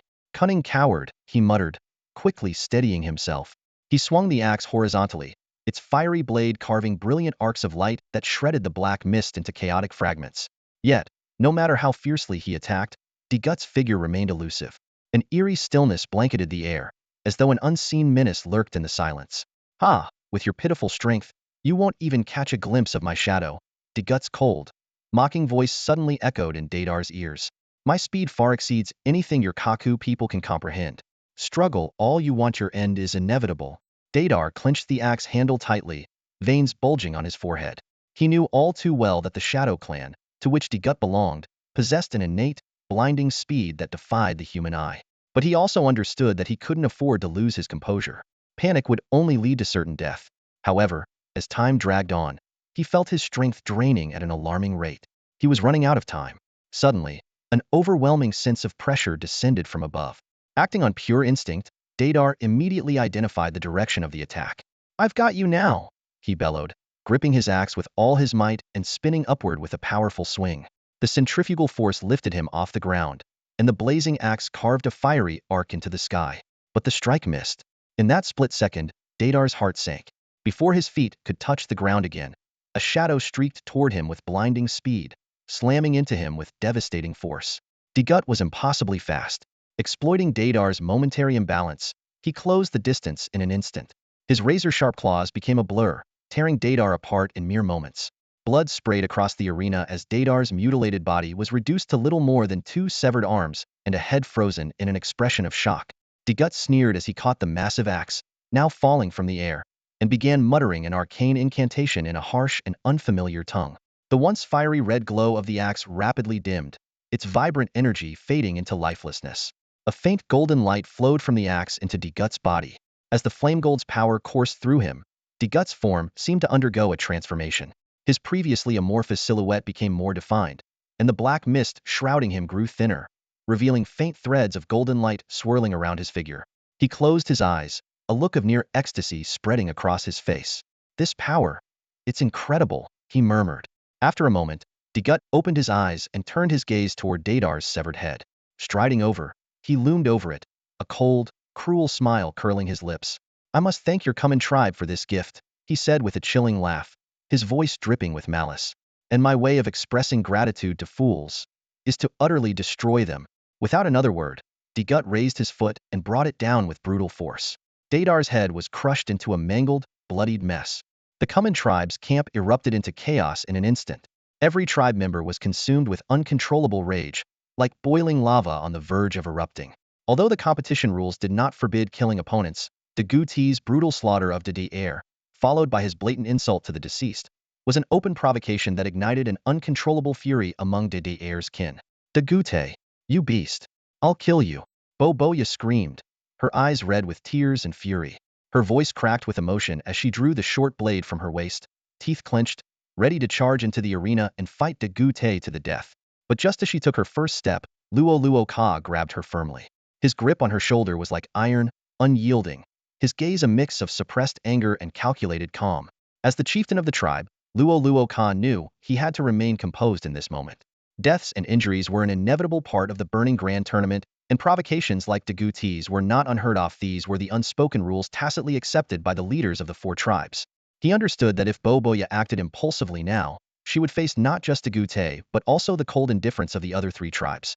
No one would intervene to help her, not even given her special status, and she would only be throwing her life away. "Calm down. That's an order."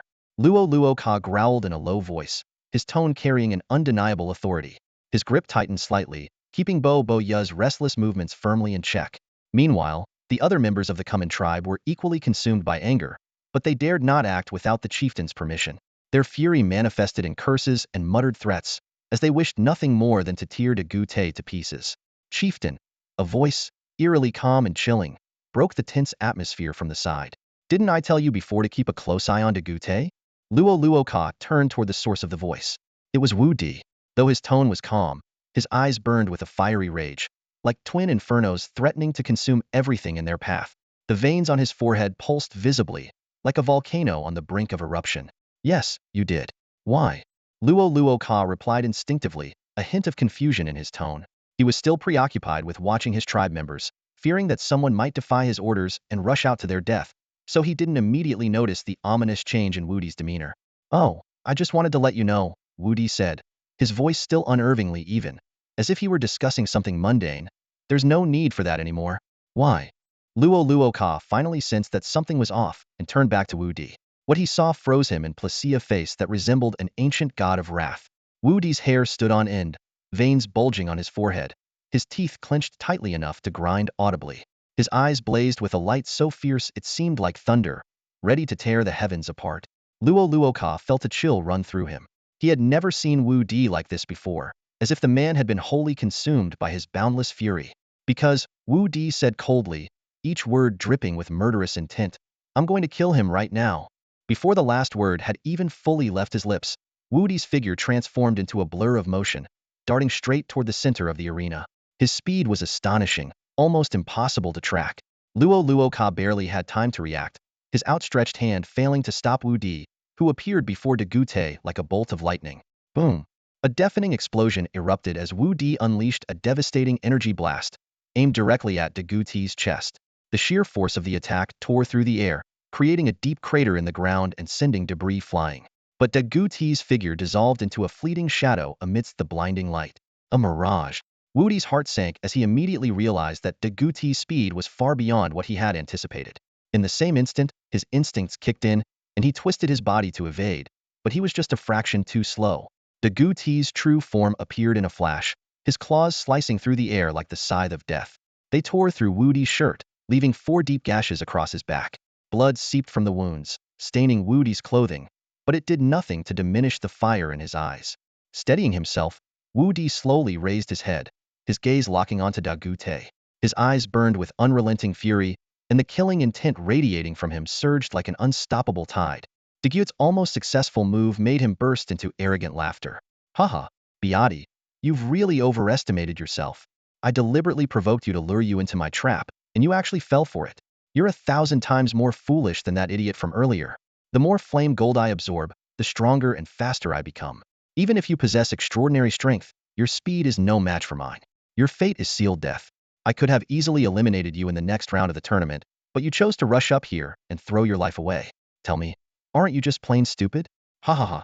De Gute's words pierced through Wu Di like daggers, his gaze filled with disdain and mockery.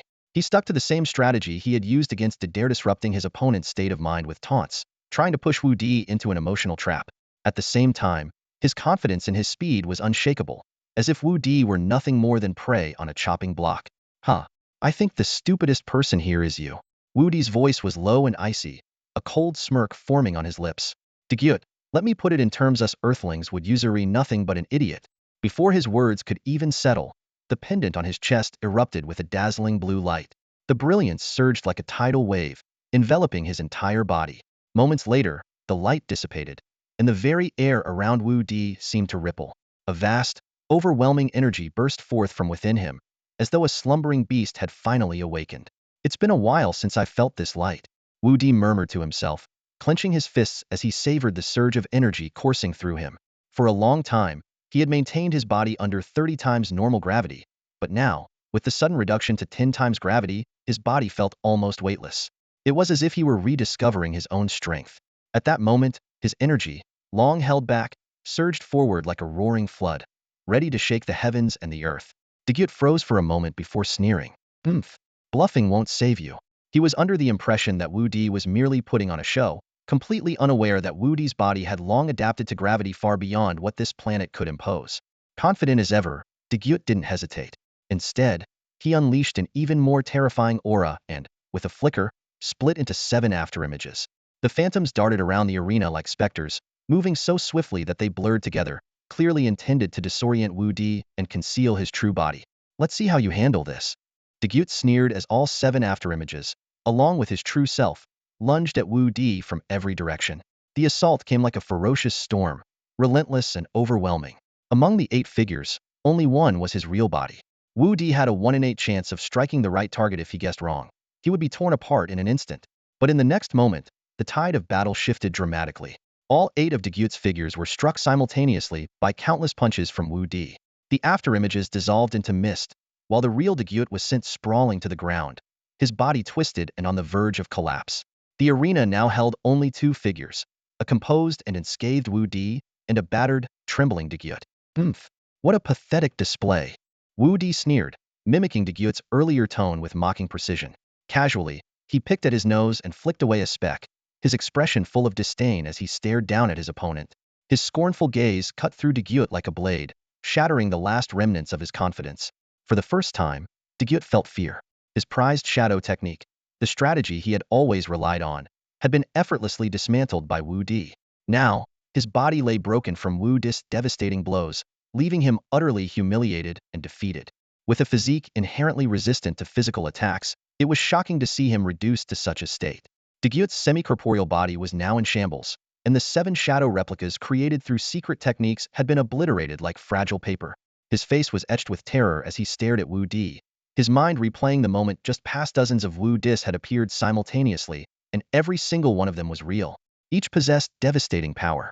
This wasn't some visual trick. It was an overwhelming slaughter executed with unparalleled speed, annihilating both De Gyut's shadows and his true form in an instant. De Gyut's mind buzzed with disbelief. His once unshakable confidence in his own speed now seemed like a cruel joke, utterly dismantled by Wu Di. At last, he understood why Wu Di had called him a fool. He had prided himself on being unmatched in speed. Yet in the presence of Wu Di, he was nothing but a laughingstock. A fear unlike anything he had ever felt before crept into his soul, a primal terror that could only arise when faced with a true superior. However, De Gyut was not one to surrender easily. Suppressing the fear that gripped his heart, he forced himself to regain a semblance of composure. Though his body had been scattered, as a member of the Shadow Clan, he possessed the ability to reassemble himself. Moreover, he trusted in his immunity to physical attacks. A sinister smile crept across his face as he thought to himself, "So what if you're faster? You still can't kill me." His eyes gleamed with a renewed madness. "Even if your speed surpasses mine, what of it?" De Gyut's voice was low and chilling, laced with provocation. "Don't forget, I am of the Shadow Clan. Your attacks are meaningless against me." Ha ha ha. His laughter was sharp and grating, like nails on a chalkboard. But Wu Di merely responded with a cold, mocking smile. The disdain on his face deepened as he enunciated each word with cutting clarity. "You really are an idiot. If I'm standing here, it's for one reason and one reason only: to make sure you die." The word "die" had barely left his lips when Wu Di's figure vanished, reappearing instantly before De Gyut. His speed was now beyond human perception, faster than the eye could follow. Placing his hands lightly on De Gyut's shoulders, Wu Di commanded in a cold voice, "Energy seal." A massive surge of energy erupted from Wu Di's palms, enveloping De Gyut completely. The energy formed invisible chains that constricted him, binding him so tightly that even moving a single finger became impossible. "Compress." Wu Di growled, and the energy field around De Gyut began to shrink rapidly. What was once intangible power now solidified into an unbreakable force.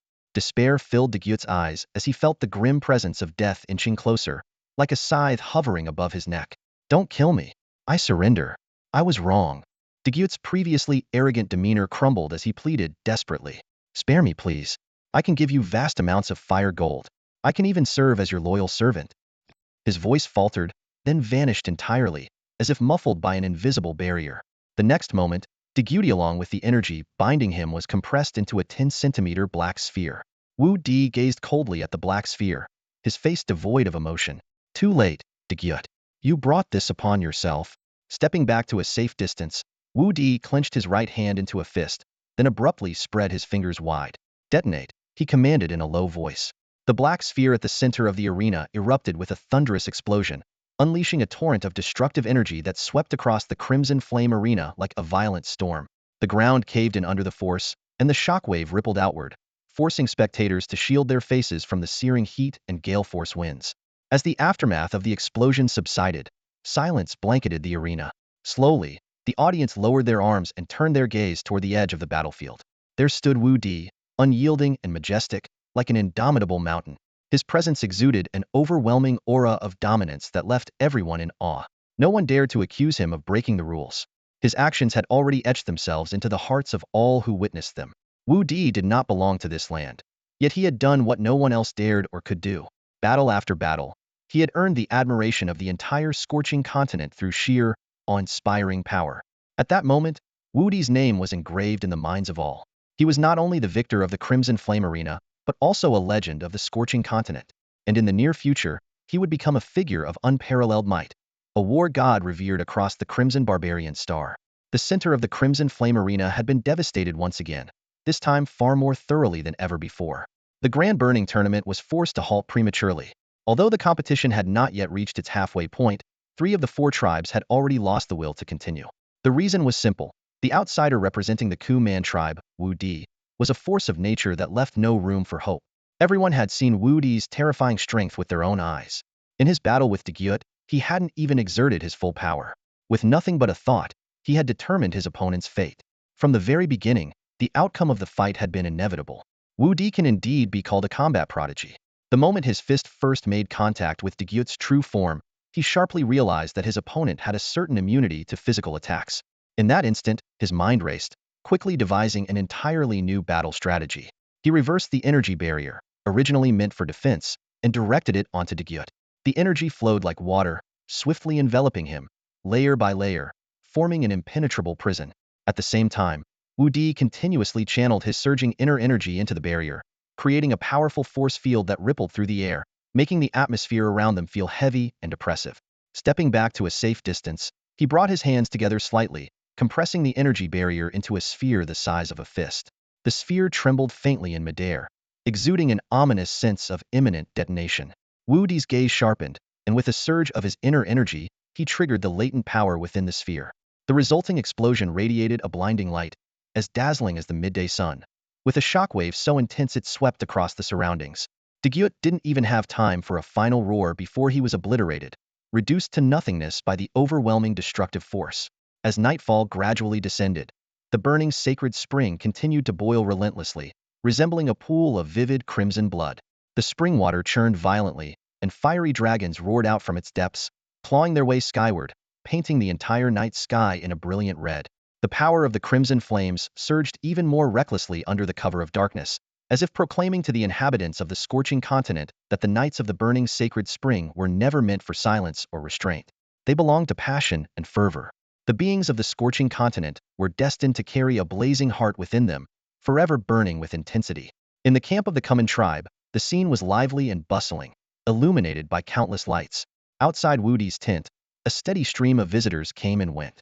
These individuals hailed from other tribes of the scorching continent and included external reinforcements invited by other Kaku tribes. Their intentions were clear and unanimous. They all sought to win Wudi's favor. Regardless of how the upcoming Burning Grand Tournament unfolded, forging an alliance with someone as undeniably powerful as Wudi was a wise choice. Beyond his fearsome strength, what truly impressed them was Wudi's selfless and noble heart, as well as his admirable character. Building a relationship with someone like him was not only beneficial on a personal level, but also a tremendous asset for an entire tribe.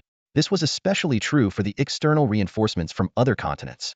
Unlike the tribes of the scorching continent, who harbored reservations toward the Kuman tribe, these outsiders were far more direct. They offered generous terms in an attempt to lure Wudi to their lands. However, Wudi politely declined each tempting offer. Calmly, he explained that he had no plans to leave the scorching continent for the time being. He believed in finishing what he started, and once matters here were settled, he would naturally visit other continents and take the opportunity to reconnect with them. His candid and gracious response earned the admiration of everyone present, who all promised to welcome him warmly on their respective continents when the time came. Among all the visitors, one stood out as different. He came not with any ulterior motive, but simply to express his heartfelt gratitude. This was Dag, a beast-head tribesman from the northern savage continent, invited by the Mantle Hammer tribe as an external reinforcement. Despite his injuries still being unhealed, Dag insisted on meeting Wudi in person. His gaze was sincere and resolute, a reflection of the beast-head people's unwavering loyalty to those they regarded as benefactors. As La Yuoka once said, the beast-head tribe would go to great lengths, even risking their lives, to protect the safety of their friends. Upon entering the tent, Duge stumbled his way toward Wudi. His dog-like eyes glistened with tears, his voice choked with emotion and excitement. Wu Woof, Biati, I came to thank you. We were strangers, yet you saved my life. From now on, Duge's life belongs to you, and so does my soul in death. Whatever you ask of me, I'll do it. His words were heartfelt, and his gaze brimmed with gratitude. On the planet Chimangsing, the concept of ghosts didn't exist, so he used soul to express his loyalty.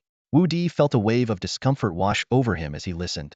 He frowned slightly, his expression complicated, sensing that Duge's words carried an odd implication. After all, for a male with a dog's head to declare, "My life and soul are yours," inevitably conjured up some peculiar associations.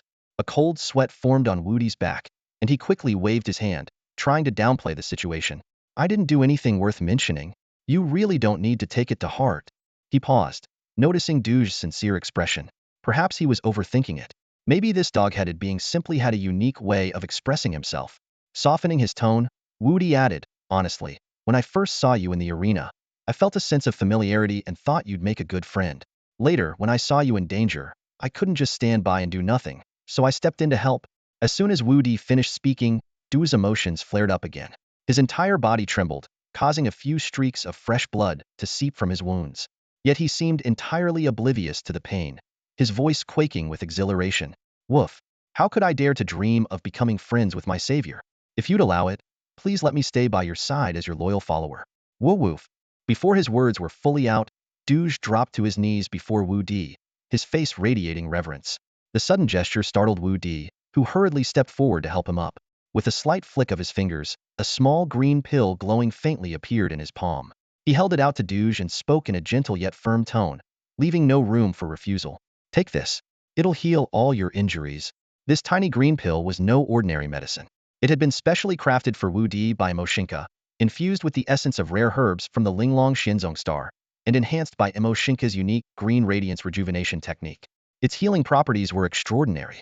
When Wu Di had left Earth, Mo Xingke only had time to prepare 3 of these pills. Despite their immense value, Wu Di didn't hesitate to give one to Duge, a gesture that spoke volumes about how much he valued him. Duge, on the other hand, didn't hesitate for a moment. Even if Wu Di had handed him poison, he would have swallowed it without complaint. Taking the pill, he gulped it down in one motion. Almost instantly, a warm current spread from his throat throughout his entire body, filling him with an indescribable sense of comfort. His wounds began to heal rapidly, the pain in his body vanished, and even the fur that had been recently cut off by the barbarian woman began to regrow at a visible speed. A faint green glow shimmered across his body as the pill's effects took hold. Incredibly, Duge's body now radiated vitality, even more so than before he had been injured. Overwhelmed with excitement, Duge ran a few laps around the tent, marveling at the transformation in his body. His eyes sparkled with astonishment and sheer joy as he leapt back in front of Wu Di, his voice trembling with emotion. Werewolf, this is unbelievable. Beauty, you must be a god descended from the heavens. I, Duge, will follow you for the rest of my life and never leave your side. Woof woof. As he spoke, he attempted to kneel down again in reverence. If you keep acting like this, you're not treating me as a friend. Wu Di firmly pressed down on Doug's broad, sturdy shoulders, stopping him from lowering his head further. The big, furry dog head lifted slightly, and a flicker of seriousness and reproach flashed in Wu Di's eyes. Yet, his tone carried an unshakable determination. I don't need a follower. I just want to treat you as a friend. If you're willing, we can explore the world together. Doug's eyes lit up instantly, and his tail wagged uncontrollably, as if he had just heard the most beautiful melody in the world. He jerked his head up and barked loudly, Woof, I'm willing. No matter where you go, I'll follow you without hesitation. Woof woof. His words were like an unbreakable vow, resolute and unwavering. His body trembled slightly with excitement, a fiery sense of loyalty igniting deep within him. In his heart, Doug silently swore to follow Wu Di to the ends of the earth, no matter the cost, even if it meant risking his life. Little did Doug know, this decision would completely alter the course of his life. In the interstellar journeys ahead, with Wu Di's help, he would rise to prominence with astonishing power, ultimately being revered by the people of the chaotic star domain as the divine celestial hound. But that was a story for another time. For now, the Kerman camp was bustling with activity. Laughter and cheers filled the air, creating a lively and celebratory atmosphere. Suddenly, a soul-stirring horn blast echoed from the distance, like a raging torrent crashing into everyone's ears. The sound came from a Kakuzu outpost, a horn reserved only for moments of grave danger, signaling that a crisis was imminent and a life-or-death moment had arrived. As soon as the horn sounded, members of the 4 tribes rushed out of their tents, their gazes all turning toward the direction of the sound. But before they could discern the situation, more horns blared from all directions, as if the heavens and earth were orchestrating a symphony of despair. The scorching air of the continent seemed to freeze, and expressions of shock quickly turned to terror on everyone's faces. Could it be we're surrounded? Is someone planning to attack the sacred burning spring? Someone murmured in the crowd, their voice trembling with fear. At that moment, a hoarse voice rang out amidst the crowd. The flame demons are here. Those 5 words struck like thunder, instantly igniting panic among the people.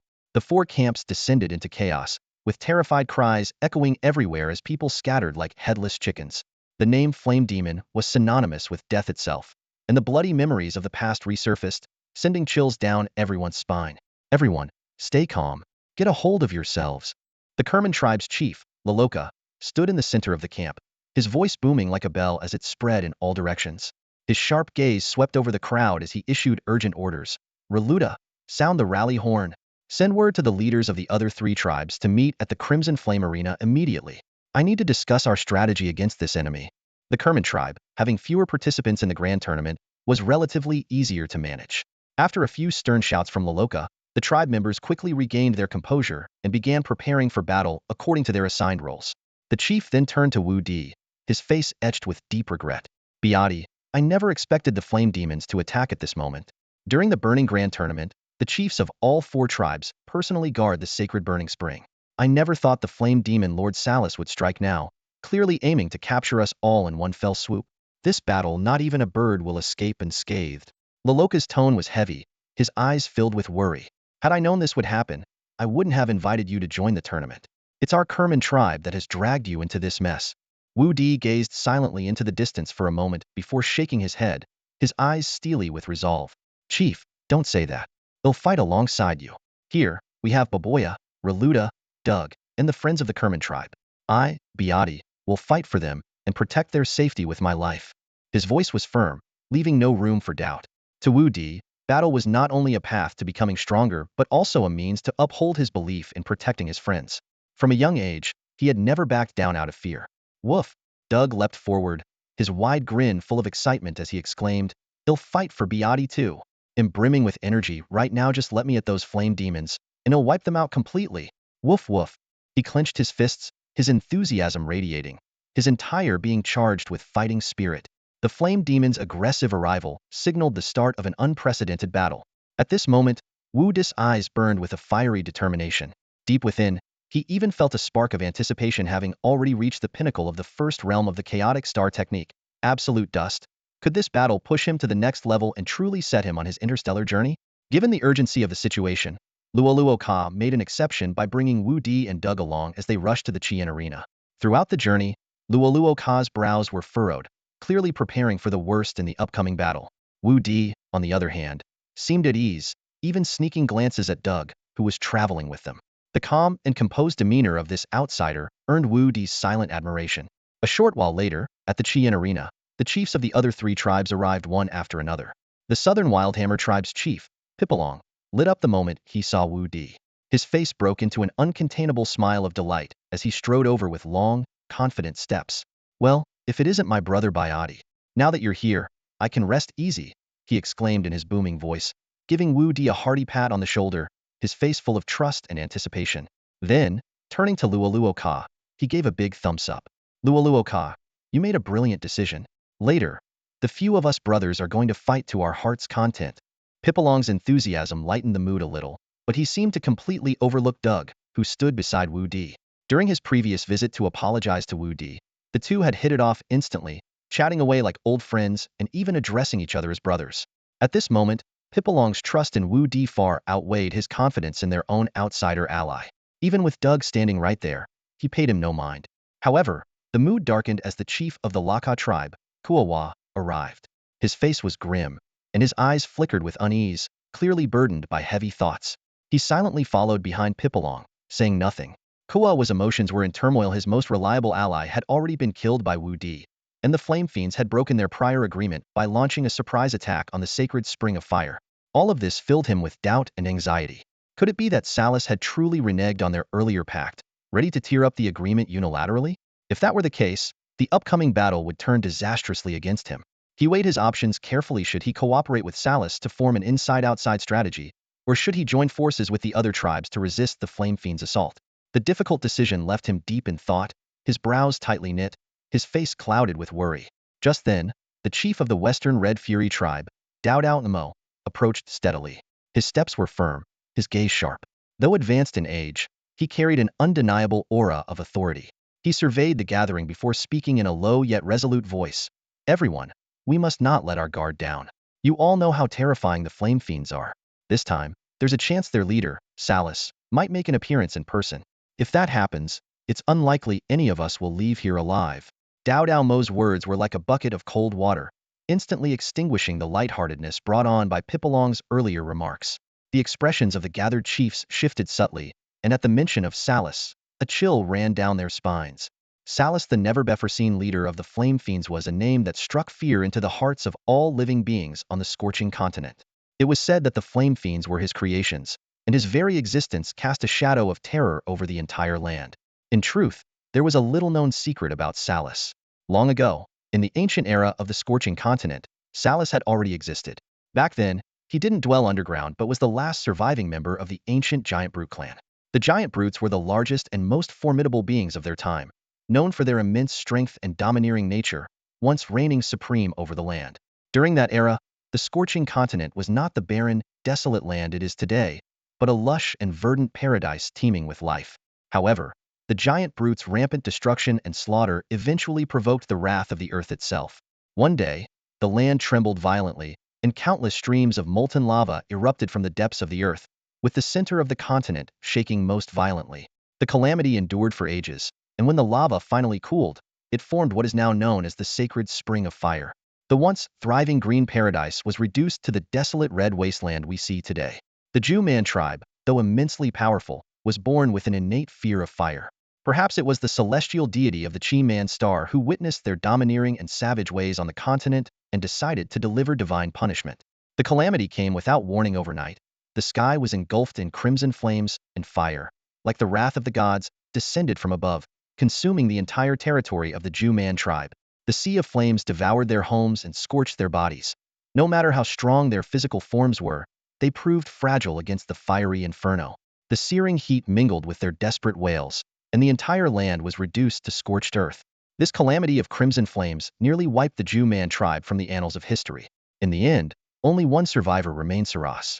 He stood amidst the desolation, his eyes burning with the fire of vengeance. Saras refused to accept extinction. He knelt on the charred ground, fists pounding the earth, and roared a curse toward the heavens. If you grant me greater power, if you give me immortality, I will offer my soul to the demon. His voice was hoarse and low, yet carried a chilling determination. Saras blamed all his hatred on the burning sacred spring, convinced that its existence had brought about this disaster. His resentment coiled around his heart like a venomous serpent, and he swore to destroy the spring, no matter the cost. At that moment, a brilliant streak of purple light cut across the sky, and a violet meteor descended, striking Saras directly. His body was torn apart by the meteor's force, but his soul did not dissipate. Instead, it was reshaped by a malevolent power. When Saras rose again, he was no longer the being he once was. His body had grown larger, his skin transformed into molten dark purple lava, with scalding magma coursing through his veins. Every muscle exuded an aura of destruction. He felt an unprecedented surge of power and ultimate dark energy embodying slaughter and annihilation. Simultaneously, a strange craving stirred deep within Hyman, insatiable greed for fire.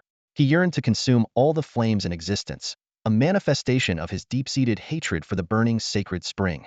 Now nearly a demon, Saras stormed into the burning sacred spring, wielding his newfound power. His fury unleashed a torrent of destruction, as he ravaged every drop of the spring's waters. But just when he was about to succeed, the spirit of the sacred spring emerged from its depths. Its form was engulfed in the power of crimson flames, resembling a blazing embodiment of fire itself. With unbridled rage, it launched itself at Saras. Their clash of destructive forces shook the scorched continent to its core. The battle raged for countless days and nights, with crimson flames and dark energy intertwining, scorching the skies and tearing the earth apart.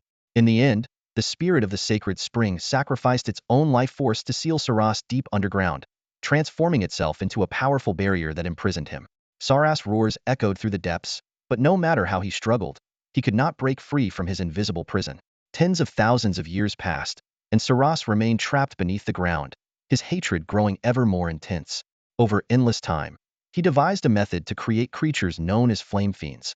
These beings, extensions of his will, possessed the ability to manipulate fire and were immune to the sacred spring's barrier, allowing them to move freely between the surface and the underground.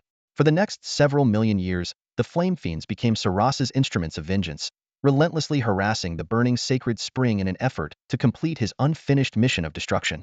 However, with every extreme force, an opposing existence inevitably arises. Around the burning sacred spring, a new race quietly came into being: the Kaku people.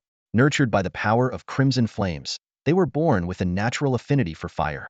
Over time, they thrived and expanded, dividing into 4 major tribes, each developing its own unique civilization. The Kaku people revered the burning sacred spring as the source of life. To protect this sacred land, they willingly confronted the flame fiends, initiating a protracted struggle. From that moment on, the battle between Saras, the Flame Fiend Lord, and the Kaku people never ceased. Their conflict continues to this day, an eternal war of destiny with no end in sight. For millions of years, an entangled history existed between the two, and over time, the Kaku people gradually became aware of Salas, the Flame Lord. However, they never understood why Salas had never appeared before them. In truth, this was an unexpected stroke of luck for the Kaku people. If not for the barrier set by the spirit of the sacred spring that imprisoned Salas, the Kaku people might have long been annihilated by the flame demons, reduced to mere dust in history. Yet, this fortune could not last forever. Dadaemo, the chieftain of the Red Rage tribe of the Kaku people, had long sensed that this day would come. And now, the moment had arrived. Salas had finally broken free from the barrier. Personally leading an army of flame demons, Salas launched an all-out assault, aiming directly at the burning sacred spring. This was not only to avenge the near extinction of his kind millions of years ago, but also to utterly destroy the foundation upon which the Kaku people's survival depended. Within the Red Flame Arena, several Kaku leaders were anxiously discussing strategies, trying to find a glimmer of hope amidst this unprecedented crisis. Suddenly, a scout burst through the massive northern gate of the arena, staggering and covered in blood. Panic was etched across his face, and his labored breathing only underscored his desperation. He shouted, "The flame demon's thief broken through our outer defenses. The warriors at the front line. They've all been wiped out. They're about to attack the burning sacred spring." A heavy silence immediately filled the arena. The next moment, Pipalong shot to his feet, slamming the table in fury. "That fast? Impossible. We've fought the flame demons countless times before, and we've always been evenly matched. How could we lose so quickly?" The scout's face turned even paler. His voice trembled as he explained, "This time is different. There's a purple monster in the flame demon army. It's taller than a mountain, and with a single swing, it can destroy our defense towers. What's worse, the purple fireballs that fall from its body quickly transform into new flame demons. It must be Salas." The scout's words were like a bucket of ice water poured over everyone's heads. The atmosphere in the arena instantly plummeted to freezing. The four chieftains exchanged horrified glances, their faces ashen. The Flame Lord Salas, who had not appeared for millions of years, was now leading the charge in person. For them, this was nothing short of a nightmare beyond comprehension. Among them, Kawawa's expression was the most grim. His hand clenched tightly around the hilt of his blade, his knuckles turning white. He knew there was no longer any room for retreat. The other three chieftains were equally distraught, pacing back and forth, stomping anxiously, yet unable to come up with any effective plan. Amid the chaos, Wudi, who had been standing silently on the side, finally spoke. His voice wasn't loud, but every word was clear. "Instead of panicking here, we should head to the front lines and assess the situation firsthand. The enemy is already here. Worrying won't help. We'll face the soldiers when they come and block the water when it floods. There's always a way." With that, he strode out of the arena without hesitation, his steps firm and resolute, as if nothing could make him falter. Wudi understood that waiting idly would only lead to a quicker demise. The only chance of survival lay in taking the initiative to fight back. "Wait for me, BYD. Dog barked as he sprinted after Wudi, his voice a mix of nervousness and humor. "Can't you slow down? Take me with you, let's go face certain death together." Hearing this, Wudi stumbled slightly, nearly tripping. He turned to glare at Dog, only to see his companion's earnest expression. Wudi couldn't help but shake his head with a mix of frustration and amusement. The chieftains, seeing this, finally snapped out of their shock. They realized that the current situation left no room for further deliberation. If the front line fell, the entire Kaku people would face annihilation. After quickly designating rally points for their troops, the chieftains each hurried back to their respective camps, preparing for the life-or-death battle that awaited them. Wudi and Doug quickly returned to the Kuman tribe's camp. In the distance, a sea of dark purple fire creatures surged and leaped, forming what seemed like an endless inferno sweeping toward the sacred spring of flames with the force of a tidal wave. Countless flame fiends filled the sky, their sheer numbers impossible to estimate. At the rear of this fiery horde stood a towering dark purple lava giant, over 100 meters tall, roaring toward the heavens. His deafening roar seemed to tear through the air, making it hard to breathe and causing a suffocating pressure to weigh on everyone. A powerful aura, mixed with swirling dust, swept forward like a relentless hurricane. "Is that Salas?" Wudi murmured under his breath, his gaze narrowing with a hint of gravity. This overwhelming pressure and imposing presence were unlike anything he had encountered before. This was undoubtedly the most formidable enemy he had faced since arriving on the Crimson Barbarian Star. Taking a deep breath, Wudi's eyes burned with resolve. Without hesitation, he unleashed his energy in full force. In an instant, A surge of immense power shot skyward, as if it could rend the heavens themselves. The air around him trembled under the force, drawing the attention of everyone in the Common tribe.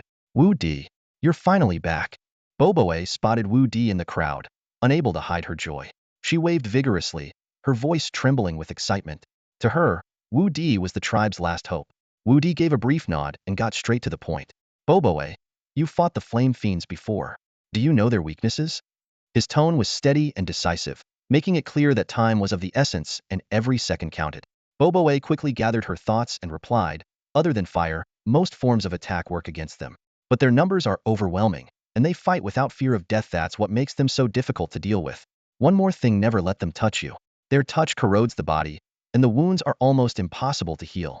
Even if you survive, I'll be a nightmare to recover. Got it? Wudi nodded, then turned to Doug, his voice carrying a hint of concern. Doug, do you have the ability to attack the flame fiends from a distance? Woof. You can count on me, Wudi. Long-range attacks are my specialty. Doug barked enthusiastically, his fur bristling slightly as his eyes gleamed with confidence. Good. Wudi nodded in approval before turning to address the entire camp. His voice boomed like thunder, resonating across the chaotic scene. Listen up, everyone. Hold your positions.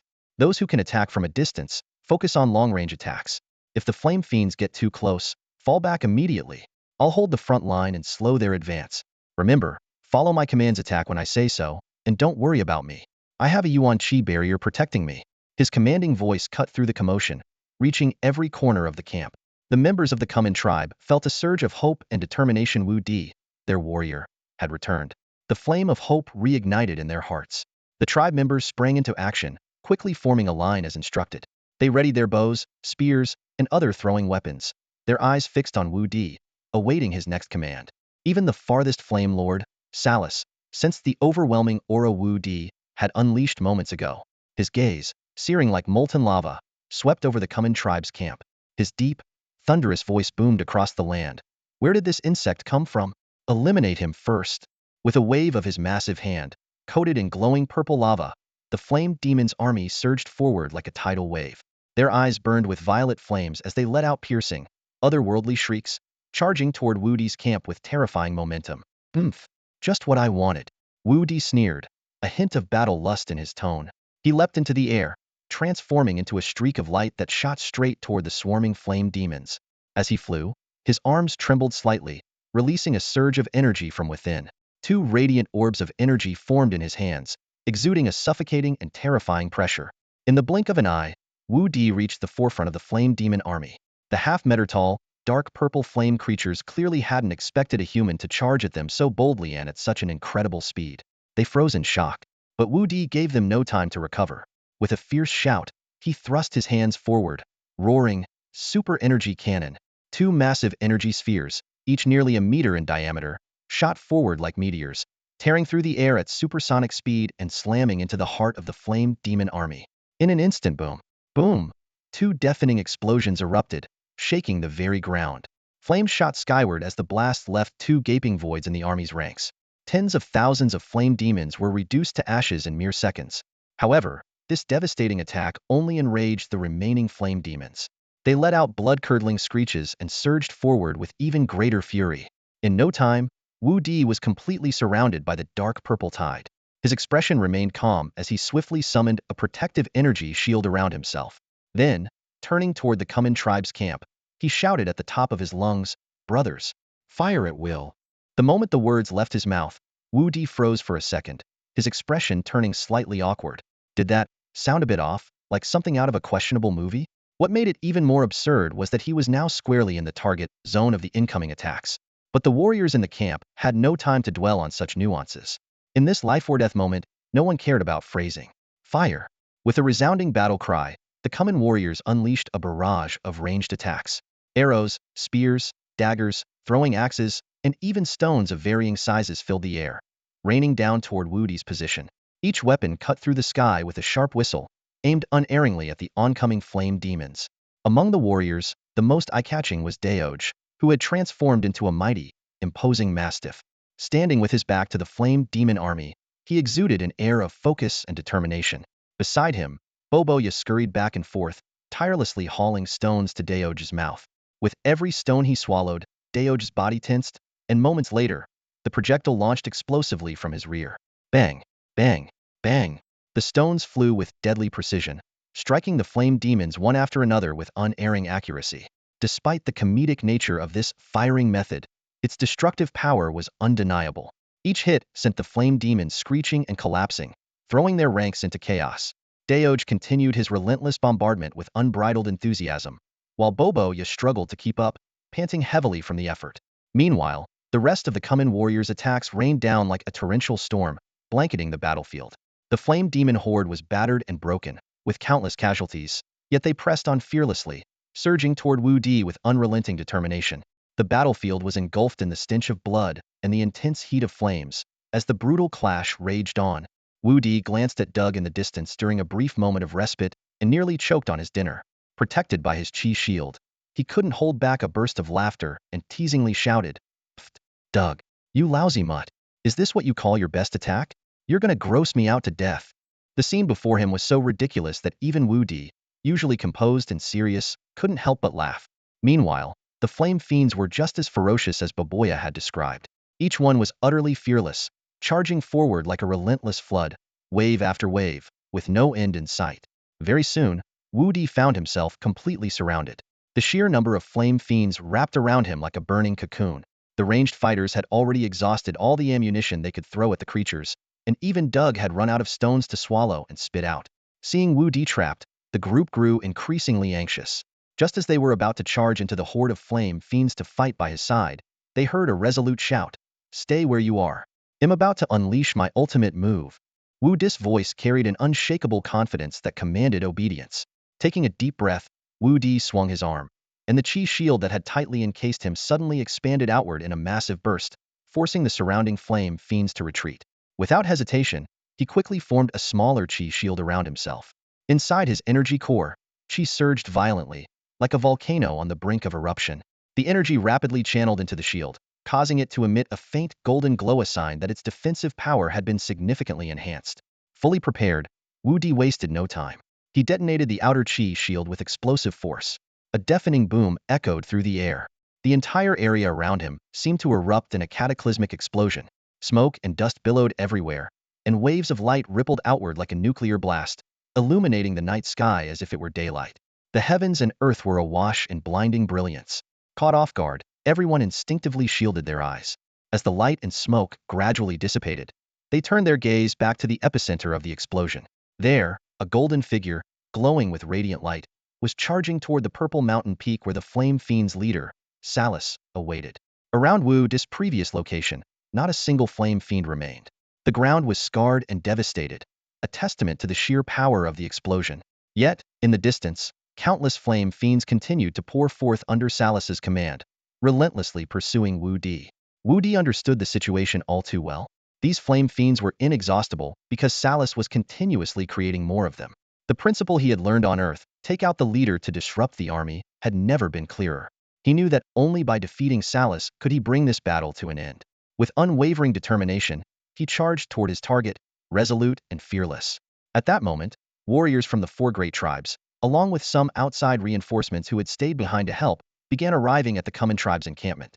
They had witnessed Wudi's earth-shattering attack and were left in awe. This outsider was risking his life to fight for them, and his bravery and fearlessness left an indelible mark on everyone's hearts. All eyes were now fixed on the small golden figure charging toward the purple mountain. The tribal chiefs exchanged glances, their concern for Wudi's solo mission evident. Luluka, with his deep, resonant voice, rallied the crowd with an impassioned cry, "We cannot let our hero, Beauty, fight alone. This is a battle for all of our survival. Together, we fight. Let's cover Beauty." His call to arms ignited the spirit of tens of thousands. In unison, they roared, "Protect Beauty. Clear the path for Beauty. Fight. Fight the flame fiends." The battle cry shook the heavens as countless warriors surged forward like a tidal wave, plunging into the flame fiends' ranks. The scene was both magnificent and overwhelming, a testament to their unity and determination. In an instant, chaos erupted on the battlefield, as if a torrential river had plunged into the raging waves of a furious sea. The swarm of flame fiends surged forward like an unending tide, their numbers far exceeding the combined forces of the tribes from the scorched continent.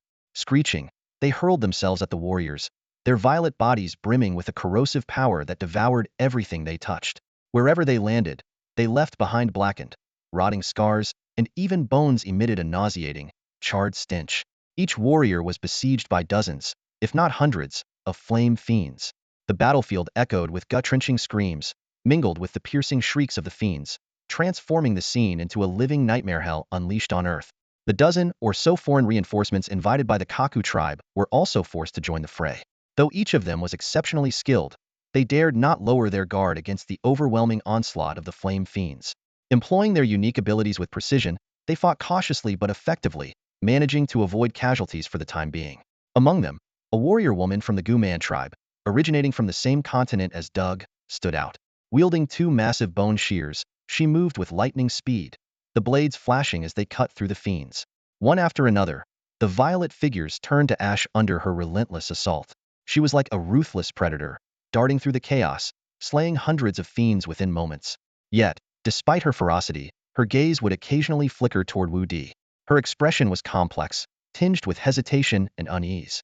Elsewhere, Doug stumbled through the battlefield, carrying Popoya on his beastly, transformed back. Unable to fight, Popoya clung to Doug nervously, his eyes darting around for any sign of the violet fiends. "This is all your fault," Doug growled, his tail swishing in frustration. "If I wasn't stuck hauling you around, I could have joined Beati by now and fought to my heart's content." Popoya rolled his eyes, snapping back, "Oh, please. With your skills, you'd just be handing over your head to Salus on a silver platter. And don't forget, I helped you move all those rocks earlier. My boat is practically falling apart. Besides, I'm Beatis' best friend. If you don't protect me, I'll make sure you regret it." Doug let out a disgruntled bark, though inwardly he grumbled that carrying Popoya was more exhausting than facing the flame fiends. Gritting his teeth, he pressed on, weaving through the chaos. Occasionally, he seized the chance to swallow rocks from the ground, only to launch them explosively from his hind legs, shattering the fiends with precise, devastating blasts. Meanwhile, Wudi had successfully broken through to face Salus. Only now did he truly comprehend why people likened Salus to a mountain. The towering giant loomed above him, his massive form resembling an unyielding peak. Standing at Salus' feet, Wudi felt as insignificant as a pebble, dwarfed even by the giant's toes.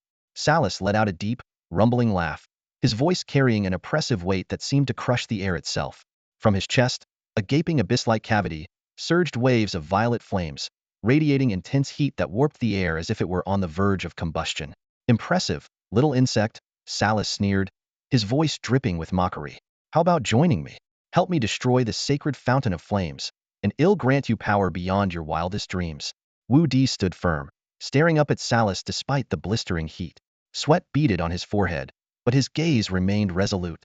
He observed Salus' molten, lava-like body, noting how the dark purple magma dripped continuously to the ground, each drop spawning dozens of flame fiends that immediately threw themselves into the battle. Wudi's mind raced. This was not an enemy that could be defeated by brute force alone. He let out a cold chuckle, his tone calm yet laced with unyielding determination. "First of all, I don't plan on staying here for long. I've got other planets to explore and challenges to face." Wudi raised his left index finger as he began to speak, then extended his middle finger to form of shape and continued. "Second, the thing I despise most in both my past and present lives is insects, so I absolutely hate being called that." His voice was calm yet carried an icy undertone. Slowly, he withdrew his left hand while his right hand remained behind his back, as if preparing for something. His gaze, sharp as a blade, swept towards Salus. He went on, "All things considered, I can't possibly join your side.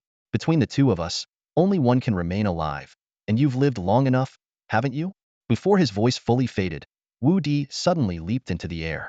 A protective aura of energy instantly enveloped him, forming a shield around his body. With a fierce thrust of his right hand, he unleashed a concentrated energy blast, tearing through the air like a shooting star, aimed directly at Salus's chest. The dark, abyss-like cavity in Salus's chest absorbed the energy blast effortlessly, but in the next moment, a deafening explosion erupted from within the black hole. The violent shockwave sent tremors through the entire mountain and the ground beneath. However, as the dust settled, Salus's form remained completely unscathed, standing firm and imposing as ever. Wudi's attack had not harmed him in the slightest. Instead, it had ignited the wrath of the Flame Lord. "You insolent insect! Prepare to die!" Salus roared, his voice booming like thunder. His massive molten hand swung forward with a wave of searing heat, aiming directly at Wudi. Despite his enormous size, his movements were lightning fast, slicing through the air with a sharp, piercing sound. Wudi's expression darkened. He knew he couldn't take this attack heat. Quickly, he thrust his palm downward, conjuring a smaller energy blast. Using the recoil, he propelled himself upward just in time to evade the deadly strike, positioning himself near Salas's head. If his chest isn't the weak spot, what about his head? Wudi thought rapidly as he moved. With both palms extended, he shouted, "Energy Gatling gun." Instantly, countless energy bullets, glowing like glass beads, shot out from his hands in rapid succession. The barrage rained down on Salas's broad face, creating a series of explosions. Though the attacks were scattered, they managed to cause noticeable impact on Salas's head. Yet, Wudi couldn't fly. All of his actions had been executed in a fleeting moment, and now, without support, he began to fall freely. As he descended past Salas's chest, a sudden burst of blinding purple light erupted from the black hole within. It all happened too fast. Wudi had no time to react. The purple beam struck him with overwhelming force, instantly shattering his golden protective shield. His body was flung backward like a broken kite, vanishing into the distant sky within seconds. This scene unfolded before the eyes of those locked in battle with the Flame Demon Army. Everyone watching couldn't help but gasp, their hearts gripped by shock and disbelief. Wudi, the undefeated champion of the Crimson Flame Arena, had been utterly overpowered by Salas. His most powerful attack had no effect on the Flame Lord, and he was effortlessly struck down, his fate now uncertain. Ah! Insects of the scorching continent, your end is near. Soon, the sacred spring of flames will be destroyed along with you. Salas's deep, chilling voice reverberated across the heavens and earth, carrying a suffocating sense of dread. His massive molten body swayed slightly, as if savoring his triumph over Wudi. Yet, far off in the clouds, a faint glimmer of light flickered briefly, as though heralding the arrival of an unknown twist in fate. The warriors on the battlefield were utterly consumed by despair. The sacred spring of flames was completely surrounded, with ferocious and terrifying flame fiends swarming from all directions. Their searing heat loomed over everyone like a shadow of death. Whether they were local fighters or reinforcements from afar, all had come to the grim realization that escape was now an unattainable luxury. Even with wings, there was no flying out of this infernal abyss of hopelessness. Doug, carrying Popoya on his back, ran with all his might, his legs pounding the ground as if his very life depended on it. His eyes were frantic, his expression panicked, and only one thought filled his mind: Wudi. He had to find Wudi, had to confirm whether Wudi was safe. Even if Wudi had met with misfortune, Doug was determined to reach him, to stand by his side, and face life or death together. At this moment, the normally timid and cautious kobold was driven by a profound sense of loyalty and grief, so overwhelming that he seemed to forget the perils surrounding him. Those who shared a deep bond with Wudi also bore somber expressions, their hearts weighed down by an indescribable pain. Although their time with Wudi had been relatively short, his noble character and unyielding courage had left an indelible mark on them all. He was a man of integrity, one who despised evil and never hesitated to step forward for the greater good, even at the cost of his own life. Now, as they witnessed Wudi seemingly faltering, their hatred for Salas burned even fiercer. They resolved to fight to the bitter end, refusing to bow to the Flame Fiend Lord under any circumstances.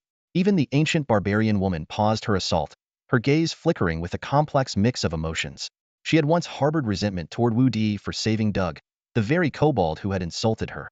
Yet now, Wudi's image was seared into her mind, inescapable and vivid. It was a complicated and intense feeling she couldn't articulate and was unwilling to admit. But in this moment, her fury was no longer directed at the flame fiendsit burned for Wudi. Clenching her teeth, she swung her dual blades with ferocious speed, cutting down swathes of flame fiends into shattered remnants. After clearing the enemies around her, she turned without hesitation and sprinted toward the sacred spring of flames. Amidst the chaos, Kawawi suddenly appeared.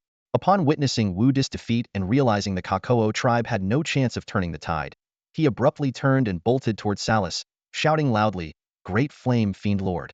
Lord Salas, I am Kawawi of the Laka tribe. Do you still remember our pact? The Laka tribe is willing to help you claim the sacred spring of flames." His cries caused the surrounding warriors to freeze in shock, all eyes turning to him. Kawa's betrayal struck them like a dagger to the heart. The other three tribal chiefs and their warriors stood dumbfounded, unable to believe what they were seeing. At the most critical moment, a traitor had emerged, and not just any traitor, but a tribal leader. Kawa's words made it clear that he had long been secretly colluding with the flame fiends. Pipalong, trembling with fury, let out a thunderous roar and hurled his massive hammer with all his strength, aiming to crush the despicable traitor in one blow. But Kawawi was fast, and the hammer smashed into the ground just behind him. raising a cloud of dust and leaving a deep crater. Salas watched Kawawi approach with a cold, disdainful smile curling at the corners of his lips. Without a word, a beam of violet light shot from his chest, striking Kawawi with devastating force. In an instant, Kawawi was torn to shreds, his blood and flesh scattering in all directions. Before his remains could even hit the ground, the surrounding flame fiends swarmed in, devouring him until not even a fragment of bone was left. Fool! Salas sneered, his voice cutting through the air like an icy blade, piercing the ears of everyone present. How utterly laughable! If I hadn't been trapped in that accursed barrier, do you think I would have stooped to working with you insects? You were all nothing more than my enemies from the very beginning. His gaze swept across the battlefield, filled with boundless contempt and murderous intent. Tonight, I will unleash the rage and hatred of millions of years. The sacred spring of flames will be utterly destroyed, and every living being on this scorched continent will perish alongside me. At this very moment, within the boiling, surging waters of the burning sacred spring, Wudi's body was undergoing an extraordinary transformation. Not long ago, his Yuan energy shield had shattered under the impact of the purple light beam fired from Salas's chest, sending him hurtling like a cannonball through the air before crashing into the burning sacred spring thousands of meters away. Yet, as if by some unseen design, this sequence of events felt far from coincidental. The sacred spring seemed to sense something, and amidst the roiling flames, it erupted with a crimson fire dragon that perfectly engulfed Wudi within its fiery embrace. The scalding waters seemed hot enough to incinerate everything. Wudi's bones were fractured, his meridians torn apart, and his skin charred black like coal. His entire body appeared on the verge of disintegration. Even more devastating, his eyes had been completely destroyed by the searing heat of the purple light beam, leaving him in endless darkness. His body refused to move, not even his fingers. All he could feel was the relentless heat and excruciating pain assaulting his senses. Deep within his consciousness, Wudi was overcome with despair. He had thought this was just the beginning of his journey, yet it now seemed to be the end. The Red Barbarian Star was supposed to be merely the first stop in his grand plan, but even a single flame lord on this continent had proven powerful enough to crush his hopes. What of the even more terrifying enemies that lay ahead? Nikram's power, something he had witnessed firsthand through the illusions of the apocalypse cube, haunted him like the abyss. That name weighed heavily on his soul. Even Nie Wudi, once a pinnacle of strength, had not been able to fully stand against it. At this moment, the gap between him and the mighty beings of the divine star realm felt more insurmountable than the distance of 100 billion light years. Am I really going to die like this? Wudi's inner voice cried out in anguish. Images of his family and friends back on Earth flashed through his mind, as did memories of Nie Wudi's parents, those who had once aided Nie Wudi, and above all, his beloved wife. That gentle woman was still on Earth, caring for his parents and waiting for her husband's triumphant return. If he were to perish here, what would happen to Xiaoku? How would his parents cope? Would Nikram eventually find them? A torrent of questions pierced his heart like sharp blades, dragging him forcefully back from the abyss of despair. No, I cannot die. Wudi's soul roared with defiance. I still have a blood feud to settle. I still have people I want to protect. I, Wudi, must face Nikram in a final battle. I must return to Earth and reunite with the one I love. This fierce determination burned like a fire within him, and his unyielding willpower seemed to stir the burning sacred spring into a violent frenzy. Suddenly, the flames within the sacred spring appeared to respond to his call. One after another, crimson fire dragons roared and surged into Wudi's body. These wild flames, as if imbued with intelligence, coursed through his limbs and bones, mending his broken skeleton and reconstructing his shattered meridians. Two streams of exceptionally pure crimson fire energy entered his ruined eyes, searing yet strangely soothing. The unbearable pain in his eyes gradually subsided, and then, astonishingly, the flames were fully absorbed. In mere moments, a profound metamorphosis seemed to take place in his eyes. When Wudi suddenly opened them, two blazing crimson beams shot forth from his pupils, piercing through the water like lightning and soaring straight into the heavens. An entirely unprecedented experience emerged within Wudi's consciousness. These two beams of light seemed capable of piercing through all things in existence. Not only did they reveal everything hidden in the shadows, but they also possessed immense destructive power. Crimson flame eyes? Wudi was shocked. Just moments ago, it felt as though a deep and ancient voice resonated near his ears, revealing the name of his newly restored pupils. Immediately after, he sensed an indescribable force stirring deep within his soul, as if it was summoning something. At that very moment, in various regions across the scorching continent, sudden changes occurred. Crimson beams of light erupted from beneath the ground, shooting skyward and converging at a single point above the burning holy spring. These beams resonated with a peculiar frequency, ultimately coalescing into a minuscule crimson particle of light. As soon as it formed, the particle streaked into the burning holy spring at a speed surpassing light itself, and without resistance, it entered Wu Di's body. The entire process lasted only a second or two, so fast that Wu Di didn't even have time to react. But when he calmed himself, closed his eyes, and focused inward, he discovered an immense and boundless space within his soul, as if the entire universe had been compressed into a miniature form. In that ethereal void, a crimson light point stood out vividly. Though small in size, the energy it radiated was vast and immeasurable, as if even the heavens and earth could not contain it.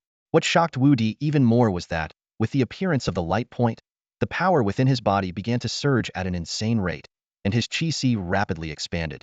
It felt as though a small pond had suddenly transformed into a vast galaxy. Stellar essence? He murmured to himself, then shook his head. No, this is merely the level of star primordial marrow. But even so, it's enough to propel me into a new realm. Excitement surged through him like a tidal wave. With a swift movement, Wu Di shot upward from the bottom of the holy spring like an arrow released from a bow and landed steadily on the ground in an instant. Turning back to gaze at the mysterious and unfathomable burning holy spring, his eyes gleamed with barely concealed exhilaration. Throwing his head back, he laughed aloud. I've broken through. Reflecting on everything that had happened, Wu Di couldn't help but marvel at the twists of fate. After being struck by Saruth's violet beam and sent hurtling into the burning holy spring, his survival had seemed impossible. Yet, what he thought would be his doom turned into a blessing. At the brink of death, his desperate will to live had reached its peak, inadvertently awakening the holy spring spirit, which had lain dormant for millions of years.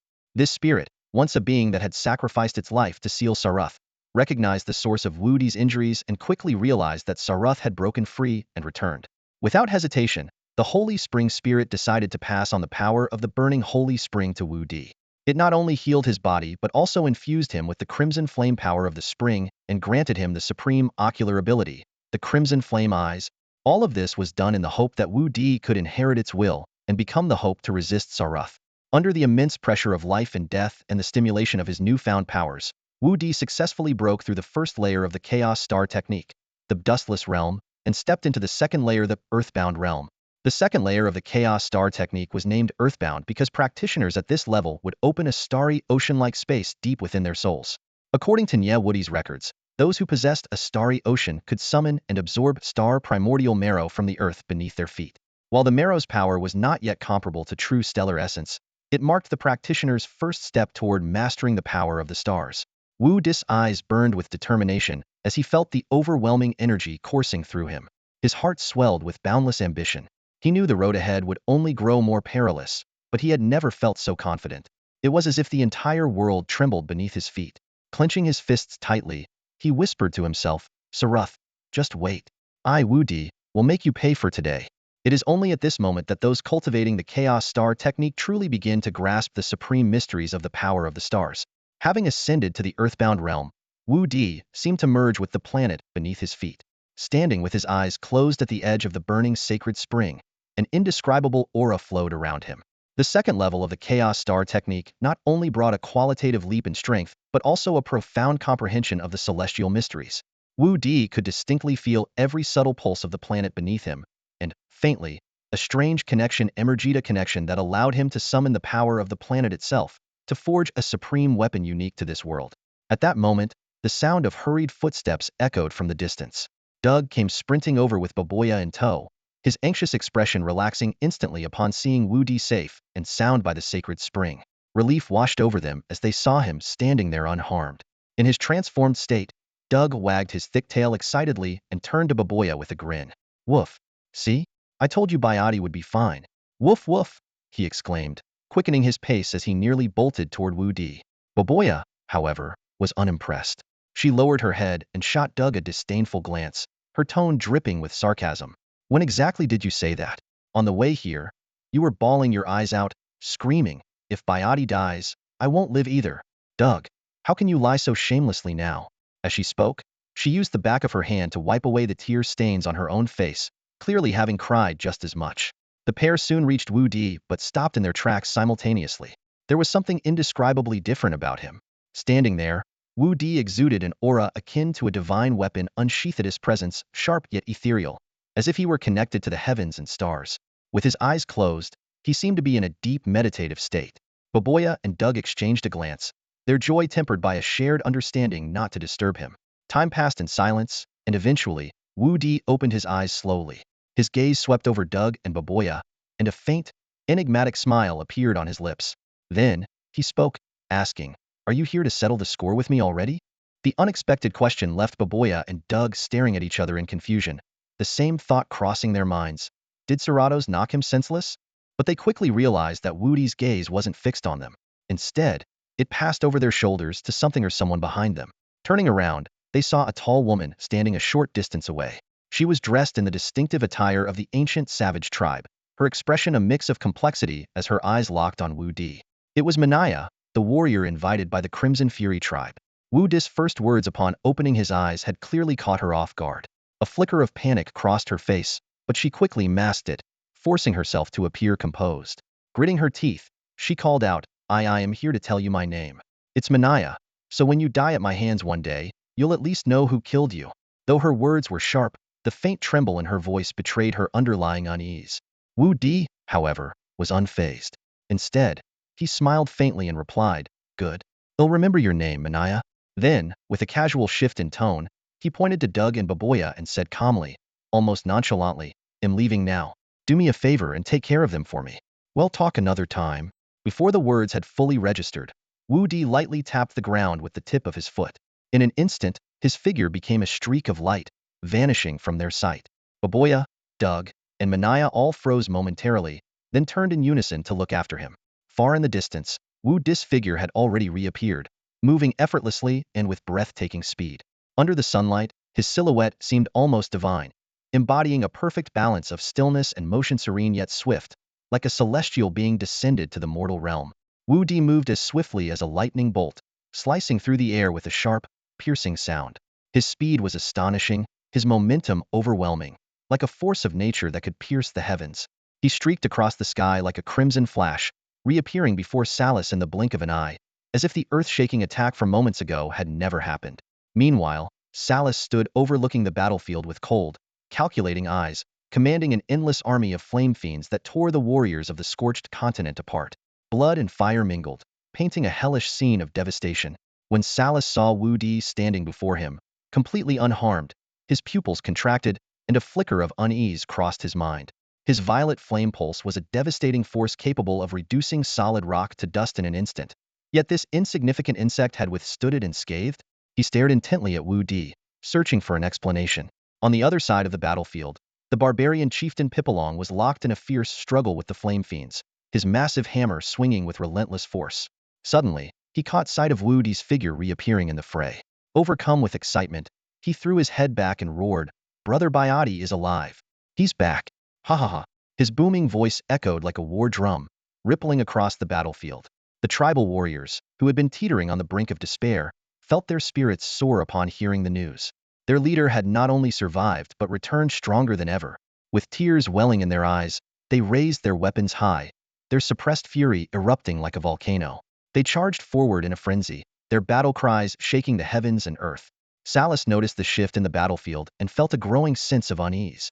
His gaze returned to Wu Di, and he began to sense a familiar yet deeply unsettling power emanating from him.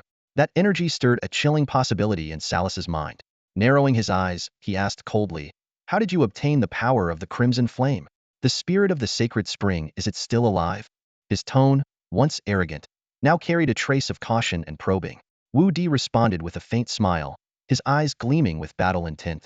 "I have no idea what you're talking about, but I should thank you for helping me break through to the treading earth realm. Now, let's see how you fare this time." Before his words had fully landed, Wu Di thrust his palms forward and shouted, "Energy Gatling." Countless energy blasts shot forth from his palms like a torrential downpour. This time, however, they glowed with a scorching crimson hue, each one imbued with the power of the crimson flame. They resembled miniature volcanoes, blazing as they hurtled towards Salas. The energy blast struck Salas repeatedly, each impact leaving a small rupture in his body. The crimson flame quickly spread through these openings, consuming everything in its path. Salas's molten violet body began to crack and split. The wounds connected into larger gaps, eventually forming a massive, gaping chasm. Cracks spiderwebbed outward, glowing with searing red light that contrasted sharply with the black void in his chest. Salas roared in agony, his voice shaking the entire battlefield. His pride, his legend of invincibility, had been shattered by this outsider. Arg! Salas let out an anguished scream. Not since he was gravely wounded by the spirit of the sacred spring millions of years ago had he experienced such torment. And now, a mere human had inflicted even greater damage. This human, Wudi, who now wielded the power of the Crimson Flame. The surrounding flame fiends, seeing their master injured, surged toward Salas in a desperate attempt to protect him. They climbed into the massive chasm in his body, only to be instantly incinerated by the Crimson Flame, reduced to dark violet magma. This magma began to repair Salas's body at an alarming rate. Meanwhile, flame fiends from across the battlefield abandoned their slaughter of the warriors and charged toward Wudi, their numbers forming a relentless tide, determined to overwhelm him completely. Wudi stood motionless, rooted to the spot, waiting until the flame fiends were mere inches from his face. In that instant, his body spun like a top. Crimson blaze eyes. From his eyes erupted two beams of fiery red light, razor-sharp as if forged from flames, spinning rapidly in a 360-degree arc. The beams swept outward like an invisible storm of crimson fire. Wherever the light passed, the bodies of the flame fiends were instantly sliced into countless fragments. The searing power of the crimson blaze consumed their remains, triggering a chain of fiery explosions that lit up the battlefield like a dazzling display of fireworks. In the blink of an eye, the battlefield became a fiery inferno, and millions of flame fiends were reduced to ashes, leaving no trace behind. Wudi exhaled lightly, his chest rising and falling as his fiery gaze swept across the battlefield. A surge of exhilaration welled up within Hyman's indescribable thrill. The sheer destructive power of the crimson blaze eyes was terrifying, akin to a natural disaster. And yet, this was only a fraction of his strength. Haha, the power of the crimson blaze truly lives up to its name, Wudi muttered under his breath, a confident smile curling at the corners of his mouth. Ever since his breakthrough, his strength had reached an entirely new level. The fusion of the Crimson Blaze energy with his own vital force allowed him to wield his powers with incredible ease. The Crimson Blaze eyes had given him a newfound understanding of what it meant to wield earth-shattering, annihilative power. However, deep down, Wudi knew that his ultimate trump card remained and used the primordial essence of the stars hidden within his soul's star sea. As the essence of energy from the entire Crimson Barbarian star, it far surpassed the might of the Crimson Blaze. Wudi took a deep breath, suppressing the excitement bubbling within him. He understood that the primordial essence of the stars could not be wielded recklessly. It was a power that must be reserved for the most critical moment, the final turning point. At that moment, in the distance, Salas finally reverted to his true form. His massive, mountainous body of molten rock radiated waves of blistering heat, and his magma-like eyes burned with unbridled fury. Salas let out a low, thunderous roar, shaking the battlefield to its core. Curse it! The spirit of the sacred spring actually bestowed the crimson blaze power upon you. But so what? Millions of years ago, it couldn't kill me. All it could do was imprison me within a barrier at the cost of its own life. And now, you will fare no better. Salas's roar was filled with disdain and arrogance. He raised his colossal molten arms, and a surge of scorching energy rippled outward like a tide. All flame fiends, return to me. His voice echoed like a sinister curse. The flame fiends across the battlefield immediately went berserk, rushing toward him with reckless abandon. Like moths drawn to a flame, they hurled themselves into Salas's body. His molten form ignited with an even fiercer blaze, his power surging visibly with every passing second. The suffocating pressure of his aura blanketed the battlefield, leaving everyone gasping for air. Wudi, you can't let Salas absorb any more flame fiends. Stop him now. This is our chance to destroy him once and for all. The cries of the three tribal chieftains rang out from afar, their voices filled with urgency and desperation. After Wudi returned to the battlefield, the strength he displayed reignited a glimmer of hope among them, pulling them back from the brink of despair. However, when they discovered that Salas was preparing to absorb all the flame fiends he had created over 1,000,000 years, an inexplicable sense of dread surged through their hearts. At that moment, terror and helplessness filled the eyes of everyone on the battlefield. They couldn't fathom what kind of monstrous being Salas would become if he succeeded. The mere thought of it was suffocating, the oppressive aura almost unbearable. The three chiefs huddled nervously around Wudi, urging him anxiously, Wudi, you can't let him continue. If he succeeds, he'll become a force beyond anything we can ever face. Yet Wudi stood calmly in place, his gaze fixed firmly on the distant and rapidly transforming Salas. He didn't respond. Instead, he gave a faint, enigmatic smile, a confidence that seemed impossible to decipher. Wudi understood clearly if Salas had remained in his previous state. Defeating him would have been effortless, but such a victory would be meaningless. He sought to confront a truly formidable opponent, one who would demand every ounce of his strength. It wasn't arrogance or disdain. It was his absolute confidence in his power after ascending to the second tier of the earthbound realm. He knew that even the so-called gods of this planet could not shake his resolve. By now, Salas' transformation had reached its most frenzied stage. Waves of terrifying pressure surged from his body, sweeping across the battlefield like a raging tide. The ground quaked violently, and the air grew thick with the stifling heat and aura of destruction. Many collapsed to their knees under the crushing force. Some clutched their heads and wept, while others succumbed entirely, coughing up blood and dying where they stood. The battlefield, littered with fallen figures, seemed like the prelude to an apocalypse. Under the horrified gazes of all present, Salas' form expanded at an alarming rate, swelling hundreds of times larger in just a few breaths. He now resembled a colossal, blazing volcano. Dark purple molten spines erupted from his back, radiating an aura of annihilation, while an abyssal black hole in his chest spewed forth twisting violet flames that distorted the air around it, as though even space itself was being consumed. The ground trembled unceasingly, as if it might collapse at any moment, and in the distance, the burning sacred spring churned violently, as though sensing an overwhelming threat. Destroy him now! A voice, ethereal and frantic, echoed in Wudi's ears, tinged with unease and desperation. Wudi tilted his head slightly, a flicker of realization dawning within him. He recognized the source of the voice. It was the spirit of the sacred spring that Salas had mentioned. A faint smile crossed his lips as he murmured to himself, "Don't worry. It'll show you just how powerful the forces of your planet truly are." As his words fell, Wudi suddenly crouched, pressing his right hand firmly against the ground. A sharp glint flashed in his eyes as the primordial essence of the stars within his soul's star sea was instantly activated. A low, resonant hum filled the air as his right hand began to emit a dazzling crimson light, which spread like flowing flames, enveloping his entire body. Earth and stone, unite. By the decree of the azure star, the essence of heaven and earth shall heed my command. Wudi chanted in a voice imbued with boundless authority and power. Then, with a loud and commanding shout, he roared, "Come forth." In an instant, an eerie silence engulfed the battlefield, and even the trembling ground seemed to pause momentarily. Time itself appeared to stand still, with only specks of starlight gathering in Wudi's palm.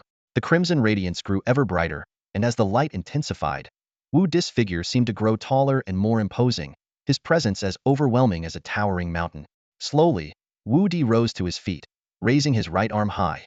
In his hand appeared a massive double-edged axe, engulfed in crimson flames. The colossal weapon radiated fierce heat and primal energy. Its surface was etched with ancient, powerful runes of fire, each one brimming with boundless strength. The aura it exuded was identical to the raw, untamed energy Wudi had sensed when he first arrived on the Crimson Barbarian Star. The Crimson Barbarian Battle Axe. Wudi couldn't help but exclaim as he recognized the weapon's name. He gazed down at it, a hint of excitement and exhilaration flickering in his eyes. This was the first weapon of his life, and its power was a gift from this very planet. The moment Wudi uttered the weapon's name, countless ethereal runes began to flow from the axe's hilt, coursing up his arm and merging into his body. In that instant, an unbreakable bond seemed to form between him and the Crimson Barbarian Battle Axe, a connection as deep as blood. A surge of unprecedented power welled up within him. Gripping the axe tightly, Wudi fixed his gaze on the distant Salas, his eyes blazing with unrelenting determination and an indomitable fighting spirit. At the same time, an overwhelming torrent of information surged into Wudi's mind. These flashes of knowledge guided him on how to wield the battle axe of the Crimson Barbarian and master its associated skills.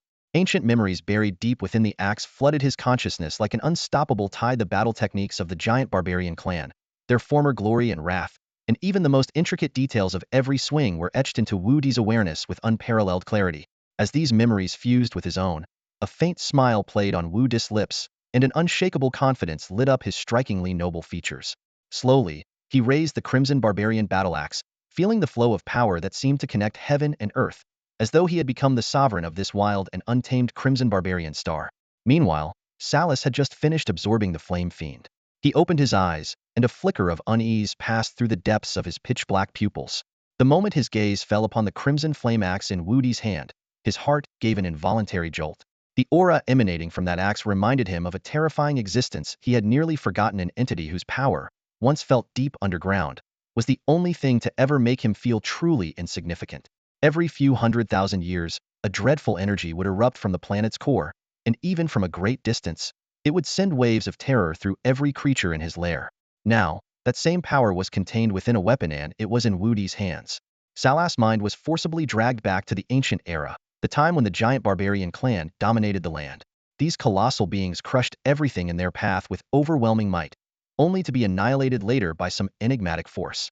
Now, the aura radiating from the battle axe before him was unmistakably the same power that had destroyed the giant barbarian clan. A storm of panic churned within Salas, but he suppressed his fear, forcing a cold composure as he asked, Who are you? Wudi's smirk deepened at the question. He gripped the crimson barbarian battle axe with one hand and let its tip rest lightly on the ground. Instantly, crimson flames spread across the earth, dyeing the ground beneath them with a crystalline, ruby-like brilliance. Lowering his head slightly, Wudi's gaze pierced Salas like a blade, his voice calm yet laced with chilling menace. What's the matter? Don't you remember? I'm the insect you dismissed so easily. Salas' expression faltered, but before he could react, Wudi's voice rose sharply, like thunder crackling across the sky, filled with uncontainable fury. Salas, feel the wrath of this land. The crimson barbarian battle axe trembled in Wudi's grasp, and its searing power fused with him in an instant. Closing his eyes, he seemed to glimpse visions of the distant past through the axe, the giant barbarian clan rampaging across the scorching land, incinerating their enemies with crimson flames. He could also vividly see how Salas had unleashed the flame fiends, using their fangs and fire to slaughter the innocent inhabitants of this red-soiled continent. The cries of anguish, the rivers of blood, the homes reduced to ashes, all of it surged into Wudi's chest as an unstoppable wave of fury. Suddenly, Wudi's eyes snapped open, blazing like an inferno. At that moment, his presence merged with the will of the scorched land itself. The grief and rage of countless lives lost became his driving force. Slowly, he raised the crimson barbarian battle axe once more, its blade wreathed in flames that danced with a ferocious intensity, casting his face in the likeness of an avenging war god. Salas, Wudi's voice was low but carried an undeniable authority. Today, I will avenge this scorched land and all the innocent souls you've wronged. You will pay your blood debt in full. When Salas heard Wudi's final words, his conviction deepened. This man must have a connection to the ancient celestial gods. His massive, mountain-like frame suddenly retreated with extreme speed, and the black hole in his chest began to churn violently, unleashing a powerful suction force. The surrounding air twisted into spiraling vortices, drawn irresistibly into the abyssal darkness. The atmosphere grew heavy and oppressive, as if heralding the arrival of a cataclysmic storm that would destroy everything in its path. Salas's eyes burned with a mix of fanaticism and venomous hatred. His thunderous roar echoed across the heavens and earth. Boy, no matter who you are, you cannot stand in the way of my vengeance. Before the words had fully left his lips, a dark purple energy beam erupted from the black hole, far larger and fiercer than the previous purple flame wave. It surged with overwhelming destructive power, hurtling straight toward Wudi on the ground. Wudi's eyes sharpened as he raised the crimson barbarian battle axe in front of him without hesitation. In the next instant, the purple energy beam collided with the axe, unleashing a deafening explosion. A violent shockwave rippled outward from Wudi's position, cracking the ground, sending debris flying, and whipping up a chaotic storm. Yet, despite the ferocity of the impact, Wudi's feet remained firmly planted as if rooted to the earth itself. No force, no matter how overwhelming, could move him an inch. Salas's pupils contracted slightly, had not anticipated that Wudi could withstand such a devastating blow. In that fleeting moment of astonishment, Wudi leapt into the air, soaring above Salas's massive form. Gripping the crimson barbarian battle axe tightly, he raised it high as crimson flames erupted skyward, forming a blazing inferno that seemed to pierce the heavens. The sheer intensity of the flames exuded a suffocating pressure, as though they could tear apart the very fabric of the sky. Without a word, Wudi brought the axe down with devastating force. The crimson barbarian battle axe cleaved through Salas from head to toe in one sweeping motion. Instantly, a deep, jagged fissure appeared along Salas's colossal body. Flames surged wildly from the crack, like molten lava erupting from a violet volcano, burning with an unrelenting fury. What was even more eerie was the phenomenon that followed. As the power of the crimson barbarian battle axe reached its peak, the souls of those who had been slaughtered by the Flame Lord began to awaken. From every corner of the scorched continent, they converged, drawn irresistibly towards Salas's sundered form. Their wrath and sorrow poured into his shattered body like an unstoppable tide, drowning him completely. No! Salas let out a heart-wrenching wail, his voice filled with anguish and despair. Why? Why stop me from my vengeance? I was willing to sacrifice my soul for this. I endured countless millennia of torment for this moment. It's not fair, it's not fair. His cries grew weaker and weaker until they were finally extinguished, consumed by the raging inferno. Wudi landed steadily back on the ground, his expression calm yet resolute. He returned the crimson barbarian battle axe to the soul star sea within him. Lifting his gaze to the sky, his eyes revealed a trace of complex emotion. After a moment of silence, he thought to himself, it's over. Perhaps, in a few millennia, the scorched continent will return to what it once was. In the distance, the burning sacred spring suddenly erupted with a brilliant crimson glow, like celebratory fireworks marking a hard-won victory. As the radiance gradually faded, the surface of the spring became tranquil and clear, its waters purified and transparent. At the same time, a gentle rain began to fall from the sky, the cool droplets descending upon the battlefield, bringing a long-awaited sense of peace and solace. The people of the scorched continent, from all tribes, slowly emerged from their shock, as if awakening from a prolonged nightmare. How many years has it been since a single drop of life-giving rain graced this land? The people have only heard in ancient legends that their homeland was once a bountiful paradise, surrounded by lush green mountains and flowing rivers. Yet the invasion of the Juman tribe descended upon them like a nightmare, staining this once blessed land with blood. Though the Juman tribe was eventually punished, they left behind a cursed legacy. The demon Saras, the fire-hungry fiends he created, became an inescapable shadow, looming over the land, bringing endless terror and calamity, tormenting its people for millions of years. History, however, cannot be undone. It wasn't until today that a being from beyond the stars, named Beauty, arrived, leading the creatures of this land toward a new future. On the battlefield, as countless vengeful souls gnawed away at him, Saras' massive body began to shrink in agony. His dark purple, molten skin peeled away, revealing the original form of a Juman tribesman. But his colossal figure had already lost its soul, leaving behind nothing but an empty shell. He collapsed to his knees, tears of regret streaming down his face as he muttered, I was wrong, everything I did was wrong, it was we, the Juman tribe, who destroyed ourselves with our own hands. The anguished cries and curses of the fallen pierced through every nerve in Saras' being. He felt the despair and pain these souls had endured in their final moments. Every accusation was like a blade tearing into his heart. Trembling, he whispered to himself, we destroyed our own home, reveling in the ecstasy of slaughter, composing a sorrowful requiem for ourselves, and I, blinded by hatred, sold my soul and committed the most foolish acts. But now, it's all too late. Saras reached out with both hands, hoping to feel the long-lost touch of gentle rain. But the raindrops seemed to avoid him deliberately, slipping past his fingertips as though mocking his separation from this world. He let out a bitter laugh and shook his head, turning his gaze toward Beauty in the distance. His eyes were filled with a mix of emotions, complicated and sorrowful. After a long silence, he rasped, at least boy, at least there's you I, Saras. Oh you forever, oh you thank. Before he could finish, his form began to blur, dissolving into specks of light that eventually vanished into the air. The battlefield near the burning sacred spring fell into a deathly silence. No one cheered for victory. Only Saras' final, haunting words echoed in everyone's minds. A gentle drizzle began to fall, soaking through their clothes and into their hearts. The people stood in silence, lost in deep reflection. Nearly 1,000,000 years of conflict, fierce battles between the tribes and the fire-hungry Xianzong side fighting for revenge, the other for survival. Yet in this endless war, who had truly cared for the scars of this blazing land that nurtured them all? The Kaku tribe tore each other apart over the burning sacred spring. Saras pursued vengeance without regard for reason or consequence. Even the burning sacred spring itself had raged for millions of years, angered by the ceaseless slaughter. In the end, they were all fighting for nothing more than their own selfish desires. As Saras said, this was a sorrowful requiem. But this requiem did not belong solely to the Juman tribe, it belonged to all the living beings of this scorched land.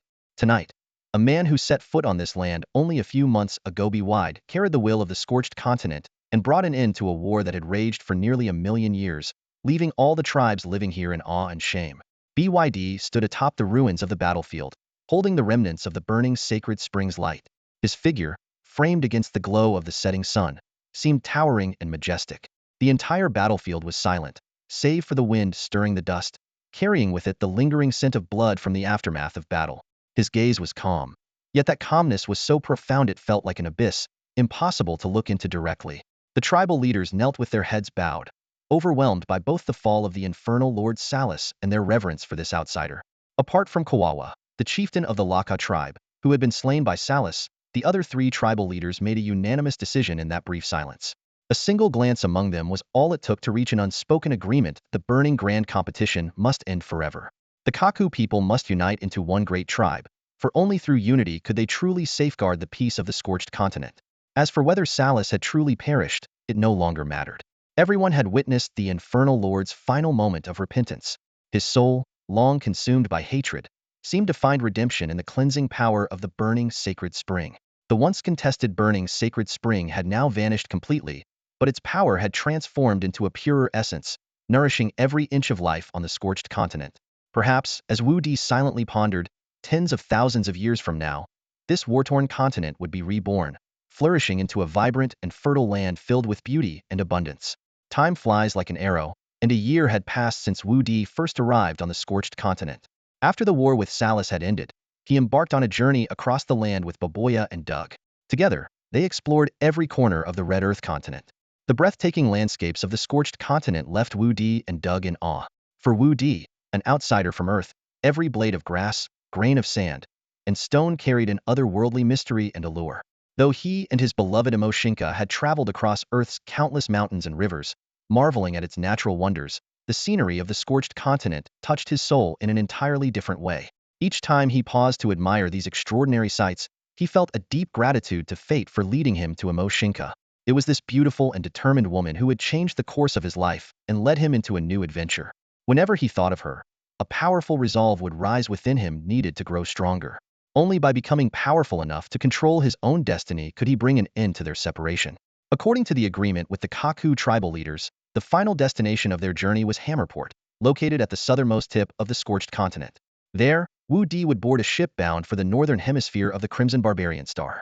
He had chosen not to use his spherical spaceship, deciding to keep it stored within the Apocalypse Cube until he left this planet. He knew this decision would lead to more unexpected encounters and adventures waiting to unfold. On this day, Wudi, Baboya, and Doug arrived together at Hammerport. The port was already bustling with Kaku tribespeople and representatives from other tribes, all gathered to welcome the trio. Over the past year, while Wudi and his companions journeyed, the four Kaku tribes had largely completed their unification. Laroka had been elected as the new chieftain of the united tribe, while Pipalong and Daudalamo were honored as great elders, assisting Laroka in governing the people. As for the former leaders of the Laka tribe, and those who had participated in the betrayal, they had been sent to various frontier outposts across the continent, where they were overseen by Laluda to atone for their actions. To prevent history from repeating itself, Laroka and the other tribal leaders swore an oath together at Hammerport. From this day forward, there would be no more conflicts on the scorched continent. All tribes would unite to protect their shared homeland. As the sea breeze brushed past, Wudi stood at the port, gazing at the distant horizon. His heart was filled with anticipation for the future. He knew that the peace of this continent was only the beginning, and that the true adventure was just about to unfold. A crowd escorted Wudi to the massive ship docked along the shores of the Crimson Flame Sea. This ship was anything but ordinary. Its long, triangular hull resembled a slumbering beast, stretching roughly 200 meters in length and nearly 50 meters at its widest point. The main mast soared into the heavens like a spear piercing the skies, and the jet-black sails flapped fiercely in the sea breeze, their heavy and resilient texture hinting at the ship's extraordinary craftsmanship.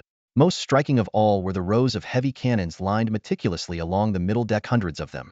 Their dark, deep barrels seemed ready to unleash earth-shattering power at any moment. Yet, amidst this aura of deadly menace, the golden doghead emblem emblazoned on the central sail appeared comically out of place, as if deliberately designed to undercut the ship's imposing stature.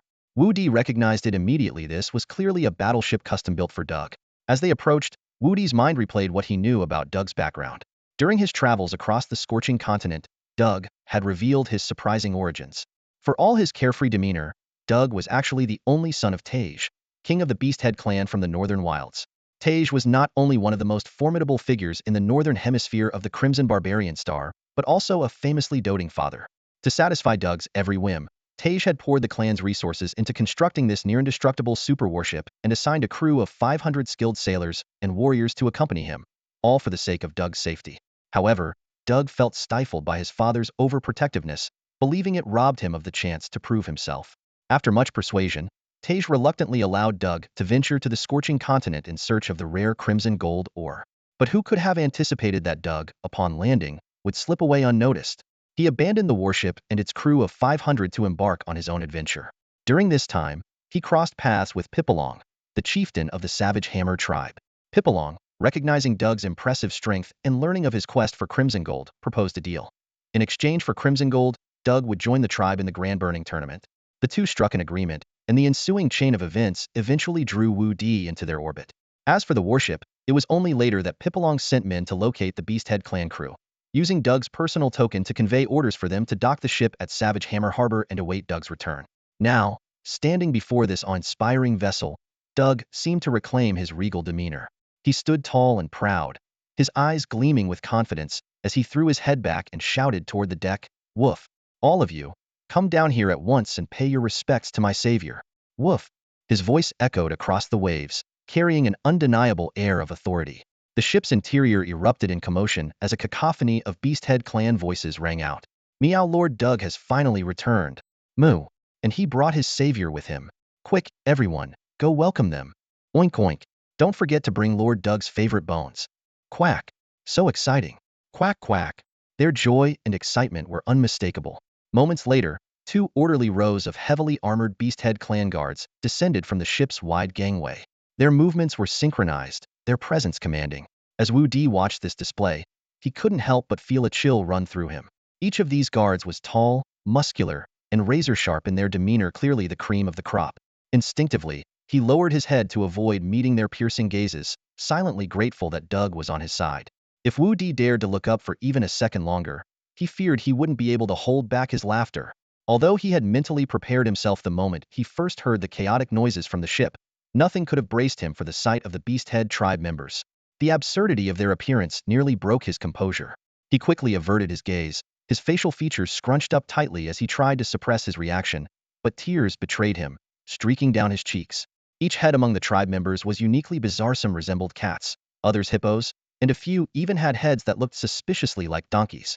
It was as if he had stumbled into some surreal and grotesque art exhibition. Seeing this, Dog mistakenly assumed that Wudi was overcome with emotion at their impending departure. Placing a paw on Wudi's shoulder, he spoke in a soothing tone, "Woof. Feeling sad about leaving the scorching continent? Don't worry, you can always come back someday. Woof." Grateful for the excuse, Wudi played along, covering his face as his voice trembled.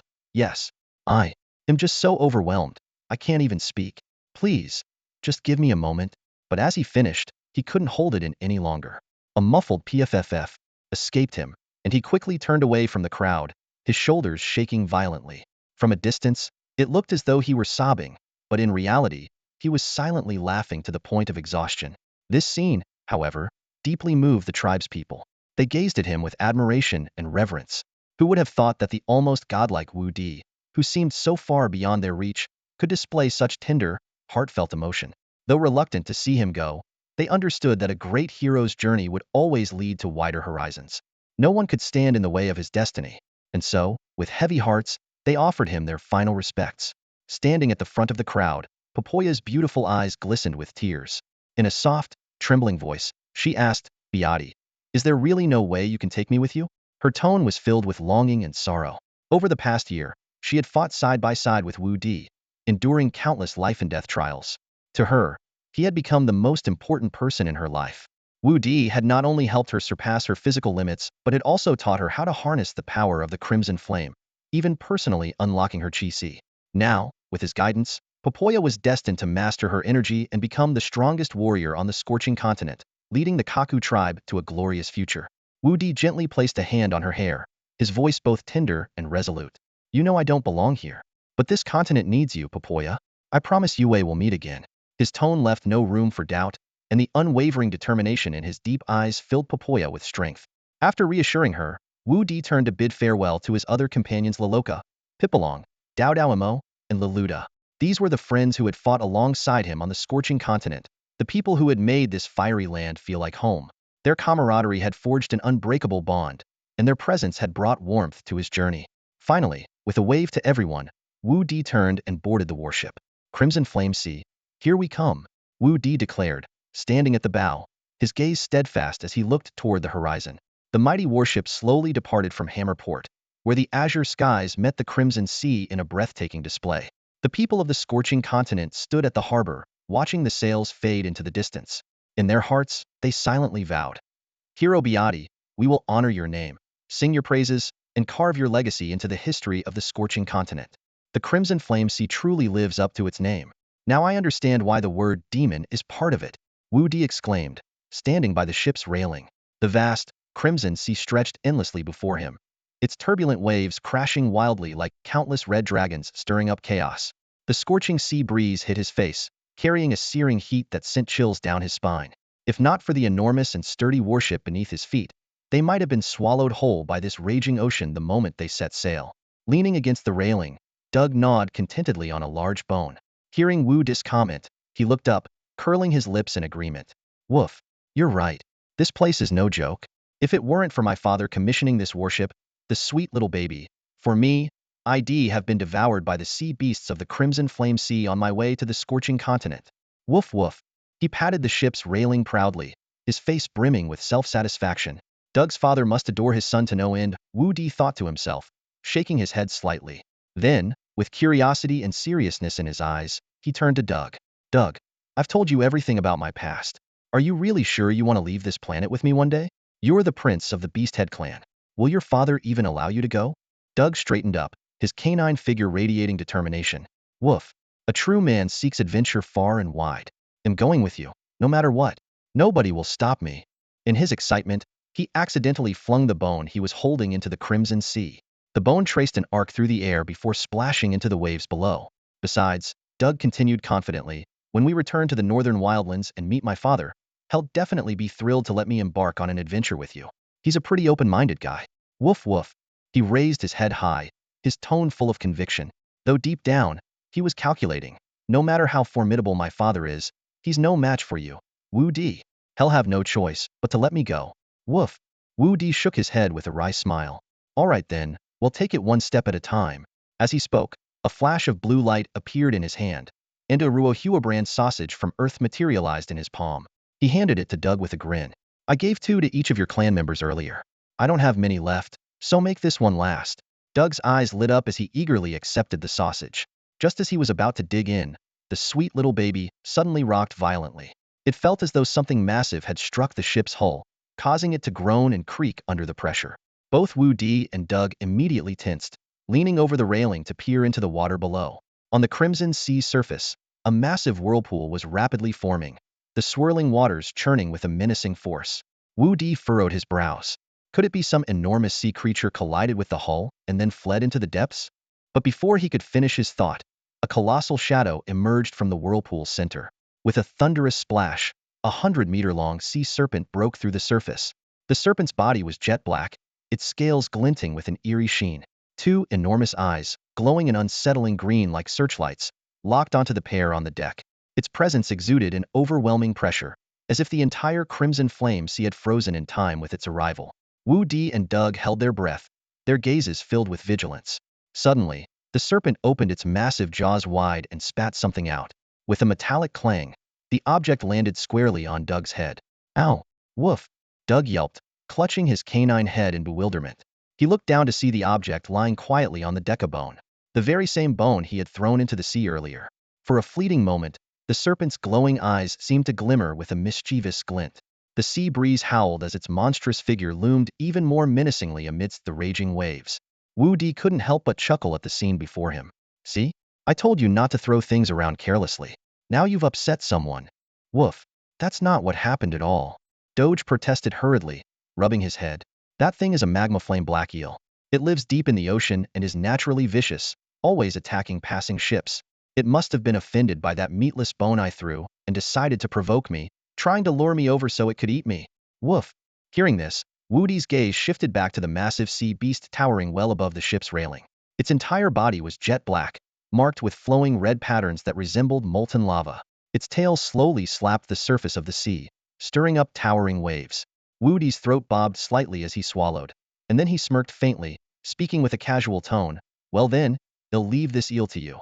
Let's make it our dinner tonight. Doge's fluffy ears perked up sharply at those words, a hint of unease flashing in his eyes.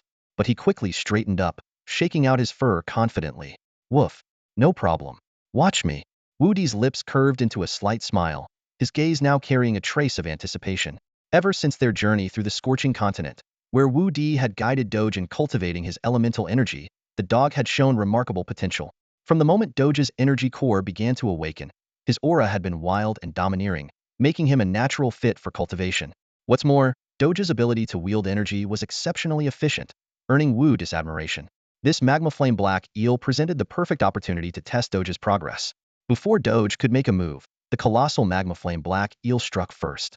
It opened its massive maw, revealing rows of razor-sharp teeth, and unleashed a jet of blazing red liquid that shot out like a volcanic eruption. The searing, corrosive substance hurtled straight toward Doge. Woof! Magma flame venom. Are you spitting at me? You slimy eel. That's dirty fighting. Doge barked angrily, though his eyes betrayed a flicker of seriousness. He knew all too well that this venom was incredibly corrosive, capable of dissolving anything it touched. If he dodged, the venom would hit the deck, potentially sinking the entire ship. In this critical moment, Doge stood his ground and acted swiftly. With a flip of his paw, a pale golden energy materialized in his palm. It was as thin as gossamer yet smooth and reflective like a mirror, resembling a delicate sheet. Narrowing his eyes, Doge flicked his wrist, and the golden sheet expanded in the air, rushing toward the venom. Woof! Seal it up, Doge growled, and the golden energy wrapped tightly around the venom, forming a shimmering sphere of intertwined red and gold that trembled slightly in midair. Without hesitation, Doge leaped into the air, his furry figure tracing an arc against the sunlight. Catching the sphere mid-leap, he hurled it back with all his strength.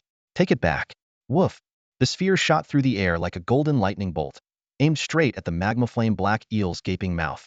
Gulp! The magma flame black eel seemed caught off guard by the sudden counterattack and instinctively swallowed the sphere. In the next moment, its abdomen swelled violently before an explosive sound echoed from within. Energy and venom clashed and detonated inside its stomach. Hiss! The magma flame black eel let out agonized cries, its once menacing body collapsing limply onto the ocean's surface. Like a noodle cooked to softness, it sank powerlessly into the depths, sending ripples across the water. Standing at the edge of the ship, Wudi watched the scene unfold with calm eyes and a faint smile tugging at his lips. Looks like dinner is sorted for tonight. Woof! Someone, get it out of the water. That's dinner for me and BYD. Woof! As soon as Doug landed back on the deck, he wasted no time commanding his crew to retrieve the corpse of the magma flame black eel. His beast-like eyes still shimmered with the remnants of battle fervor, and his tail wagged slightly, clearly showing his excitement. On the deck, the beast-headed tribe guards had already gathered around. Upon receiving the order, they sprang into action, some through ropes, while others leapt into small boats, their movements swift and efficient. Although the battle had lasted only a few minutes, every guard had witnessed it clearly. The magma flame black eel might not have been the apex predator of the crimson flame demon sea, but its massive size, lightning speed, and astonishing strength made it a formidable foe. Its venomous attack, in particular, was deadly, earning it a reputation as a dangerous adversary. In the past, whenever such creatures appeared, the beast-headed tribe aboard the ship could only endure the onslaught, often facing the risk of total annihilation. Yet today, their young master Doug had defeated it in a single round. This display of strength left the guards both stunned and elated. They all knew that this transformation was due to the human standing at the ship's edge. Wudi. Doug had frequently spoken of this man, known as BYD, who had achieved countless legendary feats on the scorching continent. Now, BYD had passed on his power and wisdom to Doug, enabling the young beast-headed tribesman to grow from an ordinary boy into a powerful warrior. Thinking of this, the guards couldn't help but cast grateful glances toward BYD, their hearts filled with admiration and respect. What impressed them even more was that this so-called BYD was not only immensely powerful but also incredibly approachable. Since boarding the ship, he had mingled effortlessly with the beast-headed tribe, treating them as equals. He even introduced them to delicious foods they had never tasted before, sharing them generously. This friendliness quickly won him the affection of everyone on board. Before long, the massive magma flame black eel was hauled onto the deck. Its scales shimmered with a ghostly blue under the sunlight, and several spots on its body bore the charred marks of being scorched by the sacred flame of crimson. A faint, smoky aroma wafted from the creature. Seeing this, Wudi immediately accessed the Cylon's mainframe to search for relevant information. His fingers danced across the holographic screen at lightning speed, and within moments, the results popped up. Wudi's eyes lit up as he read the data. Huh. So the meat of the magma flame black eel is not only tender, but also made even tastier by the effects of its venom. Wudi exclaimed with excitement. And it pairs perfectly with crimson flame seaweed from the crimson flame demon sea. It's an ideal combination. Looks like we're in for a feast tonight. Hearing this, the beast-headed tribe guards couldn't help but show eager expressions. Just then, a clear, melodious voice rang out from the crowd. Meow. Esteemed BYD, Our warship has a stock of crimson flame seaweed, which we've gathered from the demon sea. If you need it, I can have someone fetch it right away, meow. The speaker was the only female member of the guard team, and also their captain, Kate. Her eyes sparkled like blue sapphires, and her snow-white fur gleamed softly under the sunlight. She exuded an air of elegance and competence, resembling a noble Persian cat. Perfect. Wudi clapped his hands in delight. Kate, get a large pot ready, the most heat-resistant one you can find. I'm going to cook for everyone myself, using the sacred flame of crimson to create a culinary masterpiece. At his words, cheers erupted across the deck. Wudi's lips curled into a confident smile, his gaze filled with determination. Ordinary flames might have limited use on the fiery planet of Achaman, but the sacred flame of crimson he wielded was the strongest fire this world had ever seen, capable of igniting not only food but also the taste buds of everyone present. After carefully arranging all the details for dinner, Wudi turned to Doug and affectionately patted his large head, offering words of praise. You fought brilliantly just now. Your talent is exceptional. You've mastered the ability to flexibly use your energy, and the techniques you've created are innovative and unique. Your ideas and strategies are truly remarkable. Keep training like this, and you'll only grow stronger. Keep it up. Hearing Wudi's commendation, Doug felt a wave of pure joy in his heart. He nodded vigorously, his eyes filled with determination. Woof. I'll keep working hard. Otherwise, how can I keep up with you? Next time we encounter a sea barbarian beast, leave it to me. Woof woof. His confident demeanor clearly showed that he saw the recent battle as a testament to his improving strength. However, Wudi waved his hand at Doug's words, his expression turning serious. We'll see when the time comes. After all, sea barbarian beasts are vastly different from other marine creatures in the Crimson Flame Demon Sea. I've done my research in Xianzong Star. The number of people who have seen a sea barbarian beast with their own eyes can be counted on one hand. They rarely surface, and every one of them is formidable. Even a creature like the demon flame black eel is nothing more than a snack to them. And let's not forget, some sea barbarian beasts are said to rival the power of the Flame Lord, Salus. His tone was steady and deliberate as he patiently shared his knowledge of the Crimson Flame Demon Sea with Doug, as though he were a native of Xianzong Star while Doug was merely an outsider. In truth, all this information came from the Silence Core database. As Wudi had mentioned, the Crimson Flame Demon Sea was shrouded in mystery. Few on Xianzong Star possessed the ability to navigate its waters, let alone encounter the powerful and dangerous sea barbarian beasts. Woof, then let's hope we don't run into one. Doug shuddered at the mention of Salus, his voice trembling slightly with fear. Fate, however, seemed to have other plans. Not long after their conversation, the very sea barbarian beasts they had been discussing made their appearance, and there was more than one. Kate had prepared all the ingredients and cooking utensils, suggesting Wudi use the kitchen in the ship's cabin. But both Wudi and Doug found the space too cramped to showcase their culinary skills, and it couldn't accommodate the entire demon flame black eel in one go. So, they decided to cook on the spacious deck instead. Before long, the two of them were busy in the center of the top deck. A rich, savory aroma began to waft from the massive pot Kate had found, as the broth inside gradually came to a boil. The mouth-watering scent drifted with the sea breeze, carried across the waves and into the mysterious depths of the Crimson Flame Demon Sea. Wudi focused intently as he used his sacred flame of crimson fire to heat the pot. The flickering flames caused soft sizzling sounds to come from the bottom of the pot, as if celebrating the delicious feast to come. But before the broth could fully boil, the waters surrounding their ship, the dear little treasure, began to bubble violently. Countless massive bubbles surged to the surface, bursting with deafening bangs that echoed across the sea, as though the entire ocean were being brought to a boil. Suddenly, towering waves erupted, and a colossal green figure shot out of the water like a skyscraper reaching for the heavens. Its entire body was covered in enormous diamond-shaped scales, and its dorsal fin rose nearly 100 meters high, resembling a moving mountain. The creature's head was like that of a prehistoric crocodile, with two thick, dangling tendrils hanging from its jaw. Its fearsome appearance was enough to strike terror into anyone who laid eyes on it. A sea barbarian beast. The guards on the deck cried out in alarm, their faces pale with fear. Though these beast-head tribe warriors had never seen a sea barbarian beast before, the overwhelming aura emanating from the creature left no doubt in their minds this was the legendary being. On Xianzong Star, such creatures were known as the nightmares of the demon sea. It's a deep sea naga, one of the elites among the sea beasts, easily ranked in the top 5. Wudi felt his head pounding as he muttered to himself, trouble after trouble. It never ends. Meanwhile, Doug was even more distraught, his face crumpling as he complained, woof, I didn't even get to enjoy my meal, and now an even fiercer sea beast shows up. What are we supposed to do now? 1. You're being way too optimistic. Wudi scoffed. As his words fell, the surface of the sea suddenly erupted, waves crashing and water spraying everywhere, covering an area even wider than before. One after another, massive creatures burst out of the water, their sheer size and presence blotting out the sky. Wudi looked up and saw not one, but 6 deep-sea Nagas, encircling the warship completely. What once seemed like the mighty, dear little baby ship now appeared like an actual little baby in the face of these colossal sea beasts. Doug and the Beasthead tribe guards were utterly dumbfounded.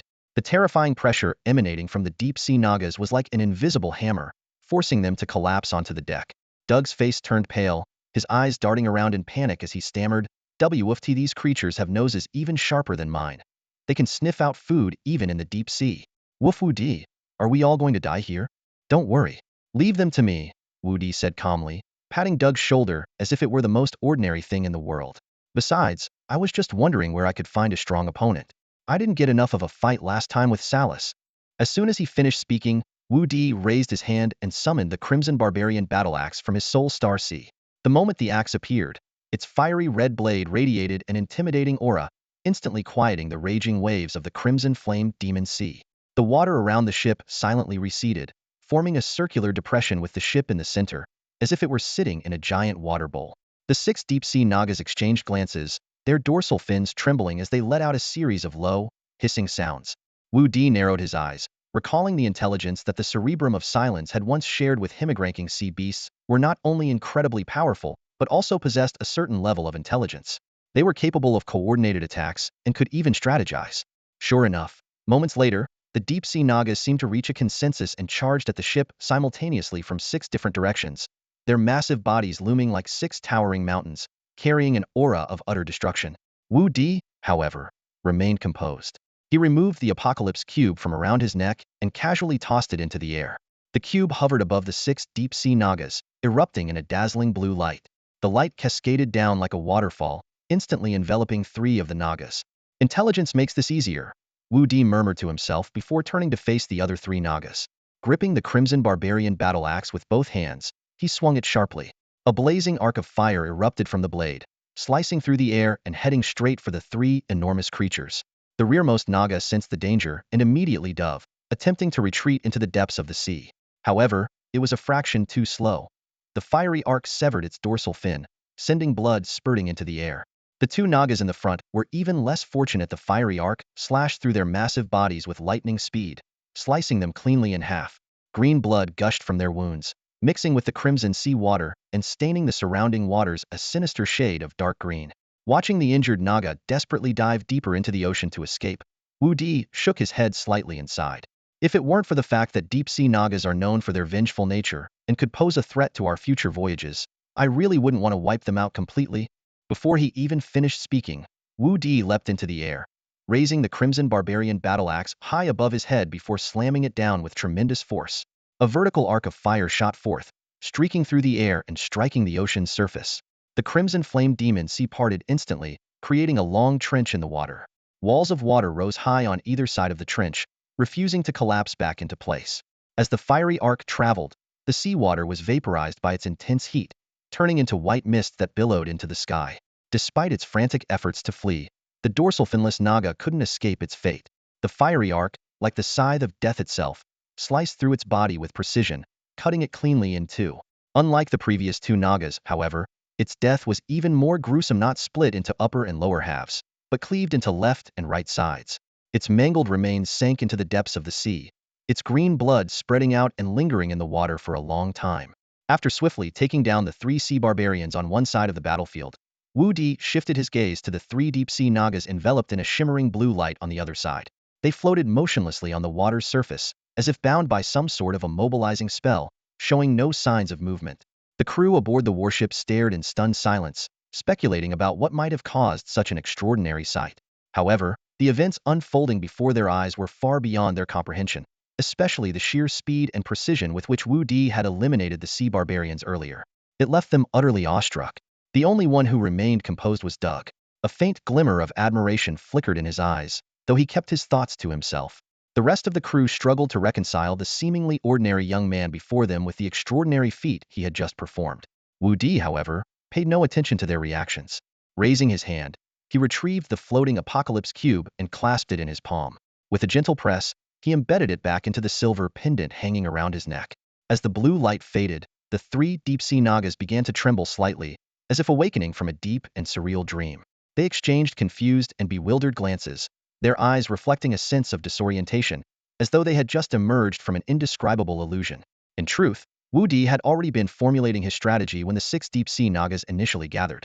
He knew that a direct confrontation with all six would not only be extremely risky but could also endanger the crew aboard the warship. Thus, he decisively chose to use the Apocalypse Cube's illusory light ability to temporarily trap three of the Nagas in a fabricated dreamscape, allowing him to deal with his enemies in smaller, more manageable groups. The illusory light of the Apocalypse Cube is a powerful ability capable of crafting hyperrealistic illusions targeted at any intelligent being.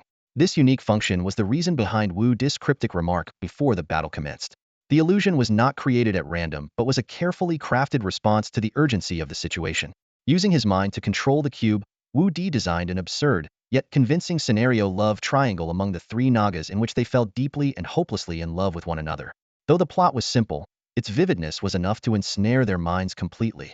The dazed expressions of the Nagas, as they broke free from the illusion, were proof of the plan's success. They struggled to distinguish the illusion from reality, and one of them, still overcome by the fabricated emotions, wrapped its muscular arms around the other two, caressing them as if unwilling to let go of the fleeting love it had experienced. Wu Di watched coldly from a distance, a faint smirk playing on his lips. He had no intention of giving them time to recover. The crimson barbarian battle axe in his hand radiated a fiery aura of combat readiness. This formidable weapon possessed a unique ability: it could absorb the primal, ferocious energy known as savage force from the sea barbarians it defeated. All beasts on the Crimson Barbarian Star carried this energy, but the savage force within sea barbarians was particularly potent. Wu Di had heard of this power before, but had only now confirmed its truth after wielding the axe in battle once more. This revelation filled Wu Di with a surge of exhilaration. The Crimson Barbarian battle axe was already a legendary weapon, but if it could further evolve by absorbing savage force, its power would reach unimaginable heights. Gripping the axe tightly, his eyes burned with unrelenting determination. With a powerful push off the ground, he launched himself like an arrow toward the three disoriented deep-sea Nagas. This time, there would be no holding back. The twin blades of the axe gleamed as they locked onto their targets, ready to prove the weapon's newfound ability in the most decisive way possible. The two deep-sea Naga that had been tightly embraced reacted instantly. They struggled free from the grasp of the lecherous deep-sea Naga and quickly retreated.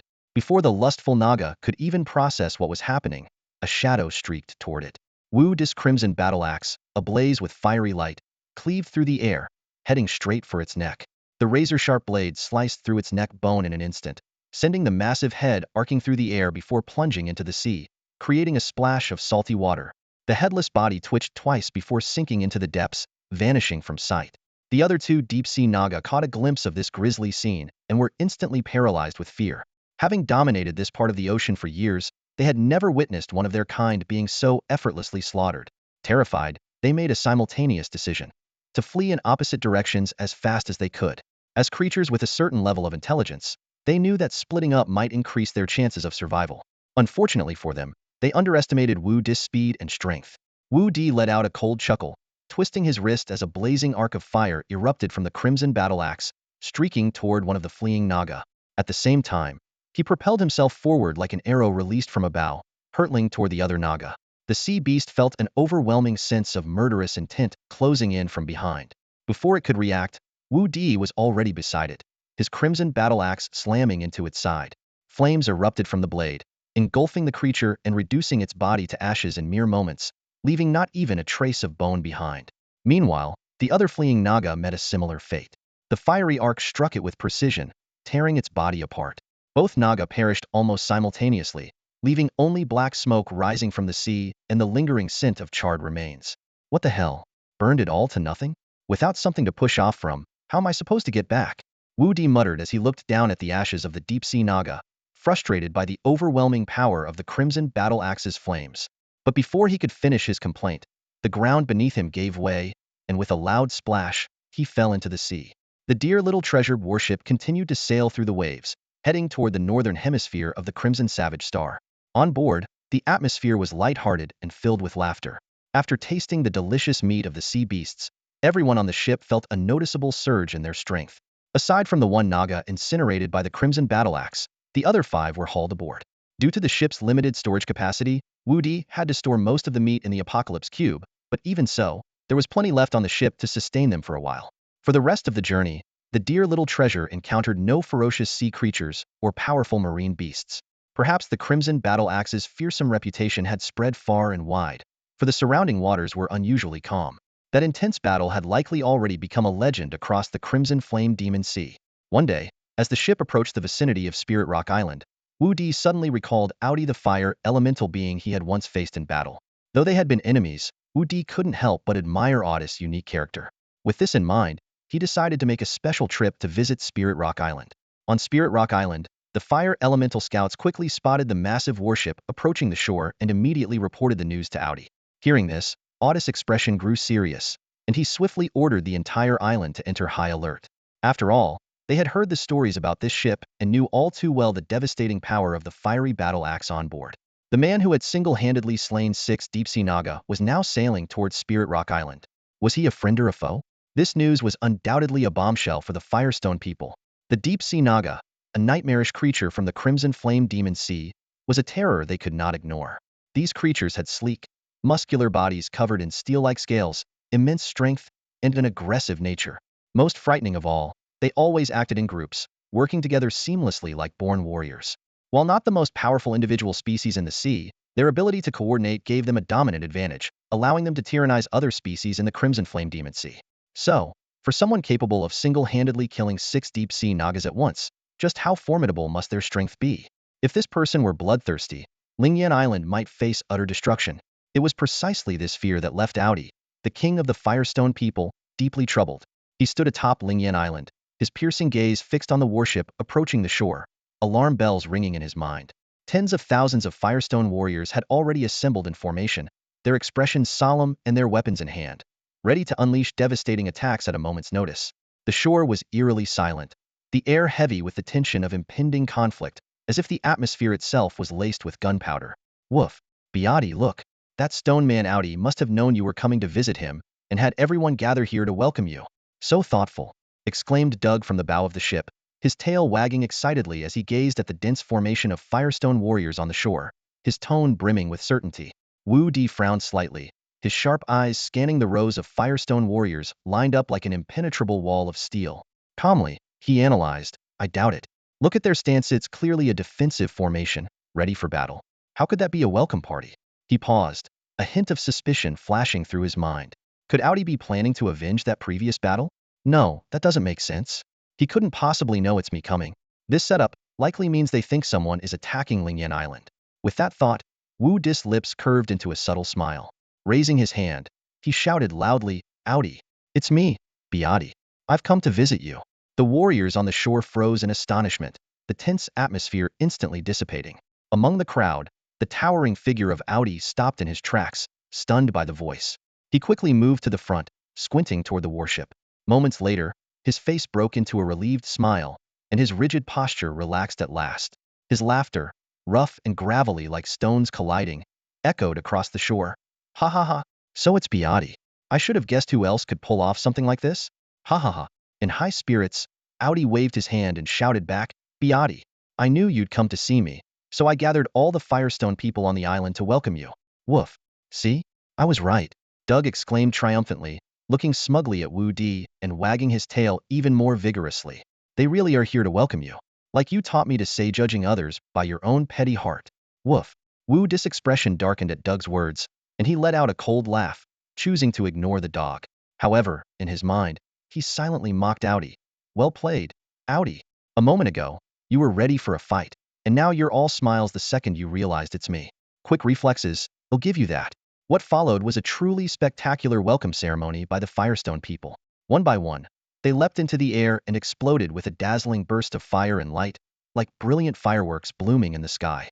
In an instant, they reassembled their bodies, only to jump again and repeat the breathtaking display. The sky was soon filled with radiant, multicolored lights, creating a scene of unparalleled grandeur. Wu Di and Doug stood at the bow of the ship, utterly stunned by the sight. They had witnessed Audi's self-detonation ability in the Crimson Flame Arena, but never had they imagined such a skill could be used to put on such a mesmerizing fireworks show. The Beasthead clan guards accompanying them were equally astonished, their jaws practically hitting the floor as they exclaimed in unison, The Firestone people sure know how to welcome guests with a bang. What surprised them even more was the feast prepared for the welcome banquet. The dishes were all various kinds of stones, colorful, translucent, and glittering like precious gems. Even more astonishing was the fiery liquor served at the banquet.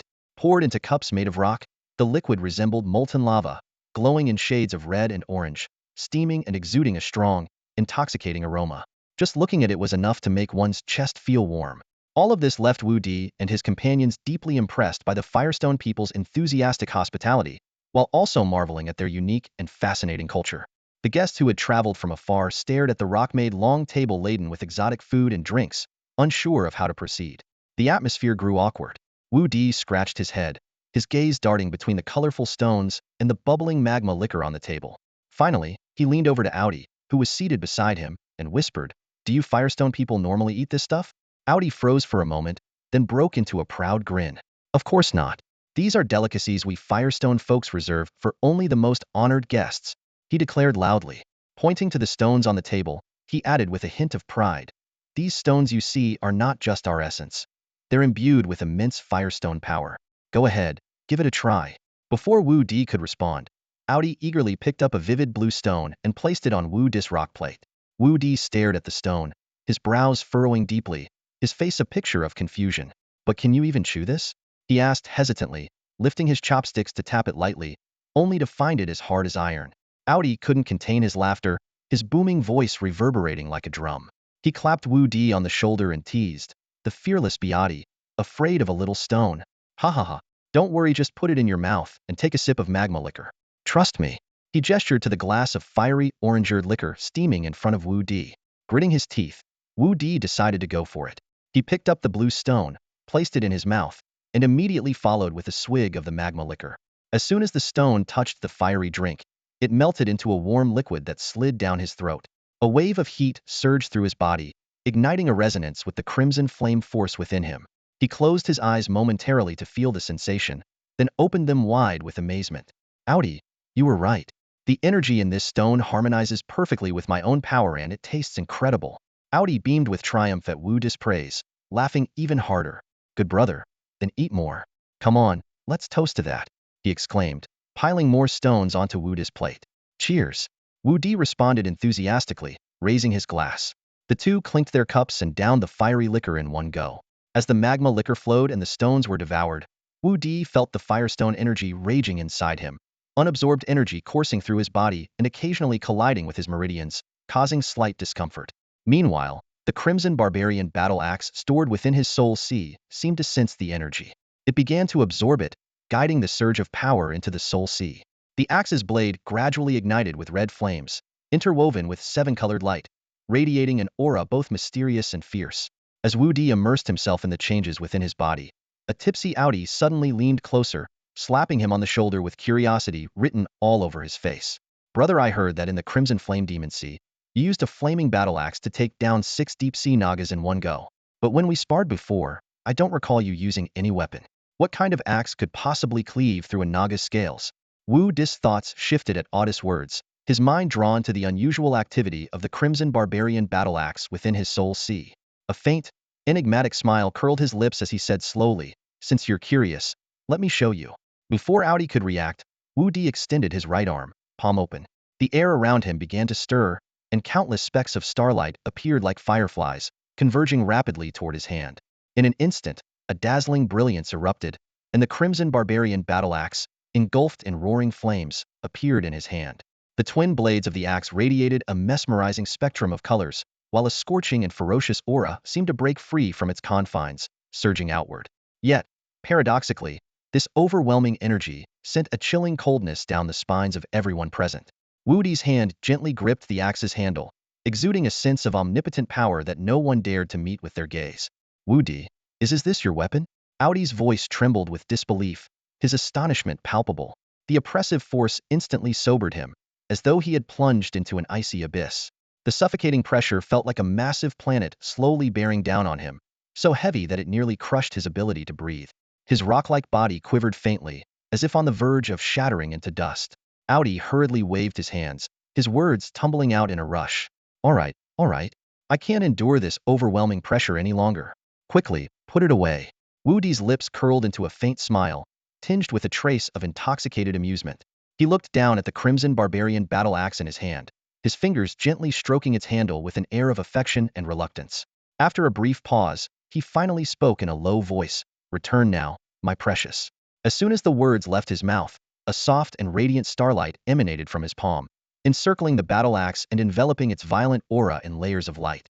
The crimson barbarian battle axe emitted a series of low, dissatisfied hums as it vanished, as if reproaching its master. The sound seemed to convey, "This battle axe does not appear without purpose when it does. The outcome is always carnage and chaos. And yet, you summon me for nothing and send me back? How absurd." With the disappearance of the battle axe, the oppressive atmosphere dissipated like a receding tide. Everyone present let out a collective sigh of relief. Any lingering doubts about Wudi's strength were utterly dispelled. Having witnessed the weapon's awe-inspiring might firsthand, all including Audi were left in complete admiration. The festive atmosphere of the banquet quickly reignited, with cheers and toasts echoing throughout the hall. The crowd surrounded Wudi, raising their glasses high, their enthusiasm building to a fever pitch. Wudi once again became the target of endless toasts, and after several rounds, he was thoroughly inebriated. Slumped in his chair, he wore a satisfied smile, even as he drifted into unconsciousness.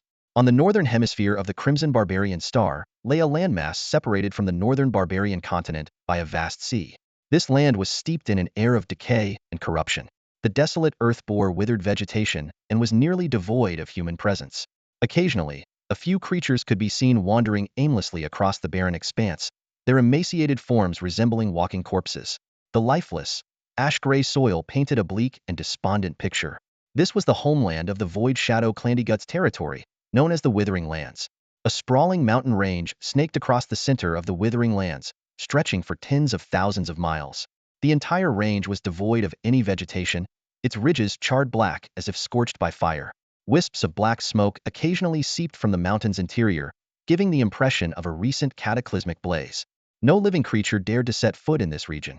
The name of this range was the Ashen Mountains, a symbol of death and destruction. At this very moment, deep within the foreboding Ashen Mountains, three hunched figures cloaked in gray robes stood silently at the entrance of a shadowy cave. Their gaunt faces and cracked, bark-like skin exuded an aura of decay and desolation. One of them slowly raised his head, revealing a face etched with countless wrinkles. His voice was raspy and ancient, yet it carried an undertone of fervent excitement. "At long last, the moment has arrived. The time has come. We are finally about to set foot on the planet we've dreamed of for so long. The fallen angel dispatched by the Dark Temple is about to descend, and soon, we will gain a brand new life on that world." There was a hint of fanaticism in Ciro's voice, and his eyes glimmered with an unusual light beneath the shadow of his gray hood, as if he could already see the glorious future of the mysterious planet. However, another gray-robed figure let out a cold laugh, his low voice slicing through the air like a blade on ice. "Humph. Ciro, don't get ahead of yourself. While we have offered many twisted souls to the Dark Temple, haven't you heard? The flame demon Lord Salus of the Scorching Continent has been defeated." His words immediately cast a heavy silence over the air, his tone laced with resentment and mockery. That fool actually repented for his sins at the very last moment. Salus was the first to willingly sacrifice his twisted soul from the Crimson Barbarian Star, and now he's repenting? The master of the Dark Temple might take his anger out on us. We'd better do something before the fallen angel arrives. Have you all forgotten how terrifying the dark sorceress Empress Belina truly is? At the mention of Belina, the gray-robed figure involuntarily shuddered, his body trembling slightly, as if even her name alone cast an endless shadow over him. At that moment, the third gray-robed figure stepped forward. His heavy, deliberate steps seemed to resonate with the very heart of the earth. He turned to face the other two, extending a hand from his robe. It was not the hand of a human but a grotesque, talon-like appendage, its ashen skin adorned with 5 hooked black claws glinting with a chilling light. His voice thundered like a storm. "Gaia, stop spreading fear. Remember, the 3 of us were personally chosen by the Empress herself. We volunteered to stay on the Crimson Barbarian Star, to create chaos for the temple, plunging its people into despair and pain so they would surrender their twisted souls." He paused, his voice seething with barely contained fury. "During all this, we had to constantly evade that accursed hunter. We've sacrificed so much for the Dark Temple, if not merit, then at least we deserve recognition. I, Tiga, am not going anywhere. I'll stay right here and wait for the fallen angel to arrive. I will demand answers from them in person." Tiga's roar echoed through the desolate valley, but Gaia only responded with a cold smile. His eyes, deep and icy beneath the shadow of his hood, seemed to pierce through the gloom. Huh. Demand answers? You still don't understand the Dark Temple, let alone Belina. She will stop at nothing for the sake of dark magic. He lifted his gaze, as though peering beyond the heavens, his tone tinged with a bitterness he could not hide. We followed her for her promesito lead us to that magical planet and grant us eternal life. But look at us now. We've been turned into these grotesque creatures, neither human nor beast. Our souls have long since rotted away. Belina will never grant us release. As he spoke, Gaia's body began to rise, floating steadily into the air. The edges of his robe drifted silently as he cast a cold glance at the other two. His voice carried an air of finality. You can wait here if you like. I am going to find the one responsible for killing Salus. With that, his figure dissolved into a wisp of gray smoke, vanishing into the distant Ashen Mountains, leaving behind only the still air and the conflicted expressions of the other two. At dawn, Lingyan Island radiated tranquility and harmony. While it lacked the serene beauty of Earth's islands, its peculiar rocks and the fiery waves of the crimson flame sea combined to create a breathtaking, majestic scene that stirred a sense of awe and grandeur. Doug had been rushing around since early morning, having hurried out of Audi's stone manor in search of Wudi. When he awoke to find Wudi's bed empty, he scoured nearly the entire island before finally locating him atop a tall rocky mountain near the coast. There sat Wudi, cross-legged, his brows furrowed as if lost in deep contemplation over some profound matter. Doug panted heavily as he approached Wudi, his face full of suspicion. Woof. BYD. You were dead drunk last night, passed out on the bed like a lifeless dog. How on earth did you end up in a place like this so early in the morning? Don't tell me you sleepwalked here in the middle of the night. Arf. As he spoke, he scratched his head with his paw, clearly baffled by Wudi's sudden appearance. Wudi suddenly opened his eyes, his brows furrowed in irritation. He snapped back. You're the one who's a lifeless dog. A proper, bona fide dead dog. After that, he lifted his gaze to the horizon, a hint of longing in his eyes, and muttered to himself. Ever since I fell into the sea after that fight with the deep-sea naga, I've been wondering why can't we fly through the air? Back on Earth, I read so many fantasy novels and watched countless movies where people could fly effortlessly. It was so cool. I used to be so envious, dreaming that one day I could have that ability too. Doug froze for a moment, then rolled his eyes dramatically, his face full of disdain. Woof. Stop daydreaming. We don't have wings, so how are we supposed to fly? What? You think you're gonna fly with your ears? Arf. He shuffled his paws and gave a playful shake of his big floppy ears, a mischievous grin spreading across his face. If anyone's gonna fly, it'll be me first. My ears are bigger than yours, after all. Arfaha. Arf woof woof. With that, he began hopping around excitedly on the massive cliff, as if he could already imagine himself soaring through the skies. But the next second, his laughter froze. His smug grin vanished. Because Wudi didn't bother responding to his nonsense instead, he gave him a loud and clear answer with his actions.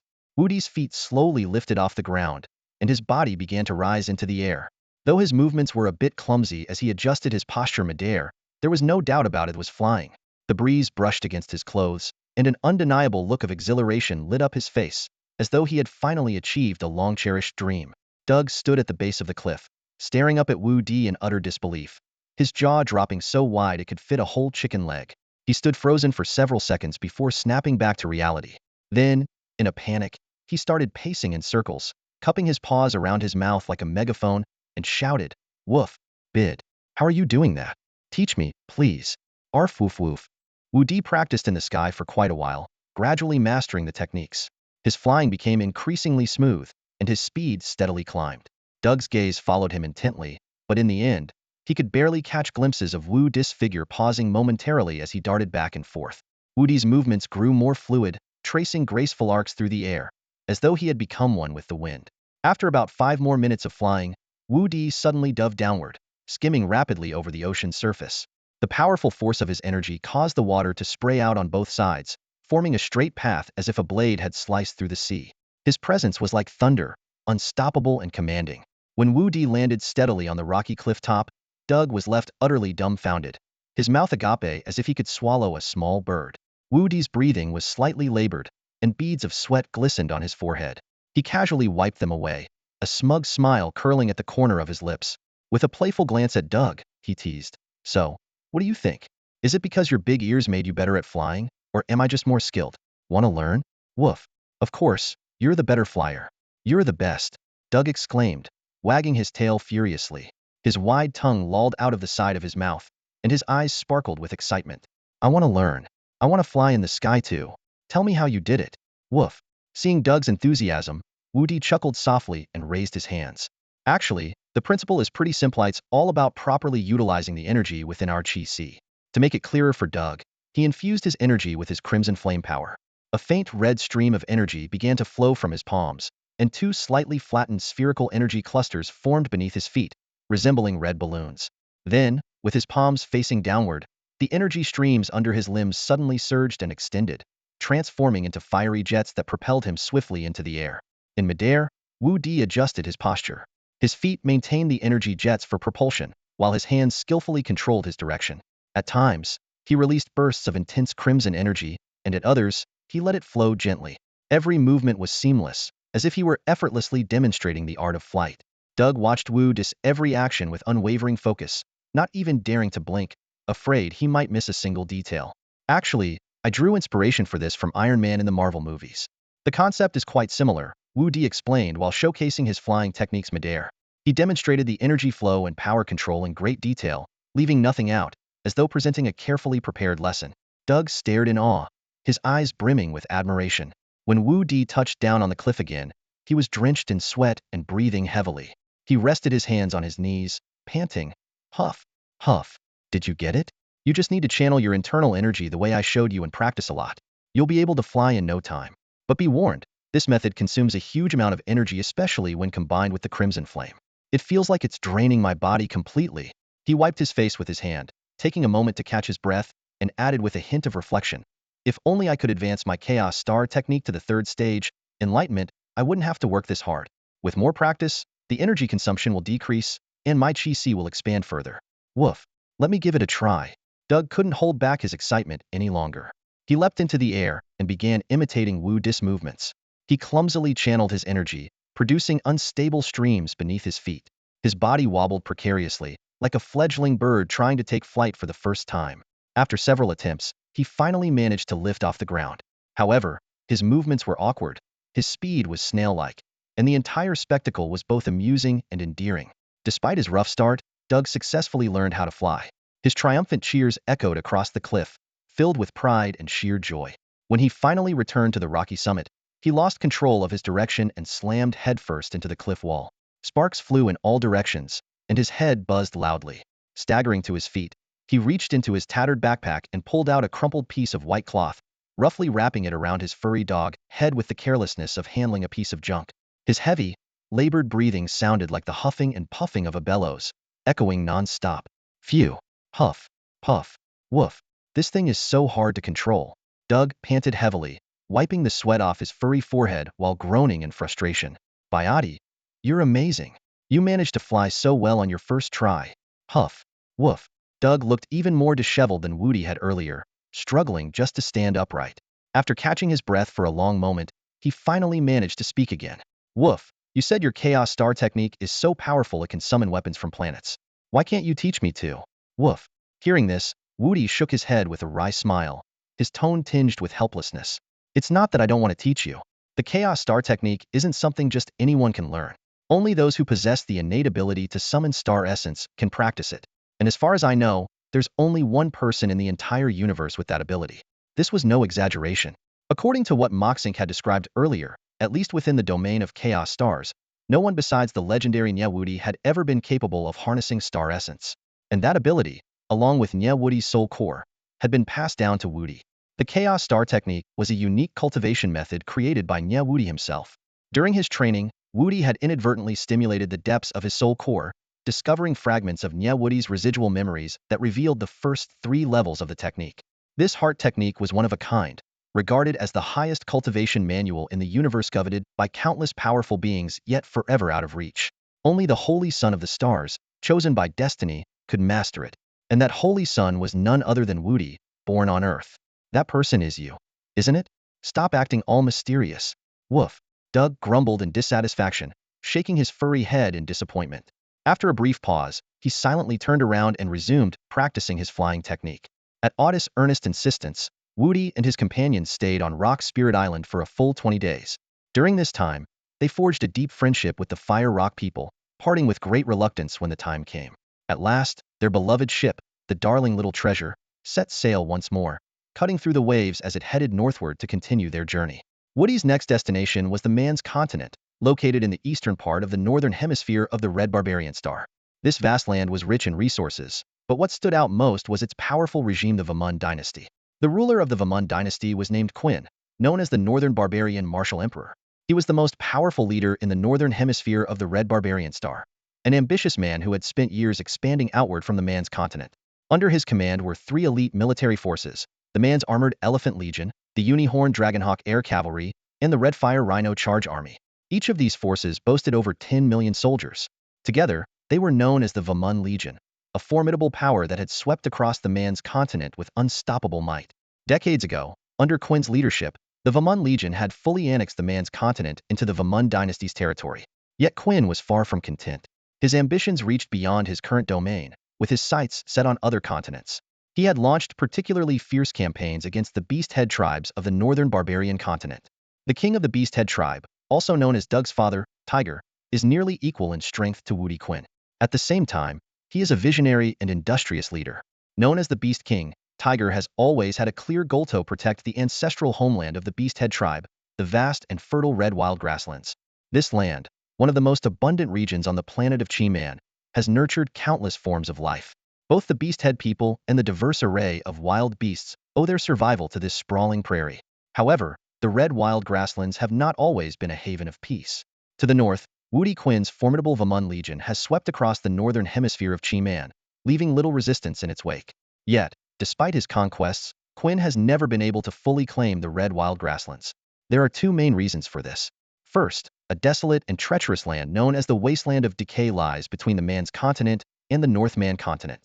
This barren expanse is not only rugged and resource scarce, but also renders supply lines for any invading army dangerously fragile. Each time Qin's forces attempt to march on the red wild grasslands, they are worn down by the grueling journey and lack of provisions. In contrast, the beast-head tribe remains well prepared, waiting to strike. By the time the two armies clash on the grasslands, Qin's soldiers are already demoralized and exhausted, while the beast-head warriors are fresh and full of energy, leading to a lopsided battle. Second, Tiger is not only a skilled commander but also a master strategist and builder. He has fortified the grasslands with robust defensive structures, transforming the region into a natural stronghold. Additionally, he has developed a powerful navy, exemplified by ships like the Dear Little Baby, which represent the pinnacle of maritime strength on Chi-Man. On the other hand, the Vamund Legion's naval power is its greatest weakness. While dominant on land and in the air, Qin's forces struggle to gain a foothold at sea. As a result, despite numerous attempts to conquer the red wild grasslands, Qin has consistently failed, his efforts draining resources and attention that could have been used to secure other continents. Amid the prolonged conflict between Tiger and Qin, Wudi chose a different path. He journeyed to the man's continent, not to intervene in the war, but with a clear understanding that he lacked the power to alter the balance of Chi-Man and was unwilling to disrupt the natural progression of the planet. His previous battle against Salus on the scorching continent was solely to save his friends. This time, however, Wudi and Doug ventured to the man's continent for a different purpose. According to legend, the man's continent was once the domain of the fire-winged red dragons, powerful creatures that reigned supreme over the land. But one day, they mysteriously vanished without a trace, leaving behind only the enigmatic Dragonbone Wasteland. Located in the heart of the man's continent, the Dragonbone Wasteland is scattered with enormous dragon remains, creating a labyrinthine landscape. Over the years, countless adventurers have risked their lives to explore this area, hoping to uncover the mystery of the dragon's disappearance and claim the fabled treasures and powers said to be hidden there. Yet, the dangers of the Dragonbone Wasteland far exceed human imagination. Countless terrifying, unknown creatures lurk within, preying on any intruders. Even more eerie are the lingering souls of the fire-winged red dragons, which haunt the depths of the wasteland. Though unable to attack directly, they possess the power to bewilder and drive explorers into madness, leading to infighting and chaos. Beyond these threats, countless other unknown perils lie in wait, ready to ensnare any reckless adventurer. Despite the risks, the inhabitants of Chi-Man have never wavered in their thirst for power and wealth. One group after another has ventured into the Dragonbone Wasteland, determined to uncover its secrets. Yet, to this day, no one has successfully reached the center of this enigmatic region. Apart from the 20 days spent on Yiling Island, Wudi's journey across the Qian Demon Sea took over 2 months. To avoid direct confrontation with the forces of the Wumon dynasty, The warship, Dear Little Darling, cautiously lowered its sails and dropped anchor in the open sea, several hundred kilometers from the southern coast of the man's continent. Doug immediately ordered Kate to lead the Beasthead clan's guard squad northward back to the northern man continent, while he and Wudi decided to personally fly to the man's continent. After days of practice, Doug had become adept at using the elemental energy within him to control his flight, even mastering a few techniques to conserve energy and stamina. In mere moments, the two crossed the sea and landed steadily in a remote, desolate area of the man's continent. Once their feet were on solid ground, Wudi and Doug quickly disguised themselves. Wudi used the Tianqi cube to transform into a tall, imposing member of the Kaku tribe, with dark skin and bulging muscles, rendering his original appearance unrecognizable. Doug, on the other hand, took a much simpler approach, wrapped his massive head in a black cloth, cutting 2 holes for his eyes, and walked with an unsteady wobble, looking comically similar to a cartoon character from Earth. Their destination was Wunan Port City, the largest trade hub of the Wuman dynasty. The city bustled with merchants and travelers, with ships constantly arriving and departing. Even during times of war, the port remained lively and prosperous. Adventurers from around the world often stopped here to purchase equipment, recruit teammates, and form exploration parties before venturing into the Dragonbone wastelands. However, while there was strength in numbers, such alliances carried risks.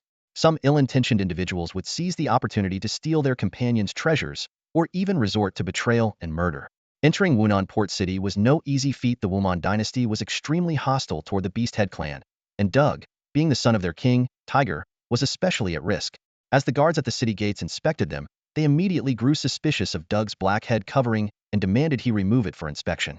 Sensing trouble, Wudi quickly stepped forward with a friendly smile, discreetly slipping 10 Wuman coins into the guard's hand while explaining in a low voice, "My friend has a rare illness. His head cannot be exposed to light, or he'll have a severe reaction."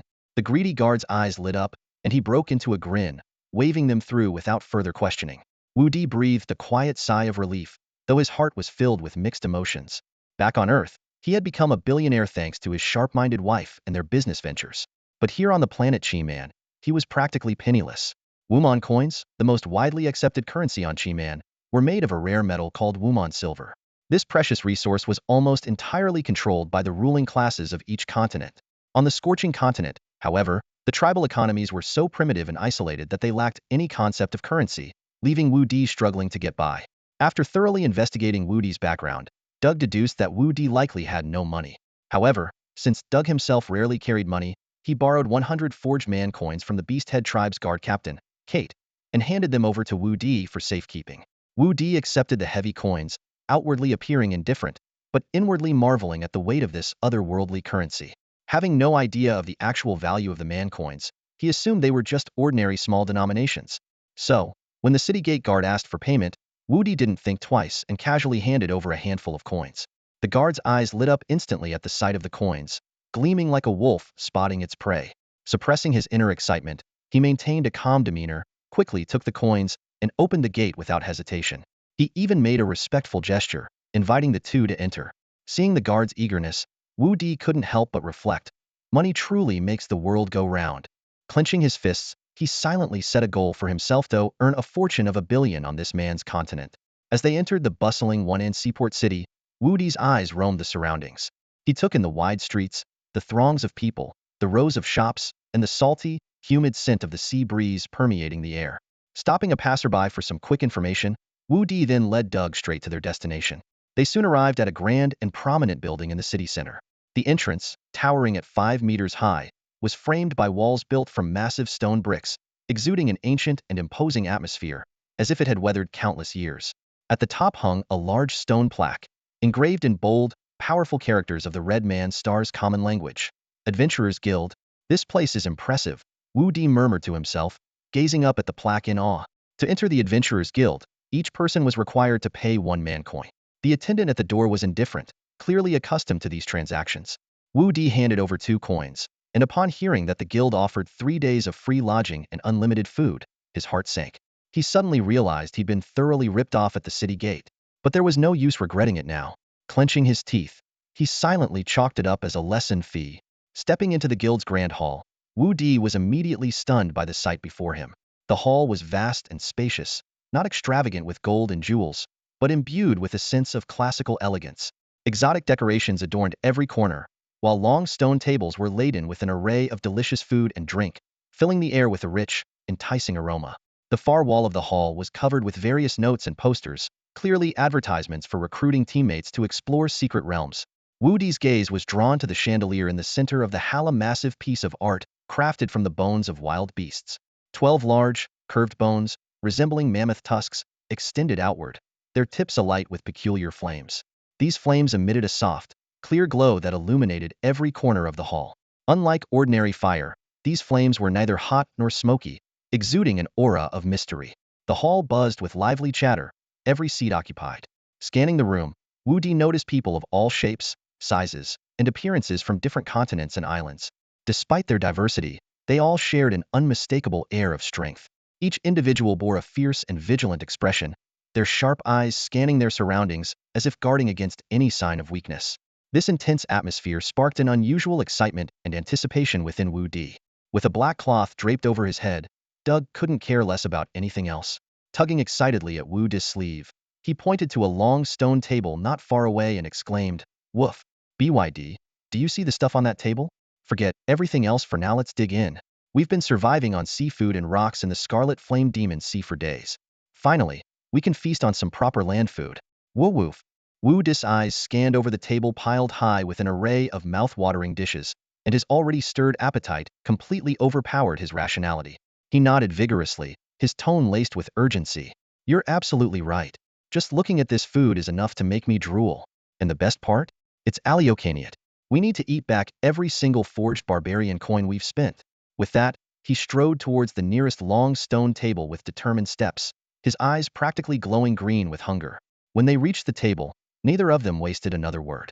Doug pushed the black cloth up to just above his nose, revealing a gaping maw, while Wudi rolled up his sleeves and grabbed a piece of roasted meat with lightning speed. The two of them attacked the spread like ravenous beasts, diving headfirst into the feast. Roasted meats, stews, delicate pastries, even the fruit platter on the side, nothing was spared.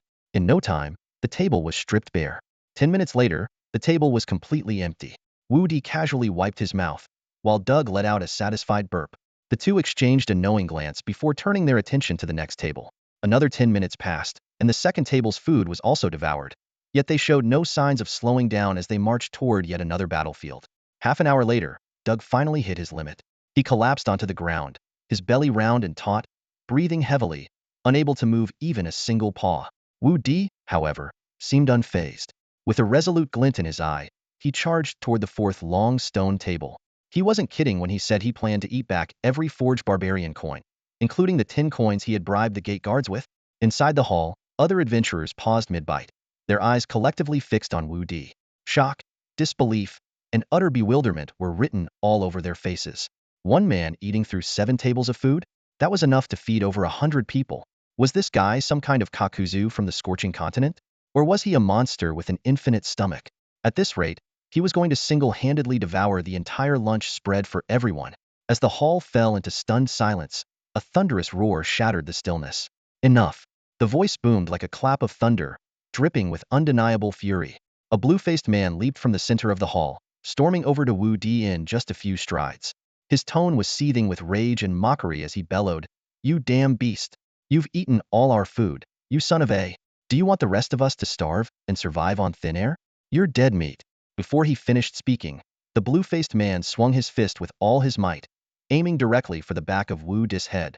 The punch carried a sharp gust of wind, its force clearly intended to kill. But just as the fist was about to land, a sharp cry of pain rang out. The blue-faced man's wrist was caught in an iron grip, and he felt a searing pain as though his bones were about to be crushed. Cold sweat instantly broke out on his forehead. "Blue-faced man from the Anger Sand Islands, have you forgotten the rules of the Adventurers Club?" A lazy voice sounded, so light it was almost casual, yet it carried a chilling undertone that made the air feel heavy. The person gripping the man's wrist spoke slowly, their tone calm but laced with menace. "Fighting is strictly forbidden here." The man was dressed in a pristine white jacket as pure as freshly fallen snow, with a tall white hat perched on his head. Just by his attire, one could easily guess that he was a chef. But when Wudi turned around and caught sight of the chef's face, he was utterly stunned. The man's appearance was unmistakably that of a human from Earth. Yet, upon closer inspection, Wudi began to notice the peculiarities that set him apart from ordinary people. The chef stood at an impressive height of about 1.9 meters, with long, pointed ears that slightly tilted upward. His lips bore an eerie shade of dark green, and his slender fingers were so delicate and refined they seemed like works of art.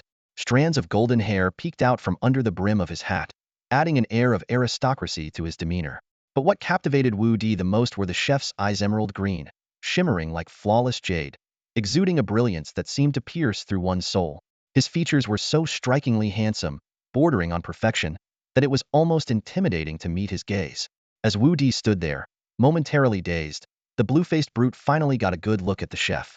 The moment he registered the man's appearance, his demeanor changed drastically. He froze, like a cat cornered by a tiger, not daring to even breathe too loudly. The instant the chef released his grip, the brute stumbled backward and, with a panicked lurch, darted into the crowd at lightning speed, as if terrified that a moment's hesitation might cost him his life. Keeping his head low and his back hunched, the blue-faced man slinked out through the club's back door in utter disgrace, not once daring to glance back. Wudi, still standing before the chef, felt a ripple of unease stir within him. After wiping his mouth and licking his lips, he approached the chef with a sheepish expression. Scratching the back of his head, he hesitantly asked, "Oh, excuse me, but eating a lot here doesn't break any rules, does it?" In truth, Wudi had already made up his mind no matter how long this meal lasted. He wasn't going to fork over a single extra cent. His question was merely a probe, and even if the chef pressed the issue, Wudi was confident he could find a way out of paying. The chef responded with a warm, genial smile. His voice was deep and melodious, carrying a soothing charm. "Haha, of course not. As a chef, seeing my guests savor my creations with such enthusiasm is the greatest honor I could ask for." As he spoke, the chef placed one hand gracefully over his chest and bowed slightly toward Wudi, his movements fluid and imbued with an undeniable air of nobility. Wudi found himself momentarily stunned by the chef's refined manners and demeanor. The chef then straightened up, his emerald eyes glimmering with kindness as he extended his elegantly slender right hand. His voice was as smooth as flowing water. "My name is Kendeji. May I have the pleasure of knowing yours?" "Oh, nice to meet you. My name is Mac Wudi," almost blurted out his usual alias, but caught himself just in time. He quickly corrected, No, I'm Bayati." With that, he reached out and shook the chef's hand.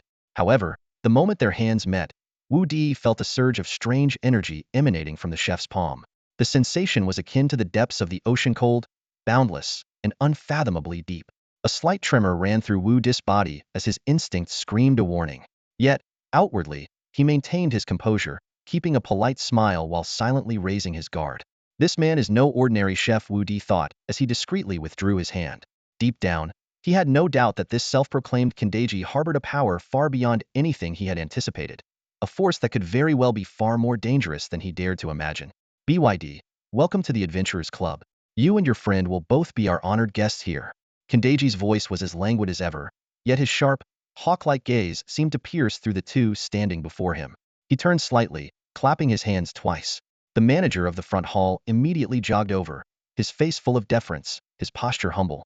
Kendeji spoke in a calm tone. "Prepare the best rooms for these two esteemed guests, and make sure all their needs are met." "Yes, sir," the manager replied respectfully before turning to Wudi and Doug, bowing slightly. "Honored guests, please follow me." They were led into an opulent room, its grandeur almost overwhelming. A crystal chandelier intricately adorned with carvings cast a soft glow, while leather sofas gleamed with a polished sheen. The moment Doug entered, he casually shut the door behind him and tossed his black hood onto the sofa. A flicker of excitement crossed his eyes as he turned to Wudi, his face brimming with curiosity. "Woof, what's the deal with that Kendeji guy? Everyone here seems scared of him. Could he be the owner of the Adventurers Club? And did you see how he looked at you? Seemed pretty interested in you. Watch out for a late-night life talk from the mysterious boss." "Woof." Woody's face darkened at Doug's teasing. He shot him a sharp glare. "You really can't say anything decent, can you? That Kendeji is far from ordinary. When I shook his hand earlier, I could feel a powerful energy emanating from him, but I couldn't identify what it was." He paused, his gaze steadying. "Doug, do you know which continent he might be from? I've never come across anyone like him in any of the records." "Woof. No clue," Doug admitted, scratching his head as his ears twitched. "But judging by his looks, he's not that different from you. Could he be from your planet?" Wu Di shook his head, his brows furrowing slightly. "No, his appearance still differs from Earthlings. Who exactly is he? He acted as if he'd known me for a long time. Is he really from this planet? And if not, where did he come from? How did he even get to Xianzong Star?" Lost in thought, Wu Di pondered deeply but couldn't come up with any answers. Not being one to obsess over unsolvable riddles, he shook off the questions for the moment and turned his attention back to Doug. Let's not dwell on this for now. We need to check out the recruitment notices on the hall walls. To avoid drawing attention, we have to keep a low profile. Joining an expedition team is our best bet to explore the Dragonbone Wasteland alongside other adventurers. Woof. Let's go. Doug enthusiastically pulled his black hood back over his head, looking so comical that it was hard not to laugh. The two returned to the first floor hall of the club, where the walls were plastered with recruitment notices. The leather-bound pages were straightforward, listing the current abilities of each team and the number of members they were looking to recruit. Strangely, there was no contact information on any of them, leaving Wudi and Doug momentarily stumped. How are we even supposed to contact the people who posted these? Doug muttered, scratching his head and wrinkling his nose in confusion. Just as the two were feeling lost, a cool, clear female voice sounded from behind them. Are you two looking to join an expedition team for the Dragonbone Wasteland? Wudi and Doug spun around, their eyes landing on a woman. Both of them froze in shock, their faces betraying astonishment they knew her. The woman stood tall, her towering figure complemented by the metallic sheen of her grayish-brown skin that glimmered faintly under the sunlight. A vivid red ponytail swayed gently in the breeze, while the two upward-curving tusks peeking out from the corners of her mouth gave her a wild, untamed aura. Her features were strikingly delicate, exuding a primal allure that seemed capable of stirring the deepest impulses in any man. Strapped diagonally across her back were two massive pairs of scissors, their razor-sharp blades gleaming ominously, evoking a chill in anyone who dared to look. This was Manaya, a woman of the ancient Gu-Man tribe from the northern barbarian continent, the same woman who had once beaten Doug within an inch of his life and bore a grudge against Wudi. Manaya stood before the two men, her slender fingers lightly stroking her chin. Her eyes flickered with suspicion, her brows slightly furrowed, as she spoke in a low, magnetic voice, tinged with a hint of amusement. Have we met before? Why do I feel a strange sense of familiarity when I see you? Her gaze swept over them with a teasing smile. I did visit the scorching continent not too long ago. She then pointed casually at Doug. Why is your head wrapped in a black cloth? Can you take it off and let me have a look? Doug froze at her words, his face stiffening as cold sweat broke out on his forehead. Forcing a nervous smile, he hastily concocted an excuse. I got my head slammed in a door. It's pretty bad, so I can't take the cloth off just yet. Woofu, I mean maybe another time. As he finished, an involuntary woof escaped his lips. He clenched his jaw, desperately suppressing the urge to bark again, the awkwardness on his face almost unbearable. Ever since Manaya had beaten him half to death during the Grand Flame tournament, Doug had been utterly terrified of her. Now, meeting her again, he felt a cold shiver run down his spine and wished he could vanish into thin air. Manaya didn't press further. Instead, she turned her attention to Wudi, who was unsuccessfully trying to stifle a laugh. Her eyes narrowed slightly, scrutinizing him. And you? Which tribe are you from? Do you know Dao Daomo? There was a probing edge to her tone, clearly because Dao Daomo had once been an external ally invited by the Red Rage tribe. Wudi's heart skipped a beat at being singled out, but he feigned composure and quickly replied. Me? I'm from the Hammer tribe, but I haven't been back to the scorching continent in years. As for Chieftain Dao Daomo, I know of her, but she probably doesn't know me. He tried to sound casual, but the flicker of unease in his eyes betrayed him. Wudi had no intention of lying, but under the circumstances, he had no choice. Firstly, he and Doug had already agreed to never reveal their true identities. Secondly, his wariness of Manaya stemmed from a rather awkward history. Back on the scorching continent, Manaya had developed an intense infatuation with Wudi after he defeated Salus in combat. She had boldly confessed her feelings and pursued him relentlessly, her fervent advances leaving him with nowhere to hide. On multiple occasions, she had nearly cornered him into an irreversible situation. Desperate, Wudi had no choice but to confess that he was already married, hoping this would deter her. But Manaya had been entirely unfazed. She had even declared, I don't care if you have 10 wives. I don't need a title, I just want to bear you lots of children. Her audacious words had left Wudi in complete panic. Knowing he couldn't handle her, he had fled the continent with Doug and Boboya under the guise of a journey of exploration. Yet fate had a twisted sense of humor. After all their efforts to escape, here they were, crossing paths with Manaya once more in the marshlands of the barbarian continent. Wudi could only laugh bitterly at the irony. This was a fateful entanglement he could not avoid. Manaya, seemingly unaware of their discomfort, appeared momentarily disappointed. She lowered her head in thought for a moment before looking up again. Well then, why don't you take down your advertisement for joining an expedition team? Someone's bound to find you. How about the three of us team up to search for a crew? It'll be faster, and we can set off sooner. Wudi and Doug exchanged a glance, their silent understanding evident. Both knew that refusing Manaya would be tantamount to courting disaster. Seeing that she had already made the decision for them, Wudi could only let out a long sigh in his heart, silently praying that the journey ahead wouldn't spiral into yet another series of chaotic misadventures. You staying silent means you're agreeing by default. Fine, let me choose a suitable expedition team for us. Manaya crossed her arms, her gaze sweeping over the recruitment notices on the wall. Without hesitation, she strode forward and began searching through them earnestly. Wu Di and Doug exchanged a glance, their faces full of helplessness, though their hearts were heavy with frustration. They had never intended to choose any team. They had simply planned to slip unnoticed into the Dragonbone wasteland and bide their time until they could break away and act on their own. After all, the labyrinth deep within the wasteland was unpredictable and perilous, rendering the protection of any team practically meaningless. But now, their plans were completely derailed by Manaya's high-profile intervention. Before long, Manaya's eyes lit up as if she had found her target. Without hesitation, she tore a leather recruitment ad off the wall and turned around, waving it in her hand. "This team will do," she declared.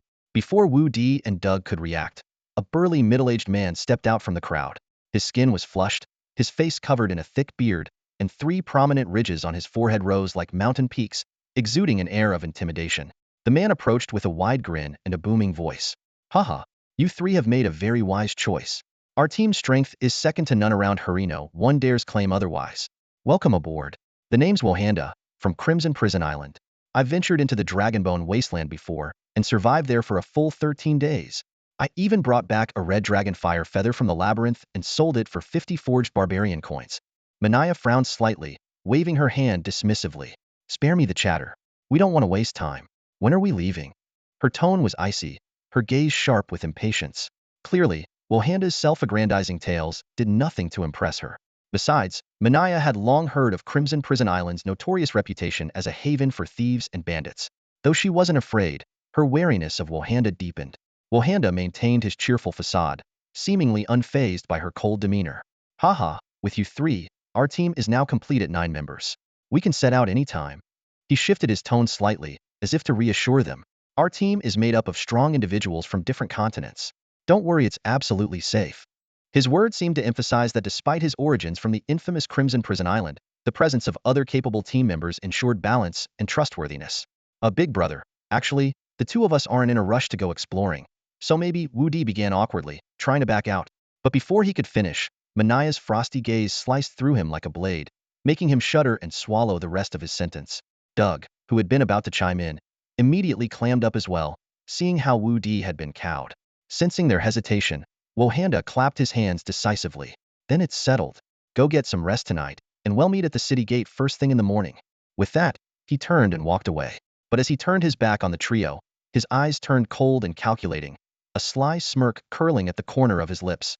As Wohanda disappeared from sight, Manaya turned to face Wu Di and Doug, her gaze scrutinizing. "Since we're teammates now, let's introduce ourselves. I'm Manaya. What about you 2? I am Momoda." Wu Di blurted out hastily, forcing a strained smile.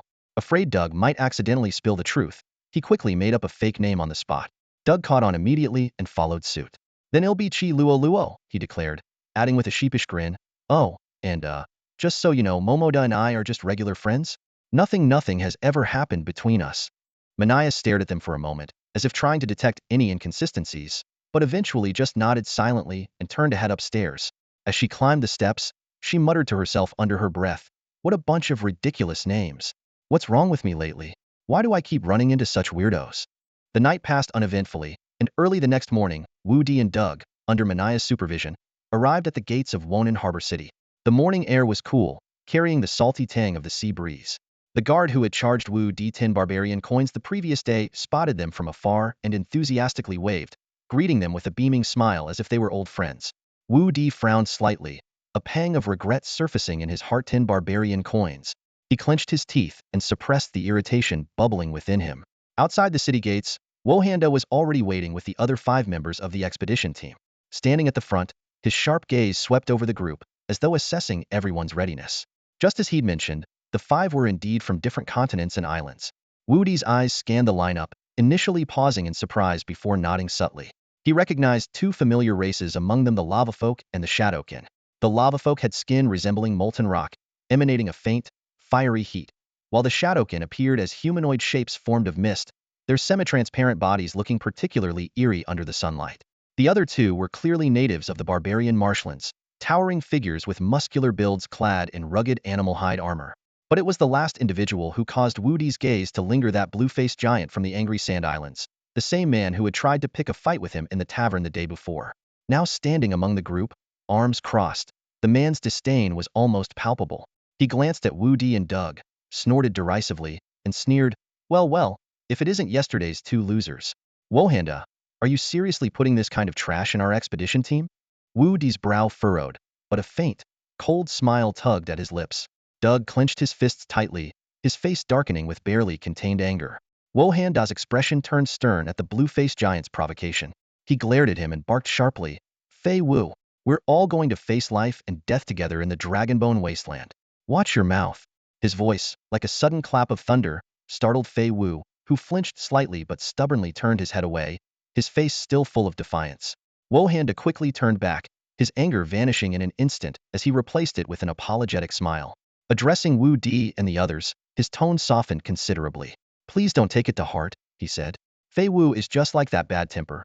Poor choice of words, but deep down, he's not a bad person. Wu Di let out a faint hum, neither agreeing nor disagreeing, while his gaze remained fixed on Fei Wu. Doug, on the other hand, stared coldly at the man, clearly marking him as someone to watch closely. Sensing the tension, Wohanda quickly changed the subject. His sharp eyes scanned the three of them before landing on the small bundle behind Minaya. Noticing that Wu Di and Doug were empty-handed, his brows knitted in concern. Where's your gear? He asked, his tone tinged with worry. We're heading to the Dragonbone Wasteland. It's not a trip for just a day or two. Did you bring nothing at all? Wu Di opened his mouth to explain, but Fei Wu interrupted with a derisive laugh. Huh. A couple of clueless kakus like them, what could they possibly have? I say we head back and recruit some proper team members. Doug's fists tightened, his knuckles cracking audibly as his patience finally wore thin. Just as he was about to step forward and teach the blue-faced giant a lesson, a series of hurried shouts rang out behind them. Wait, please. Sir Momoda. Sir Kilyuoluo. Hold on just a moment. Everyone turned to look, and they saw a figure sprinting toward them from within the city. Wu Di squinted in surprise. It was the front desk manager from the Adventurers Guild. The man was carrying two large chests, his face etched with urgency and exhaustion. He dashed up to Wu Di and Doug, stopping in front of them, panting heavily, sweat streaming down his face, a clear sign of how much effort he'd exerted. Huff, huff. Your Excellencies, my sincerest regards. Huff, huff. Our boss heard that you're heading to the Dragonbone Wasteland for an expedition, so he specially prepared some essential supplies for your journey and asked me to deliver them to you. Please, accept these with our compliments. Without hesitation, Wu Di accepted the two heavy crates directly from the man's hands. His gaze lingered on the person's face for a brief moment before a faint, calm smile appeared on his lips. The weight and solid feel of the crates caused his hands to sink slightly, but he maintained his composure. With a polite tone, he said, Thank you for your trouble. Please convey our gratitude to Mr. Kandeji. Let him know that once we return from the Dragonbone Wasteland, we'll visit the Adventurers Guild to personally express our thanks. It's my pleasure to assist you. Wishing your expedition team great success. The man bowed respectfully, though there was a subtle hint of curiosity in his eyes. He quickly turned and departed with steady steps, as if he had just completed a critical task. Watching this unfold, Fei Wu initially seemed like he wanted to say something, but upon seeing how much importance Kandeji placed on Wu Di and his companion, he wisely kept silent. His expression shifted to one of slight apprehension. Wu Di, however, had a thoughtful look in his eyes. He couldn't help but wonder why Kandeji was being so attentive. Not only had he proactively sent gifts, but he also seemed to know the pseudonyms he and Doug had come up with on a whim. Could it be that their every move was being monitored? What exactly was Kandeji's purpose? Who was this man? Despite the questions swirling in his mind, Wu Di was certain of one thing, at least for now. Kandeji bore them no ill will. While his thoughts raced, his expression remained as composed as ever. With all preparations complete, the 9-member expedition team officially set out for the Dragonbone Wasteland. Their mode of transportation was an 8-wheeled carriage pulled by 2 powerful Galehorn rhinos. Towering and muscular, the rhinos' legs were like pillars, and each step they took rumbled like distant thunder. The carriage itself was a 2-story structure, an open-top upper level and a lower level with 6 windows. Its spacious interior could comfortably seat 20 people. The entire vehicle, drawn by the Galehorn rhinos, exuded an air of might and grandeur, resembling a moving fortress. Even with the incredible speed of the Galehorn rhinos, the journey to the Dragonbone Wasteland took a full 20 days. During this lengthy trip, to ease the unfamiliarity among the group, Wohanda took the initiative to introduce everyone. The fiery rockman was named Otto. His appearance bore a striking resemblance to Audi, the ruler of Lingyan Island, suggesting some sort of connection between the two. Wudi made a mental note of this, but refrained from asking directly for the time being. Another member of the group was a Shadow Clan individual named Dagaya.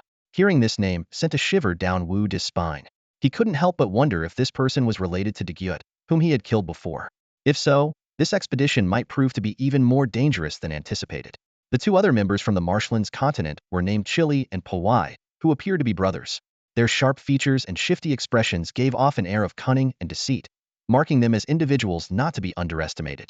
Wudi scanned the entire team, quickly forming an impression. This group of diverse individuals was likely to turn on each other for treasure once inside the Dragonbone Wasteland. However, Wudi and Doug were unfazed by this possibility. They had no intention of staying with the team for long. Their plan was to break away once they delved deeper into the wasteland and explore the Firewing Red Dragon's sanctuary on their own. In contrast, the most uneasy member of the group was Manaya. Her gaze swept over each member of the team, and her anxiety only grew. First, she had teamed up with two seemingly unreliable Kakuzu people, and now she was forced to join this perilous-looking group. She felt as though she had fallen into a den of wolves. Unlike the composed Wudi and Doug, Manaya lacked the confidence and courage to face the terrifying Dragonbone Wasteland alone. She silently resolved that, having come this far, she would simply have to adapt and act according to the situation when the time came. The terrain of the Dragonbone Wasteland is notably lowlying, resembling an enormous bowl when viewed from afar. However, this bowl is draped with countless massive, stark white bones. These are no ordinary remains. They are the skeletons of the once mighty Firewing Red Dragon, a supreme being that once dominated the wild marsh continent. Now, these colossal bones are gathered in this desolate region, creating a scene both eerie and awe-inspiring. Anyone who lays eyes on this expanse of pale, towering bones for the first time would feel an indescribable sense of sorrow, as though the despair and rage of countless beings are enshrined here. It is no wonder this place has become known as the Tomb of Dragons. The Dragonbone Wasteland has no single entry point. Explorers can approach it from all directions. But once inside, they are faced with an endless labyrinth. The crisscrossing, massive dragon bones, seemingly chaotic, naturally form an intricate maze that obscures visibility and disorients those who enter. To date, no one has successfully navigated through this bone labyrinth to reach the heart of the wasteland. Even the few who have managed to escape alive could not retrace their steps. Attempts to mark paths have proven futile, as any markings mysteriously vanish upon a subsequent return. This strange phenomenon only deepens the enigma of the Dragonbone Wasteland. Some, unwilling to spend their strength wandering the maze, have attempted to fly directly to the center of the wasteland. Yet, without exception, these attempts have ended in tragedy. Whenever someone nears the central area, they are annihilated by a blazing crimson beam of light that shoots up from the ground, leaving no trace of their body. Such grim outcomes have forced later adventurers to abandon aerial routes, resigning themselves to entering on foot. The terror of the Dragonbone Wasteland is deeply etched into the minds of all who dare to venture here.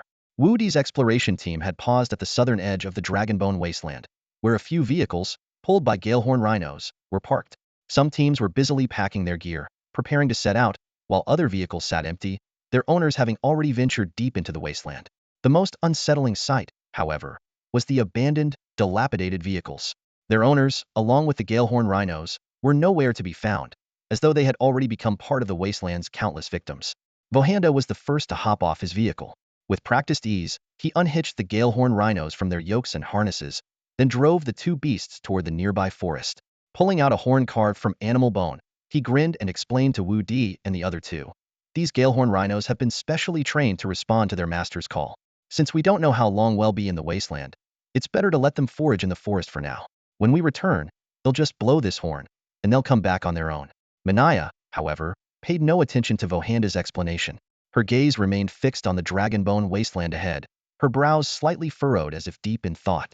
After a moment, she spoke coolly, "That's all well and good, but shouldn't we decide which entrance to take now?"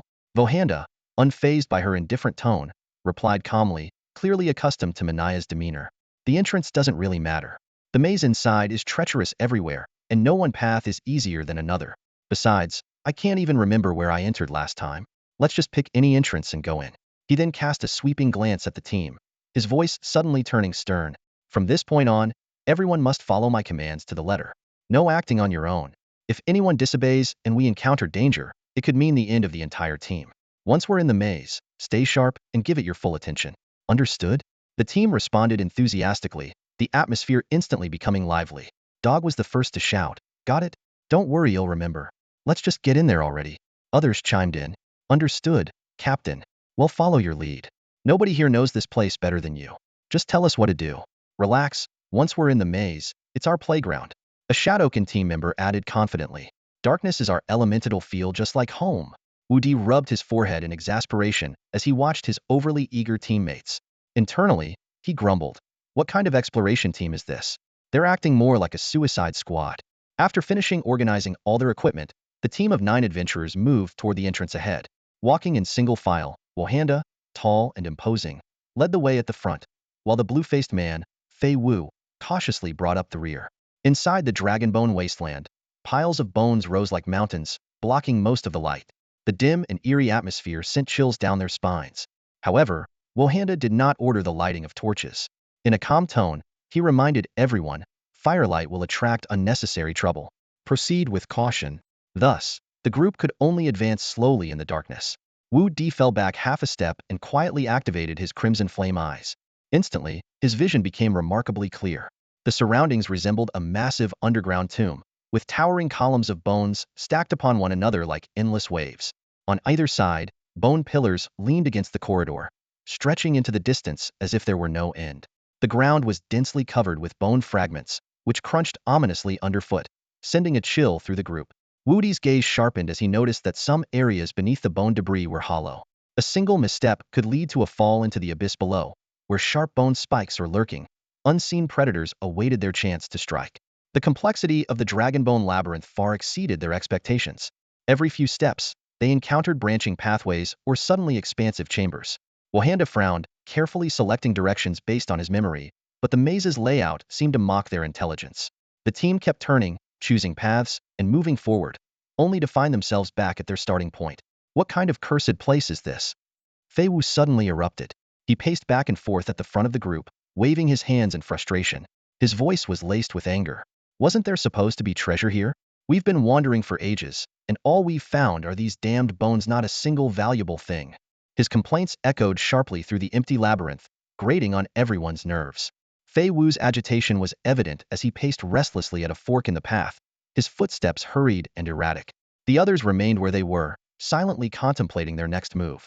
Suddenly, a sharp scream pierced the air, and Fei Wu's figure vanished in an instant. Trap! Wohanda's eyes narrowed as he dashed toward the spot where Fei Wu had disappeared. The rest of the team followed close behind, arriving at the edge of a gaping hole that had appeared without warning. The opening was pitch black and exuded an icy chill. They leaned cautiously over the edge, but all they could hear were intermittent sounds of tearing and Fei Wu's agonized screams. Crunch! Crunch! Damn it! What is this thing? Fei Wu's voice was filled with pain and terror. It's got my arm. Get me out of here. Wu Di, maintaining his composure, used his crimson flame eyes to peer into the abyss. His vision pierced through the darkness, revealing a horrifying Xenia massive, hyena-like creature had clamped its enormous jaws around Fei Wu's arm. Its mouth was filled with razor-sharp fangs, and it was slowly dragging him deeper into the pit.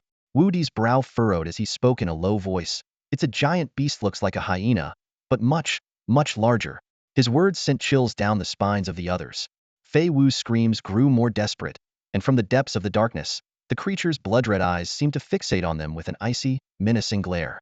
The hyena was completely hairless, as if its skin had been stripped away, and its body oozed with blood-red liquid, giving it a grotesque and terrifying appearance. Wu Di frowned. Though he had no interest in the poor soul being savagely attacked by the creature below, the heart-wrenching scene before him was enough to make anyone sick. Taking a deep breath, he leaped into the pitch-black hole without hesitation. As he landed, Wu Di bent his knees slightly to steady himself, his eyes quickly scanning his surroundings. The bottom of the hole revealed a vast underground chamber. Damp rock walls stretched as far as the eye could see, with the faint sound of dripping water echoing through the space. The air was thick with the metallic stench of blood. He noticed that this place seemed connected to the traps above, clearly serving as the lair of some creature. Shaking his head to clear his thoughts, Wu Di wasted no time. He swiftly drew a dagger from his waist, a piece of equipment gifted by KFC. The blade glinted coldly in the dim light, exuding a chilling menace. Holding his breath, Wu Di moved silently, circling to the side of the massive hyena. Seizing the moment while its attention remained fixed on Fei Wu, he suddenly lunged, thrusting the dagger like a striking viper toward the hyena's back. However, the beast's senses were unerringly sharp. With a sudden twist of its body, it narrowly avoided the fatal strike. At the same moment, its jaws clamped down with terrifying force. A sickening rip echoed through the chamber as Fei Wu's left arm was torn clean off, blood gushing like a fountain. Fei Wu let out a blood-curdling scream before collapsing to the ground, unconscious. The hyena turned, its crimson eyes locking onto Wu Di with seething rage. In the next instant, it lunged at him like an arrow released from a bow, moving so fast it left only a blur in its wake. Wu Di remained calm, retreating with steps that appeared disordered but were in fact calculated and precise. Dodging left and right, he managed to evade the hyena's razor-sharp claws by mere millimeters each time. The beast, frustrated by its missed attacks, let out a low, guttural growl. Its assaults grew increasingly frenzied, its claws slashing through the air in a deadly dance, weaving a net of death in a desperate attempt to ensnare Wu Di. Wu Di's movements were agile and fluid, dodging attack after attack. Beads of sweat began to form on his forehead. Casting a quick glance at Fei Wu, who now lay unconscious in a pool of blood, he sighed in relief, muttering under his breath, "What a hassle. I've played along long enough to stay under the radar. No point dragging this out any further." No sooner had the words left his mouth than his figure blurred, accelerating with ghostly speed. The hyena failed to track his movements. In a flash, Wu Di reappeared at its side. His dagger gleamed with a deadly light as he struck, landing dozens of precise blows in rapid succession, all aimed at the beast's vital spots. The hyena let out a final, agonized howl and attempted to counterattack. But before it could act, Wu Di drove his blade deep into its throat, right up to the hilt. The massive creature froze, its body trembling. Blood gushed from the wound like a fountain, and without even a final roar, it toppled to the ground with a heavy thud, a mist of blood rising around it. Everything had happened so quickly that it was almost impossible to process. Only now did the team members above the trap throw down their freshly lit torches, the flames illuminating the grisly battlefield below. The flames instantly illuminated the bottom of the cave, revealing everything in sharp detail. At first glance, Wohanda gasped in shock, exclaiming, "That hat's the Shadow Bloodhound. Is it dead?" Wudi's face was pale, his breathing rapid, as if he'd just narrowly escaped death. He feigned a look of lingering terror, his trembling finger pointing toward the lifeless Shadow Bloodhound lying nearby. His voice quivered as he stammered, "To think it's dead. When I accidentally slipped and fell down here, the beast was fighting Fei Wu. Tu mustered all my courage, charged at it, and stabbed it wildly with my dagger. And well, this is the result." He paused to catch his breath, as though even speaking was exhausting. "Quick, find a way to get us out of here." Hearing Wudi's account, Wohanda snapped out of his daze and called down confidently, "Don't panic. We'll pull you up right away." As soon as he finished speaking, 3 ropes were tossed down into the cave. His voice followed, "Make sure to tie up the Shadow Bloodhound's body too. We have to bring it up. It's incredibly valuable." Wu Di and Fei Wu struggled to secure the Shadow Bloodhound's massive corpse. With combined effort, the 3 of them pulled on the ropes, finally managing to haul 2 living men and the beast's enormous body out of the cave. Outside, the other team members had already gathered, their eyes locked on the intimidating carcass as murmurs of astonishment rippled through the group. Suddenly, Doug rushed over to Wu Di, wailing dramatically with tears streaming down his face. Wu Di, did you forget our pact? We promised to stick together through life and death. How could you fall into the trap without dragging me down with you? Wu, don't ever leave me behind again."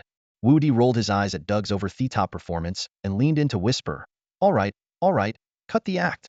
Haven't you noticed no one's paying attention to you?" Doug froze, glanced around, and indeed saw that Wohanda and the others were entirely focused on the Shadow Bloodhound's body, paying no mind to his heartfelt display. Embarrassed, he stifled his sobs and quietly stepped aside. Meanwhile, Wohanda crouched down beside the carcass, examining it closely with a mixture of awe and excitement. After a long moment, he looked up at Wu Di, his expression a blend of disbelief and admiration.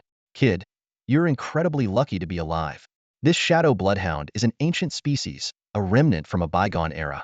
You won't find anything like it in the outside world. It only exists here in the desolate Dragonbone Wasteland.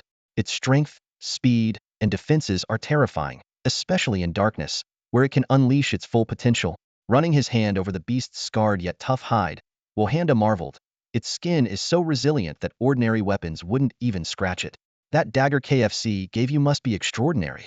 The fact that you managed to kill this Shadow Bloodhound in the chaos is nothing short of a miracle." Taking a deep breath to calm himself, Wohanda continued, "Let me tell you about its value. Every part of this creature is a treasure. Its fangs and claws can be forged into powerful weapons. Its durable hide can be crafted into armor with exceptional defense. The flesh is a rare and potent source of nourishment, and its bones are precious medicinal materials. But the most important thing, he paused, his eyes gleaming with intensity, is the energy crystal typically found in the heads of beasts from the Dragonbone Wasteland. These crystals are the source of their power, and we call them savage fire crystals. Manaya, who had been quietly observing, finally broke her silence. Her curiosity piqued. She raised her head slightly and asked, "What can savage fire crystals be used for?" These crystals can be embedded into weapons or armor, and the effects vary depending on the type of crystal and how it is paired. For instance, if the barbaric fire crystal of the shadow blood hyena is embedded into armor, the wearer gains increased movement speed and enhanced stealth abilities at night. Wohanda gazed at the corpse of the shadow blood hyena before him, his eyes glinting with greed in the darkness. "If you ask me, this adult shadow blood hyena could easily fetch at least 10,000 forged barbarian coins," he said. 10,000 forged barbarian coins, the group exclaimed in unison, the figure hitting them like a hammer to the chest. On the planet Chimangsing, the vast majority of people could never hope to acquire such a fortune in their lifetime. Wudi felt his heart race, a surge of ambition welling up within him as he thought to himself, "Looks like my goal of earning $1 billion might just be within reach here in this Dragonbone labyrinth." At that moment, the blue-faced man, Fei Wu, began to stir from unconsciousness. It was only then that Wu Di realized why, after pulling both him and Fei Wu up earlier, no one had bothered to check on Fei Wu's injuries. It turned out that this detestable man possessed a rather extraordinary ability. One of Fei Wu's arms had indeed been ripped off by the shadow blood hyena, but as he regained consciousness, he stood up on his own, his body suddenly glowing with a faint blue light.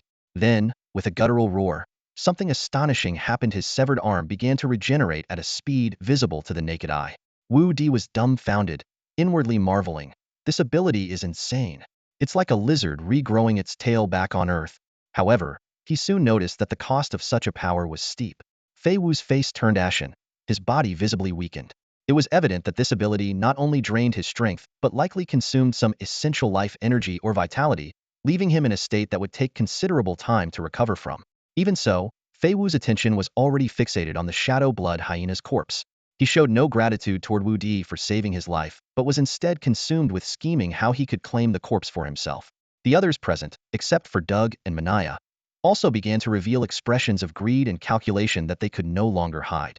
In truth, this expedition team had ulterior motives from the very beginning. Their journey to the Dragonbone Wasteland wasn't for adventure, but part of a premeditated plan. Once inside the labyrinth, they intended to turn on Wohanda's newly recruited members, robbing them of their belongings before retreating back through the wasteland. Wu Di now recalled how, back at Wonan Harbor City, Wohanda had been so concerned about whether they had brought luggage with them. Later, when Kendeji had sent over 2 large crates, the group had been filled with glee, certain that Wu Di and his companions must have struck gold. Originally, they had planned to act during the journey, but out of fear of Kendeji, the mysterious and powerful owner of the Adventurers Guild, they had held back for the time being. Instead, they decided to bide their time until they entered the labyrinth. This way, even if Kendeji sought answers later, Wohanda could use the excuse that the labyrinth is treacherous and life and death are unpredictable to shirk responsibility. After all, the Dragonbone Wasteland was notorious for being a place of near-certain death, and no one could guarantee their safe return. Humans are often driven by an insatiable greed, which can lead them to their own destruction. When Wohanda and the others laid eyes on the priceless shadow bloodhound, a shift occurred in their minds. The murderous intent they once harbored was now replaced by overwhelming greed. They began to see the Kakuzu tribesmen before them as a stroke of fortune, capable of attracting such a rare creature. The expedition team, with an unspoken agreement, decided to postpone their plans against Wu Di and his companions, opting instead to see if more unexpected treasures would reveal themselves. At this moment, their gaze was no longer filled with cold killing intent, but rather a burning hunger for untold riches. It was then that Dagaya stepped forward. As a member of the Voidling race, his abilities were especially crucial in this moment. He closed his eyes gently, and a faint ripple of void energy emerged from his palms, causing the surrounding air to warp and distort. A void space quietly formed around the shadow bloodhound's corpse. This space acted as a floating pocket of isolation in the darkness, capable of storing items without any degradation. However, the duration of its stability depended on the caster's strength. For Dagaya, this space could last approximately 10 days. He cautioned the group, though, that if sunlight were to directly hit the space, it would collapse swiftly, leaving less than 3 days. The team nodded in understanding and carefully placed the shadow bloodhound's body into the void space before resuming their exploration deeper into the Dragonbone maze. Taking advantage of the situation, Wu Di suggested that Doug lead the way at the front of the group. With a smile, he said, "Doug is an expert at finding his way. Hell, never get lost." The real reason, however, was Doug's extraordinarily sharp sense of smell, almost inhuman in its precision. Nicknamed Dog Nose, he could navigate paths solely by scent. The group readily agreed to the suggestion, and sure enough, under Doug's guidance, they avoided retracing their steps and even stumbled upon over a dozen pristine red dragon fire feathers within the labyrinth. Wohanda picked up one of the feathers, his eyes gleaming with delight. I once brought back a slightly damaged red dragon fire feather from the Dragonbone Wasteland and sold it for 50 cast iron coins. But these flawless feathers, each of them, is worth at least triple that. His words sent a ripple of excitement through the team. The previously tense atmosphere was replaced with joy and anticipation as they celebrated this unexpected windfall. Over the next 5 days, the expedition delved even deeper into the maze until they reached an expansive area unlike anything they had encountered before. Gone were the narrow corridors. This place was vast and eerie. Towering columns of massive white bones stood like ancient pillars, and countless enormous beehives hung from them. The hives were oval-shaped, emanating a faint green glow that flickered like ghostly flames in the darkness. The ground was disturbingly scattered bones, only a layer of black soil that exuded an oppressive silence. The stillness of the area was unnerving, with the only sound being the group's own breathing. "This is the nest of the bone-devouring demon bees," muttered Otto, the Firestone man, his deep voice barely audible, as though he feared awakening something. His massive, rock-like body trembled slightly. Wudi's sharp ears caught the words, "bone-devouring demon bees," and he noticed the rare expression of fear on Otto's face. A sense of dread settled over him. Could these terrifying magical insects, long thought extinct, truly still exist in the depths of this labyrinth? Two natives of the man's continent, Chi and Pa Wai, exclaimed in unison. "What did you say? Bone-devouring demon bees? Are you talking about those legendary bloodthirsty creatures that gnaw on bones and leave nothing behind?" "Sure. You two fools. Keep your voices down. If you wake them up, we'll all die here." Wohanda's face turned ashen as he hissed angrily, lowering his voice. His eyes swept across the area, taking in the scattered bones on the ground that had been gnawed smooth, silently bearing witness to the terrifying nature of the bone-devouring demon bees. "It looks like this is indeed their nest," he muttered through clenched teeth. "Everyone, back away slowly and get out of this cursed place." The group held their breath, their steps so light they barely made a sound. Each person was tense, fearing that the slightest mistake would draw the attention of the swarm. Only when they retreated to an open area they had passed earlier did Wohanda finally stop. He tilted his head, listening carefully. After a moment of silence with no signs of pursuit, he exhaled deeply. "Phew. Finally, we're safe." He turned to face the others, a faint look of resignation crossing his face. "Well, everyone, it seems our little adventure ends here." But as soon as the words left his mouth, his eyes turned cold. He shot a meaningful glance at Fei Wu and the other 5, who immediately understood. Without a word, they surrounded Wudi, Doug, and Manaya, their weapons glinting ominously as the air grew heavy with hostility. With preparations complete, Wohanda spoke slowly, his voice dripping with malice. Sorry, my friends, but we won't be continuing this journey with you. Hand over everything you have. Out of the kindness of our hearts, we'll spare your lives." But he sneered, "You'll be left to fend for yourselves in this dragonbone maze." The friendly smile on his face vanished, replaced by greed and cunning. "Humph. I knew from the start you weren't good people." Manaya's cold gaze swept over Wohanda and his group, her eyes sharp as blades. She spoke in a low, firm voice. "Momoda and Chi Luo came here because I insisted. If you promise to get them out safely, I'll give you everything I have." Manaya calculated silently. With her abilities, she believed she could survive in the Dragonbone maze if she was careful. Still, guilt weighed heavily on her as she thought of the 2 Kakuzu tribesmen. If not for her insistence, they would never have joined the expedition and ended up in such a dire situation. "What a joke." Fei Wu sneered, his tone dripping with mockery. "Since when have you ever heard of bandits escorting their victims to safety? Little girl from the Gu Man tribe. Your naivety is almost laughable." "Ha ha ha. Fei Wu you." Manaya's anger flared, her brows knitting tightly. "No matter what, Momo de once saved your life. How can you repay kindness with betrayal? He only saved me by accident when he fell into that trap himself. It had nothing to do with me," Fei Wu scoffed, his face full of disdain. "I've been fed up with that useless fool for a long time. I'd love nothing more than to finish him off right now."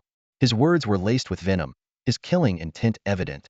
It was clear he still harbored resentment over Wudi's voracious appetite during their time at the Explorers Club, not to mention his desire to claim the Shadow Blood Hyena's remains for himself. Manaya's expression hardened, and she realized there was no point in negotiating with these bandits. Gritting her teeth, she reached behind her back and drew out a pair of sharp, gleaming shears. Grasping them firmly with both hands, She prepared to launch a surprise attack on Fei Wu, who was closest to her. But just as she took a step forward, a hand suddenly clamped down on her shoulder from behind. Her brows furrowed as she quickly turned around, only to see Momo just stopping her. Manaya looked at the towering Kaku warrior in front of her with confusion, her voice urgent as she asked, "What are you doing? Hurry up and take Kalulu and escape." Wudi, however, responded with a calm and cheerful smile. "Since this waste was sent specifically for me, I'll handle him myself." His tone was light, as if the danger before him was of no concern at all. Before Manaya could say another word, Wudi had already stepped toward Fei Wu. His stride was steady and composed, as though he was walking toward a battle he had already won. Fei Wu eyed him coldly, a sneer curling at his lips before he let out a derisive laugh. "Huh, what's this? A nobody like you dares to show off in front of me? Just because you got lucky and took down a shadow bloodhound? You think you can challenge me? I don't have much interest in you. Just think keeping one of your arms as a souvenir might be fun." Wudi's expression remained unchanged, still carrying that calm and breezy smile. He replied leisurely, "I'm a man of my word. If I say I'll leave you with just one arm, that's exactly what'll do. Nothing more, nothing less." Despite the casual tone of his words, his steps toward Fei Wu remained firm and unwavering. Fei Wu laughed in anger, his gaze full of contempt. "Huh, you lot are hilarious. Leave me with one arm? What a ridiculous dream." As soon as the words left his mouth, he launched himself forward, his legs propelling him like a cannonball. His right fist, charged with violent energy, aimed directly at Wudi's head. "Good timing." Wudi sneered, his lips curling into a cold smile. With a slight shift of his body, he narrowly dodged the attack. In the same instant, his right hand shot out like lightning, grabbing hold of Fei Wu's outstretched arm with precision. Without hesitation, his left palm thrust forward, carrying a gust of wind as it slammed into Fei Wu's chest. Well. Wudi chuckled darkly, his voice low. "I told you. I'd leave you with one arm. I always keep my promises." Before the words had fully settled, his left palm erupted with a blazing red light. The energy, infused with the force of scarlet flames, exploded against Fei Wu's chest like a bomb. Boom! The deafening sound reverberated through the air as Fei Wu's body was obliterated, leaving nothing but a severed arm clutched tightly in Wudi's grip. The area fell into an eerie silence. The once arrogant Fei Wu was now completely gone, his remains scattered into oblivion. Though he had the ability to regenerate lost limbs, his entire body had been destroyed, leaving no chance for recovery. Wudi glanced down at the severed arm in his hand. With a faint flicker of blue light, it vanished into thin air. He mused to himself, his abilities are quite interesting, like a gecko. He'll have to study this later. The other members of the expedition team stood frozen in shock, their faces pale as they stared at the scene before them. Only now did they realize the terrifying strength of the Kaku man in their midst. Killing seemed as effortless as breathing for him had been hiding his true strength all along. The faces of Wohanda's group turned ashen as regret filled their hearts. They now understood they had provoked someone they never should have crossed. Manaya, however, kept her eyes fixed on Wudi, her expression a mixture of emotions. In a trembling voice she asked, You're not a Kaku tribesman. What's your connection to Bayati?" Her tone carried a hint of fear, as though she was piecing together a truth she didn't want to believe. Wudi let out a soft sigh, scratching his head with a touch of helplessness. A faint blue glow shimmered on his chest as the disguise of the Apocalypse Cube deactivated. In an instant, the towering Kaku warrior disappeared, revealing Wudi's true appearance. "Manaya," Wudi said, his face tinged with guilt as he looked at her. His voice carried a note of apology. "I'm sorry for keeping this from you for so long. It wasn't our intention to deceive you, but Doug and I had no other choice. You must understand the Oman Legion wouldn't be too pleased to see the prince of the Beasthead tribe wandering around the man's continent." Faced with the sudden turn of events, Manaya was momentarily at a loss. She stood there, staring blankly at Wudi, who had reverted to his original form. Her lips moved as if to speak, but no coherent words came out. Wudi, however, remained calm and composed. Reaching into his chest pocket, he retrieved a rectangular stone about the size of a cigarette case. Intricate and mysterious symbols were etched onto its surface, faintly glowing with a soft light. This very stone was the gift Audi had given Wudi after their match at the Crimson Flame Arena. Without hesitation, Wudi casually tossed the stone forward, and it landed precisely in the hands of the fire rock creature, Otto. Otto instinctively caught it and glanced down. His massive rocky form visibly trembled as he examined the symbols on the stone. His pupils contracted sharply, as though he had just witnessed something utterly extraordinary. In the next moment, his colossal body crashed to its knees, causing the ground to quake and shattering the scattered bones around him into dust.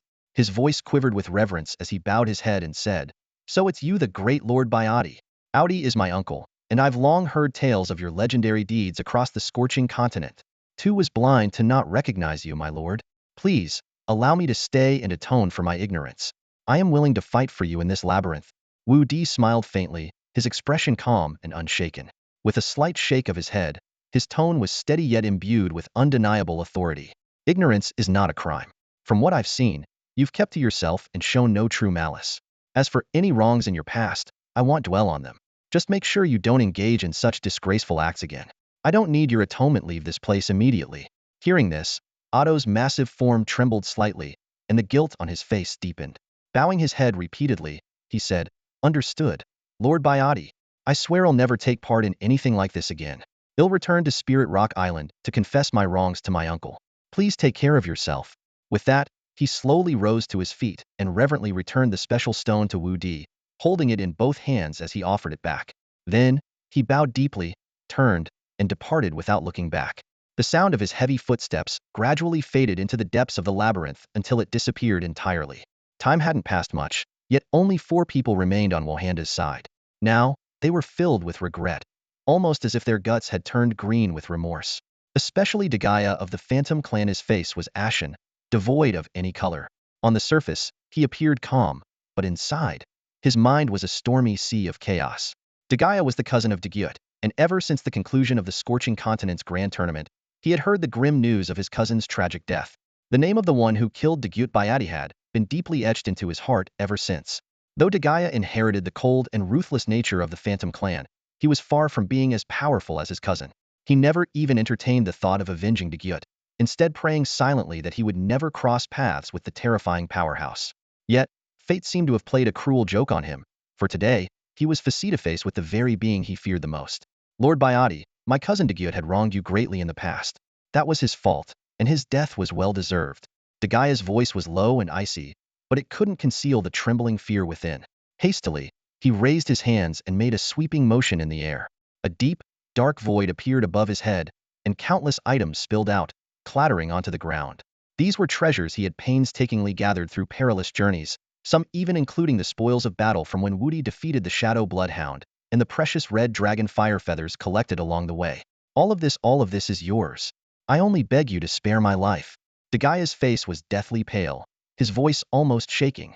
His hands remained stiffly raised in midair, as if terrified that a single wrong move might seal his fate. Beside him, Wohanda and the other 2 local companions, seeing the situation, also bowed their heads and began digging out their most valuable possessions, offering them with trembling hands. They stood frozen in place, like scolded children, heads hung low, too afraid to meet Biotti's gaze. Their fingers fidgeted nervously, twisting together, their faces written with fear and unease. Amid this suffocating silence, a sudden burst of barking shattered the oppressive atmosphere. Woof, woof, woof, woof. Ugh, I've been holding this in for too long. Dag finally couldn't take it anymore. He yanked off the black cloth covering his head and yelled, Finally, I can speak like a normal person again. Woof, woof, woof. He barked and hopped around excitedly, like a caged animal finally set free. Then, turning to Biotti, his eyes gleamed with exhilaration. Biotti, there's no need to waste time with these fools. Just finish them off. Then grab Manaya and head straight for the core of the Dragonbone Wasteland. Woof.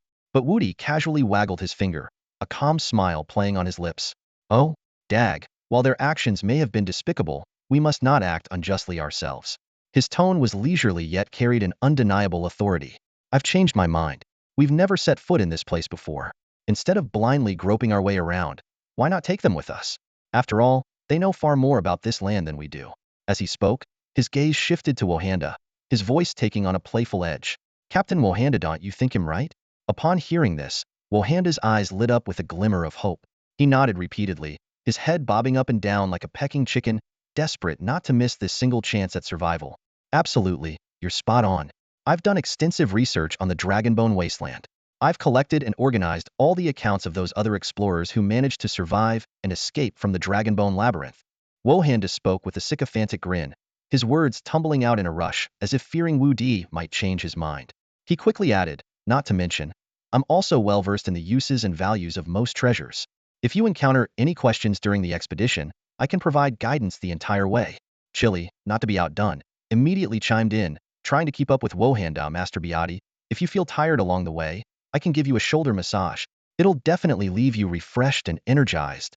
Pawa, hearing the others scrambling to offer their services, panicked and hurriedly interjected. If you ever feel bored during the expedition, two can perform a strip dance for you. It'll surely help you relax. Before Pawa could come up with something even more outrageous, Wudi, already overwhelmed, waved his hand abruptly and shouted, "Stop, stop, that's enough. If this keeps going, I won't be able to hear another word." He then turned to Manaya, who seemed a little out of sorts. Seeing the dazed look in her eyes, he waved his hand in front of her face and asked with concern, "Manaya, are you all right? If you're okay, how about we keep moving and head toward the center of the Dragonbone Wasteland?" Manaya, however, didn't answer directly. Instead, she stared at Wu Di with a dreamy yet determined gaze and asked softly, "Biati, did you decide to confront Fei Wu earlier because you were worried I might get hurt?" Wu Di was caught off guard by the question, feeling a headache coming on. He couldn't outright deny it, but neither did he want her to misunderstand. After a brief moment of thought, he replied, "Of course. You're one of my closest friends. How could I not care about your safety?" "Ah, being friends is good too, I suppose." Manaya sighed deeply, her eyes betraying a hint of complex emotions. After a moment, she nodded and said in a gentler tone, "All right then, I'll go with you all. But," she paused, her gaze growing even softer, "if you ever need someone to warm your bed, make sure you let me know, okay?" Wu Di nearly choked on his own spit, quickly averting his gaze. He failed to notice the subtle satisfaction and anticipation in Manaya's expression. She thought to herself, even if it's just staying by your side, I'm content. Maybe someday, there'll be a chance to take it further. Just then, Dog, who had been eavesdropping with his ears perked, immediately perked up at the words, "warm your bed." Wagging his tail enthusiastically, he barked, "Woof! I need that. I need that right now." Manaya's expression instantly turned icy as her gaze sharpened. Gritting her teeth, she growled, "Stupid dog. Get lost as far as you can." Wu Di felt his scalp tingle, wishing he could summon his crimson barbarian battle axe and knock himself out just to escape this chaotic mess. He sighed helplessly and quickly shifted his focus to Wohanda, asking, "Wohanda, I have a question. Do those bone-eating demon bees we encountered earlier have any value?" Wohanda pondered for a moment, stroking his chin, before replying, "Bone-eating demon bees have never appeared on the market, so I can't say for sure what they're worth. However, there's a story from long ago about someone selling a large chunk of their hive, which still contained a significant amount of demon honey. That item ended up fetching a staggering price of 50,000 barbarian coins. Based on that, it's safe to assume that the bone-eating demon bees are incredibly valuable." Wudi's eyes lit up upon hearing this, and he exclaimed excitedly, "This is a business opportunity. Finally, my little goal has a chance to be realized." His tone carried a hint of exhilaration, as if he could already envision a glorious future. While reminiscing about his childhood mishaps, he spoke with a cheerful voice. "I remember when I was a kid, I used to go after wasp nests all by myself just to get some honey. Ended up with my head covered in stings. Now, I finally have a chance to redeem myself." As soon as the words left his mouth, he turned to Doug, his eyes sparkling with excitement. "Doug, let's go.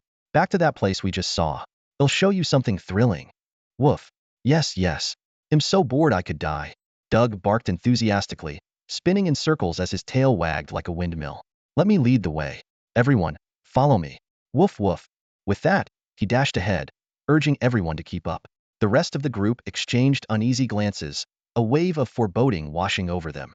While they didn't quite understand what Wu Di meant by wasps, his eager expression suggested that whatever he had in mind was far from ordinary. Yet, faced with this unfathomably powerful figure, they had no choice but to steel themselves and follow. On the way back to the bone-eating demon bee's nest, Wu Di seemed to be in high spirits.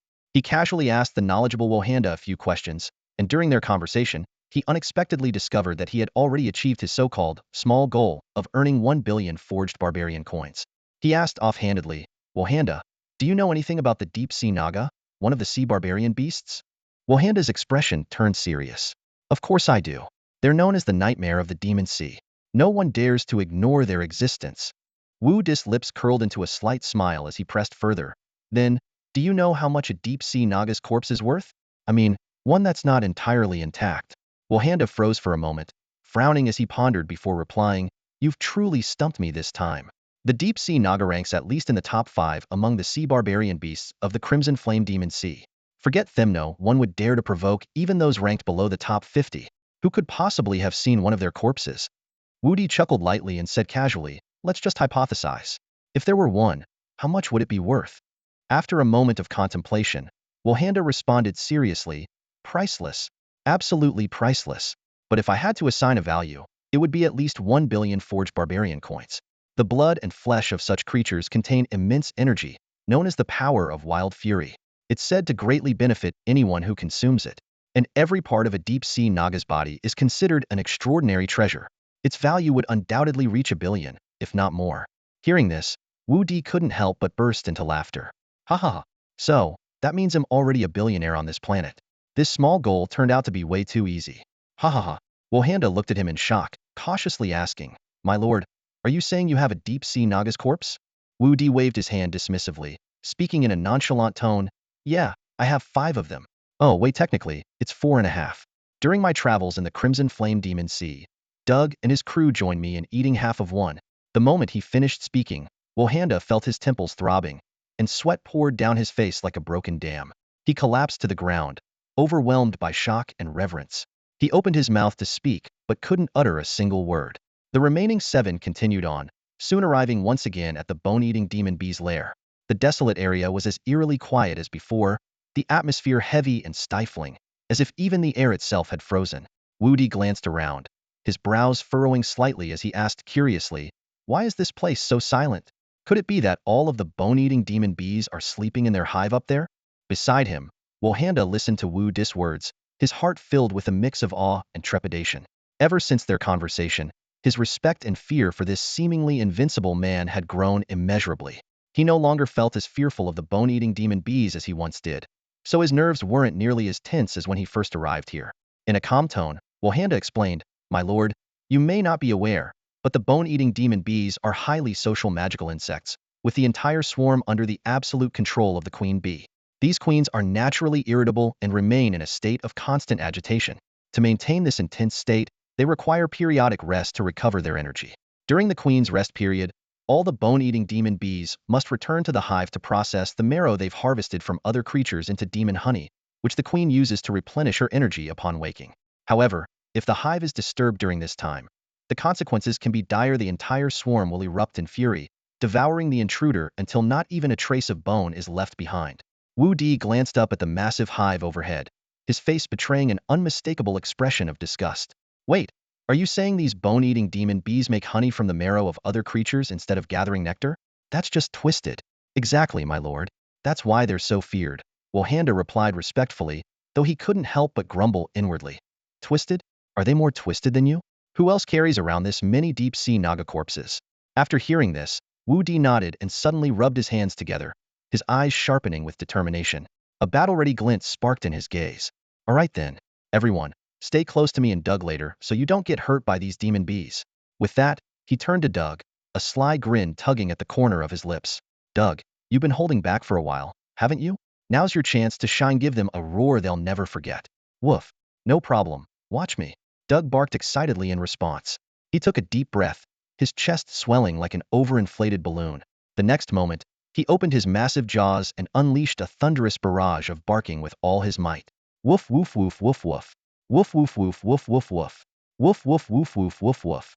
The deafening sound of Doug's barking instantly reverberated throughout the vast space, creating waves of sound that rippled outward like a rising tide. The enormous hive, suspended from a pile of thick white bones, began to shake violently, swaying as if it might crash down at any moment. The moments before a storm always carry an eerie stillness. As Daoge's thunderous roar came to an end, the expansive labyrinth fell into a brief, deathly silence. However, this quiet lasted only a few seconds before it was shattered by a deep, resonating hum. In the next instant, countless bone-devouring demon bees surged out from the depths of their hive like a rolling black cloud, blotting out the sky as they descended. The deafening buzz was like thunder, shaking everyone to their core. The once empty bone cavern was instantly consumed by the swarm, their overwhelming presence suffocating and oppressive. Wudi squinted, carefully observing these terrifying creatures. The demon bees were the size of sparrows, their fluorescent green bodies covered in black markings. Their thoraxes were densely coated in bristling hairs, and their abdomens bore thick, razor-sharp stingers that glinted coldly, evoking a chill in anyone who saw them. Even more horrifying was their lack of a typical bee's mouthparts. Instead, their jaws were lined with sharp, blade-like teeth, capable of gnawing through bone with ease. The swarm descended like a torrential storm, relentlessly sweeping toward the expedition team. Seeing this, Chuli and Pawai turned pale, their eyes filled with terror. Almost instinctively, the brothers spun around and bolted. As he fled, Chuli yelled over his shoulder, "Run, brother! Let them stay behind and die for us." Watching their panicked retreat, Wu Di was furious, cursing under his breath. "Those two idiots. I told you not to stray from me and Daoj, but you wouldn't listen. The ones getting themselves killed are you too." Before his words could even settle, the swarm surged forward like a tide. Both Wu Di and Daoj activated their Yuan Qi shield simultaneously, their radiant energy enveloping them in a protective glow that repelled the bees' onslaught. Countless bone-devouring demon bees collided with the shields, falling to the ground with a clattersome, even shattered upon impact. Yet, more of the swarm bypassed the barriers, hurtling toward the fleeing Chuli and Pawai. The next moment, a horrifying scene unfolded. Hundreds of stingers pierced the brothers' bodies, and the venom spread instantly, corroding their flesh. Their skin dissolved into pools of blood, and their skeletons were devoured in mere moments. The entire process took no more than a few breaths, leaving no trace of the brothers behind, not even a scream. Wu Di and the others witnessed this gruesome sight, gasping in shock. The destructive power of the demon bees was beyond belief, giving their victims no time to react. Yet the swarm's frenzy showed no signs of stopping. They pressed on relentlessly, targeting the remaining survivors, as if determined to obliterate every last trace of life. "Daoj, expand your shield to protect the others. I'll go deal with them," Wu Di shouted, his tone resolute and commanding. "Woof. No problem. You can count on me," Daoj replied, his deep voice brimming with excitement rather than fear. He unleashed his Yuan Qi to its fullest potential, instantly expanding the shield to encompass the rest of the team. Meanwhile, Wu Di charged out of the barrier without hesitation, flames erupting around him as he moved. In his hands, the Crimson Barbarian battle axe glimmered with a dazzling spectrum of light. Intense flames roared forth, pushing the surrounding temperature to its peak. The axe emitted a low, resonant hum, as if it too could hardly wait for the fight to begin. Wu Di gripped the handle of his flaming battle axe tightly, swinging it with such precision and ferocity that it created an impenetrable barrier of fire. The bone-devouring demon bees dived at him like a torrential storm, but they couldn't even get close. One after another, they disintegrated into ashes within the blazing inferno. The crimson barbaric axe greedily absorbed the wild energy released by the fallen bees, causing the fiery red flames along its blade to burn even brighter like a magnificent, blossoming flower of fire.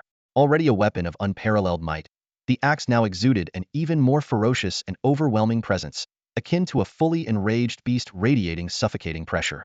Almost time for an upgrade. Wudi's heart surged with excitement as he felt the power of the Crimson Barbaric Axe rapidly escalating. He understood clearly that this energy not only enhanced the axe itself, but also nourished the star core within his soul's starry sea. Each time the Crimson Barbaric Axe devoured external energy, the star core expanded slightly, and his soul's starry sea grew larger in turn. At this rate, the star core would eventually transform into a star essence, and the Crimson Barbaric Axe would evolve into a true divine weapon. Most importantly, the expansion of his soul's starry sea would significantly shorten the time needed for him to reach the third level of the chaotic star technique, the enlightened heaven realm. However, as Wu Di continued to sweep through the swarm of bees with his mighty axe, a sudden frown crossed his face. A troubling thought struck him. This won't work. If I keep killing them like this, the entire swarm will be wiped out, leaving not even a trace behind. How am I supposed to make money then? Despite having amassed a fortune as a billionaire on this planet, his inherently shrewd nature couldn't tolerate such waste. I need to come up with another plan. As he swung his axe and wrestled with his thoughts, something near the hive above caught Wu Di's attention. A cluster of bone-devouring demon bees was moving cautiously in formation, as if escorting something of great importance. Crimson flame eyes. Wu Di's eyes flashed with a fiery red glow as he focused on the core of the bee formation. The crimson flame eyes, a powerful ability, not only possessed formidable destructive power but also allowed him to see through hidden objects like an advanced form of X-ray vision. As his gaze pierced through the layers of demon bees, revealing what they were protecting, a sly smile crept across his lips. Interesting. Maybe I can try this approach. Wu Di's mind raced, and he quickly made a decision. He swung the crimson barbaric axe in a blazing arc, incinerating the nearby bees in an instant. At the same time, he enveloped himself in a protective shield of vital energy and charged straight toward his target. Through the crimson flame eyes, Wu Di could clearly see the core of the group, a queen bee, significantly larger than the other demon bees. Its abdomen was elongated and swollen, and its mandibles resembled the chewing-sucking structure of a honeybee. The queen's distinctive appearance, coupled with the heavy protection from the swarm, made it clear that this was the ruler of the bone-devouring demon bees. Wu Di's mind worked quickly, recalling scenes from his childhood when he had observed beekeepers in his hometown. He remembered vividly that a queen bee, despite being the leader of the hive, was extremely fragile and lacked the ability to defend itself. If separated from the swarm, both the queen and the hive would struggle to survive. This symbiotic relationship was the key to his plan. It seems these bone-devouring demon bees are highly sensitive to light, especially the flames and radiant colors of the crimson barbaric axe. That's why they're in such a hurry to move the queen, Wudi thought, his eyes narrowing with determination as the smile on his face deepened. A bold plan had already taken shape in his mind, one that would revolve around hunting the queen bee. The hunt was about to begin. From Wudi's deductions, it became clear that Wohanda had never truly encountered the queen of the bone-devouring demon bees. Instead, he had relied on hearsay and his own assumptions, believing that the queen must be the most powerful member of the swarm. However, this was far from the truth. The queen's role appeared to be no different from that of a queen bee on Earth, primarily focused on reproduction. With this realization, Wu Di devised a bold plan to capture the queen alive and use her to control the entire swarm. At this moment, the enemy was closing in. The surrounding bone-devouring demon bees seemed to have lost all reason, surging toward Wu Di like a raging storm, intent on tearing him apart.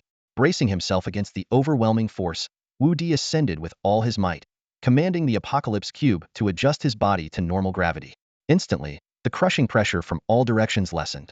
He swiftly advanced toward the dense cluster of bees, his gaze sharp and his movements decisive. Retracting his crimson barbarian battle axe, he clenched his fist and delivered a powerful punch straight into the swarm. Boom! A deafening explosion echoed as the cluster of bees scattered, finally revealing the queen's figure. Wudi's eyes narrowed with determination.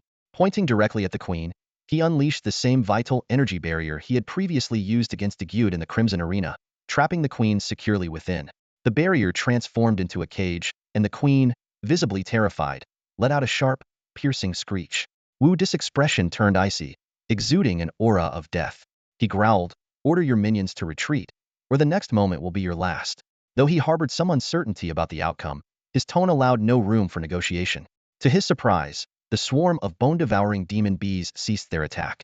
They hovered in midair, their wings buzzing anxiously as they fixated on the queen, clearly concerned for her safety. Seeing his threat work, Wu Di felt a surge of relief and excitement.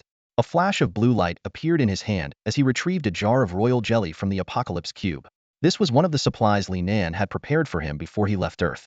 Known for her generosity, Li Nan had stocked him with 600 jars of royal jelly and 800 jars of premium honey, insisting he maintain his nutrition during his interstellar journey. Wu Di hadn't touched them before, but today, they had unexpectedly become his ace in the hole. Carefully, he placed the jar of royal jelly inside the vital energy barrier. The queen hesitated, staring at the jar, which was nearly her size, for a moment before cautiously using her stout mandibles to sample a small amount. Almost immediately, her demeanor changed. Her expression, surprisingly human-like, showed an unmistakable sense of delight. Moments later, she began voraciously consuming the royal jelly, leaving not a single drop behind. Zzzzzzzzzzzzzzzzzzz. The queen emitted a series of satisfied chirps, as if singing praises for the delectable treat. Observing this, Wu Di tentatively dissolved the vital energy barrier, only to find the queen showing no hostility. The rest of the swarm remained stationary in the air, their aggression seemingly quelled. Below, Doug and the others watched the scene unfold with bated breath, their awe for Wu Di's ingenuity growing by the second. After finishing the royal jelly, the queen began fluttering her wings with evident joy, circling Wu Di as though trying to please him. However, when Wu Di reached out to touch her, the queen immediately darted away, only to return moments later, maintaining a delicate balance of curiosity and caution. Amused, Wu Di retrieved another jar of royal jelly, waving it teasingly in front of the queen. With a playful tone, he said, "Hey, little queen, want some more of this? I've got plenty." To his astonishment, the queen nodded, almost as if she understood, and responded with more chirping sounds. Zzz. Seizing the opportunity, Wu Di continued, "How about this? Why not join me? Stick with me, and I promise you and your swarm will live the good life. No more gnawing on dry, tasteless bones. If you agree, have your troops return to the hive, and he'll take you all to a better place to live. Together, we can explore the vast world beyond." As his words trailed off, the queen stopped flapping her wings, seemingly lost in thought. The bone-devouring demon wasp king fixed its compound eyes on the royal jelly in Wu Di's hands, hovering motionlessly in midair. Its massive eyes reflected hesitation and contemplation. After what seemed like an eternity of circling, it finally appeared to make a decision. With deliberate solemnity, it gave a firm nod. its stout body moving in unison with its head. Then, it beat its wings and began to fly, slowly patrolling the expansive space. Its piercing gaze swept over the densely packed swarm of wasps, as though conducting a grand and dignified inspection. Every hive, every squadron of wasp soldiers, was scrutinized in meticulous detail. After completing its inspection, the demon wasp king hesitated no longer. It emitted a long, commanding hum, a sound so deep and resonant it seemed to convey an unchallengeable decree. Instantly, the entire swarm of demon wasps sprang into coordinated action. The horde surged like a tidal wave, yet with impeccable precision and order. They quickly formed neat formations, their movements as disciplined as a seasoned military force. One by one, the wasps returned to their respective hives, the entire process seamless and orderly, resembling a well-drilled iron army. Not bad. You can all head back now, Wudi remarked with satisfaction, watching the scene unfold. He reached out and gently patted the Wasp King on its head. To everyone's astonishment, the Wasp King didn't recoil this time. Instead, it lowered its head slightly, as if relishing the affectionate gesture. It hovered around Wudi for a moment, reluctant to leave, before eventually returning to its massive central hive. Below, the four onlookers stared in stunned silence, as if they had been turned to stone. They had just witnessed Wudi tame the demon Wasp King with royal jelly and command the entire swarm with ease. The extraordinary spectacle left them utterly speechless, shattering their understanding of the demon wasps and even shaking their comprehension of the world itself. Doug and Manaya managed to maintain some composure. Having heard of Wudi's miraculous abilities before, they were astounded but not entirely unprepared for such a display. However, the reactions of Vohanda and Dagaya were markedly different. Both of them had grown up hearing terrifying legends of the demon wasps, believing these ferocious creatures to be virtually unbeatable. Yet here was Wudi, not only unafraid but effortlessly taking control of the entire swarm. Such a feat was beyond anything they could fathom. A god. He must be a god descended from the heavens. Vohanda murmured in awe, his eyes brimming with reverence. He was utterly overwhelmed by Wudi's commanding presence, even questioning whether the man before him was truly mortal. Dagaya, on the other hand, felt a mix of relief and inner turmoil. Reflecting on the death of his cousin, he thought to himself, he didn't die in vain. This Wudi isn't just powerful, his courage and intelligence far surpass ordinary people. Thank goodness I didn't choose to oppose him, or I'd have met my end long ago. At that moment, Wudi hovered in midair, looking down at the group below. He called out loudly, Doug, what are you standing there for? Get up here and help. We need to take down all these hives. I'm going to arrange a new home for them in the Apocalypse Cube. Woof. Haha. On my way. On my way. Looks like we've got some new friends. Doug barked excitedly, leaping into the air. Channeling the energy within him, he flew straight toward the central hive where the Wasp King resided. Together, Wudi and Doug worked tirelessly for 2 full hours, carefully transferring each of the massive hives into a dedicated space within the Apocalypse Cube. Once everything was settled, Wudi summoned the Wasp King again and personally fed it 2 jars of royal jelly. He then placed a generous supply of honey in the space where the hives were relocated, ensuring the swarm could feast to their heart's content. From that moment on, Wudi officially became a renowned professional beekeeper, and the bone-eating demon bees would become one of his most crucial tools in future adventures, helping him overcome countless challenges. Wudi, are you sure you won't reconsider making me your second wife? I'm growing fonder of you by the day. Manaya's eyes sparkled with mischief, her soft voice carrying a hint of teasing allure. Her entire demeanor exuded an irresistible charm as she fixed her gaze on Wudi, as though his next words would decide her fate. Woof. Wudi would never agree to that. Doug suddenly interrupted, wagging his tail with a hint of schadenfreude in his tone. I've seen pictures of his wife. She's absolutely breathtaking. There's no way you could ever take her place. But his doggy eyes darted slyly, and he leaned closer to Manaya with a grin he clearly thought was charming. Why don't you become my first wife instead? After all, I am a prince. Woof. Manaya's expression immediately darkened. She pretended to pull out a large pair of scissors from behind her, adopting a menacing stance as she glared at Doug. Do you believe I want to turn you from a prince into a eunuch right this second? She growled. Doug froze in terror, retreating rapidly while flailing his paws in a desperate attempt to plead. Woof. No, no. Please don't. I was just joking. You don't have to take it seriously. Woof. Watching Doug's pitiful display, Wudi couldn't help but burst into laughter. He waved his hand, signaling everyone to quiet down. All right, that's enough. Let's stop fooling around and focus on discussing our next move. He knew Doug's earlier antics were meant to help him defuse the situation, and since his companion had his back, Wudi felt obligated to support him in return. At this moment, Wanda quickly spoke up, clearly eager to assert his place within the group. My lord, Based on the accounts of previous exploration teams, I've never heard of anyone encountering bone-eating demon bees within the Dragonbone Labyrinth. If anyone ever did, they likely didn't live to tell the tale. From that perspective, if we press on, we might become the team that ventures closer to the heart of the Dragonbone wasteland than anyone else. Degaya immediately chimed in, his tone full of flattery. No, not just the closest. Wudi, my lord. You'll undoubtedly be the first man to stand at the very center of the Dragonbone wasteland. Degaya. Wanda spun around and shot him a furious glare, his irritation unmistakable. That's not what I meant. Don't forget, we haven't encountered any real dangers in the labyrinth yet. Wanda had long been fed up with Degaya, and now his anger was slipping through. If it weren't for Degaya's ability to create void spaces, which made him useful for transporting supplies within the labyrinth, Wanda would have found a way to get rid of this liability long ago. Taking a deep breath, Wanda forced himself to regain composure and turned back to Wudi. My lord, do you recall the detailed warnings I gave you about the dangers of the Dragonbone Labyrinth on our way here? There is another truly terrifying presence here, the soul specters of firewing red dragons. They are the true masters of the Dragonbone wasteland. His tone grew even more somber as he continued. To be honest, even I have never seen them with my own eyes. But according to the survivors' accounts, the soul specters of the firewing red dragons lack physical attack capabilities.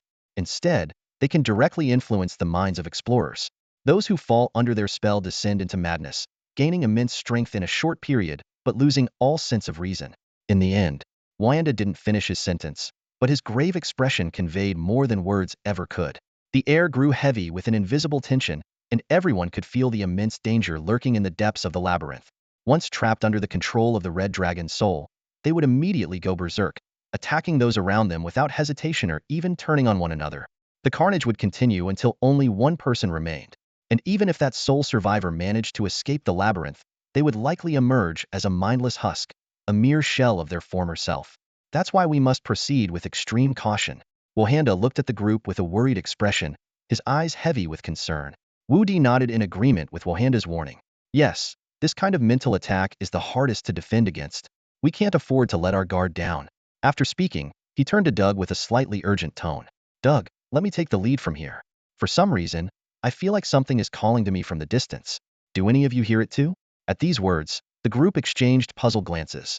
Doug scratched his head, looking utterly baffled. Woof, I don't hear anything at all. What about you guys? Do you hear anything? His gaze swept over the other three. Manaya, Wohanda, and Degaya shared a brief look before shaking their heads in unison. Wohanda, ever cautious, added, I haven't heard any sound either. Perhaps it's your intuition guiding you. However, he paused for a moment. If you feel a sense of direction, well, follow your lead. Doug nodded as well, shrugging his shoulders. Well, if you're the only one hearing it, then we'll go with your instincts. Lead the way. Woof. His tone was lighthearted, but a flicker of wariness lingered in his eyes. And so, under Wudi's guidance, the remaining 5 members of the expedition pressed forward into another bone-lined passage. With every step they took, the distant call in Wudi's mind grew stronger. He could feel its sorrow, a deep, heart-wrenching lament, like a mournful elegy echoing through the void. Deep down, he instinctively knew that the source of this call was the fire-winged red dragon. Each step forward weighed heavily on Wudi's heart. Questions raced through his mind. What kind of catastrophe could have wiped out the ancient dragons, once rulers of this realm, in a single night? Why was he the only one who could hear this voice, while the others remained unaffected? These unanswered mysteries felt like invisible chains, binding his thoughts and driving him to move ever closer to the unknown. Along the way, the labyrinth presented them with numerous savage beasts, their appearances both bizarre and menacing. Even Wohanda, who had seen countless creatures in his lifetime, could not identify them. Yet, to everyone's astonishment, whenever these beasts caught sight of Wudi at the front of the group, they would retreat to the sides, lowering themselves in a posture of reverence, almost as if they were bowing before a deity they revered. At first, the team thought this was merely a coincidence. However, as this phenomenon repeated again and again, they began to realize it was anything but random. Wudi furrowed his brow, paying no attention to the beasts. He simply continued moving in the direction of the call. For over 10 days, the team navigated the endless labyrinth. Though they remained unharmed, the winding passages and repetitive scenery left them physically and mentally drained. As the call grew clearer in Wudi's mind, they turned a corner angled at roughly 45 degrees. Suddenly, a faint glimmer of light appeared at the end of the passage. Though distant, that single ray of light was like a torch in the darkness, igniting a spark of hope among the group. Light. Wohanda's voice carried undeniable excitement. Master, there's another bend ahead where the light is coming from. Perhaps beyond that turn lies the exit of the Dragonbone Labyrinth. Wudi's eyes narrowed slightly at his words. Without hesitation, he quickened his pace. The rest of the group followed closely behind, hurrying toward the light. Sure enough, after rounding the second bend, the sight before them opened up dramatically. However, this was not the exit Wohanda had hoped for. What lay before them was an immense circular clearing, vast and overwhelming. Surrounding the space were hundreds of colossal bone passages, each one massive in scale. The ceiling of the cavern soared nearly 1,000 meters high, constructed entirely of enormous skeletal remains. The entire space resembled a grand cathedral forged from bones, exuding an oppressive and suffocating aura. At the center of the clearing, suspended midair, was the most striking sight of a massive, spectral red dragon. Its translucent form glowed with an ethereal light, its enormous wings of flame slowly rising and falling. The radiant light that had guided them here emanated from these fiery wings. Even in its spectral state, the dragon's sheer size dominated half the space. Surrounding this colossal red dragon were countless smaller firewing dragons, also in spectral form.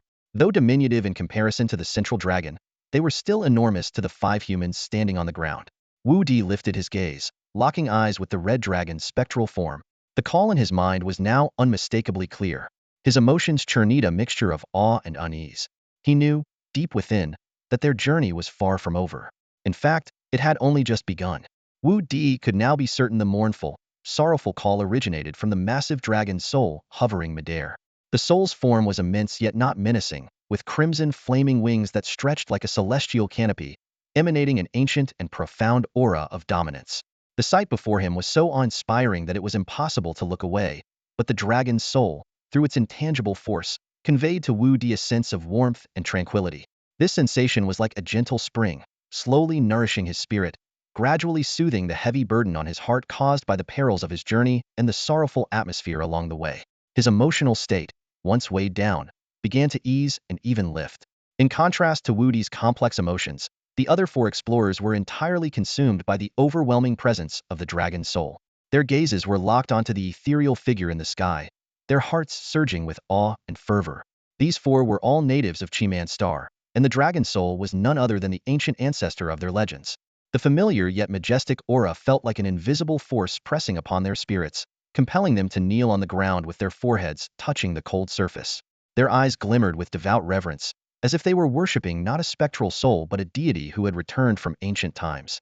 The dragon's soul in midair slowly lowered its head, its penetrating gaze fixed on Wudi. The searing crimson light seemed to pierce straight into his very soul, causing him to hold his breath instinctively. Then, the dragon's fiery wings gradually folded, enclosing its massive form. Suddenly, a pillar of crimson flame shot skyward, reaching the heights of the cavernous dome, bathing the entire space in a radiant, scorching glow. Yet the fiery spectacle lasted only a second before rapidly contracting, and the colossal figure of the dragon's soul vanished in an instant before everyone's eyes. Before anyone could recover from their shock, a figure had already appeared before them. It was an elderly man clad in a flowing red robe. Though his stature was no different from an ordinary human, his form remained semi-transparent, retaining the ethereal nature of a soul. His facial features were distinct, his fiery red hair and beard flaring like flames. His forehead was slightly pronounced, and on either side, a pair of small, delicate horns protruded. His round, bright eyes radiated a profound and indescribable majesty. On his cheeks and forehead, faint traces of dragon scales could be discerned, as if declaring his deep connection to the dragon. Despite adopting a human form, the aura emanating from the red-robed elder was no less imposing. His piercing gaze remained fixed on Wudi from the moment he appeared, as though he intended to see through to the depths of his soul. With a slight wave of his hand, a transparent, bubble-like barrier enveloped him and Wudi, isolating them in a separate, private space. Earthling, I have been waiting for you. The elder's voice was deep and resonant, carrying an ageless quality, as if it echoed from the ends of the universe, low and commanding like the sound of a distant foghorn. Wudi's heart jolted, his pupils contracting sharply. The fact that he was from Earth was a secret known to only a handful on Xianzong Star. Yet this red-robed elder had revealed it with a single sentence. What did this mean? A chill ran through Wudi's heart. Earth's existence, beyond the advanced, highly civilized planet of Serens, was known to other worlds as well. This realization filled him with an unprecedented sense of shock and unease. What about Necrom, Wudi's mortal enemy in the divine star realm? Would he still remember the planet that had long been forgotten by its people? What if, one day, Necrom suddenly recalled the existence of Earth, that insignificant little planet. Would he send someone specifically to search for a Mo Xingke? And what if, before Wudi became strong enough to rival Necrom, the enemy found his family and friends first? How would he face such a situation then? Wudi's thoughts churned like a raging storm, leaving his back drenched in cold sweat. His clothes clung to his skin, bringing an icy chill with every movement. The elder in the red robe seemed to see right through Wudi's turmoil. A calm smile graced his lips, and his voice was warm yet carried a trace of knowing insight. Heh, young man, there's no need to worry. No one else can hear the conversation between us. As for how I know of your origins, it's because someone informed me beforehand and this person has even crossed paths with you before. Are you talking about the owner of the Adventurers Guild, Kandeji? Wudi asked in surprise, the image of the man who bore a striking resemblance to him flashing in his mind. His tone betrayed a hint of cautious probing. The elder's smile deepened, and a glint of approval sparkled in his eyes. You truly are a perceptive young man. When you entered the Dragonbone Wasteland and used the power of the Crimson Flame, I immediately sensed your presence. It was I who summoned you here. My name is Shurtai, the progenitor of the Firewing Red Dragon clan. What you're seeing now is merely an illusion created using a simple spell Kandeji taught me. Of course, I have long since passed away. My soul, along with the remnants of some of my kin, remains forever bound to this dragon necropolis. Though Shurtai's explanation carried an air of mysticism, Wudi had already pieced together much of it in his mind. Yet, countless questions still lingered in his heart. He furrowed his brow slightly, his gaze filled with contemplation. Elder Shurtai, there are several things I don't understand. May I ask you for guidance? To start with, who exactly is this Kandeji? Shurtai's expression grew more profound, and his tone took on a heavier weight. Before I tell you everything, I must first show you something. However, the choice is yours. You can leave now and pretend you were never here, or you can stay and face the truth. I choose to see. Wu Di responded without hesitation, his voice resolute. He could sense no malice from Shurtai, and the mysteries before him were far too compelling to turn away from. Excellent. A young man should possess such determination and courage. Shurtai nodded in satisfaction, a flicker of admiration in his eyes. With a gentle wave of his hand, he dispelled the energy barrier that had enveloped them. Then he turned and began walking slowly toward the center of the area. Wudi glanced back at his companions, briefly instructing them, take a rest here for now. I'll go handle something with this elder and return shortly. His tone was calm, but the glimmer in his eyes betrayed the turmoil within. Though Doug and the others were puzzled, they nodded in agreement, watching as Wu Di followed the elder who was but a manifestation of a dragon's lingering soul away into the distance. They had no idea what the two had discussed, left only to stare blankly as the figures, one corporeal and one ethereal, gradually disappeared from view. Wu Di trailed closely behind Shurtai's spectral form, his footsteps crunching softly against the thick soil of the wasteland. The two walked on until they stopped in front of an enormous skull. Most of it was buried in the earth, but the exposed portion was still so massive that it towered over them, dwarfing their height and filling them with awe.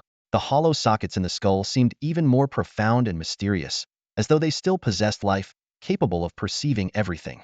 This was the skull that remained after I was killed years ago.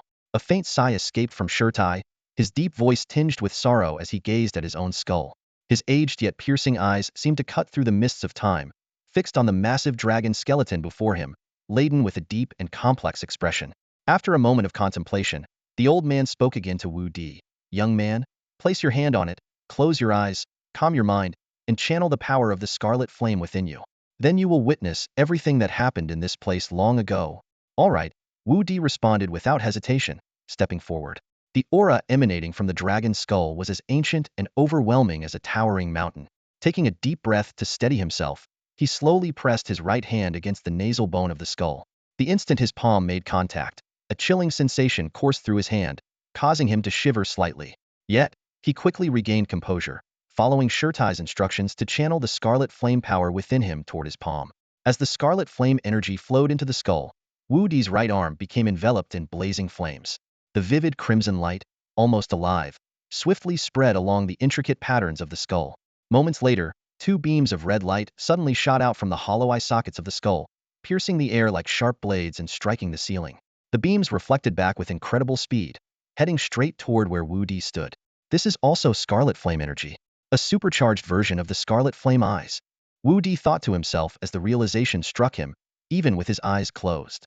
Having mastered the scarlet flame power to his core, he felt no urge to dodge the incoming energy. Instead of a threat, the energy felt more like a summons. The scarlet flame energy originated from the sacred flame spring, and as its inheritor, Wudi's power was exceptionally pure. The light beams posed no harm to him. As the crimson light engulfed Wudi, he felt a sudden sensation of spinning, as if the entire world was detaching from the constraints of reality. His consciousness was pulled into a strange temporal tunnel, a feeling reminiscent of when he first entered the celestial cube, but this time it was far more intense. Countless fragments of memory seemed to flash rapidly before his eyes. Meanwhile, in the port city of Wannan, atop the Explorers Guild building, a luxurious office stood in silence. A blonde-haired man slowly walked around a grand desk toward the floor-to-ceiling window. His emerald green eyes gazed out at the cityscape with a faint chill, his figure as motionless as a statue, as though awaiting a sign or omen. Time passed quietly until the man's lips curled into a subtle smile. With an elegant motion, he pinched his long fingers together, murmuring to himself, "By now, they should have already met. It seems I must start preparing ahead of schedule." He turned away from the window and walked gracefully toward a bookshelf on the side of the office. His eyes scanned the rows of books until they settled on a red leather-bound volume. He reached out and pulled it free. As the book separated from the bookshelf itself suddenly split down the middle, the two halves sliding apart to reveal a hidden chamber. The interior was minimalist yet enigmatic, the floor marked with a glowing circular symbol emitting a soft white light. Straightening his pristine white attire, the blond man stepped into the hidden room. The bookshelf closed seamlessly behind him, sealing the chamber from the outside world. Standing in the center of the glowing symbol, his gaze turned cold and focused, as though preparing for an impending ritual. At the same time, Wudi's consciousness abruptly returned to reality. He opened his eyes swiftly, only to find his surroundings completely unfamiliar. Though he was certain he remained in the Dragonbone wasteland in the central region of the barbarian continent, the scene before him was utterly transformed. It was as if time and space had intertwined, placing him in an entirely different era. Here, there were no piles of bleached bones, nor was it the basin it is today. The Dragonbone wasteland was once a towering highland, covered with colossal trees that reached into the heavens, blotting out the sun. Crimson-scaled firewing dragons soared across the skies like scarlet clouds, their countless fiery feathers painting the heavens a vivid red. These massive trees served as the roosts for the firewing dragons, while the powerful dragons themselves stood as the guardians of this land. The scene before them exuded harmony and majesty, as though the entire continent of Mans was destined to belong to the dragon race, and any change to this balance would be unnecessary, even sacrilegious. Wu Di stood amidst this ancient world, his gaze lingering between the firewing dragons and the ancient trees, his heart overwhelmed with indescribable awe. The scene was so vivid, so lifelike. It felt as though he had truly stepped into that distant era. However, just as he was lost in its splendor, the world around him suddenly changed. The skies darkened as inky black clouds churned like spilled ink, and a howling wind roared like the cries of a demon. The ground trembled violently, and the air was thick with an oppressive, suffocating pressure. In the distance, a figure cloaked in black slowly advanced through the storm. The robe was vast and flowing, yet it failed to conceal the tall and graceful form beneath.